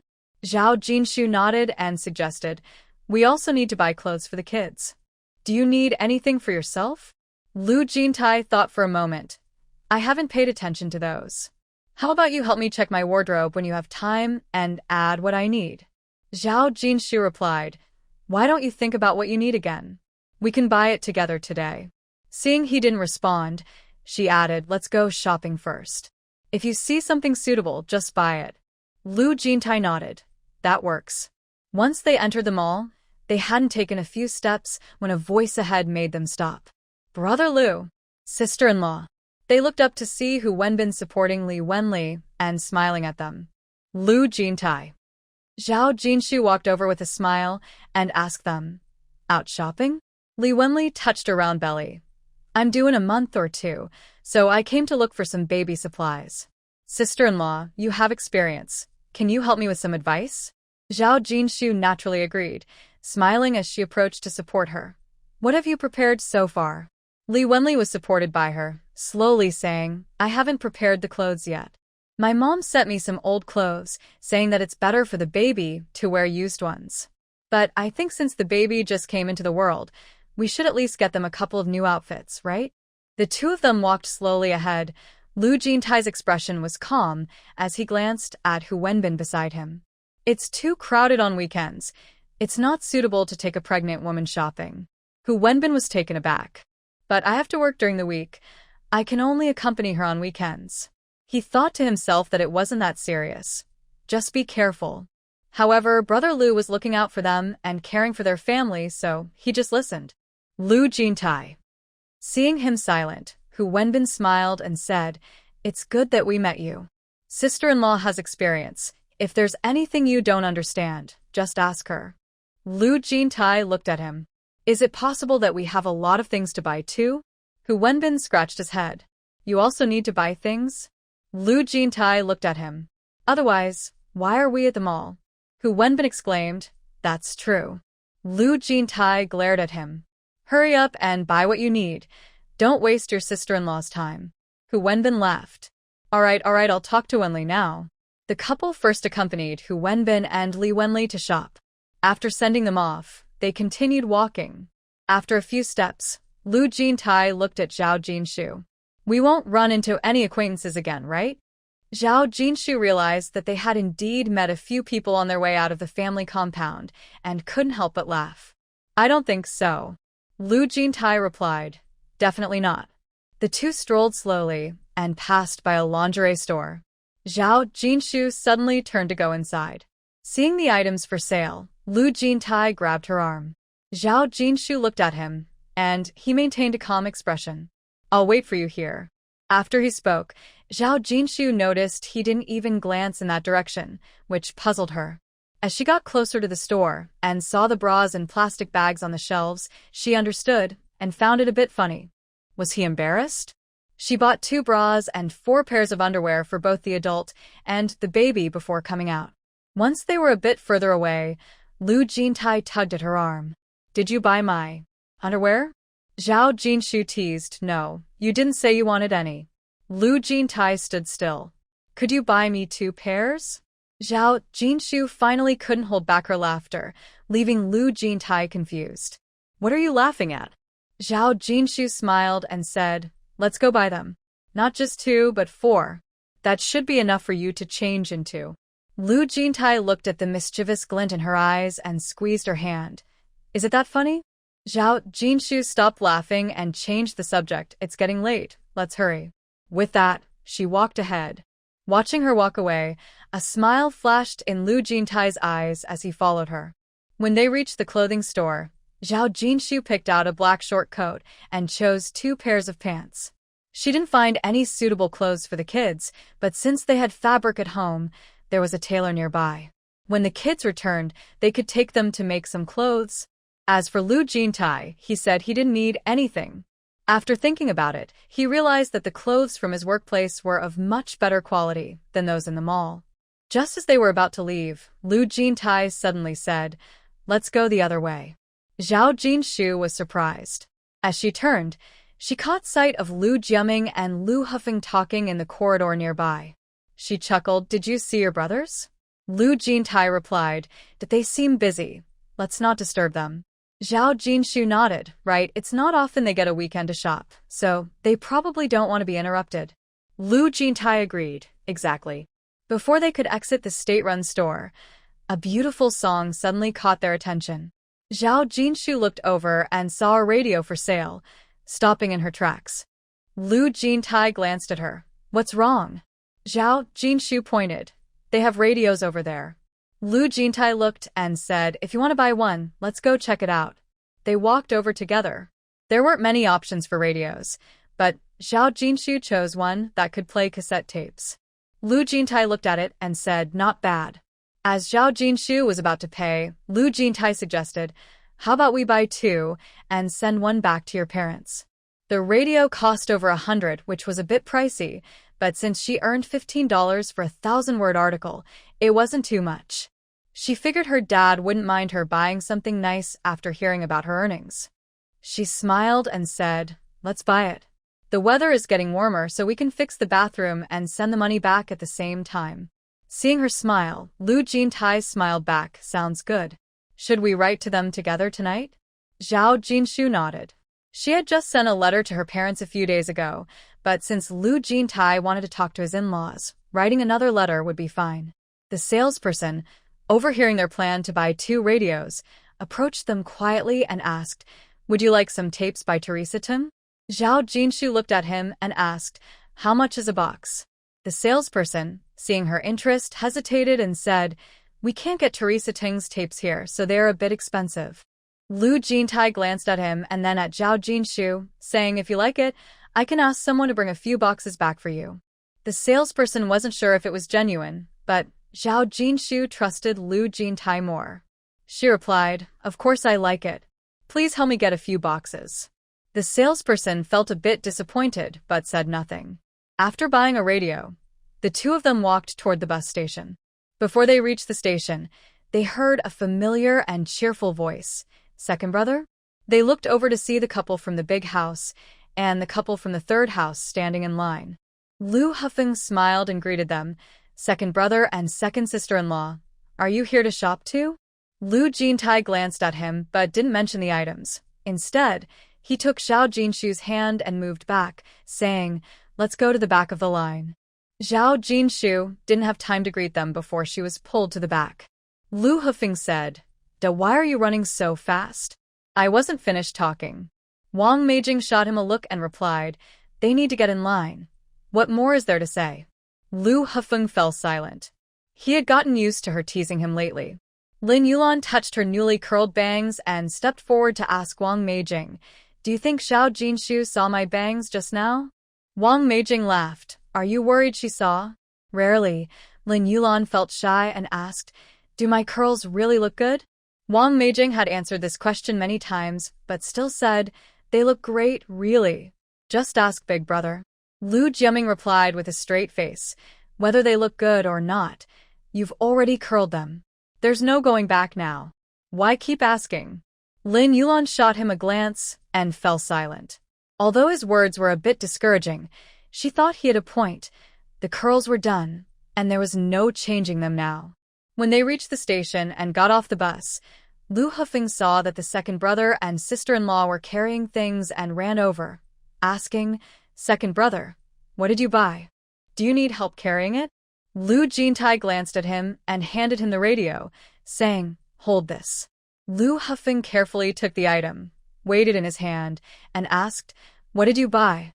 Lu Jintai ignored him and took the items from Zhao Jinshu's hands. Zhao Jinshu smiled and turned her head to see Lin Yulan's curled bangs. Lin Yulan noticed her gaze and awkwardly said, "I curled my bangs. Do they look good?" Zhao Jinshu smiled again. "They look nice." Lin Yulan sighed in relief. Since Zhao Jinshu had good taste, if she said it looked good, it must be true. When they arrived home, Ji Yuanrong was playing with her grandchildren in the yard, while Lu Xingyao sat nearby, wearing a hat and eating sunflower seeds. She was surprised to see them return together. Ji Yuanrong smiled and asked, "Did you go shopping together?" Lu Jiaming replied, "We ran into each other." Ji Yuanrong's gaze fell on her daughter-in-law's hair. "Did you get a perm?" Lin Yulan nodded. Ji Yuanrong said, "It looks nice." Lin Yulan smiled shyly. "I was worried it wouldn't look good." Lu Hufeng handed something to Lu Jintai. "What did you buy that's so heavy?" Before Lu Jintai could respond, Lu Xingyao looked over. "With that shape in the bag, it can't be a radio, right?" Lu Hufeng replied, "There are two, so it can't be a radio, right?" Zhao Jinshu chimed in, "It is a radio." Lu Xingyao's eyes lit up. "You bought two? Could it be that he also bought one for their parents?" Lu Jintai said calmly, "I'm sending one back to my parents." Lu Xingyao realized he meant his in-laws and instinctively asked, "Why didn't you buy one for our parents?" Ji Yuanrong shot her daughter a glare, wondering why young girls had to be so chatty and annoying. Zhao Jinshu glanced at her. "I bought this radio for my parents with my earnings. It's my way of showing respect as a daughter." As a daughter yourself, you could also show your respect by using your own salary to buy one for your parents. If her in-laws needed it, she would be willing to buy it, but she didn't want to be pressured into it. Lu Xingyao froze for a moment, wondering why she had spoken up. How could she afford such an expensive item? Zhao Jinshu continued, "I know you don't have that much money. How about this? You 4 siblings can each contribute a little to buy a radio for your parents. That way, you can all show your respect together, and no one feels left out." Wang Meijing quickly interjected, "But Mom and Dad have a TV in their room. They can just watch that after work. Besides, they like reading the newspaper. Didn't they just subscribe to the Times? They don't have time to listen to the radio." Lin Yulan agreed. "Exactly. A radio can't compare to a TV. Let's stick with the TV." Zhao Jinshu looked at Lu Xingyao, who stiffened and said, "I don't have any money either." Zhao Jinshu said, "You don't have money to show your respect to our parents, so you want your brothers to do it instead?" Lu Xingyao replied, "We are all family. Whoever has money can buy gifts. If I had money, I would buy gifts too. The problem is, I barely have enough for myself." Zhao Jinshu looked at her and asked, "So you plan to leave all the responsibility of honoring our parents to your brothers while you just enjoy their love?" Lin Yulan scoffed. "Then what's the point of raising such a daughter?" Lu Xingyao glared. "What do you mean by that?" "Once I have money." Wang Meijing rolled her eyes. "Don't say. Once I have money. With a monthly salary of just over 60, how can you call that rich? Of course, you feel poor when you spend your own salary. Lu Xingyao said, weren't you all like this before? Wang Meijing felt offended and snapped. That's why we are separated. You are different. You are the pampered daughter, and if you don't show respect to our parents, they won't say anything and will continue to support you. A daughter-in-law who doesn't show respect would be criticized. Ji Yuanrong asked. In all these years, when have we ever criticized you? Wang Meijing suddenly noticed her mother-in-law nearby and became flustered, forgetting she was there. But it wasn't entirely her fault. Lu Xingyao's words were hard to hear. Lin Yulan thought, your daughter hasn't shown you respect for years, and you only complain without taking action? If your daughter behaves like that, you wouldn't dare criticize your daughter-in-law, right? The three sisters-in-law exchanged words, leaving Lu Xingyao confused. They were indeed intimidating. She silently scolded herself for not being clever enough to remember that they were not easy to deal with. Zhao Jinshu ignored them. Lu Xingyao's personality was shaped by her in-laws. They only lectured her without taking real action.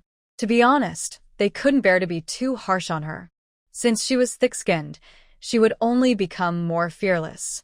But that was their issue. As long as Lu Xingyao didn't cause trouble, she wouldn't interfere. After all, even if the mother-in-law was reasonable, she wouldn't appreciate her daughter-in-law meddling in her relationship with her own daughter.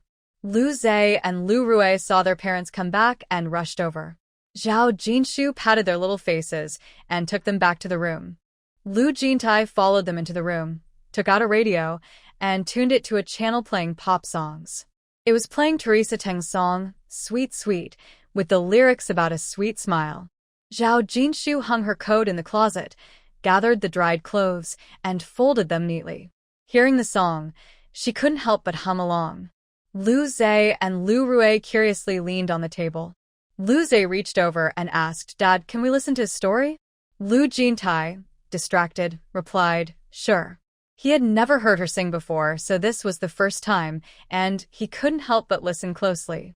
Lu Zhe's eyes lit up. Then I want to hear a story. Lu Rui added, I want to hear a story too. Lu Jintai looked at Zhao Jinshu's serious profile, then shifted his gaze to his son and daughter. Your mom likes to listen to songs. Only then did Lu Zhe and Lu Rui look at their mom. They had been focused on the radio and hadn't noticed her singing. After hearing a couple of notes, Lu Zhe joined in loudly. Where have I seen you? Your smile is so familiar. Lu Rui giggled and mimicked her brother, shouting a line she heard. I can't remember. The children's voices quickly drowned out their mom's singing. Lu Jintai sighed. Zhao Jinshu heard them and turned to look, saying, maybe let Dad play you a story instead. Stop the noise. She knew from the last life that they had no singing talent. Their voices were just noise, and it wouldn't be any better this time. Lu Zhe ran to his mom's side. Mom, do I sing well? Zhao Jinshu hesitated, not wanting to hurt his feelings. It's okay. Lu Zhe smiled and then asked his dad, Dad, do I sing well? Lu Jintai glanced at him, his eyes landing on the boy's face that resembled both parents. He thought to himself, this is their son, his own son, so he wouldn't push him away. You do well in school, and your writing is good. You should focus on your studies. Lu Zhe hugged his dad's arm. I meant singing, Dad. You're a professor. You should know how to answer questions. Lu Jintai straightened him up, keeping a straight face. Dad believes you're smart enough to understand what I mean. Lu Zhe nodded. I get it. Compared to studying, my singing probably isn't that good, so I should practice more. Lu Jintai patted his shoulder. Practice alone in your room. Don't let your mom and me hear you. Lu Shi replied. Lu Rui laughed from the side. I heard it.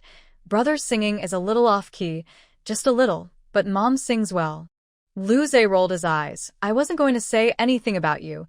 Your singing is a little off too, just a little, not as good as Mom's. As she spoke, she started to sing along with the radio, which was playing the gentle sound of rain in March.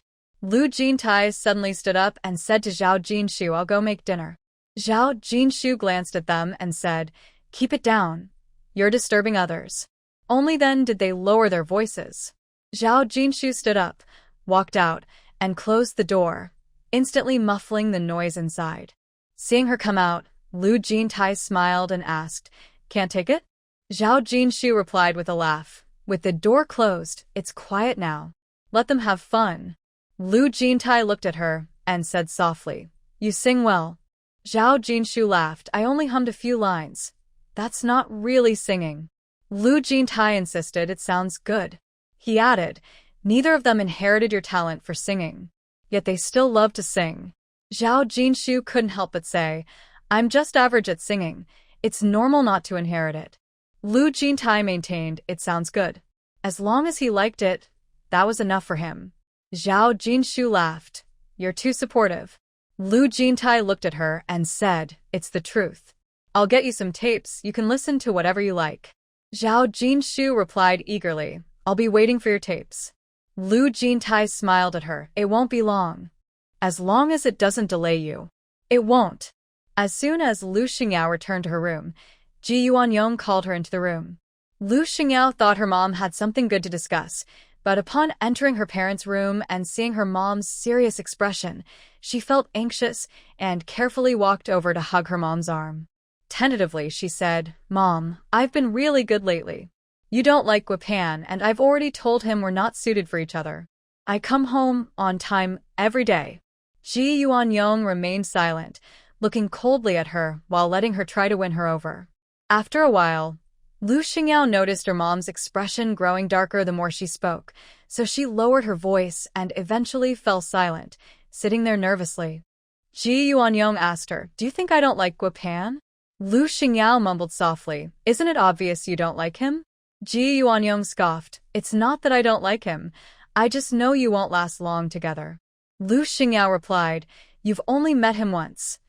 How can you know we won't last?" Ji Yuanrong glared at her. "That child has suffered since he was young. It's not easy for a whole family to raise one college student. Everyone is counting on him. You might think that buying one piece of clothing is nothing, but that money could be the food budget for his entire family for a month. Do you think you can share his hardships, or are you willing to support his family without complaints?"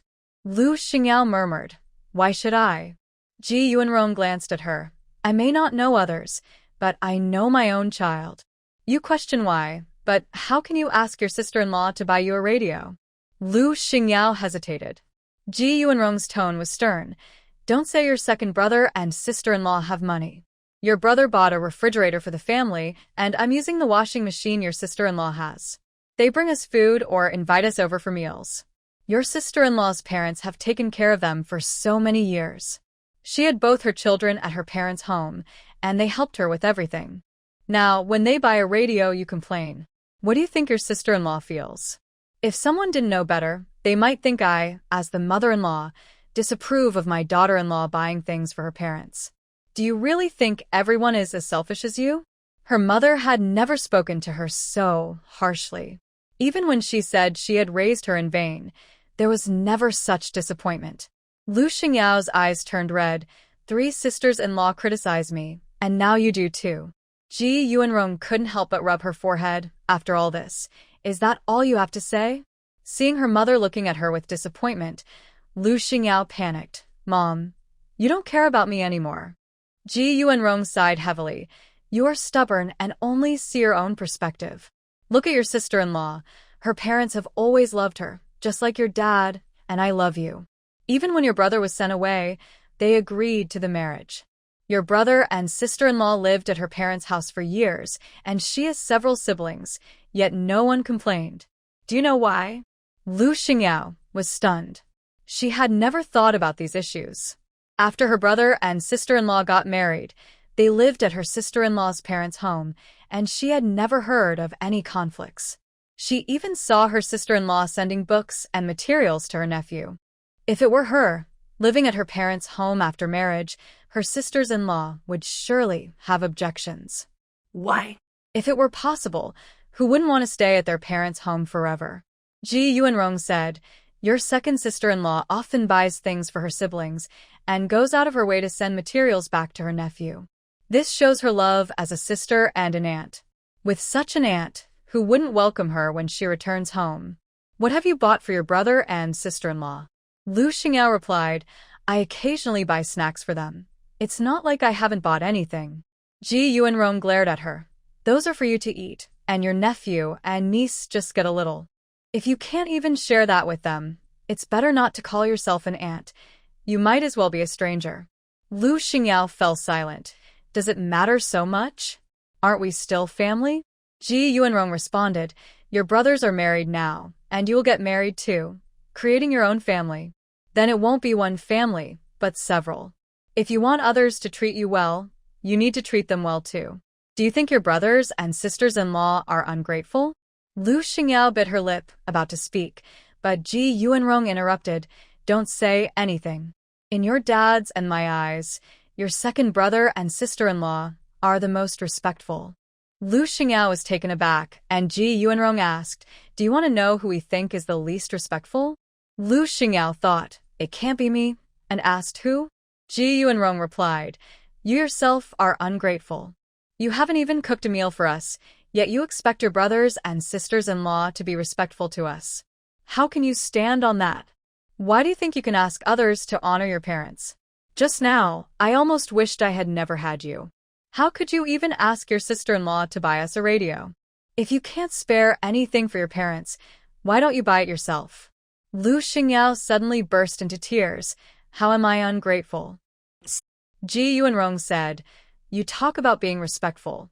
Lu Xingyao hugged her arm. Mom, you weren't like this before. You've changed. Ji Yuanrong didn't want to hear her complaints and felt frustrated. After offending her brothers and sisters-in-law, Lu Xingyao still seemed pleased with herself. Pushing her arm away, Ji Yuanrong said directly, this month is fine, but starting next month, you need to pay 10 yuan for living expenses each month. Lu Xingyao sat up straight, forgetting her tears, and wiped her eyes, but I'm not married. Why do I need to pay living expenses? Ji Yuanrong glanced at her. You earn over 60 yuan. Is 10 yuan too much? Even if it is, since you say you are respectful, consider it a way to honor your dad and me. Lu Xingyao fell silent. Ji Yuanyong looked at her and said, you're 20 years old now. If you still don't understand, your dad and I won't spoil you anymore. If you don't want to receive an allowance, you can move to the factory to live. Lu Xingyao suddenly looked up, unable to believe her ears. Was she serious? Of course, she was serious.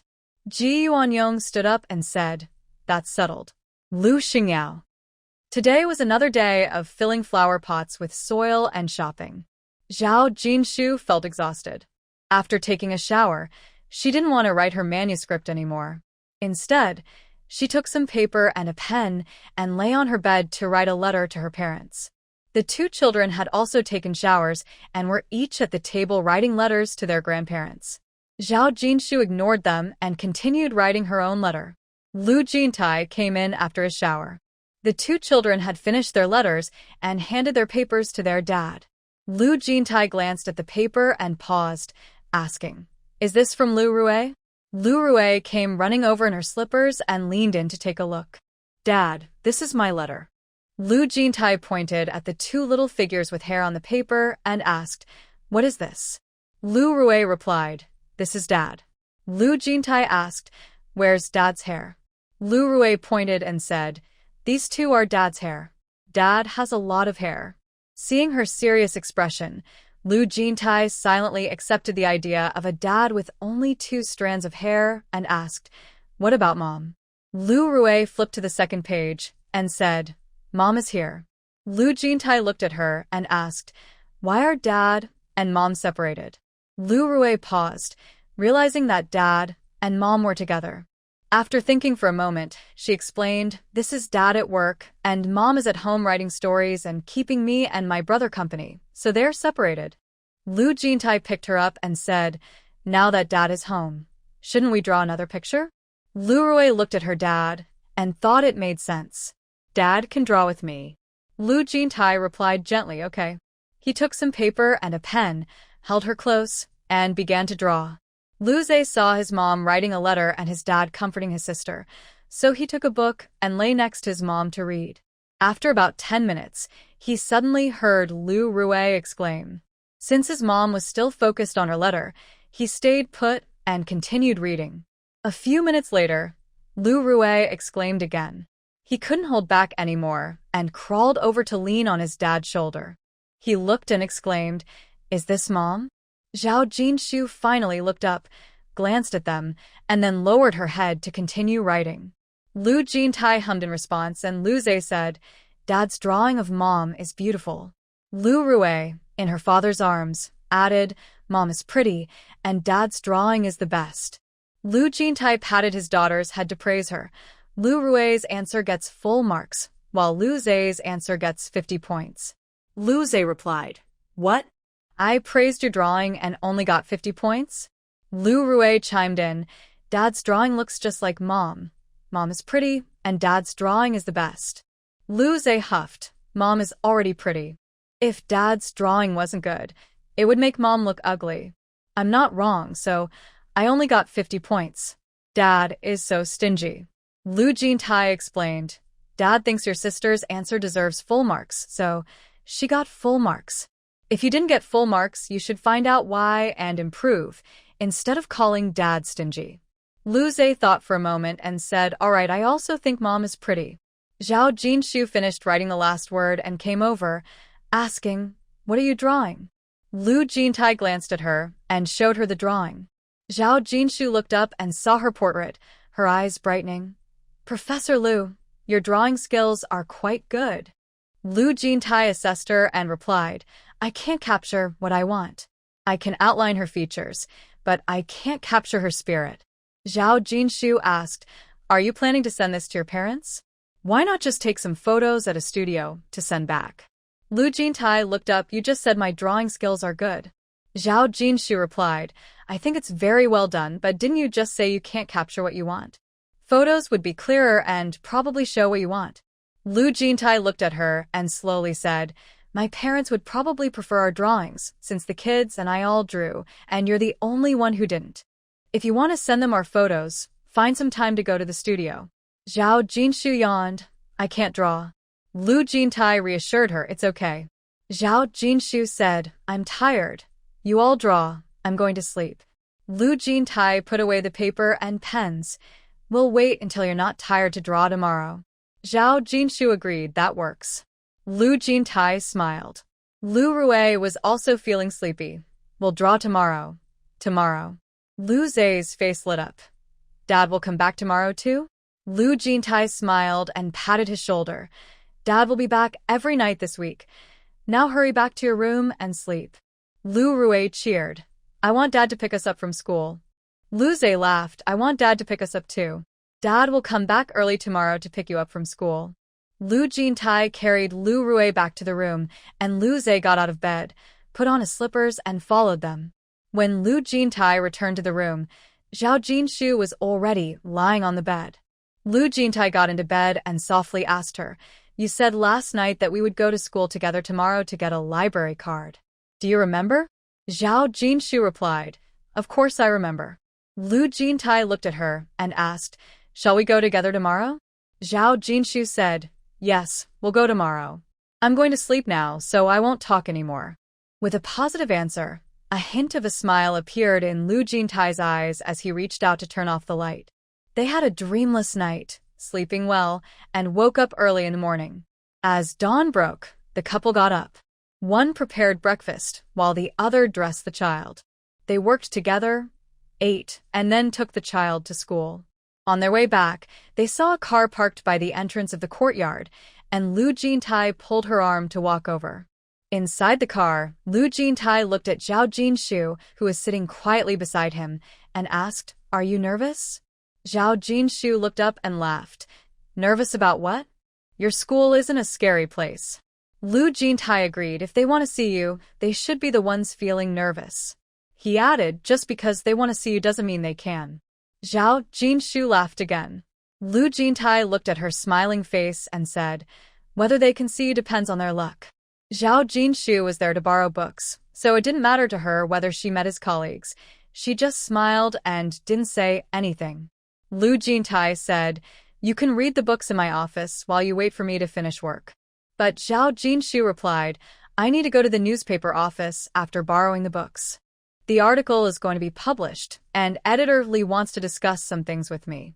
Lu Jintai said, you didn't mention that before. I could have gone with you to the newspaper office. Zhao Jinshu looked at him. Aren't you busy with work? Lu Jintai couldn't help but hold her hand that was resting on her lap. I'm not busy this week. Some simple tasks can be given to Zhao Hongyang, so he can get some practice and get into work mode. It will get busy again next week when I return from my business trip. Zhao Jinshu didn't understand all that. If he said he wasn't busy, then he wasn't. He wouldn't let personal matters interfere with work. As they entered the campus, Zhao Jinshu noticed how quiet the school was. They drove through without encountering many people, and she was a bit surprised. Are the students all here this early? Lu Jintai replied, we used another main gate. This one doesn't have students coming in and out. Zhao Jinshu nodded, got out of the car, and happened to meet Principal Zheng and Professor Li. They were very happy to see her and chatted for a while. When they learned that Zhao Jinshu wanted to get a library card, Principal Zheng said, I'll have someone take care of it and deliver it to Jintai's office, so you don't have to make another trip. Since he said that, after they parted ways, Lu Jintai took her directly to his office. Once inside, Zhao Jinshu looked around. The office was clean and tidy, with a bookshelf filled with various books and materials, similar to other offices. She didn't look around much and sat down. Lu Jintai looked at her and asked, would you like something to drink? Zhao Jinshu replied, I'm not thirsty. You can go ahead and work. Lu Jintai glanced at her and said, if you're bored, you can read. You can look at any of the books on the shelf. Zhao Jinshu responded, just focus on your work. I won't be bored. Lu Jintai paused, noticing she was sitting still, and thought she might find it dull. The school has many interesting places. Would you like to take a look? Zhao Jinshu nudged him. Stop talking and get to work. I'll find a book to read. As she stood up and went to the bookshelf, Lu Jintai was left speechless. Seeing that he wasn't moving, Zhao Jinshu couldn't help but say, I won't come to your school again, so I don't waste your time. Only then did Lu Jintai respond, sounding a bit helpless, I was worried you'd be bored. He hoped she would want to come back next time. Zhao Jinshu replied, I can be comfortable anywhere. Lu Jintai held her hand and said, I need to go take care of some things. I'll be back soon. Zhao Jinshu casually picked up a book and sat in the chair. You can go ahead. I'll read for a bit. Lu Jintai looked at her one more time before opening the door and leaving. Once the door closed, Zhao Jinshu sat quietly in the chair, flipping through the book as time passed. Lu Jintai hadn't returned. She checked her watch. It was 10 o'clock. After flipping through a few more pages, her eyes felt a bit tired. Just as she was about to stand up and stretch, there was a knock on the door. She closed the book, stood up, and opened the door to see 3 smiling faces. She paused for a moment, and before she could speak, they all exclaimed, Teacher's wife. Zhao Jinshu smiled and asked, Are you students of Professor Lu? The 2 boys and 1 girl outside the door stood a bit shyly and replied, Yes, we are all students of Professor Lu. After they finished speaking, the girl spoke first, Teacher's wife, my name is Wang Junhua. Here's my student ID. She then handed her student ID to Zhao Jinshu to look at. Zhao Jinshu was momentarily stunned, and then chuckled, no need. Wang Junhua quickly replied, When my teacher saw my student ID, she knew my name right away. Since she said that, Zhao Jinshu glanced at it and smiled. Your name is really nice. Wang Junhua laughed happily, pleased that her teacher complimented her name. A boy nearby said, Teacher, my name is Yang Lixian, and here is my student ID. Another boy eagerly chimed in, Teacher, my name is Li Wenshan, and this is my student ID. Zhao Jinshu looked at them and found their hopeful expressions amusing. It reminded her of Lu Zhe, so she complimented, You both have lovely names. The 2 boys grinned. Wang Junhua glanced at them and stepped forward, Teacher, here is your library card. Professor Lu is still busy, so he asked me to take you to the library to borrow some books. Zhao Jinshu took the library card and smiled. Thank you, Junhua. The teacher was truly kind. Wang Junhua couldn't help but glance at her again. Not only was she kind, but she was also beautiful. Their professor was very lucky. Remembering Zhao Hongyang mentioning that the teacher was a writer, she asked, "Teacher, are you writing something?" The other two were curious too, but they didn't have Wang Junhua's boldness. They quietly listened in. Seeing their reactions, Zhao Jinshu pretended not to notice and asked, "Do you know if you've read the newspaper?" The three nodded. Wang Junhua quickly said, "I follow Xiao Shuai and Xiao Bai every week. I really like them. They're so cute, smart, and funny." As she spoke, she noticed the smile on the teacher's face and suddenly paused, a thought flashing in her mind. "Teacher, you didn't write The Adventures of Xiao Shuai, did you?" When she saw the teacher nodding with a smile, she almost squealed. Looking at the teacher's gentle and beautiful face, she carefully leaned closer. "Teacher, how many words is this story? I love it so much. Every time I read it, I feel so nervous for them, but thankfully, they always manage to get through safely." The two boys couldn't help but look at their teacher as well. As long as they weren't asking about the plot, just curious about the word count, Zhao Jinshu could tell them it's about 120,000 words. Wang Junhua counted on her fingers. Each issue is around 10,000 words, and 5 issues have been published. There are still about 2 months left to follow. Zhao Jinshu glanced at her, but didn't say anything. The Sword Immortal will be published soon, and The Handsome Guy might publish every 2 weeks. However, whether 2 stories can be serialized together depends on editor Li's ability.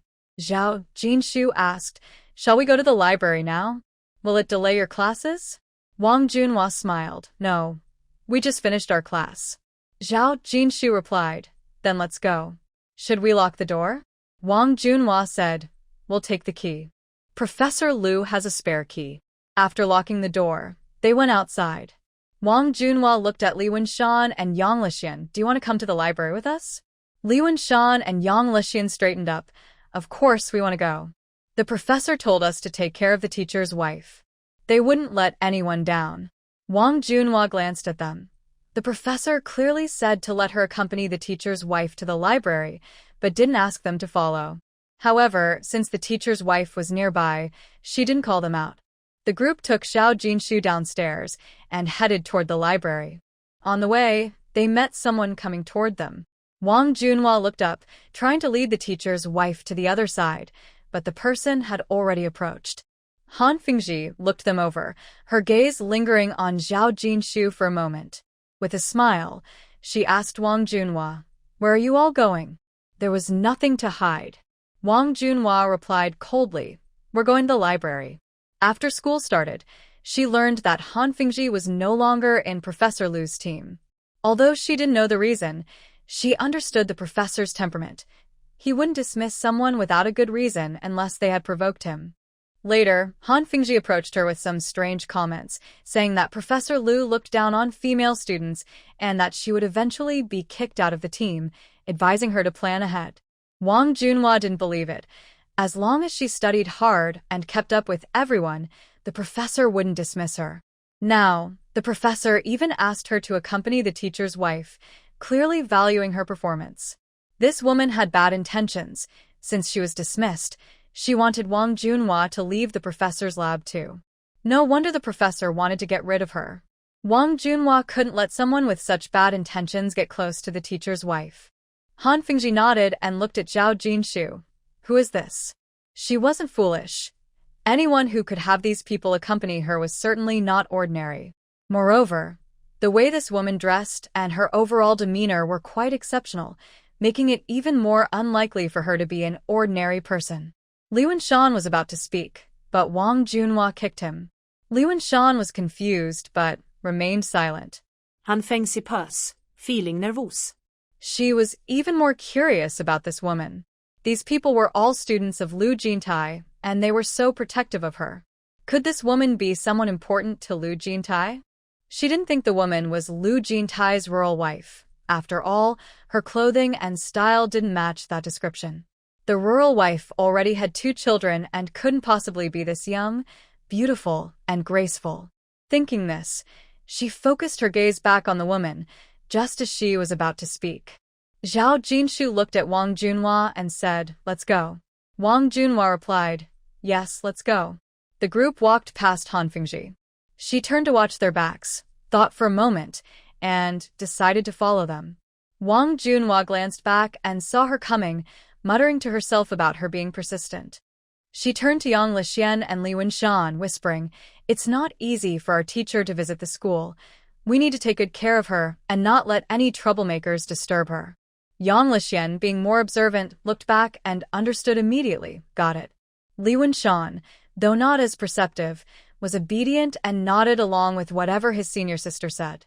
Zhao Jinshu walked ahead, overhearing the three whispering and couldn't help but laugh, thinking they sounded like 3-year-olds.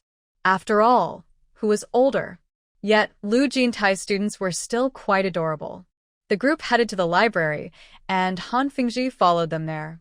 Wang Junhua wanted her to stop following, but the library wasn't hers to control, so she could only watch helplessly. Zhao Jinshu patted her arm, saying, "Don't mind her.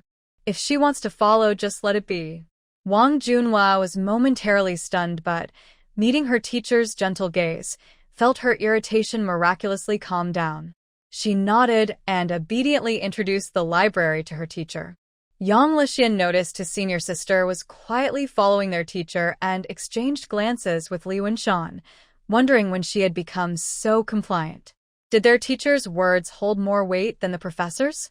Yang Lixian also helped by explaining where different types of books were located. Their school had more than one library, but this one was the largest. Zhao Jinshu, following their guidance, picked out 3 books she had never seen before that suited her, registered them, and walked out. Once outside, Han Fingji called after them, "Wait for me." After seeing that the group didn't stop, she stomped her foot in frustration and hurried to catch up, blocking their path. She focused her gaze on Zhao Jinshu, and Wang Junhua noticed her scrutinizing look. She quickly stepped in front of her teacher's wife, blocking her view. "Why are you stopping us?" Han Fingji looked to her. "Did you just call her teacher's wife?" "Who is she?" She pointed at Zhao Jinshu. Yang Lixian's expression turned cold. "Do you have no manners? Why are you pointing? What does it have to do with you?" Han Fingji's face turned red as she lowered her hand. "You can't just call someone teacher's wife randomly. Don't get the wrong person and be fooled." All 3 of them were students of Lu Jintai, and they called each other teacher's wife without needing to think twice about their identities. But how could that be? She couldn't believe that the other person was Lu Jintai's wife from the countryside. Some classmates were from rural areas and had married and had children there. She had seen their spouses, and they didn't look like this at all. Li Wenshan spoke gruffly, "Do you think we are like you? Foolish enough to mistake our teacher's wife?" Wang Junhua added, "Exactly. How foolish do you think we are to confuse our teacher's wife? If you're foolish, don't think we are like you." Zhao Jinshu gently patted Wang Junhua's shoulder. Wang Junhua turned to look at her, and Zhao Jinshu smiled. "There's no need to get angry over someone like that. I'll handle it." Junhua looked at the smile on her teacher's wife's face, paused for a moment, and realized that while her teacher's wife looked gentle, she could write such amazing stories, so she must have depth and wouldn't be easily bullied. Hearing Zhao Jinshu's words, Han Fingji sneered, "You're not from our school, are you?" Before Zhao Jinshu could respond, she mockingly looked at Wang Junhua.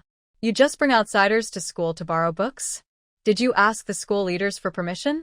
"No need to ask." I agreed. "What's wrong with that?" A voice came from behind them, and they turned to see who it was, all exclaiming, "Principal Zheng." Han Fingji's face stiffened. She hadn't expected Principal Zheng to hear her words and felt a bit regretful. Principal Zheng nodded, looking at Zhao Jinshu with a kind smile.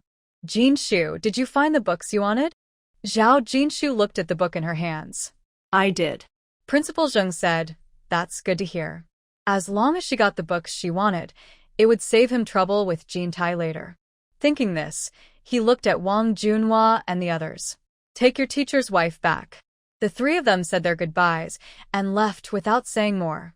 Once they were far away, Han Fingji quietly said to Principal Zheng, "Principal Zheng, should I leave too?" "Not just yet." Principal Zheng looked at her and said, "Are you Han Fingji?" Han Fingji stood up straight and replied, "Yes." Principal Zheng's expression became serious. As a student, You should focus on your studies instead of causing trouble. I don't think you should try to join Professor Lu's team again, or any other team for that matter. You need to learn how to be a good student first." After saying this, he walked away. Watching him leave, Han Fingji clenched her fists. She had only said a few words, and he decided she wasn't a good student? Now she couldn't even join other teams. Was he trying to ruin her future? Thinking of this, her expression darkened. The school wasn't just under Principal Zheng's control. There would be people who would support her. As Zhao Jinshu and the others reached the bottom of the office building, they saw Lu Jintai walking towards them with some documents. The three students stood up straight and called out, "Professor Lu." Lu Jintai nodded slightly, his gaze landing on Zhao Jinshu. Noticing the book in her hands, he asked gently, "Did you borrow the book?" Zhao Jinshu replied, "Yes, I did." Lu Jintai smiled and said to the three students, "You can go back now." Wang Junhua and the others hesitated, thinking they should tell the professor about what just happened. Seeing they didn't move, Lu Jintai asked, "What's wrong?" Yang Lixian looked at Wang Junhua, signaling her to speak. Wang Junhua understood and stepped forward to recount what had just happened. "We just ran into Han Fingji. She followed us to the library, and after we came out." Lu Jintai frowned and instinctively looked at Zhao Jinshu. When their eyes met, Zhao Jinshu smiled. Lu Jintai glanced at her and turned back to the three students, saying, "I understand. You can go back now." Noticing that Professor Lu seemed troubled, the three students quickly left, sensing that something was wrong. Once inside the office, Lu Jintai closed the door and looked at Zhao Jinshu. "Are you angry?" Zhao Jinshu looked up and replied, "No." Lu Jintai's eyes brightened with a smile as he took her hand. "That person is no longer in the team."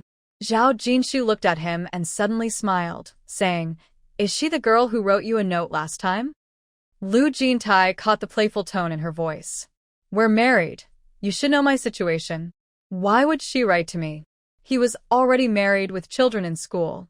Zhao Jinshu responded, "What is your situation?"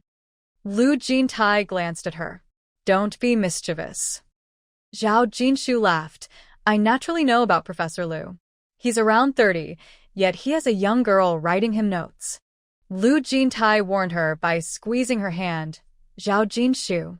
Zhao Jinshu smiled. "All right, I won't say anything more." Lu Jintai pulled her down to sit and said softly, "Next time you meet someone like that, do whatever you want, no need to hold back." He spoke with anger in his voice, feeling frustrated that a student wasn't studying properly and seemed to think they knew enough already. Zhao Jinshu said, "Before I could do anything, Principal Zheng arrived." Lu Jintai snorted. At least he came quickly. Zhao Jinshu thought about the three students who had protected her and found it amusing. "Your students are quite good. They have great judgment." Lu Jintai looked at her, a smile in his eyes. "I usually have good judgment." Zhao Jinshu looked up. "So confident?" Lu Jintai smiled. "I have good judgment. That's why I married you." Zhao Jinshu rolled her eyes at him, as she was the one who had made the first move. The two sat down and chatted for a while. Lu Jintai stood up to pour her some water. "Do you want to use my cup?" He had other cups, but they were for guests, and she wasn't a guest. Zhao Jinshu replied, "There are no other cups, so I have to use yours." A hint of a smile flashed in Lu Jintai's eyes as he took the cup, went out for a moment, and returned with it filled. "The cup is clean, not too hot, just right." Zhao Jinshu took the cup and smiled at him. "Are you worried I would dislike it?" He specifically mentioned that the cup was clean. Did he think she wouldn't drink from it otherwise? Lu Jintai's smile deepened. "I know you wouldn't mind. It hasn't been used for 2 days, so I washed it." Zhao Jinshu shot him a glance. "I might mind." After saying that, she took a sip of water. Lu Jintai's smile faded slightly as he stared at her. Zhao Jinshu almost laughed out loud. Lu Jintai noticed the smile in her eyes, his gaze dropping to her lips, which looked even more inviting after drinking. He took the cup from her hand and placed it on the desk. Zhao Jinshu was momentarily stunned and didn't react before he pulled her into his arms, holding her face and kissed her. Zhao Jinshu pushed him away slightly, but he didn't let go. Instead, He held her tighter, increasing the pressure of his kiss. In an instant, her senses were filled with his presence. After a while, he eased his grip and she gently pushed him away, and he finally released her. Zhao Jinshu glared at him. You really don't pay attention to the place. Noticing the fleeting pout on her face, Lu Jintai tightened his hold on her and, seeing her swollen lips, suddenly picked her up. Zhao Jinshu gasped, worried about disturbing others, and whispered, "What are you doing?"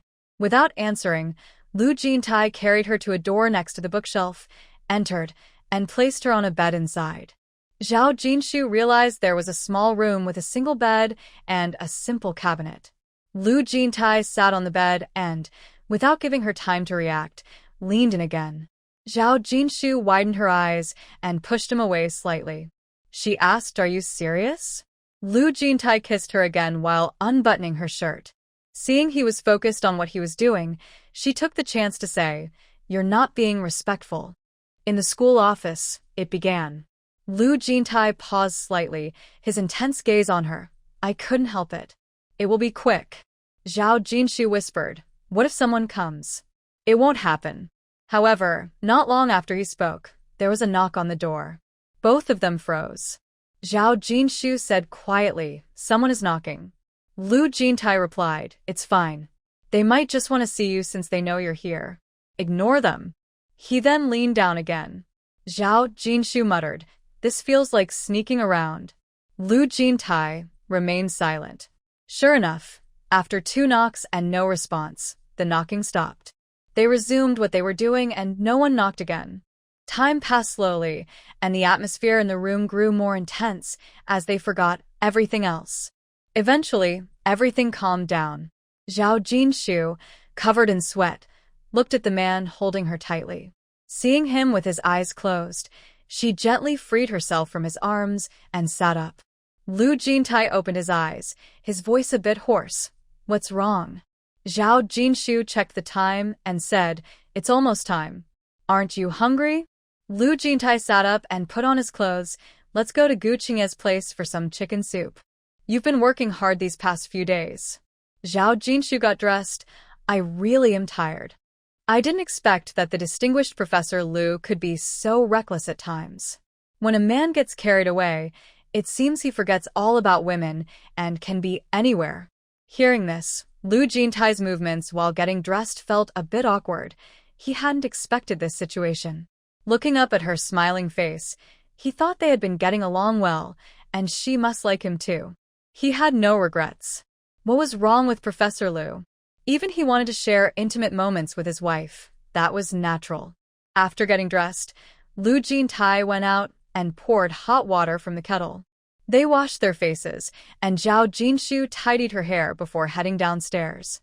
Instead of taking the bus, Lu Jintai called the car that had picked them up earlier to take them to Gu Qingye's restaurant. Seeing them, Gu Qingye was a bit surprised. "Since you returned from your hometown, you haven't come by. I was thinking of finding time to drop off your sister-in-law's salary, but here you are." Lu Jintai replied, "We came to eat. Your sister-in-law is hungry. Please bring some chicken soup." Gu Qingye laughed. "We have chicken soup every day. All ready to go.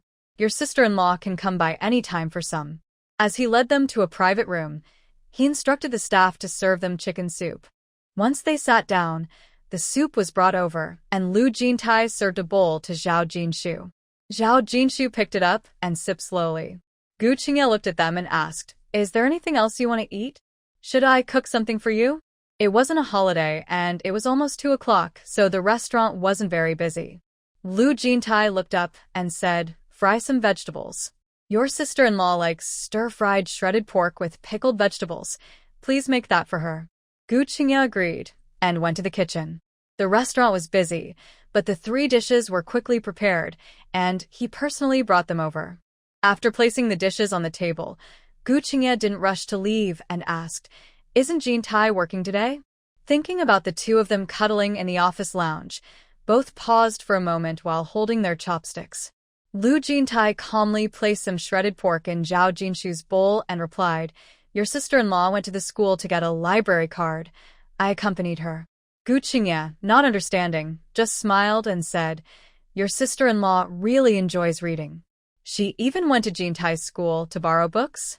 Lu Jintai explained, your sister-in-law has always loved reading.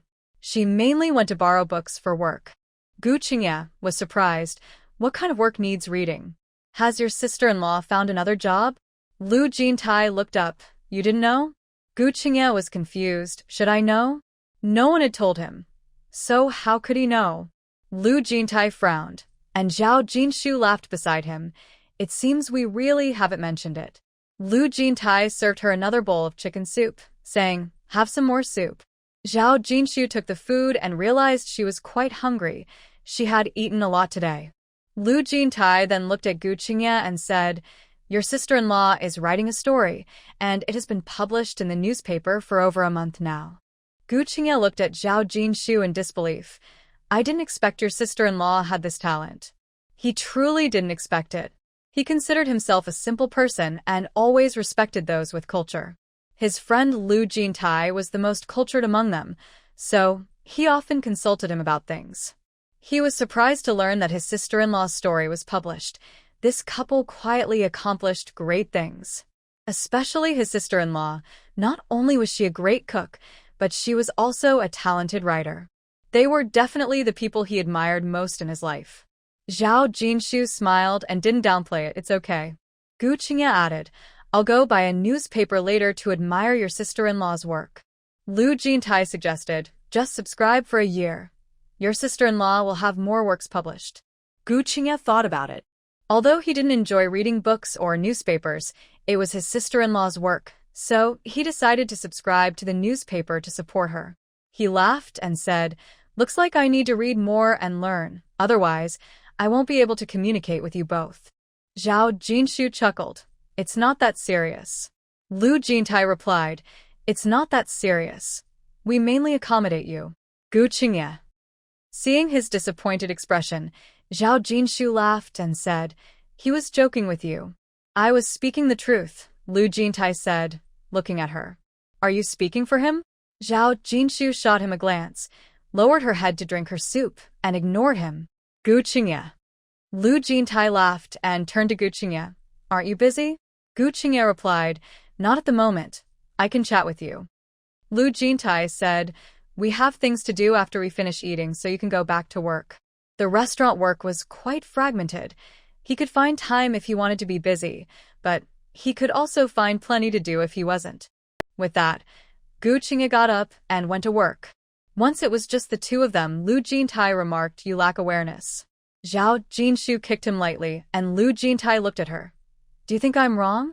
Zhao Jinshu smiled and said, he hasn't seen you in a long time and wanted to talk, but you sent him away. Lu Jintai replied, he interrupted our meal. Zhao Jinshu. After eating, the two of them went outside. Lu Mining packed a few bags of fruit for them, and this time, Zhao Jinshu didn't hesitate and took them to the car.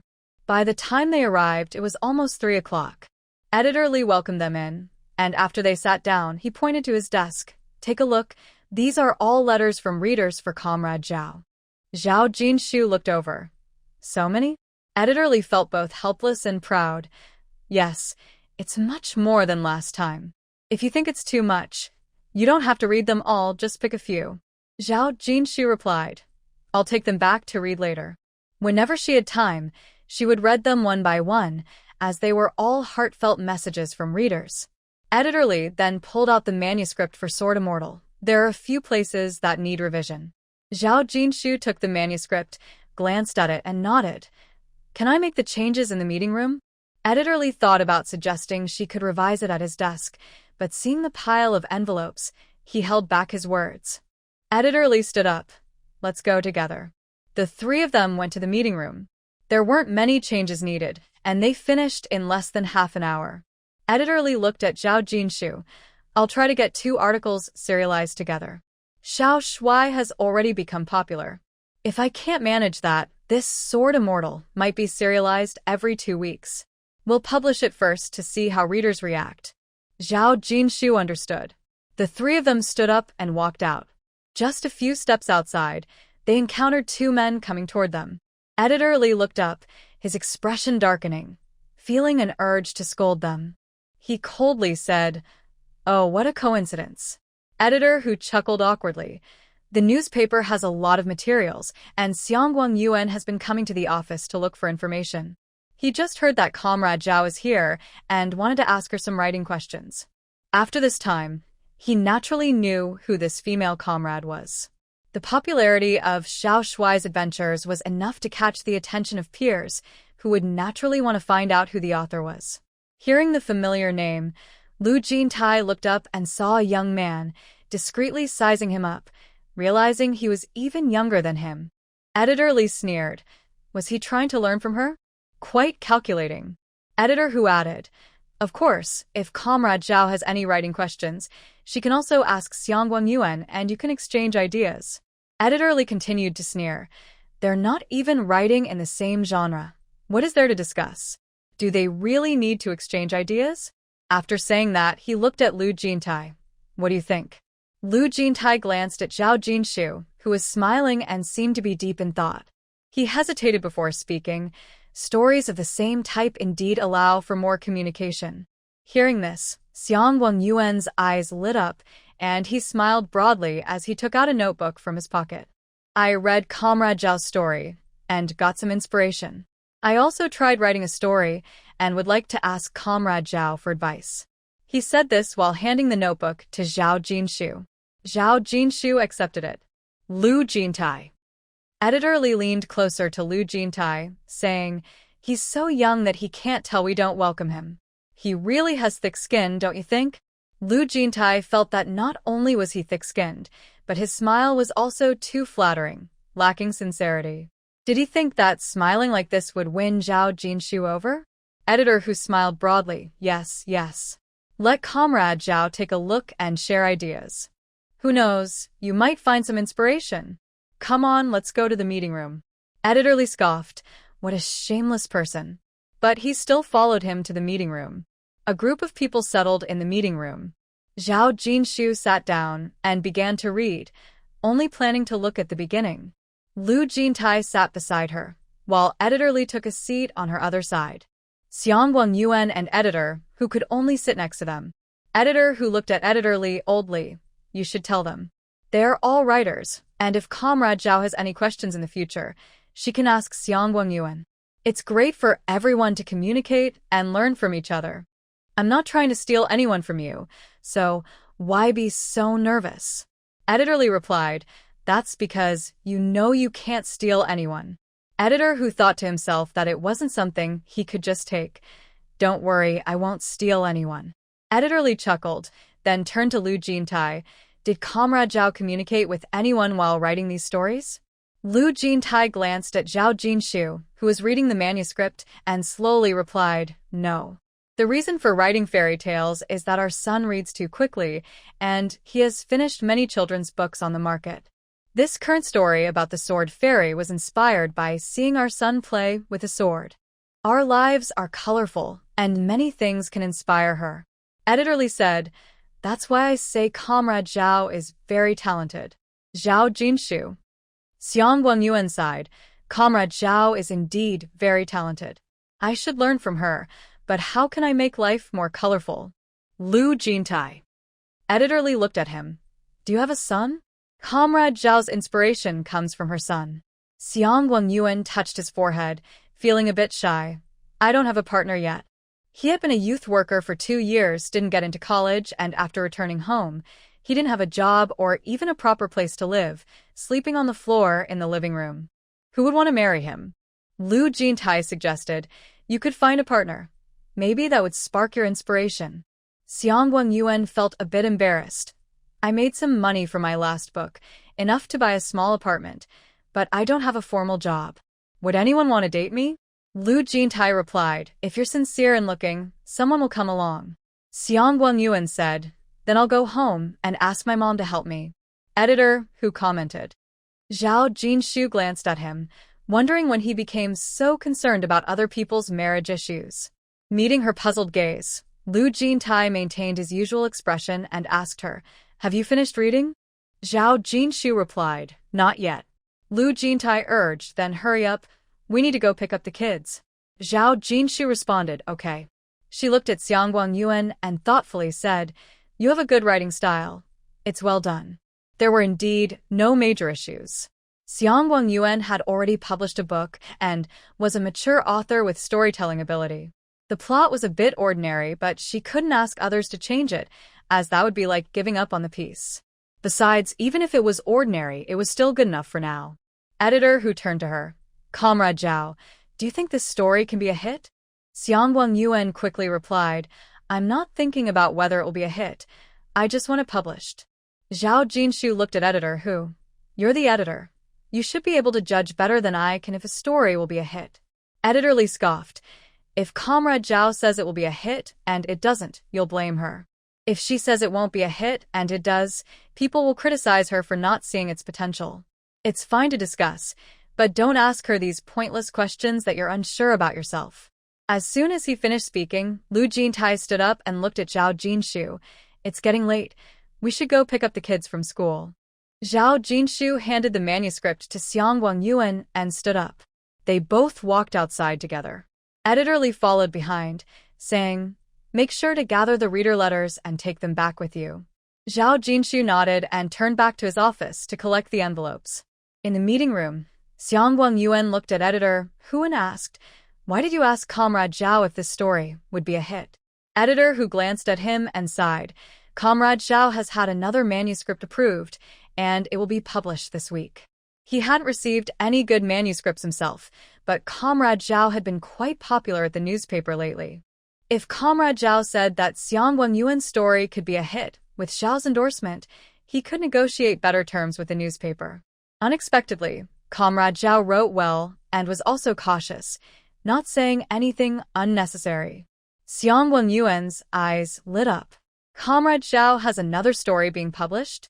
Editor Hu replied, yes, if this story is published, it will be the second story published at the same time, which has never happened at our newspaper before. This shows Comrade Zhao's talent. Your children's story is a bit flat, which might be related to your last book. Look at Comrade Zhao's story about a child who runs away from home. At first, he seems like a troublemaker, but then the narrative shifts. The child is still a troublemaker, but he's clever, caring, and brave, unafraid of facing challenges. He knows how to unite those around him. Even though it's a children's story, it stirred my emotions. You should learn from that. He went on for a while, but Xiangguang Yuan was focused on one thing. Is Comrade Zhao's story still a children's story? Editor Hu sighed again. Old Li keeps things so secret that even I don't know. I've only heard that the story is very exciting. After thinking for a moment, he said, I'll take a look at your manuscript first. How about we write some realistic stories? You're good at that. Xiangguang Yuan replied, but I don't have any inspiration right now. Mainly, he was captivated by Comrade Zhao's stories, and his mind was filled with children's tales, making him reluctant to write realistic stories. Editor Hu said, don't they say that people get inspired after getting married? Why don't you write a couple of realistic novels to earn some money? Once you find a partner and get married, you can write stories like Comrade Zhao's. Xiangguang Yuan replied, I'll give it a try. Seeing his expression, Editor Hu sighed, realizing that good authors are hard to find, and Old Li was fortunate to have encountered one. Recently, there have been many letters from readers. Zhao Jinshu received 2 large bags full of them. After saying goodbye to Editor Li, Lu Jintai carried 1 bag, and they both left. Once they got into the car, Lu Jintai looked at Zhao Jinshu and casually asked, how's the manuscript from Xiangguang Yuan? Zhao Jinshu hesitated. We are all in the same field, and he has even published a book. Besides, we are not familiar with each other. He approached me with a humble attitude to ask for advice, so I can't just point out his mistakes. It's hard to give a fair evaluation. What she didn't say was that if she bluntly pointed out the issues in his story, they might not say anything outwardly, but inside they could think, look at Zhao, who has published a book, now acting so high and mighty to criticize a senior. Lu Jintai took her hand, which was resting on her lap, and smiled. Right, since you're not close, why would he ask you for advice? If you say it too harshly, they won't like it, and if you say it too lightly, you won't get to the point. It would be a waste of time. Zhao Jinshu nodded. I just want to quietly write my stories and avoid trouble. Xianguang Yuan seemed straightforward, but editor, who was not easy to deal with. He had his own plans. It wasn't that she was afraid of him. It was just unnecessary. She was busy and didn't want to waste her energy on unimportant matters. Lu Jintai's smile deepened as he held her hand tighter. Then let's quietly write our stories and ignore those troublesome people. Zhao Jinshu asked, Oh, who are those troublesome people? Lu Jintai squeezed her hand. Zhao Jinshu laughed, then said seriously, I'm glad you introduced me to Editor Li. He is very reliable and will step up when needed. Lu Jintai replied, If he weren't reliable, he wouldn't be in front of you. Zhao Jinshu said, It's mainly because Professor Lu has a good eye for talent. Lu Jintai glanced at her with a smile. Thank you for the compliment, Comrade Zhao. Zhao Jinshu replied, Professor Lu is being modest. The driver, listening to the conversation between Professor Lu and his wife, quietly lowered his presence, not daring to make a sound. When they got home, they set down their things. Zhao Jinshu looked at him and asked, Should you go pick them up while I cook at home? Lu Jintai pulled her down to sit. Aren't you tired? He noticed she walked a bit awkwardly earlier, and for the first time, he felt regret for his earlier actions. He shouldn't have teased her like that. Zhao Jinshu looked at him, and he said, You rest. It's still early. I'll start cooking. What do you want to eat? Zhao Jinshu thought for a moment. Something light. Lu Jintai suggested, I have a piece of beef. How about I make beef and vermicelli soup for you? Zhao Jinshu nodded. That sounds good. Lu Jintai glanced at her and asked, Do you want to go rest in your room for a bit? Zhao Jinshu was indeed a little tired, but she was okay. She nodded and went back to her room, leaning against the headboard while slowly flipping through the book she borrowed today. Meanwhile, Lu Jintai finished cooking and was boiling beef. After greeting Zhao Jinshu, he went to pick up their son and daughter from kindergarten. As soon as Han Yang's grandmother arrived at the kindergarten, she spotted Lu Zhe's dad standing there. Remembering what her grandson said about him, she thought about approaching him to say hello. However, he stood there without moving, his presence strong, making her hesitate to approach him. Lu Jintai was focused on waiting for his children to finish school and didn't notice her. When Lu Rui saw only her dad coming to pick her up, she was very happy and hugged his neck, asking, Is Mommy tired from writing stories? Lu Jintai replied, Mommy is tired, so Daddy came to pick you and your brother up. Lu Rui said, If Daddy is not busy, he can pick us up. If Mommy is not busy, she can pick us up too. Lu Jintai couldn't help but pat her little ponytail and said gently, Rui is right. Whoever is free can pick you up. Lu Rui added, Daddy, let's wait for my brother together. After that, she covered her ponytail and said, Daddy, don't mess up my hair. Mommy styled it. Lu Jintai smiled and replied, Okay. They waited until Lu Zhe finished school, but Han Yang's grandmother didn't find a chance to greet Lu Jintai. On the way back, Han Yang's grandmother asked, Did you have fun playing with Lu Zhe? Han Yang shook his head and said, Lu Zhe likes to play with Zhuo Pingfei. He doesn't play with me. Grandma frowned. Is it because you two had a fight that he doesn't want to play with you? Han Yang replied, No, we made up. He always likes to play with Zhuo Pingfei. Grandma continued, Is Zhuo Pingfei good at studying? Not really. He loves to play and often doesn't do his homework. The teacher always tells him, but he doesn't listen, Han Yang said. Grandma disapproved. Children who study well should play with other good students to learn from each other. If they play with those who don't care about studying, even the best students can be influenced negatively. Lu Zhe's parents probably don't know about his behavior at school. You should remind him. Han Yang replied, Why should I remind him? He won't listen. They are really good friends and always play together. Grandma didn't say anything more. She mainly wanted her grandson to play with Lu Zhe, but since Lu Zhe wasn't interested, she couldn't force it. Lu Jintai returned home with his children. He went to the kitchen to cook, while the two kids ran toward their parents' room, calling for their mom. When they saw their mom lying on the bed reading, Lu Rui ran over and asked Mom, Are you tired? Zhao Jinshu replied, Mom is not tired. Are you tired, Rui? Lu Rui shook his head. I'm not tired. School is fun, and I didn't cry at all. Rue is great. Zhao Jinshu smiled and turned to Lu Zhe, asking, what about our little class monitor? How is school? Lu Zhe puffed out his chest. Your little class monitor is not tired either, but what? Both mother and daughter looked at him.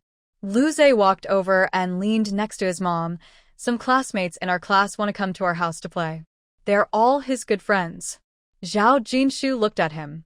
This child has many friends back home, but since coming to Kyoto, he hasn't had anyone to play with during breaks, which might make him feel a bit lonely. She patted his head. You're still young and can't go visiting friends alone. This needs the adult's permission and supervision. If your classmates' families are willing to come along, I would be very happy to host your little friends. Lu Zhe hugged his mom's arm tightly. I knew Mom would agree. My mom is the best, the prettiest, and the kindest mom. I love you the most.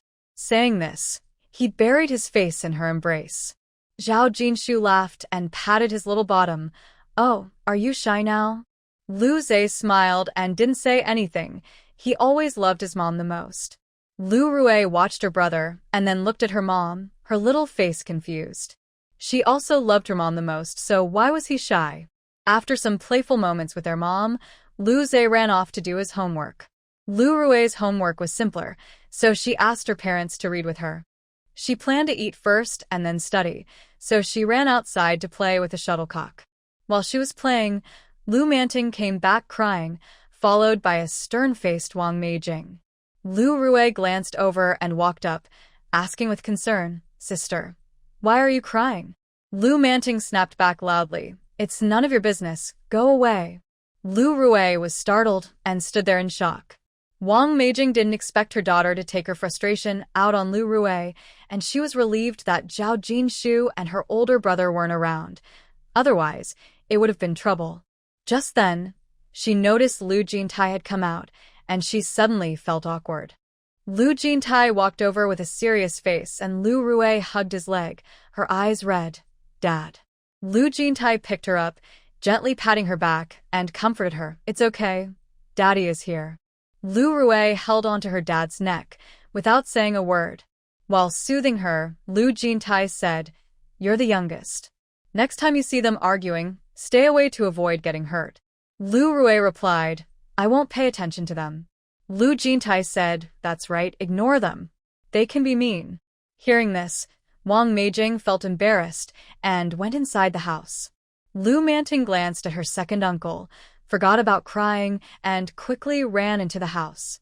Lu Jintai looked up and saw Lu Hufeng walking in behind him, giving him a cold glance. Lu Hufeng looked confused and asked, What's wrong? Lu Jintai replied flatly, My daughter was scared by your daughter. After being comforted by her dad, Lu Rue was no longer afraid. She turned to her uncle and complained. She yelled at me and didn't say sorry. Sister is not nice at all. Lu Hufeng frowned. I'll take care of her when I get home. It's not right for her to bully her little sister. Lu Jintai shot him a cold look. If the child is wrong, you are more at fault. You spend all your time out and don't take care of your kids or your home. Is this how you plan to live your life? Lu Hufeng was taken aback. His brother had never scolded him so harshly before.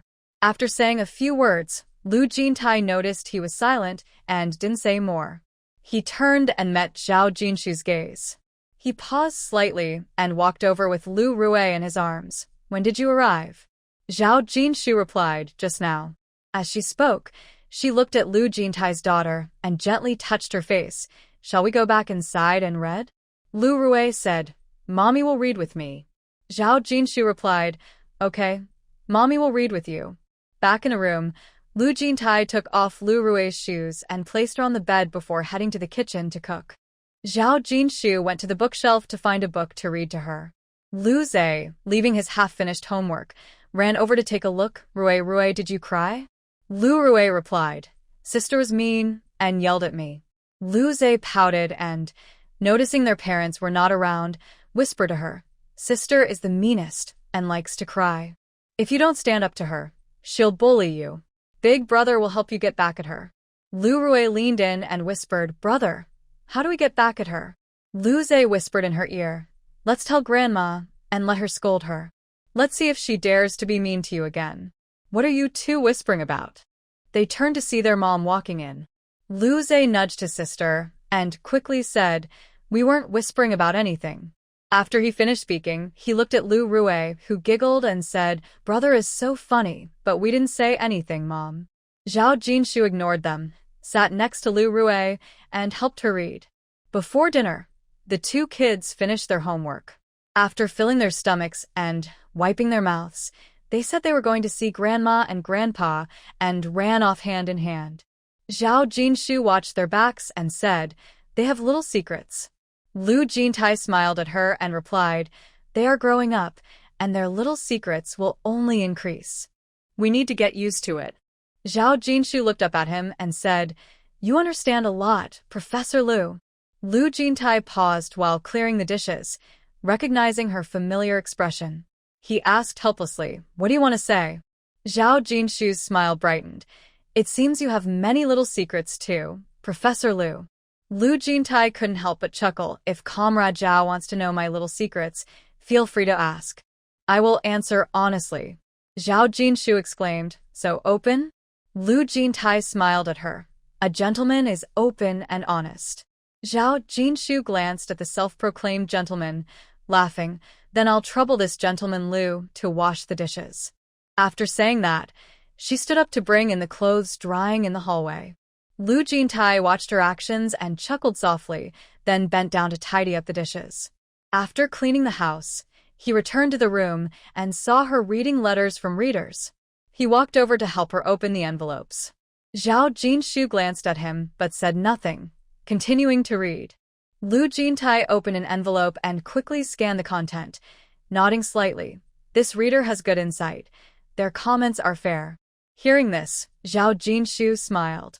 Most readers who took the time and effort to write to her did so out of love for her books, often praising her.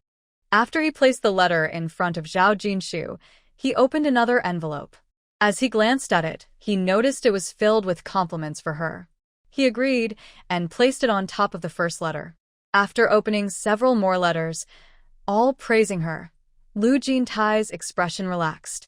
However, when he opened one more letter and suddenly saw its content, his expression changed, and he squeezed the letter, slowly turning to look at the person reading. Her profile was gentle, and as she read the letter, a smile appeared on her face, clearly showing her fondness for the reader's letters. If she were to see those harsh words. After watching her for a moment, he looked away, quietly putting the letter back in the envelope and setting it aside, planning to deal with it privately. Zhao Jinshu finished reading her letter and turned to see his actions, asking in confusion, "What's wrong?" Lu Jintai maintained a calm expression. "It's getting late. After finishing these letters, I should call them back to wash up." But inside, he planned to open those letters tonight, even if it meant staying up late. Zhao Jinshu believed she understood him well. The calmer he seemed, the more likely something was happening. He had just opened the envelope, glanced at it, and then put the letter back inside. She looked at him. "Did the letter say something bad about me?" Lu Jintai paused for a moment. Seeing his tension, Zhao Jinshu laughed softly. "There are millions of people in the world. Some won't like you, and it's fine to ignore them. The last batch of letters had some insults directed at me." Lu Jintai suddenly looked at her, frowning. "Someone insulted you last time too? Did you read them?" Zhao Jinshu nodded, her expression calm. "I did. Next time, don't read them so it doesn't affect your mood." Lu Jintai held her hand. "You're wonderful. They haven't met you and are just judging you based on a story." It was simply absurd. Professor Lu hadn't been this upset in a long time. Zhao Jinshu chuckled. "I'm not upset. Why are you?" "They shouldn't say those things about you."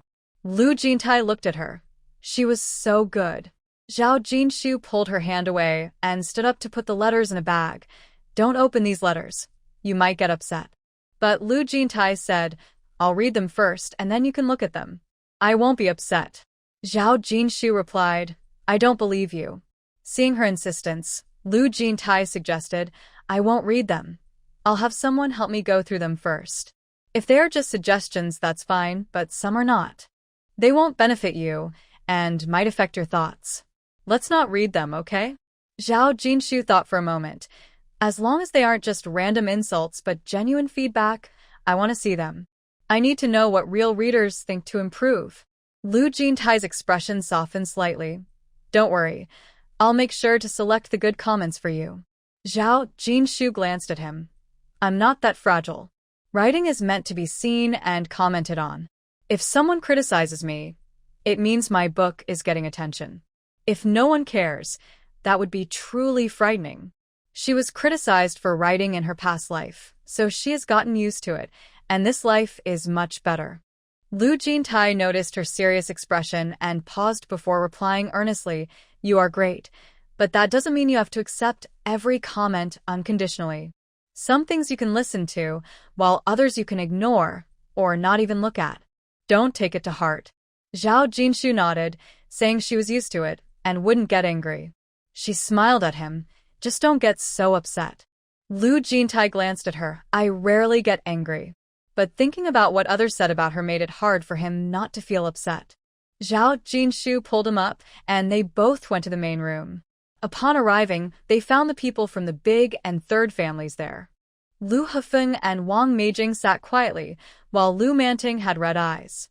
Their two children sat beside their grandmother, watching TV and eating snacks. They exchanged a glance and walked in. Ji Yuanrong looked at them, his expression softening. Are you done? Zhao Jinshu pretended not to know and smiled at her children and mother-in-law. We're done. Let's call them to wash up and get some rest. Lu Zhe looked at his parents. Mom, can we finish this episode? It's almost over. Zhao Jinshu replied, Sure, go ahead.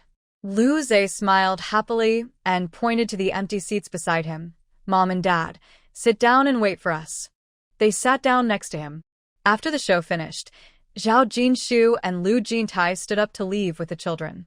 Ji Yuanrong looked at Lu Zhe and Lu Rui. Grandma will pick you up after school tomorrow and take you shopping for clothes, just the three of you. Lu Manting immediately started to cry, and Lu Hefeng scolded, Be quiet. Why are you crying? Her tears were instantly held back. Lin Yulan, sitting nearby, didn't dare to make a sound. As soon as Lu Zhe and Lu Rui arrived in the main room, they told their grandmother that Manting yelled at Lu Rui and didn't apologize. Grandma didn't say anything at the time. She just had her sister call the third family over. After asking, they learned that Wang Meijing had taken a piece of cloth to make clothes for Manting. When she encountered their grandmother on the way back, the cloth was taken by her, which made Manting cry all the way home. When she saw Lu Rui, she took her anger out on her sister. Grandma's face looked very serious. She didn't say anything about Wang Meijing or even scold Manting. Instead, she scolded Lu Hefeng for a long time. Afterward, she said, If you want clothes, is it right to take your anger out on your sister? Your sister has been wronged, so tomorrow Grandma will buy her 2 outfits to make up for it, and as for Manting, she won't get any clothes. At that moment, Manting started to cry, feeling very wronged, but her mother-in-law didn't change her expression at all. Thinking back to when the second child hadn't arrived yet, Manting was truly cherished by her mother-in-law, who treated her like a precious gem. Whenever there was a piece of cloth at home, it was always shared between her and her sister-in-law. Whenever she was happy, her mother-in-law would buy her a new piece of clothing to cheer her up. Zhao Jinshu and Lu Jintai ignored the sobbing Lu Manting, as well as the silent Lu Hefeng and Wang Meijing, and took the 2 children out of the main house. On the way, Lu Zhe carefully observed his parents' expressions. Seeing that they looked normal, he quietly sighed in relief. Back in the house, Lu Jintai got water for them while Zhao Jinshu went to find clean clothes. Lu Zhe hesitantly approached and hugged her arm, while Lu Rui followed behind, watching his brother and stifling a laugh. Zhao Jinshu took out their autumn clothes, looked down at him, and pretended not to know, asking, What's wrong? Mom Lu Zhe shook her arm. Mom, you're not angry, right? Zhao Jinshu glanced at him, thinking it was just like his dad. He felt guilty and asked if she was angry. She replied, Why would I be angry for no reason? Lu Zhe looked at her hopefully. Mom, I told Grandma about it. Will you be angry? Do you think I'm being naughty? Zhao Jinshu felt a pang in her heart. This child was too understanding. Unable to help herself, she reached out to pat his head. Lu Zhe immediately felt relieved. Mom wasn't angry. Zhao Jinshu asked him, "Do you think you did the right thing?" Lu Zhe thought for a moment. "I think I did the right thing. My sister yelled at my younger sister and didn't apologize. Uncle and Aunt didn't correct her either.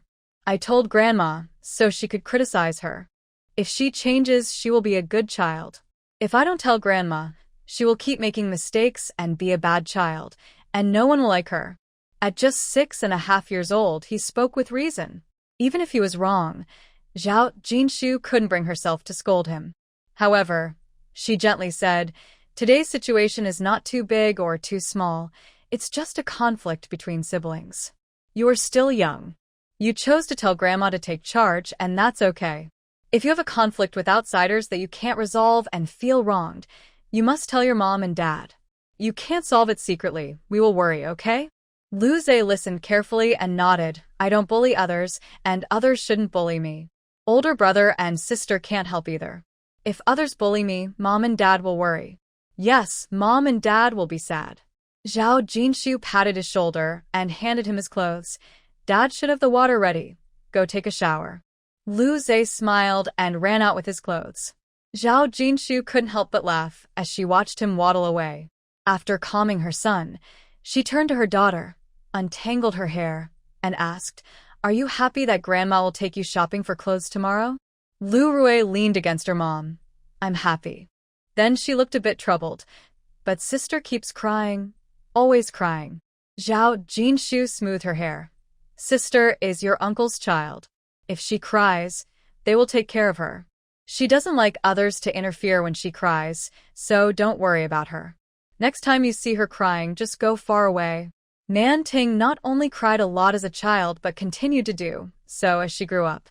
She especially liked to complain about her troubles, whether it was about work being tough, low pay, or how her in-laws treated her poorly.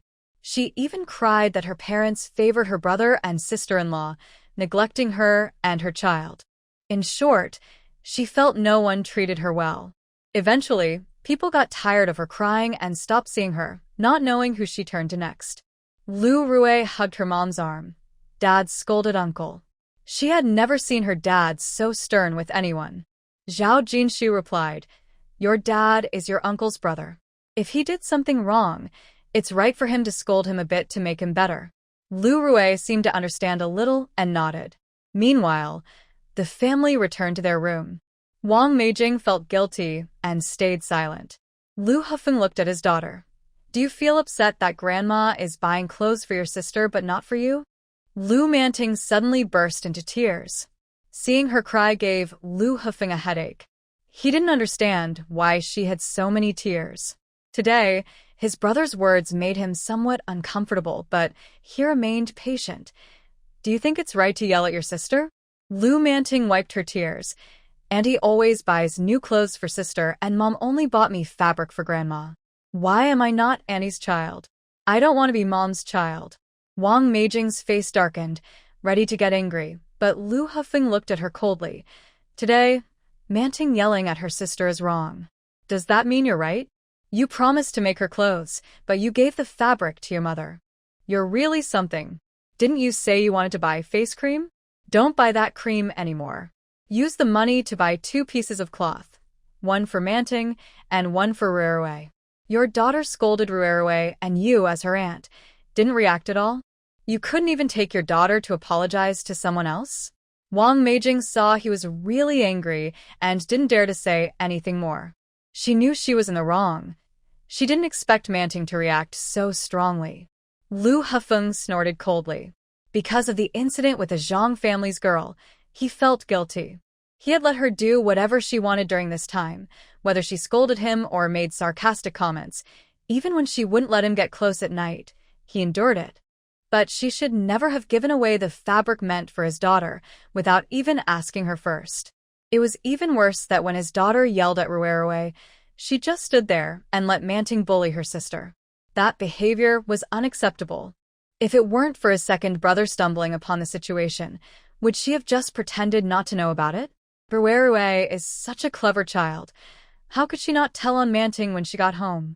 Once his second brother found out, wouldn't he have issues with him for this? Seeing her silent, Lu Hufeng turned to his daughter. Do you feel wronged if Daddy buys fabric for your sister? Lu Manting shook her head. I have some too. Lu Hufeng was somewhat satisfied with her answer and asked, do you know why Grandma only bought clothes for your sister and not for you? Lu Manting thought for a moment and said, I scolded my sister for no reason. Lu Hufeng relaxed. That's right. She is your sister, and she is 3 years younger than you. She cares about you, so it's wrong to scold her. If you make a mistake, you should be punished. The punishment is not having new clothes to wear. You weren't hit or scolded, and you still feel wronged?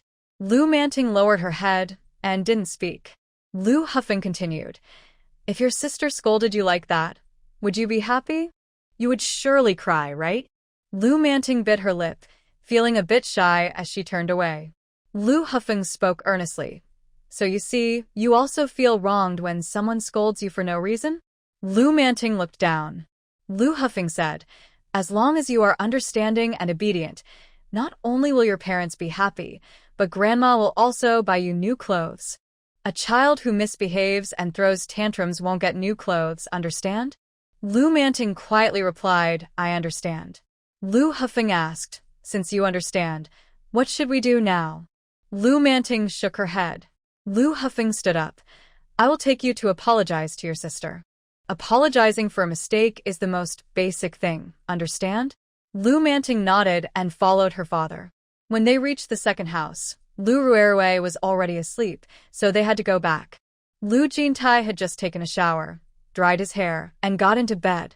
He glanced at Zhao Jinshu, who was reading beside him, and suddenly said, the children of the Lu family are far behind the Zhao family's children. Zhao Jinshu looked at him with curiosity. Professor Lu is feeling reflective? Lu Jintai replied, Jun Jie and Jun Yi dare to speak harshly to me, bullying their aunt, and then seeking revenge through me. Feng Shou and Dong Mei are not afraid of me either. When they encounter difficulties in their studies, they write to ask me for materials. The Lu family kids avoid me and hardly say a word, especially the youngest, whose daughter he had spoiled terribly. Zhao Jinshu chuckled to herself, thinking how he had never seen a smile from his nephews yet had the nerve to say they kept their distance from him. Seeing she was silent, Lu Jintai continued, my parents taught well, and Lu Zhe and Lu Rue are also doing great. He paused, turned to look at her, and a smile appeared in his eyes. You are great too. In every way. Zhao Jinshu replied, you're being quite sweet today? Lu Jintai said, it's the truth. It wasn't just because Jinshu was his wife. He genuinely believed it. Seeing Zhao Jinshu was quiet, Lu Jintai sat beside her and flipped through a book. After a while, Zhao Jinshu spoke up, but I feel our son is too understanding. I hope he doesn't have to be so mature. Lu Jintai paused his reading, leaned against the headboard, and looked at her. Zhao Jinshu met his gaze. He reported to Grandma and was worried I would be upset. Lu Jintai thought for a moment and said, it's normal for a child to feel guilty and fear their parents when they think they've done something wrong. If they are fearless and act without care, then we should worry. Our child is doing well. Don't be concerned. Zhao Jinshu looked at him and said, you must be good to our son, or else I. She recalled how, in her past life, the warm and harmonious relationship between father and son had deteriorated as they grew older, leading to arguments every time they met. She didn't understand the conflicts between them. Whenever she asked her son, he wouldn't say much and told her not to worry, claiming it was nothing serious.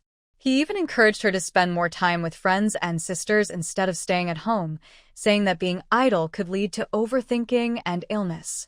Lu Jintai looked at her. What will you do then? Zhao Jinshu shot him a glance. I will definitely support my son. Lu Jintai is very good to the child, and she does not deny that. But later, it is also true that he had a poor relationship with his son. Lu Jintai suddenly called out, Zhao Jinshu. Zhao Jinshu looked at him. He said, don't label me. I will be good to your son. After saying this, he looked at her, almost laughing in anger, and added, what do you mean, your son? He is my son too, the son you gave birth to. How could I treat him badly? Zhao Jinshu coughed. After all, this was from their past life, and saying it like that was indeed unfair to him. To prevent a repeat of past mistakes, she decided to give him a warning. If he grows up and doesn't listen to you, even goes against you, just remember how well-behaved he was as a child. Think about how he is your son, your own son. If you say you will be good to him, then don't hold grudges against him. Lu Jintai paused, looking at her expression, and cautiously asked, "It depends on the situation. If he makes a mistake, should I not hold him accountable?" Zhao Jinshu glanced at him. "I just hope that no matter what, you two can get along. If your relationship is not good, it will be very difficult for me." Lu Jintai took her hand. "Don't worry, he is my son. No matter how much he annoys me, what can I do? I can only accept it." Zhao Jinshu smiled. Indeed, Lu Jintai was busy with work and was rarely home. Even if their son went against him, he could only sulk alone. What else could he do? Actually, she said this for his own good, to prevent him from getting angry with their son when he was older. Seeing her smile, Lu Jintai relaxed. "Why do you think I would have conflicts with him in the future?" Zhao Jinshu replied, "You two have some similar personalities." Every time they spoke, they would end up arguing. Most of the time, it was because their son couldn't stand his dad, but the older Lu Jintai could indeed be a bit annoying, always trying to control everything, which their son naturally disliked. Lu Jintai recalled, "I wasn't as talkative as he is when I was young, and I wasn't that close to my parents. I wouldn't complain about my siblings. He is much more likable." Zhao Jinshu said, "Relationships are mutual. Ruerue always thinks about her brother, and her brother thinks about his sister. When siblings get along well, they naturally become closer. Among you 4 siblings, who really cares about others?" Lu Jintai nodded. "You are right." Then he looked at her. "Don't worry. Even if he gets married and has children when he is in his 50s, I won't hold grudges against him. I won't make things difficult for you." Zhao Jinshu smiled and said, "You just need to listen to me." She had tried to advise them before, but the more she did, the more they argued, so she eventually stopped trying to intervene. Lu Jintai looked at her and wanted to say he would definitely listen, but added, "As long as Comrade Zhao is fair, I will definitely listen to you." Zhao Jinshu playfully pushed him. "Professor Lu, you react so quickly." Professor Lu teased, "I wonder who said they would always support her son." Zhao Jinshu laughed. "He's your son too." Professor Lu replied, "Now he is my son as well. From the tone just now, I thought he was only your son." Zhao Jinshu said, "You have to understand a mother's heart. It's said that raising a child for 100 years brings worries for 99. Professor Lu examined her closely. "Not old at all." Zhao Jinshu chuckled and changed the subject. "Have you finished writing your letter? I need to mail it tomorrow." Lu Jintai didn't say much more and continued, "Let's ask our parents to make the bathroom bigger. Lu Zhe and Lu Rue are getting older, and when they come back, it would be better to build a few more rooms." Zhao Jinshu replied, "Now that the weather is warm, it's perfect for building. I'll send them 2,000 yuan to buy bricks and cement first. The manuscript payment should arrive next week, and I'll send it to them right away." Since they were building, they would want to do it well, with glass windows and new furniture, which would cost more. Lu Jintai said, "You don't have to wait for the manuscript payment." Zhao Jinshu interrupted, "I'll take some time to look around. If I find a suitable small courtyard, let's buy it. You should ask around too. With more kids, living in one courtyard can lead to conflicts and it won't be peaceful." Lu Jintai replied, "I've already spread the word, but there's nothing suitable for now. Let's save up some more money. You love gardening, so we should buy a bigger courtyard." Zhao Jinshu thought about it and agreed. A bigger courtyard would be nice for our parents and the kids when they come to visit. We should also prepare a room for Mom and Dad. If they get tired of staying here, they can come stay with us for a few days. As she spoke, Lu Jintai sat up and took out paper and a pen. "I haven't finished the drawing yet." Zhao Jinshu said, "I'm not good at drawing, so I won't embarrass myself. If you have time, just draw a few pictures. If you don't have time to write letters, that's fine too." Lu Jintai nodded. Since she didn't want to draw, he didn't push her. He put on his coat and sat down to write. After finishing the letter, He picked up the pen and started drawing. After a while, he came over and asked her, "I've finished your drawing, but you can't see yourself. Do you think this looks good?"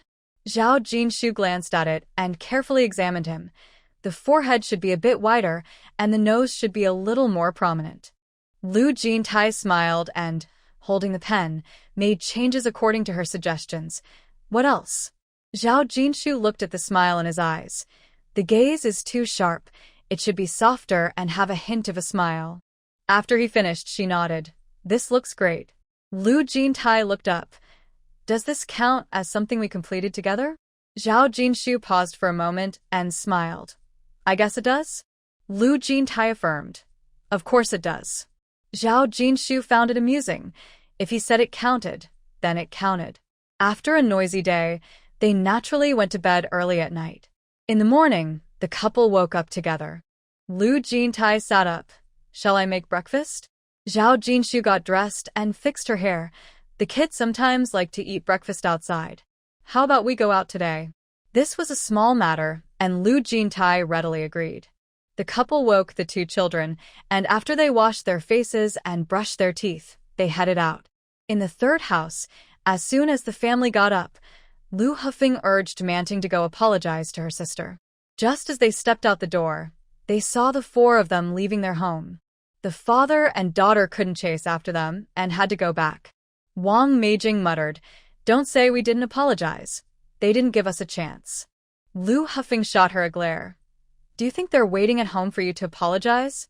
You're the ones who did wrong and you still think you have a reason?" Wang Meijing fell silent. Lu Hufeng continued, "If you don't want to deal with them, then don't, but don't hold us back." Lu Kaifei and Lu Manting's eyes lit up. Lu Manting said, "This is good. If Mom doesn't take care of us, Dad will.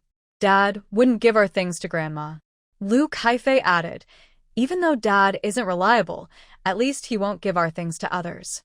Lu Hufeng. Wang Meijing was annoyed. "Grandma is not just anyone." Lu Kaifei whispered, "She's worse than anyone." Lu Hufeng awkwardly said, "Dad doesn't have much time to take care of you. What I mean is, your mom and I can give our salaries to your grandparents to take care of you. How does that sound?" Lu Kaifei and Lu Manting became happy and nodded in unison. "That sounds good." Wang Meijing lowered her head and remained silent, thinking it was a good idea, but unsure if her mother-in-law would agree. Ji Yuanrong naturally disagreed. If she took care of the children from the third family, would she ignore those from the first and second families? If that was the case, why did they separate in the first place? They had raised the children and sent them to school, and if they couldn't manage that, what else could they do? In the early morning, when she was approached about this matter, not only did she refuse, but she also scolded him. Lu Hufeng didn't expect his mother to be unwilling to help take care of her grandchildren, even with money. He could only sigh and take the kids back to his room to manage them himself. In the afternoon, it was the grandmother who picked up the children. Lu Zhe and Lu Rui were taken out shopping and wouldn't be back for dinner. Lu Jintai was coming home, and Zhao Jinshu didn't make a fuss. She prepared to cook some porridge, stir-fried some pork with asparagus, and sliced lotus root. That would be enough for the two of them. When Lu Jintai returned, he went into the kitchen and saw Zhao Jinshu cooking while carrying a bag of items outside. Zhao Jinshu came out to wash vegetables and saw his actions.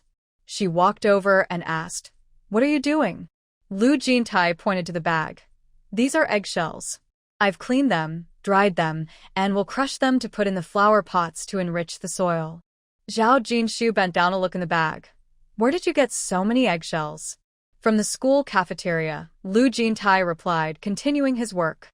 "They helped wash them clean, just need to dry them." Zhao Jinshu glanced at him. "Can eggshells really enrich the soil?" She had never used eggshells for soil before. In her previous life, she bought nutrient soil for her garden. Even when growing vegetables back home, she only used a little fertilizer and didn't study much about it. However, eggshells contain calcium and phosphorus, which should be beneficial for plant growth. Lu Jintai said they help a little but don't use too much. Zhao Jinshu nodded. "Then you can dry them. I'll go cook." Lu Jiaming and Lu Hufeng returned and were curious about what he was doing. Lu Jiaming asked, "What are you doing with the eggshells?" Without looking up, Lu Jintai explained while arranging the eggshells neatly. Lu Jiaming went to check the flower pots. "You have so many pots and even foam boxes. Can you really grow vegetables? Flowers might be easier." Lu Hufeng leaned against a post. "If it works, can we eat some when they grow?" Lu Jintai shot him a glance. "If you want to eat, you can grow your own." Jinshu already had plans for the 3 boxes of vegetables. There wouldn't be any left for others. "Don't even think about it." Lu Hufeng glanced around. "With so many flower pots, give me a few to grow my own." Lu Jintai's expression was cold. "Do you have no hands or feet? This flower pot was carefully brought back by your second sister-in-law. Do you think you can just take it without asking?" Lu Hufeng felt awkward and asked, "So this flower pot was brought back by my second sister-in-law?" Lu Jintai replied, "Do you think I have time to deal with these things?" Lu Hufeng chuckled nervously.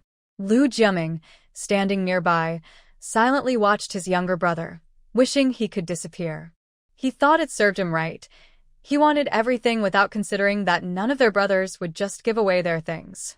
Besides, this was something his second brother and sister-in-law had worked hard for, even bringing back eggshells from school to help grow the plants. It showed how much they valued the flower pots and soil, yet he just wanted to take them without any shame. Lu Hufeng straightened up and asked, "Where did you get those foam boxes, second brother?" His second brother was knowledgeable and thought that if he could grow vegetables he might as well try, especially since he spent a lot on vegetables every month. Lu Jintai finally looked at him and said, "You can ask at the market. Others might not give them to you, but you can spend a little money or check at Guqingye's restaurant." Lu Hufeng sighed in relief, surprised that his second brother would help him. Lu Jintai looked at him and said, "Did you think I wouldn't tell you?" Lu Hufeng scratched his head, embarrassed, and laughed a little. He thought his second brother would ignore him after the teasing earlier. Lu Jintai added, "I'm not that stingy," washed his hands, and went inside. Lu Jiaming looked at his second brother's back and then turned to his younger brother. "When you go looking for foam boxes, can you help me find a few?" Lu Hufeng frowned. "Why don't you go look for them yourself?" Lu Jiaming clicked his tongue. "As your older brother, I'm just asking for a small favor and you won't help." "So, how could you ask our second brother for a few flower pots?" Lu Hufeng replied. "Does he think it's funny to tease him?" He shot him an annoyed glance and marched back to his room.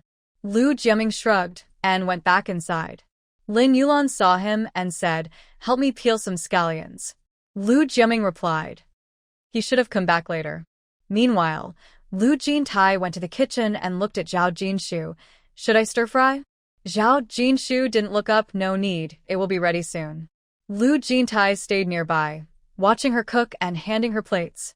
There were only 2 dishes and they were quickly finished. 2 people sat at the dining table. Lu Jintai was eating the meal his wife made when he suddenly said, "My siblings are not as good as the Zhao family siblings. If they were back home, as long as Jinshu wanted to grow flowers or vegetables, her older brother and sister-in-law would not only get her pots but also plant them and bring her the harvest without her lifting a finger. But his brothers only wanted to take the easy way out. It was hard to watch. He felt a bit of a headache. "You girls like living back home for a reason?" Zhao Jinshu asked. "Why are you sighing again?" Lu Jintai didn't want to mention Lu Hufeng. Seeing his frown, Zhao Jinshu smiled and said, "Home is nice and the kids love being there, but their dad isn't there.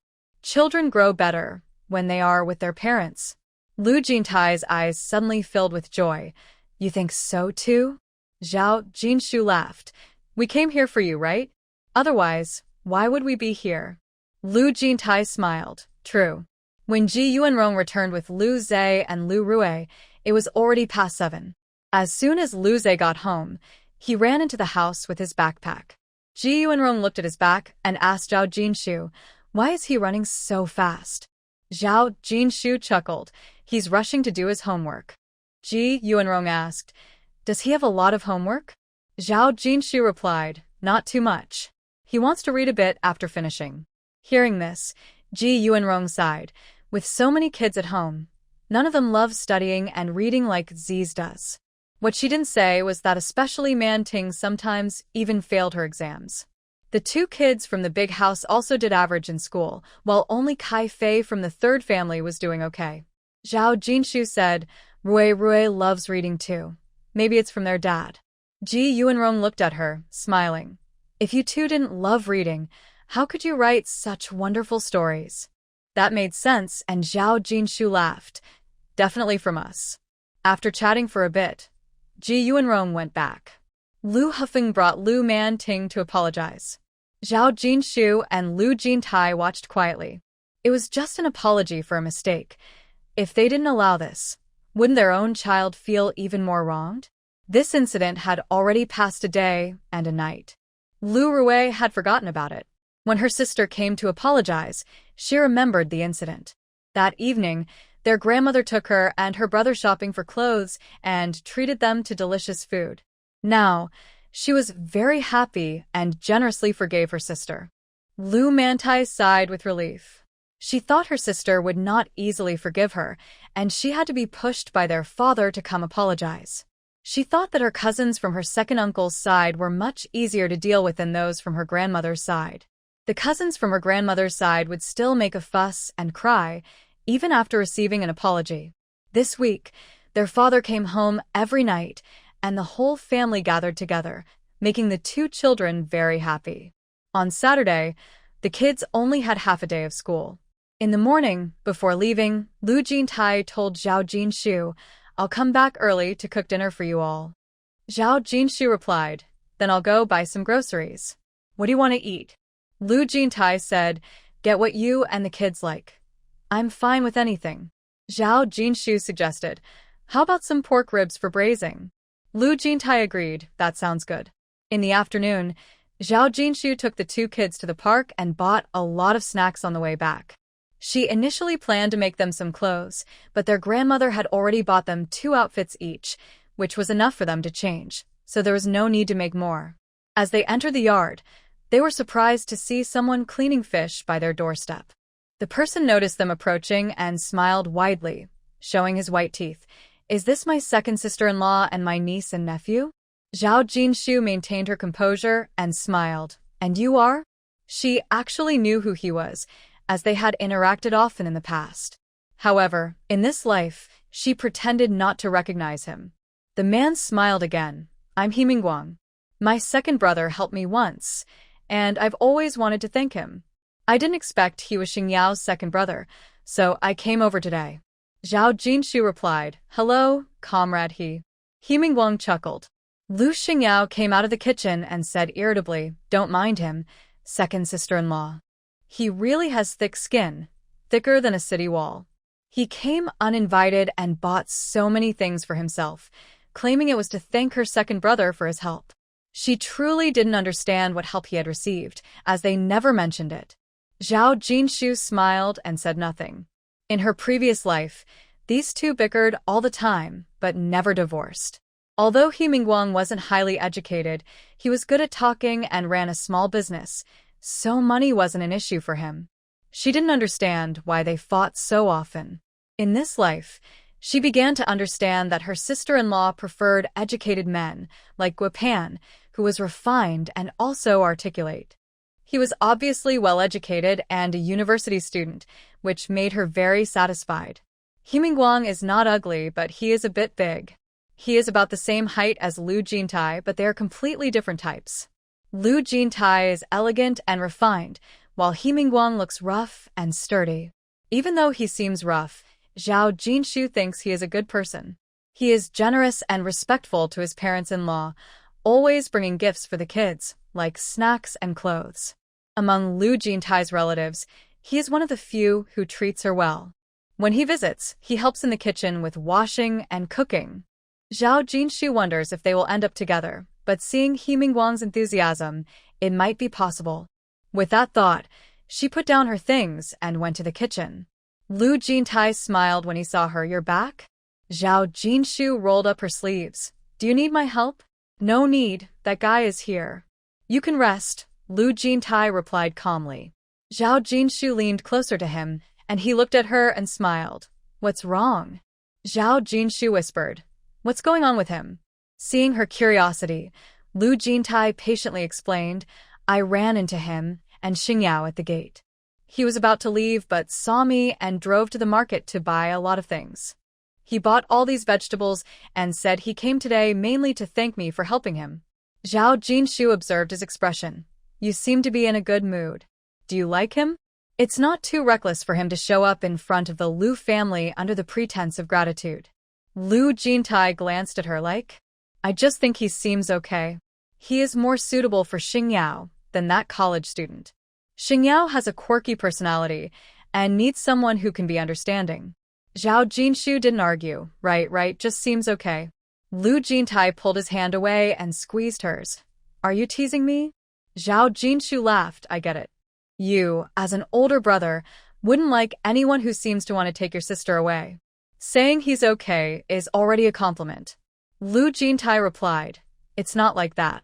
He and his sister are not as close as Zhao Jinshu is with her older brother, Jincheng. When he married Zhao Jinshu, he was tested multiple times by his brothers-in-law. Thinking of this, he chuckled softly. I can't compare to Jincheng. Zhao Jinshu thought for a moment and joked. Maybe they think I need their protection more. Lu Jintai looked at her with gentle eyes. You're more thoughtful and likable. Even while being sick, she braved the rain to bring umbrellas to her brothers and sisters-in-law working in the fields, and even when scolded, she would still smile brightly. He thought to himself, how could there be such a sweet girl? Zhao Jinshu thought about her sister-in-law's temper, which was indeed not very likable. Her brother, sister-in-law, and even the nieces and nephews didn't like her. Such a sister-in-law was quite rare. Since Lu Jintai mentioned that He Mingguang would help, Zhao Jinshu decided to let him show his abilities. Although Lu Xingyao had many flaws, she was still her parents' favorite. If someone wanted to marry a girl from the Lu family, they needed to show sincerity. On the other side, the two were talking about something, and Lu Xingyao stormed in angrily. Zhao Jinshu glanced at her, and she paused, quickly grabbing a basin and leaving. Zhao Jinshu watched her go and thought, it's surprising that she can be bossed around. Lu Jintai served the cooked ribs, saying if she didn't want to, she wouldn't let him take her home. Zhao Jinshu agreed with this thought. Ji Yuanrong and Lu Huayuan returned from work and were surprised to see their daughter busy, helping her second brother and sister-in-law cook. The couple quietly wondered if their daughter had suddenly changed overnight and become more sensible. When they walked in, they saw a young man cooking with their son in the kitchen. They exchanged glances between their daughter and the young man, and their suspicions were confirmed. Seeing her parents arrive, Lu Xingyao quietly told He Mingguang, my parents are back. He Mingguang stiffened, instinctively turned around, and before he could see who was at the door, he hurriedly said, hello, uncle. Hello, auntie. The couple responded, and Ji Yuanrong discreetly assessed him, saying you too. Lu Xingyao carefully observed her parents' expressions, but after a long time, she couldn't figure out if they were satisfied or not, which made her anxious. He Mingguang was not only nervous but also uneasy. The way her parents looked at him felt very intimidating and pressuring. He couldn't help but reflect on his life over the past 20 years and wondered if he had made any mistakes. After greeting each other, the couple didn't say much more. They glanced at their daughter, who was making faces, and chose to ignore her, instead going to sit with their granddaughter, who was drawing. Zhao Jinshu folded the dried clothes and put them in the wardrobe.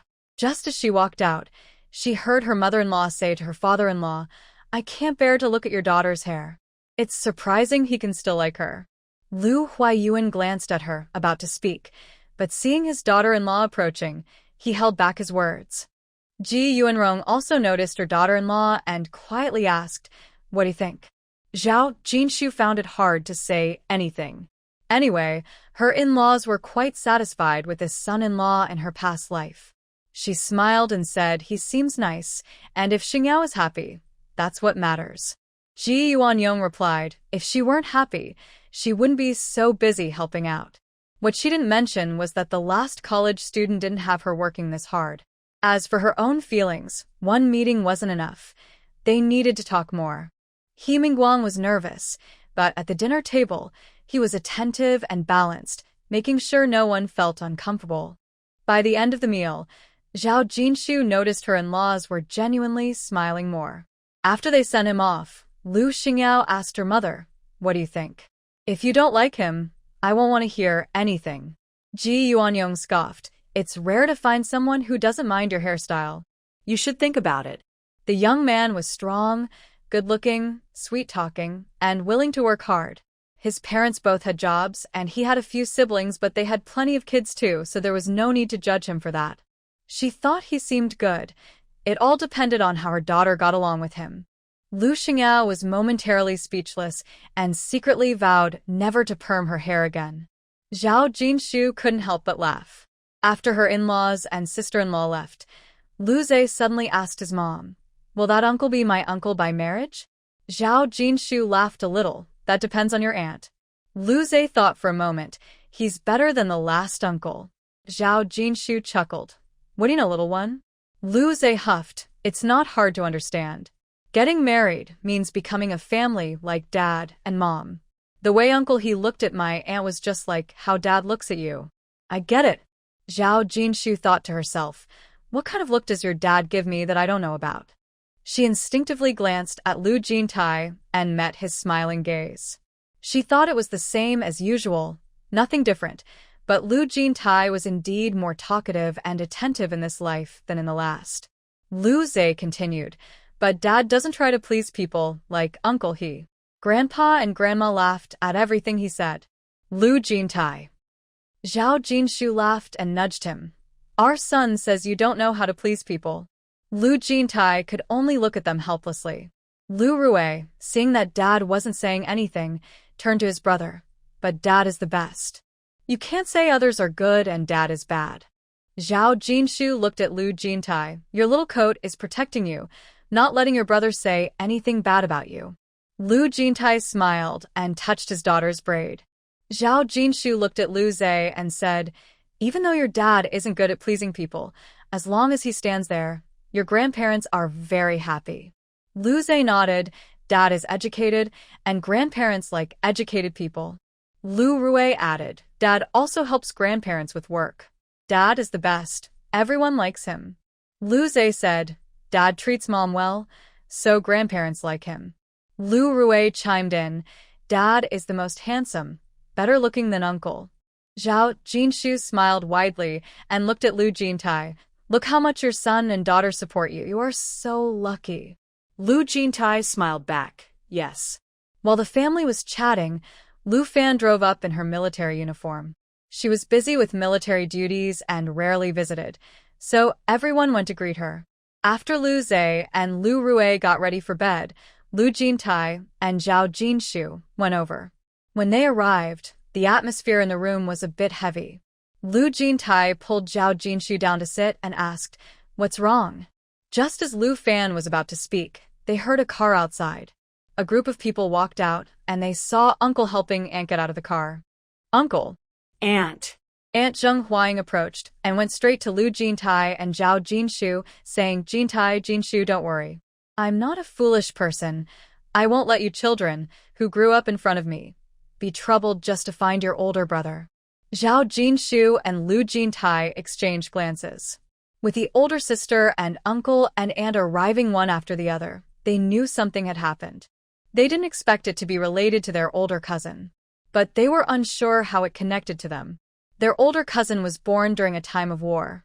Aunt couldn't take him to the battlefield, so she had to leave him with a local family. After the war ended, she went to find that family, but they were nowhere to be found.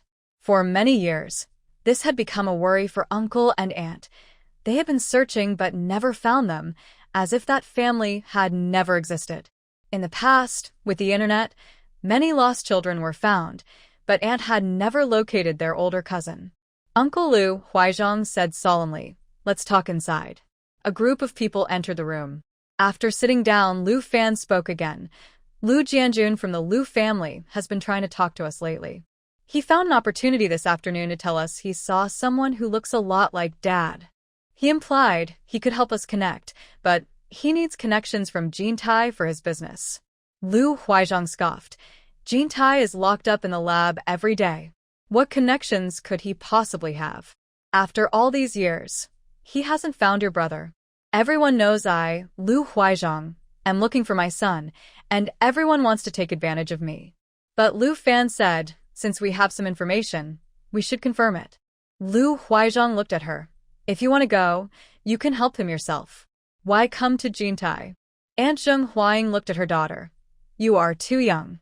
As soon as you hear news, you rush to Jintai, without thinking how coincidental it is that the Lu family needs help and suddenly has news about your brother? She naturally wanted to find her son, but Jintai was her nephew, whom she had watched grow up. She couldn't put her nephew in a difficult position over uncertain information. Lu Jintai looked at them. I can ask around. The Lu family circle is small. If there is someone similar to Uncle, we will definitely find out. Whether it's a person or a ghost, we can find out. Lu Huaizhong patted his shoulder. Our family is not so easily manipulated. You don't need to worry about this. I'll have someone investigate. Lu Jintai replied, I know Lu Jianjun fairly well. I have a good idea of his connections. Let's investigate together. We can't overlook the matter regarding my cousin. Lu Huaiyuan added, the more help we have, the more options we have. Let him assist. Only then did Lu Huaizhong nod. Aunt Zheng smiled and shot a glare at Lu Fan. You're a few years older than Jintai, yet he's sharper than you. Always getting into fights and acting impulsively. Lu Fan looked helpless. I came to my second aunt's house to discuss things, not to force Jintai to help the Lu family. Do I seem that unreliable? Even if you all rushed here, I wouldn't put Jintai in a tough spot. Can he just jump into that research project? That's unrealistic. Ji Yuanrong smiled. Lu Fan is right. The Lu family clearly wants to take advantage of us. It's better to sit down together and come up with a plan. Lu Huaiyuan agreed. That's true. Lu Huaizhong looked at his nephews with a satisfied expression. Our Lu family is still thriving. The next generation depends on you all. Lu Jintai listened quietly, while Lu Jiaming and Lu Hefeng felt a bit uneasy. They spent every day in the factory, and although they held small management positions, they hadn't moved up in years. What could they rely on? Their family could only depend on the second brother. After Lu Huaizhong finished speaking, he looked at Zhao Jinshu, his usually stern face showing some smile. I read the story you wrote. It's very good. You can keep writing and work hard in this direction. Uncle rarely praised anyone, so Zhao Jinshu felt shy and blushed when he mentioned her by name. Uncle, I will keep trying. Lu Jintai smiled at her. Lu Huaizhong's expression softened. You have talent. Keep working in this direction. You and Jintai are both good kids. He then turned to Lu Jintai. Take good care of Jinshu. It's not easy for her to marry you and move far away from her parents to Kyoto, where everything is unfamiliar. Lu Jintai glanced at Zhao Jinshu, seeing her calm expression, and replied, I will. Lu Huaizhong looked at his handsome face and said, Don't just rely on your looks and forget to care for others. You haven't said a word all day, like a silent gourd. If it were me, your aunt would have scolded you long ago. Only Jinshu has a good temper and doesn't hold it against you. Lu Jintai. Zhao Jinshu, sitting beside him, chuckled quietly. Lu Jintai glanced at her and gently squeezed her hand.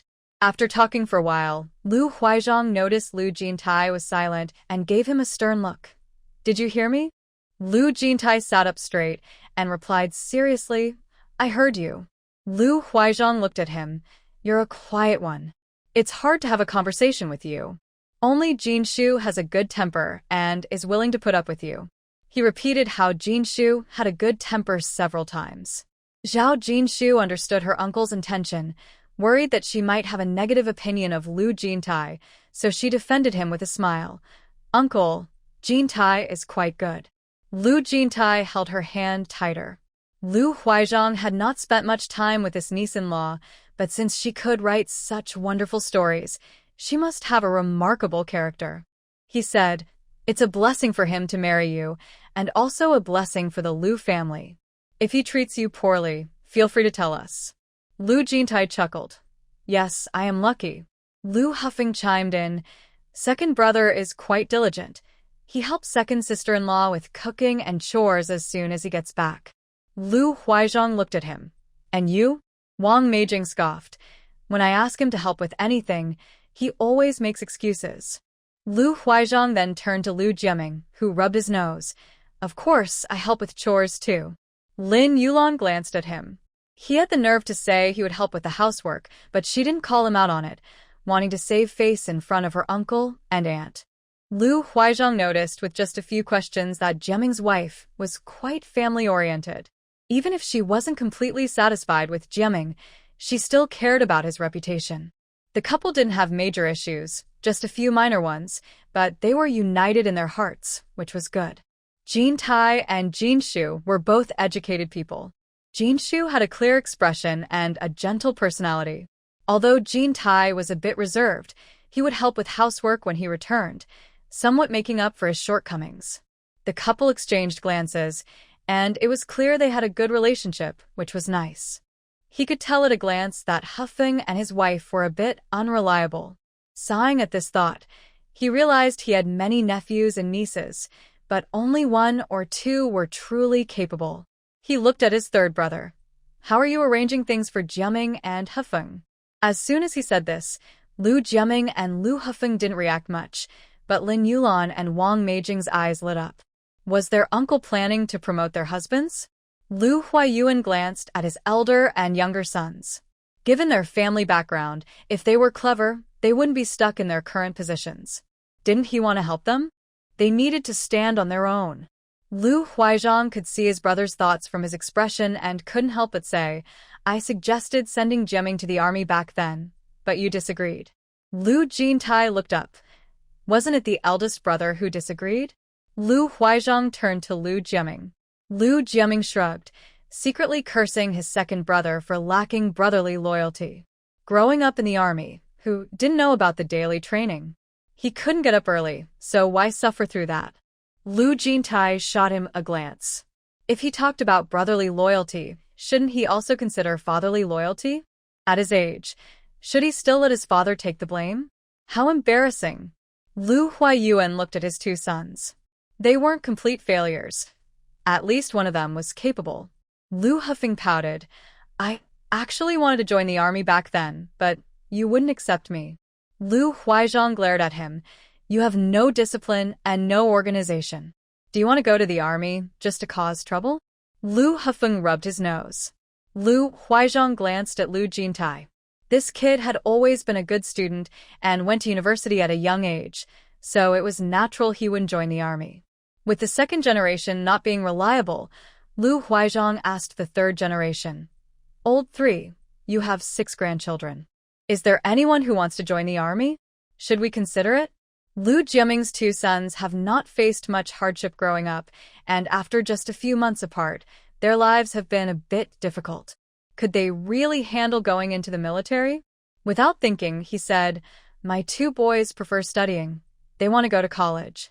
Ji Yuanrong glanced at his boastful eldest son, wondering where he saw their love for books. Lu Huizhang didn't want to shatter his children's dreams of college and turned to Lu Jintai and Lu Hufeng, asking, What about you two? Lu Hufeng spoke first. My sister Mantai cries all the time. She wouldn't fit in the military. Kaifei is okay in school, but we haven't thought much about it yet. We'll see later. Lu Jintai looked at Zhao Jinshu, who smiled and said to her uncle, Lu Zhe is very curious about the military. Since summer vacation is long, Uncle could take him to the military for some experience. Whether he wants to be a soldier in the future is up to him. Lu Huizhang laughed. If he follows me, I'll have someone take him running in the mornings. Aren't you worried he'll come back looking like a little athlete? Zhao Jinshu laughed too. With you around, I'm not worried. A boy being a bit darker is fine. I'm actually happy he can get some exercise. That's a good thing that others wish for. Lu Jiaming and Lu Hufeng were surprised by Zhao Jinshu's words. Did they really want their child to go with his uncle to the military for experience? They looked at Lu Jintai, unsure if she was serious or joking. Lu Huizhang laughed heartily and turned to Lu Jintai. What about you? Do you agree? Lu Jintai smiled at Zhao Jinshu and told her uncle, Our family lets Jinshu decide. She calls the shots. Lu Huizhang felt a bit annoyed, thinking his nephew was a bit too much. Ignoring his nephew, he asked his sister-in-law, Is Lu Zhe not planning to focus on his studies? Or is he struggling with school? The other two wanted their children to work hard in school, and suddenly encountering someone who wasn't focused on studying was a bit unsettling for them. Before Zhao Jinshu could respond, Ji Yuanrong smiled and said, "Among the kids, Lu Zhe loves to read and is doing well in school. He's even a little class leader now." Lin Yulan rolled her eyes at her mother-in-law's words. If she wanted to praise her grandson, just do that. Why mention that Lu Zhe loves to study? He's just a little kid in kindergarten. How could she tell if he was doing well in school? Wang Meijing, not holding back, said, "Lu Zhe is still in kindergarten. It's hard to tell anything yet." Ji Yuanrong glanced at them with a neutral expression, and the two fell silent. Then she turned to Lu Huaizhong, "Brother, do you know why I say Lu Zhe loves to study?" Everyone in the room looked at her. Ji Yuanrong said, "This child reads every day. Since coming to the capital less than a year ago, he has already read a whole box of books. His parents are always borrowing books for him. I'm not wrong to say that other kids don't love reading as much as he does, right?" Wang Meijing and Lin Yulan fell silent. Their children really didn't enjoy reading. They prefer to watch TV in the living room instead of reading even a single word. But not loving to read doesn't mean they don't love learning. Ji Yuanrong snorted. "You know how your children are doing in school, right? You can't be unaware." Aunt nodded. "I could tell at first glance that this child is special. He speaks clearly and has a lot of knowledge from reading. It makes a difference." Zhao Jinshu smiled and said, "Both of them love to read." Lu Fan asked her, "Can Ruerue read at just over 4 years old?" Zhao Jinshu nodded with a smile. Last year, Jintai spent some time at home with her, reading every day. She was at the right age to be sensitive to words and learned quickly. After some time, she recognized many characters and can now read by herself. If she encounters something she doesn't know, she just asks someone nearby. When talking about children, she became more talkative. Aunt looked at everyone and said, "Children need to be nurtured. Jintai and Jinshu are great at it and have patience. Otherwise, even if their children have the talent for learning, if the adults don't pay attention, it will waste their gifts." Though Aunt didn't name anyone, Lu Jiaming and Lu Hefeng both shrugged their shoulders, trying to blend into the background. They knew very well that they hadn't really paid much attention to their children's studies. Aunt and Uncle didn't stay long before leaving. Before they left, Uncle looked at Zhao Jinshu and said, "Lu Zhe loves reading. Tomorrow, I'll have someone bring you some books that he will surely like." Zhao Jinshu smiled. "He will be very happy about that." Uncle said, "You all don't need to send anything. We're heading back now." After seeing them off, Lu Jiaming looked at Lu Jintai and said, "The books Uncle brings will definitely be about the military. Aren't you worried that Ziz will like the military and want to enlist in the future?" Lu Jintai frowned. "What's wrong with being a soldier?" Lu Jiaming replied, "Ziz is so smart and loves reading. He should focus on studying. Being a soldier means daily training. Can you bear to see him suffer?" Zhao Jinshu felt a bit speechless. Even if he doesn't become a soldier, spending some time with Uncle can broaden his horizons and strengthen his body. Learning also requires good health. He can't just be a weak scholar. Even Lu Jintai exercises. After middle school, Lu Zhe had a classmate whose family were all soldiers. He envied that classmate for being able to train with his family during winter and summer breaks. This classmate was strong and played basketball well. With this opportunity in mind, Ji Yuanrong secretly glared at her eldest son. "You worry about everything and can't handle any hardship yourself, yet you fear your child can't either. You boast about wanting Lu Hui and Lu Xiang to go to college, but with their grades, just getting through high school is already good enough. You want to take the hard way instead of the straightforward path. What do you expect others to say about you?" It was clear what their uncle meant. He wanted to raise a third generation of children, but if they all avoid challenges, what can they achieve? Lu Huayuan looked at his eldest son, feeling disappointed. If studying didn't work out, given their family background, sending the two grandsons to the army might not be a bad option. Yet, as soon as he spoke, he offended their uncle, even more than Jin Shu did.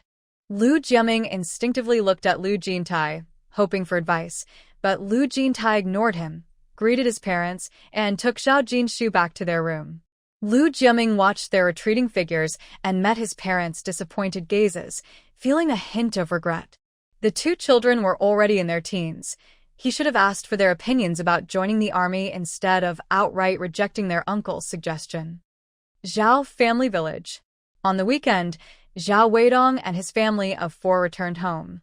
As soon as they arrived, they saw a crowd gathered at their doorstep, pushing bicycles and unable to get through. He looked at his older brother, who was also stuck outside, and frowned, asking, "What's going on here?" Zhao Hongtai, with a mix of pride and helplessness on his face, replied, "The letter from the capital arrived this week, and everyone in the village came rushing over." Zhao Weidong was confused. What does a letter from the capital have to do with them? Why are they all here? Zhao Hongtai paused for a moment. "You don't know? What should I know?" Zhao Weidong felt a sudden jolt. Even though his family had moved to town, he was still a son of the Zhao family. Why hadn't they informed him about this? Wasn't that a bit inappropriate? Seeing his brother's expression, Zhao Hongtai realized he truly didn't know. He thought for a moment, but still said, "Our 4th sister's story got published in the newspaper. The newspaper sends a copy to our home every week. Dad has already spread the news throughout the village. He even takes a copy to meetings in town. I bet the neighboring towns know about it too. Everyone in the village is just waiting for the newspaper to arrive, so they rushed over to our house." Is that really possible? This sentence isn't from Zhao Weidong, but from his wife, Zhang Panqing. She walked over and looked at Zhao Hongtai, saying, "Are you kidding me?" Before Zhao Hongtai could respond, an elderly woman waiting to read the newspaper shot her a cold look and said, "What do you mean kidding? It's just a newspaper. What could be fake? Besides, even if it were a joke, do you think all of us would fall for it? We're all adults here, and we know how to speak." Others nearby also looked at her with disapproval. Zhang Panqing's expression changed. Was that really what she meant? She couldn't explain herself clearly and simply said, "It's not that. It's just that Jinshu has never written a story before, and I didn't realize it earlier." The elderly woman, not pleased, thought to herself that no wonder people said Zhao Weidong and his wife weren't capable. It seemed true. She replied, "If you could see that, you would be able to write stories too." Now, there were many fans of Zhao Jinshu in the village, young and old alike. Anyone who spoke poorly of Zhao Jinshu might get criticized by her fans. As soon as Zhang Panqing spoke, she stirred up anger among the crowd. Zhao Weidong nudged her to stop talking. Zhang Panqing felt she was right, but couldn't argue further. She glanced at the elderly woman and the crowd and thought, why bother arguing with them? Just then, their father, Zhao Jianzhong, returned on his bicycle. A crowd rushed over. An elderly man said, "Don't push. Take your time. Let Jianzhong park his bike and read us a story properly." His voice was loud, and as soon as he spoke, everyone fell silent. Seeing everyone quiet down, Zhao Jianzhong parked his bicycle and took out the items from the back, handing them to his eldest son, Zhao Hongtai. Zhao Hongtai took them, and Zhao Weidong, curious, asked, "Dad, what's in that bag?" Zhao Jianzhong opened the envelope from the newspaper and, noticing Zhao Weidong's question, said, "Oh, you're here?" "Yes, it's Sunday, so we brought the kids to see their grandparents," Zhao Weidong replied with a smile. Zhao Jianzhong nodded. Noticing his father didn't answer his earlier question, Zhao Weidong asked again, "Dad, what's that in Big Brother's hand? Who sent the package?" Zhao Jianzhong pulled out a newspaper from the envelope and paused for a moment. "When I picked up the envelope in town, it felt thicker than before. Turns out, they sent 2 newspapers, probably to make sure we didn't tear one. I'll keep the other one safe, and won't take it out now since I'll read it later anyway." Zhao Weidong. A child quickly said, "Grandpa Village Chief, let's read the story first before talking about how many copies were sent." Yes, let's read the story first." "Read the story. If you don't read, we can read it too. We can read it ourselves. Many of us can read." A bigger child stepped forward. "Grandpa Village Chief, I can read." Zhao Jianzhong waved his hand. "Go on, don't interrupt. I'll read it right away." Among this group, there were not only his younger relatives but also many older ones. so he didn't dare to be too casual. He cleared his throat, stood up straight, and began to read. His voice was loud, and when he got excited, he waved his hands and made funny gestures. While listening to him read the story, the younger ones laughed hard, and the older ones grinned widely, their laughter echoing from one end of the village to the other. Even those working in the village stopped to see what was happening. Nearby, Zhao Weidong's family was also drawn in by the story. Zhao Weidong's eldest daughter, Zhao Wenya, looked at her younger sister Zhao Wenxiu and whispered, "This story is so good. Our little aunt is amazing." Zhao Wenxiu's eyes sparkled. "Does this mean we have a great writer in our little aunt?" Zhao Junkai got excited. "If my classmates knew my little aunt is a great writer, they would be so jealous of us." When the story ended, the group was still eager for more, discussing the plot and lingering at the door, reluctant to leave. An older man pulled Zhao Jianzhong aside. "Jinshu writes great stories and teaches us how to avoid scams. You're busy in town and haven't announced it on the loudspeaker yet. Will you broadcast it later?" Zhao Jianzhong nodded. This information about avoiding scams needs to be broadcast every day to remind both adults and children. The old man added, "This is important. If you forget, it's okay. I'll remind you." Zhao Jianzhong thought to himself that he wouldn't forget this, but he said, "Please help me remember so I don't forget." The old man was enthusiastic. "You just focus on your work. If I can't come, I'll have my grandson remind you." Zhao Jianzhong thought it wasn't necessary since he remembered clearly, but as a supporter of his daughter, he needed to maintain good relations, so he smiled and said, "All right." As the crowd slowly dispersed, the family went inside. The children and their grandfather chatted about the story while praising their little aunt's talent. Just then, Wang Xiaomai arrived with Zhao Junjie and Zhao Junyi. Seeing the items on the large table, Wang Xiaomai touched them and asked, "Dad, what is this? Did our fourth sister send something?" Zhao Jianzhong frowned and replied, "I don't know what your fourth sister sent. It's a whole package, and the shipping must have cost a lot. She spends money carelessly. Even in the capital, buying a green onion costs money. Can't she save a little and stop thinking about what to send home?"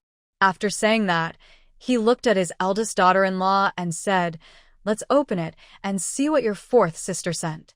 Zhao Weidong and Zhang Panqing felt uncomfortable standing by. They had asked their dad many questions, but he ignored them. As soon as their sister-in-law arrived, he asked her to open the package. Who wouldn't feel a bit left out? Wang Xiaomai found some scissors and carefully opened the package. Zhao Jinshu not only sent a radio for their parents, but also bought each adult and child in the family a pair of sneakers. She included study materials and school supplies for Junjie, Junyi, Fengshou, and Dongmei. The children watched eagerly from the side. Wang Xiaomai first took out the shoes and, seeing the sizes, realized they were for them. She frowned and said, "How much did this cost?" Zhao Junjie jumped up and exclaimed, "Wow, these are sneakers. My aunt must have heard me say I like these kinds of shoes and bought them for me."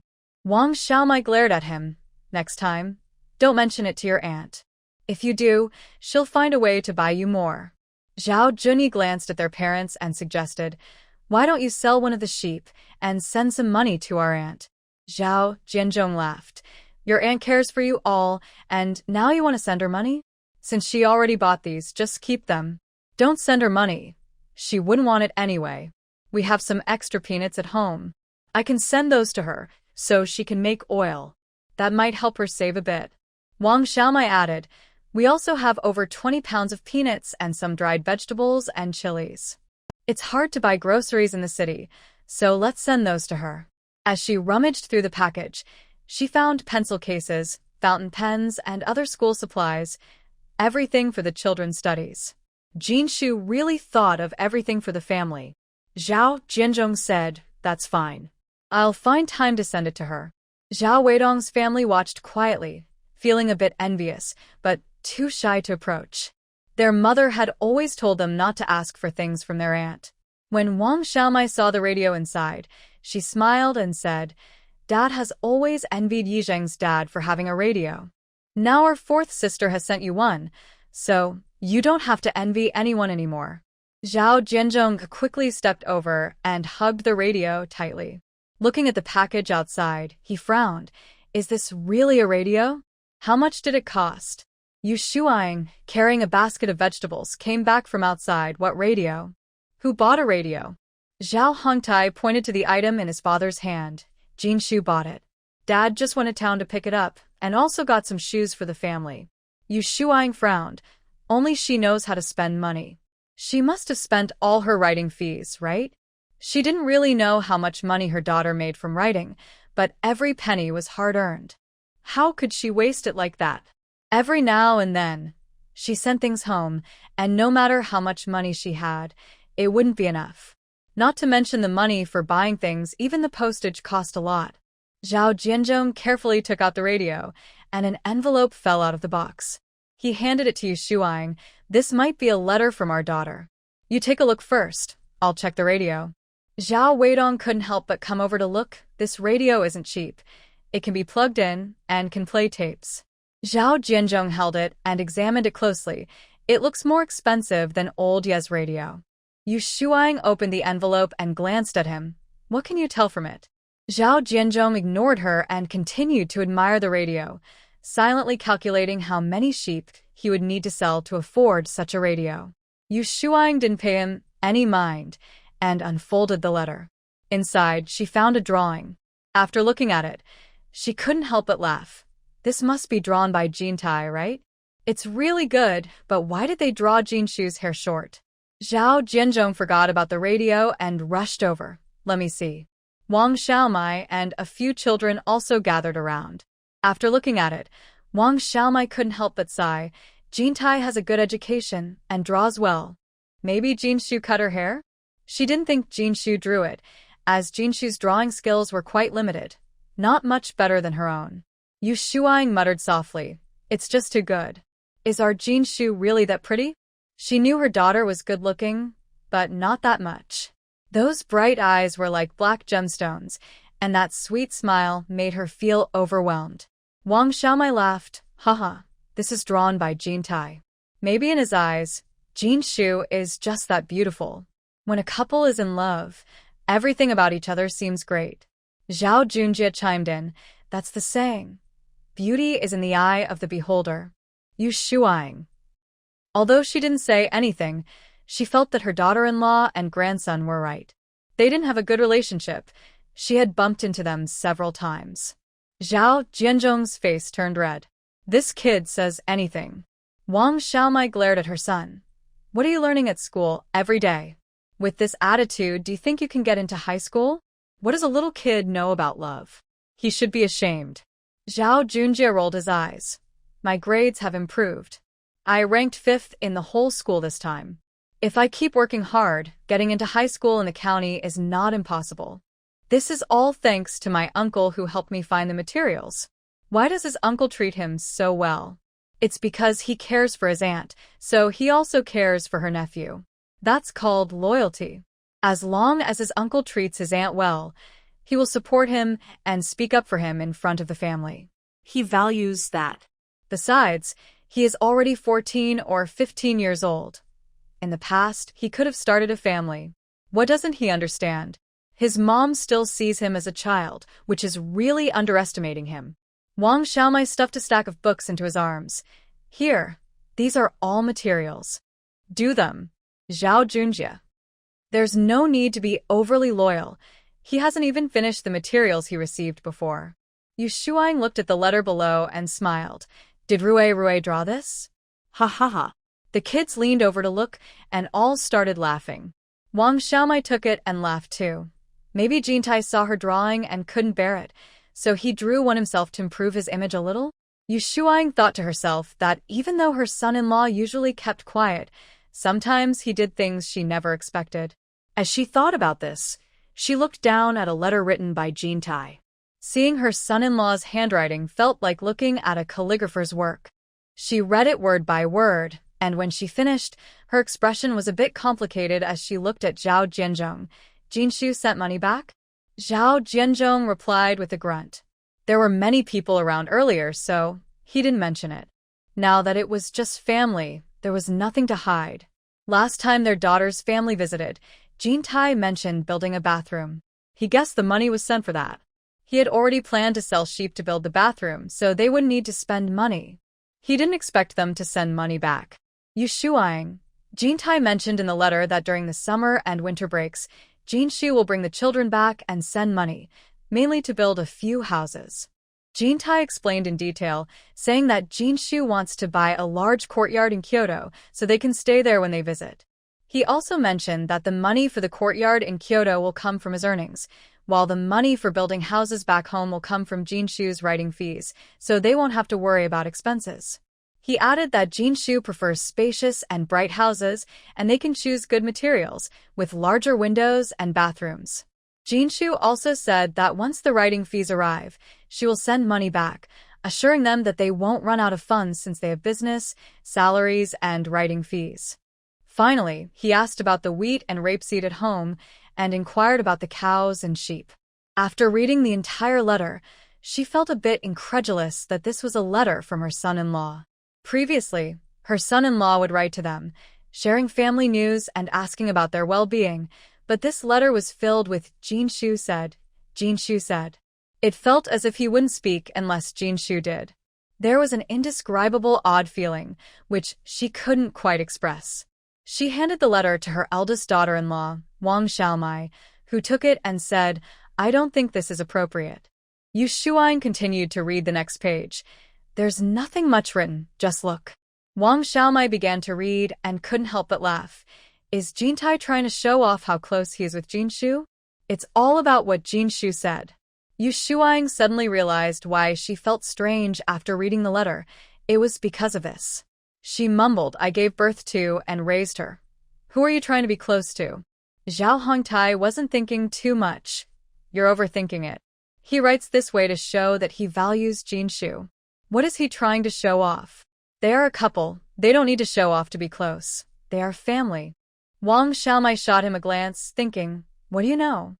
Zhao Weidong and Zhang Panqing had been listening for a while, and Zhao Weidong couldn't help but ask, "Isn't it inappropriate for a married daughter to build a house here?"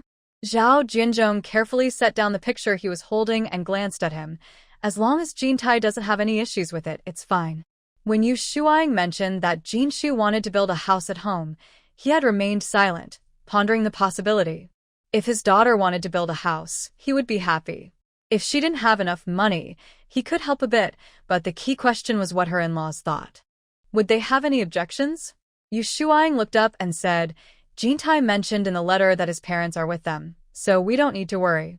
Besides, the money for the flowers comes from Jinshu's writing fees, and Jintai needs to save money to buy a big house in Kyoto."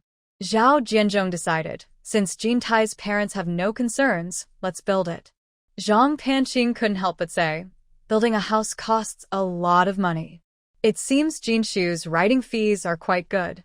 Just as she finished speaking, Zhao Junjie exclaimed, "These two newspapers are different. The author of this story is also from the Zhao family. Could it be that my aunt has published another story?" What? The group quickly forgot about the letter and rushed over. After a crowd gathered, Zhao Jianzhong reached out, saying, "Let me take a look." Zhao Junjie tightly held the newspaper, reluctant to share. "I'll read it to you." Zhao Jianzhong patiently replied, "Junjie, you usually listen well. Quickly show me the newspaper."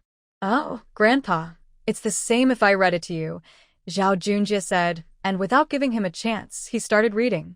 As soon as he began, he was captivated by the story, feeling it was even more engaging than the previous one.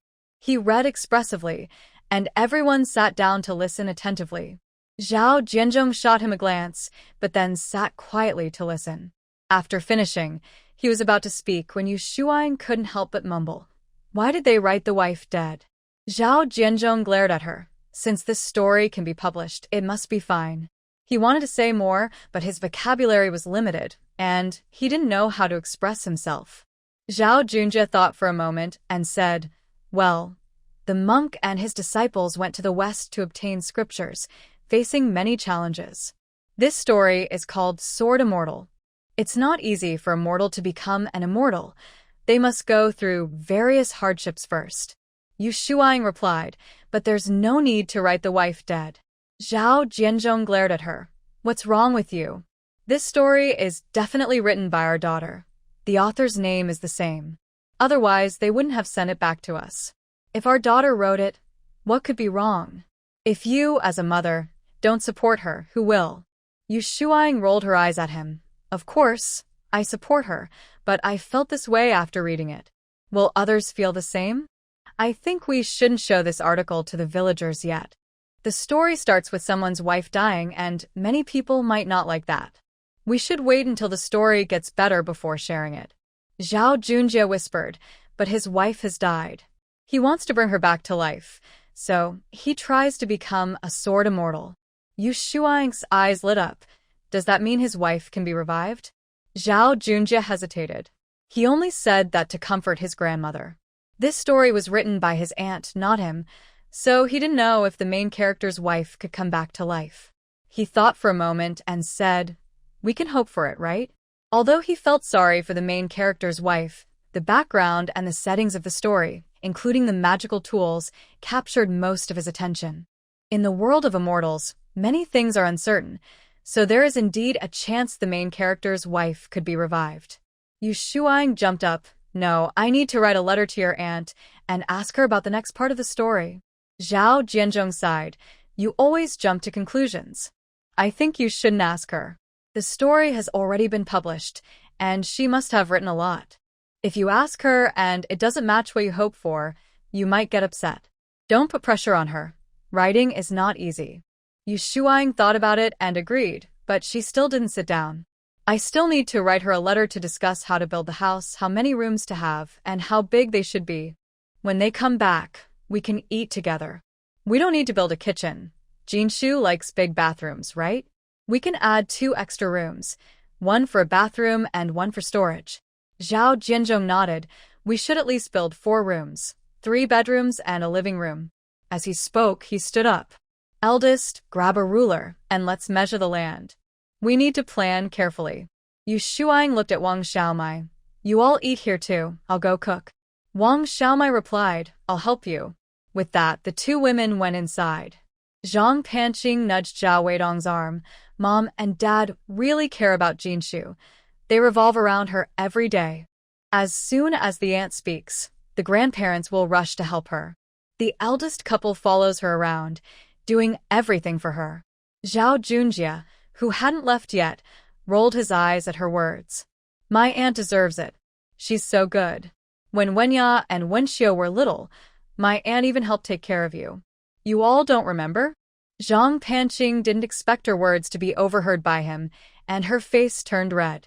Zhao Junjie stood up. Second uncle and second aunt, if you don't like my aunt, don't ask her for help in the future. With that, he ran away. Zhao Weidong glared. You run pretty fast, or else. Or else what? Zhang Panqing glanced at him. Even if you didn't run fast, do you think you could actually hit him? He is the eldest grandson of the Zhao family, the one his grandparents value the most. What are you? When the family has matters to discuss, they don't consult you. Even if you work in town, who really pays attention to you? Zhao Weidong's expression darkened, and he said nothing. Zhao Wenyai and Zhao Wenxiu also felt upset. Their aunt was very nice to them when they were young, but their mother didn't like her. They didn't understand why. They were still kids and couldn't go against the adults, so they just kept quiet. Zhao Junzai was younger and didn't have many memories of their aunt, so he was carefree, munching on snacks nearby. On Monday, Lu Jintai was going on a business trip. Over the weekend, the couple took their child out for a day of fun and bought a lot of things. After playing all day, the child washed up and went to bed. Back in their room, Zhao Jinshu packed his luggage. Lu Jintai sat on the edge of the bed, watching her, and softly said, I should be back in about half a month, but it might take time on the road. Zhao Jinshu looked at him. It should be warmer there, so pack a couple of shirts. Lu Jintai replied, Don't forget to close the windows before bed. Zhao Jinshu said, Take your water cup. I put your razor in this bag. Lu Jintai added, If you're feeling lonely, you can have Lu Rui come over to keep you company at night. Zhao Jinshu checked the suitcase again to make sure they had everything. She asked, Is there anything else you want to bring? Lu Jintai pulled her down to sit beside him. Did you hear what I said? Zhao Jinshu rolled her eyes at him. Don't worry about these little things. We all know what to do. Lu Jintai looked at her, but remained silent. Zhao Jinshu tried to pull her hand away, but he wouldn't let go. Suddenly, a thought crossed his mind. What if we leave the child with my parents? Or you could come with me on the trip. The more he thought about it, the better it seemed. You haven't been to Yangcheng. Don't you want to see it? Without hesitation, Zhao Jinshu replied, no, I don't. In her past life, she had been to both Yangcheng and Pengcheng many times. Lu Jintai fell silent, still holding her hand tightly. Zhao Jinshu struggled a bit, and he finally let go. She looked at him. Let's sleep. We have to wake up early for the train tomorrow. Lu Jintai nodded. The two lay in bed, naturally sharing a moment of tenderness. Zhao Jinshu was extremely tired and fell into a deep sleep, while Lu Jintai tossed and turned, unable to close his eyes. He turned to his side, holding her tightly in his arms, feeling more at ease. In the morning, the two woke up early. Zhao Jinshu prepared some snacks for the journey. When he left, the two children were still asleep. He held her hand and said, I will be back soon. Remember to take breaks while writing and don't stay up late. Zhao Jinshu smiled. I know. Don't worry about home. Just focus on your work. Lu Jintai glanced at her, released her hand, and got into the car that came to pick him up. Zhao Jinshu watched the car leave and return to the house, where the two children were already awake. Lu Rui looked behind her and asked, Did Dad leave? Zhao Jinshu took out their clothes. You weren't awake yet, so I didn't call you. Lu Zhe sat up and got dressed. Dad is just on a business trip. He'll be back soon. Lu Rui finished dressing. Even if he's not on a trip, he won't be back every day. Lu Zhe got out of bed and put on his shoes. That's right. We're used to it, and Mom needs to get used to it too. Zhao Jinshu patted his shoulder. Mom is used to it. While the three of them were having breakfast, Ji Yuanrong arrived. Jintai has left. Zhao Jinshu replied, Yes, Mom. Have you eaten? If not, you can have some here. Ji Yuanrong waved her hand. I just came to check. I'm cooking in the pot. You all eat. After taking a few steps, she turned back. Is the story about the sword immortal still published once a week? Zhao Jinshu nodded. For now, it can only be published once a week. Once the story is finished, we'll see if we can increase it to twice a week, but that depends on how well it does in the market. It could only happen if it became popular, as the story is long. If it doesn't, it will remain weekly. Ji Yuanrong looked a bit disappointed, but didn't push further. She glanced at her daughter-in-law and couldn't help but ask, Can Ido's wife come back to life? Cao Hinshu laughed. Mom, no spoilers. Don't ask, and even if you do, I won't tell you. Just because you're my mother-in-law doesn't mean I'll spill the beans. Ji Yuanrong gave her a playful glare. I won't ask you then. I'll watch it slowly and wait for the ending. If I'm not satisfied, don't expect to eat the dumplings I make. With that, she quickly left without waiting for Zhao Jinshu's response. Lu Zhe looked at his mom and chuckled. Grandma is threatening you. Zhao Jinshu smiled. Don't worry. After I drop you off, I'll go buy some meat. I'll invite her over to make dumplings tonight and say you both want to eat her dumplings. She will definitely come. Lu Rui giggled. Grandma said that on purpose. Lu Zhe replied, Of course it was on purpose. She's making dumplings, so how could she not let Mom eat? After dinner, Zhao Jinshu took the kids to school and bought some meat and vegetables on the way back. Once home, she started working on her manuscript, which she had been writing for 2 months. The story was halfway done, and it would take about 2 more months to finish. When she felt tired of writing, she began organizing stories about her grandmother.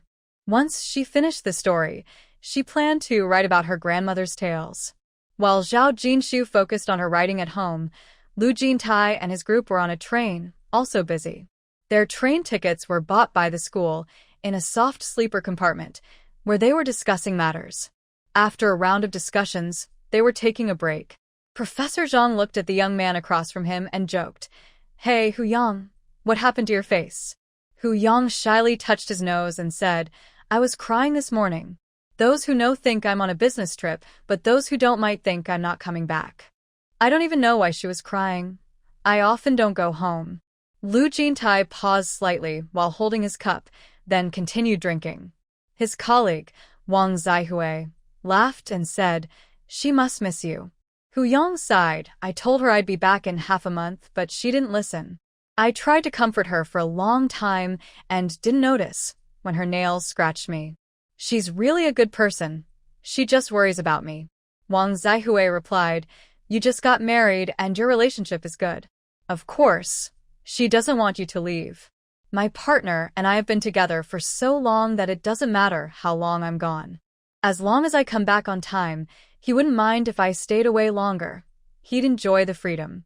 Lu Jintai set down his cup and stopped drinking. Hu Yang laughed. "Is it really that exaggerated?" Wang Zaihui replied, "It is that exaggerated."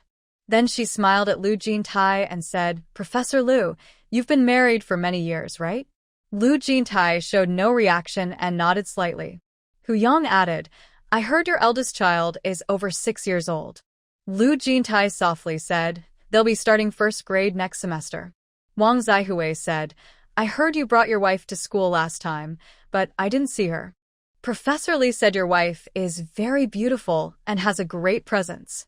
Is that true, Professor Lu?" Lu Jintai lazily curled the corner of his mouth but didn't respond.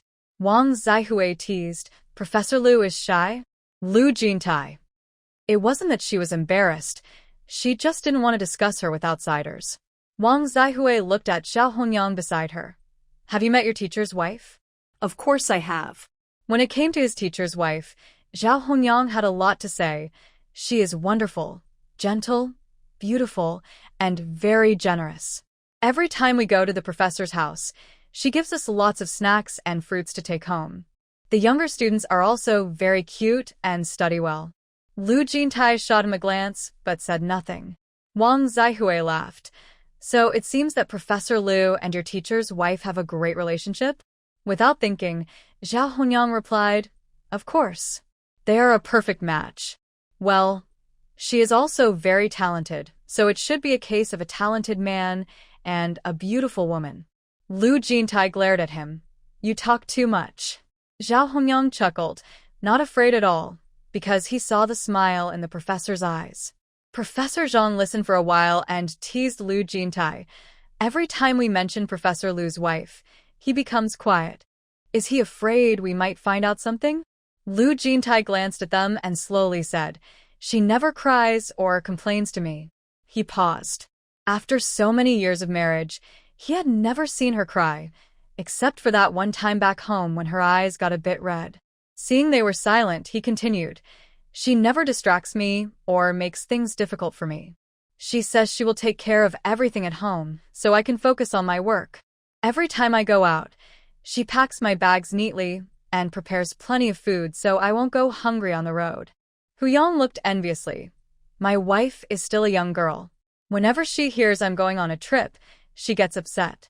Forget about packing my bags. She doesn't even prepare any food." Seeing his envy, Lu Jintai chose not to say more, but the smile in his eyes deepened. Zhao Hongyang added, "Everyone has a different personality. Your wife is more clingy, while my teacher's wife, though gentle in appearance, is very strong inside. Her feelings are reserved and only show through her actions." Wang Zaihui laughed. "You speak well. No wonder Professor Lu takes you everywhere." Lu Jintai smiled slightly, thinking it wasn't just about speaking well, but about keen observation. Jinshu was like that. If she cried and complained about him going on business trips, he would probably find it hard to adjust. He thought uncertainly.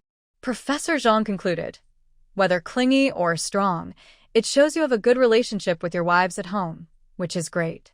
A harmonious family leads to smooth work." In the end, they didn't eat the dumplings for dinner because He Mingguang arrived. He not only came but also bought a lot of groceries and brought gifts for everyone in the family, including both the big house and the third house. Ji Yuanrong asked everyone not to cook and to come help instead, so they could all eat together. Since the mother-in-law had spoken, Zhao Jinshu naturally respected that. She let the kids stay home to read and do their homework, then put on an apron and went to check the groceries He Mingguang bought, which included chicken, duck, fish, meat, and vegetables. She decided to cook whatever was available. To keep everyone busy, she took out a large rooster and handed it to Lu Jiaming. Lu Jiaming was surprised and asked, "What do you want me to do with this?" Zhao Jinshu glanced at him and replied, "Chop it up." "What else would you do?" "Me chop it?" Lu Jiaming pointed at himself. Zhao Jinshu remained expressionless and said firmly, "If you don't chop it, who will? You can't just expect everything to be done for you." If Lu Jintai could handle her like this, then he certainly could too. If you want to eat, you have to work, otherwise, go home and eat your pickled vegetables. Seeing her stern face, Lu Jiaming was taken aback and quietly brought over his knife and cutting board, starting to chop. Lin Yulan watched from the side, smirking a little, thinking that she had been too lenient with him and that she should learn from Zhao Jinshu next time. Zhao Jinshu didn't pay attention to them and handed a duck to Lu Hufeng. Seeing that his older brother was obediently chopping chicken, Lu Hufeng didn't dare say anything, fearing that his sister-in-law would scold him for being lazy. He accepted the duck and politely asked, "Sister-in-law, should I chop this into big pieces or small pieces?" Since he was being polite, Zhao Jinshu replied kindly, "Just chop it to the usual size." "Okay," Lu Hufeng responded. Wang Meijing nudged Lin Yulan and whispered, "These two men should be grateful they married us. Otherwise, they would have been dealt with long ago. Just look at them. They don't dare say a word in front of Zhao Jinshu." Lin Yulan shot her a glance and said, "Just look at Jintai. Don't you understand? Jintai is such a proud person, yet he has been tamed by her, let alone others." Wang Meijing nodded in agreement. "We should all learn from this." Lin Yulan silently agreed. It was indeed time to learn. Zhao Jinshu noticed the two of them whispering and, without needing to guess, knew what they were talking about. She handed some lean meat to Lin Yulan and said, "Chop this up for meatballs." Lin Yulan replied. Then she handed the vegetables to Wang Meijing, saying, "Wash them, cut them up, and arrange them on a plate." Wang Meijing responded. Looks like they weren't spared either. The mother-in-law called for help, but they couldn't refuse. It was frustrating and annoying. Why did Zhao Jinshu have to give orders? He Mingguang walked over and said, "Second sister-in-law, I'll handle the fish." Zhao Jinshu handed him the fish, and then passed the garlic and green onions to Lu Xingyao, telling her to peel the garlic.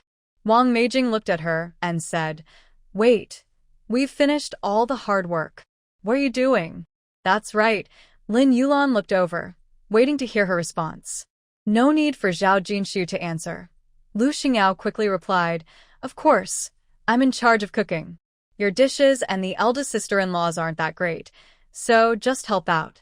Wang Meijing was speechless. To be honest, since they started cooking separately, she hadn't tasted Zhao Jinshu's cooking. She had only heard her sister-in-law and the in-laws praise her skills, saying she could help improve the menu at Gu Qingye's restaurant. Tonight, she wanted to see for herself how good her cooking really was. If it wasn't good, she wouldn't hold back on her opinions. He Mingguang glanced at Lu Xingyao and couldn't help but face-bomb. As he walked past her, he said, "You're too blunt. Even if the sister-in-law's cooking isn't great, it's not polite to say it so directly." Lu Xingyao glared at him. "Mind your own business." Wang Meijing, carrying the vegetables, walked past them and overheard their conversation. She said, "It's fine. We know her personality well enough. We're used to it." She showed no intention of defending Lu Xingyao. If it were another man, they might think too much about it. But He Mingguang had already seen Lu Xingyao's straightforward nature and didn't think much of it. Even so, he understood her character as the third sister-in-law. Among the three sisters-in-law, the second one was more skilled at dealing with people. He and Xingyao were still in the dating phase. Her bluntness didn't bother him, but she should be a bit more tactful when talking to others. Not everyone would see her straightforwardness as a good thing like he did. Lu Xingyao rolled her eyes at He Mingguang and said, "If you can't stand my temper, just back off early." He Mingguang chuckled. "Even though you have a bad temper." Lu Xingyao glared at him, and he quickly added, "Listen to me. Even though you have a bad temper, it's all out in the open. You don't scheme behind people's backs or do bad things, which is great. Just be a bit more gentle when talking to your sister-in-law and others. Not everyone would think her straightforwardness is a good trait like I do. Lu Xingyao knew he meant well, but still shot him a glare. Go handle your fish. I'll peel the garlic. He Mingguang couldn't help but smile, and went to the kitchen to prepare fish with a knife. Ji Yuanyong watched for a while, and noticed that her second daughter-in-law was very organized. She secretly nodded. She hadn't realized before, but among the daughters-in-law, Jin Shu was the most orderly and could handle the situation well. If it were anyone else, the group might not listen to them. Seeing her standing idly, Zhao Jinshu said, "Mom, please cook the rice and wash some plates and bowls. The dishes in your cupboard aren't enough." Ji Yuanyong thought, now even I, the mother-in-law, am being asked to help. Although she felt this way, it wasn't a big deal, so she obediently went to cook the rice and gathered some plates to take to the sink. Zhao Jinshu was also busy. Noticing that her mother-in-law's seasonings were lacking, she went back home to bring over her own supplies. He Mingguang watched quietly and thought that his sister-in-law was impressive for being able to ask her mother-in-law for help. In his family, that would never happen. Even the most capable sisters-in-law wouldn't dare to do that. At the same time, he felt proud. Xingyao's parents were very open-minded, and his 3 sisters-in-law were nice. Although the eldest and youngest weren't very capable, they didn't seem to be troublesome people.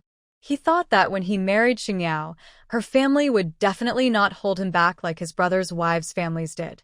He secretly considered that he should let Xingyao and her second sister-in-law learn from each other. With a few lessons, even if they only picked up a bit from her sister-in-law, it would help in their future interactions. Everyone helped out, working together.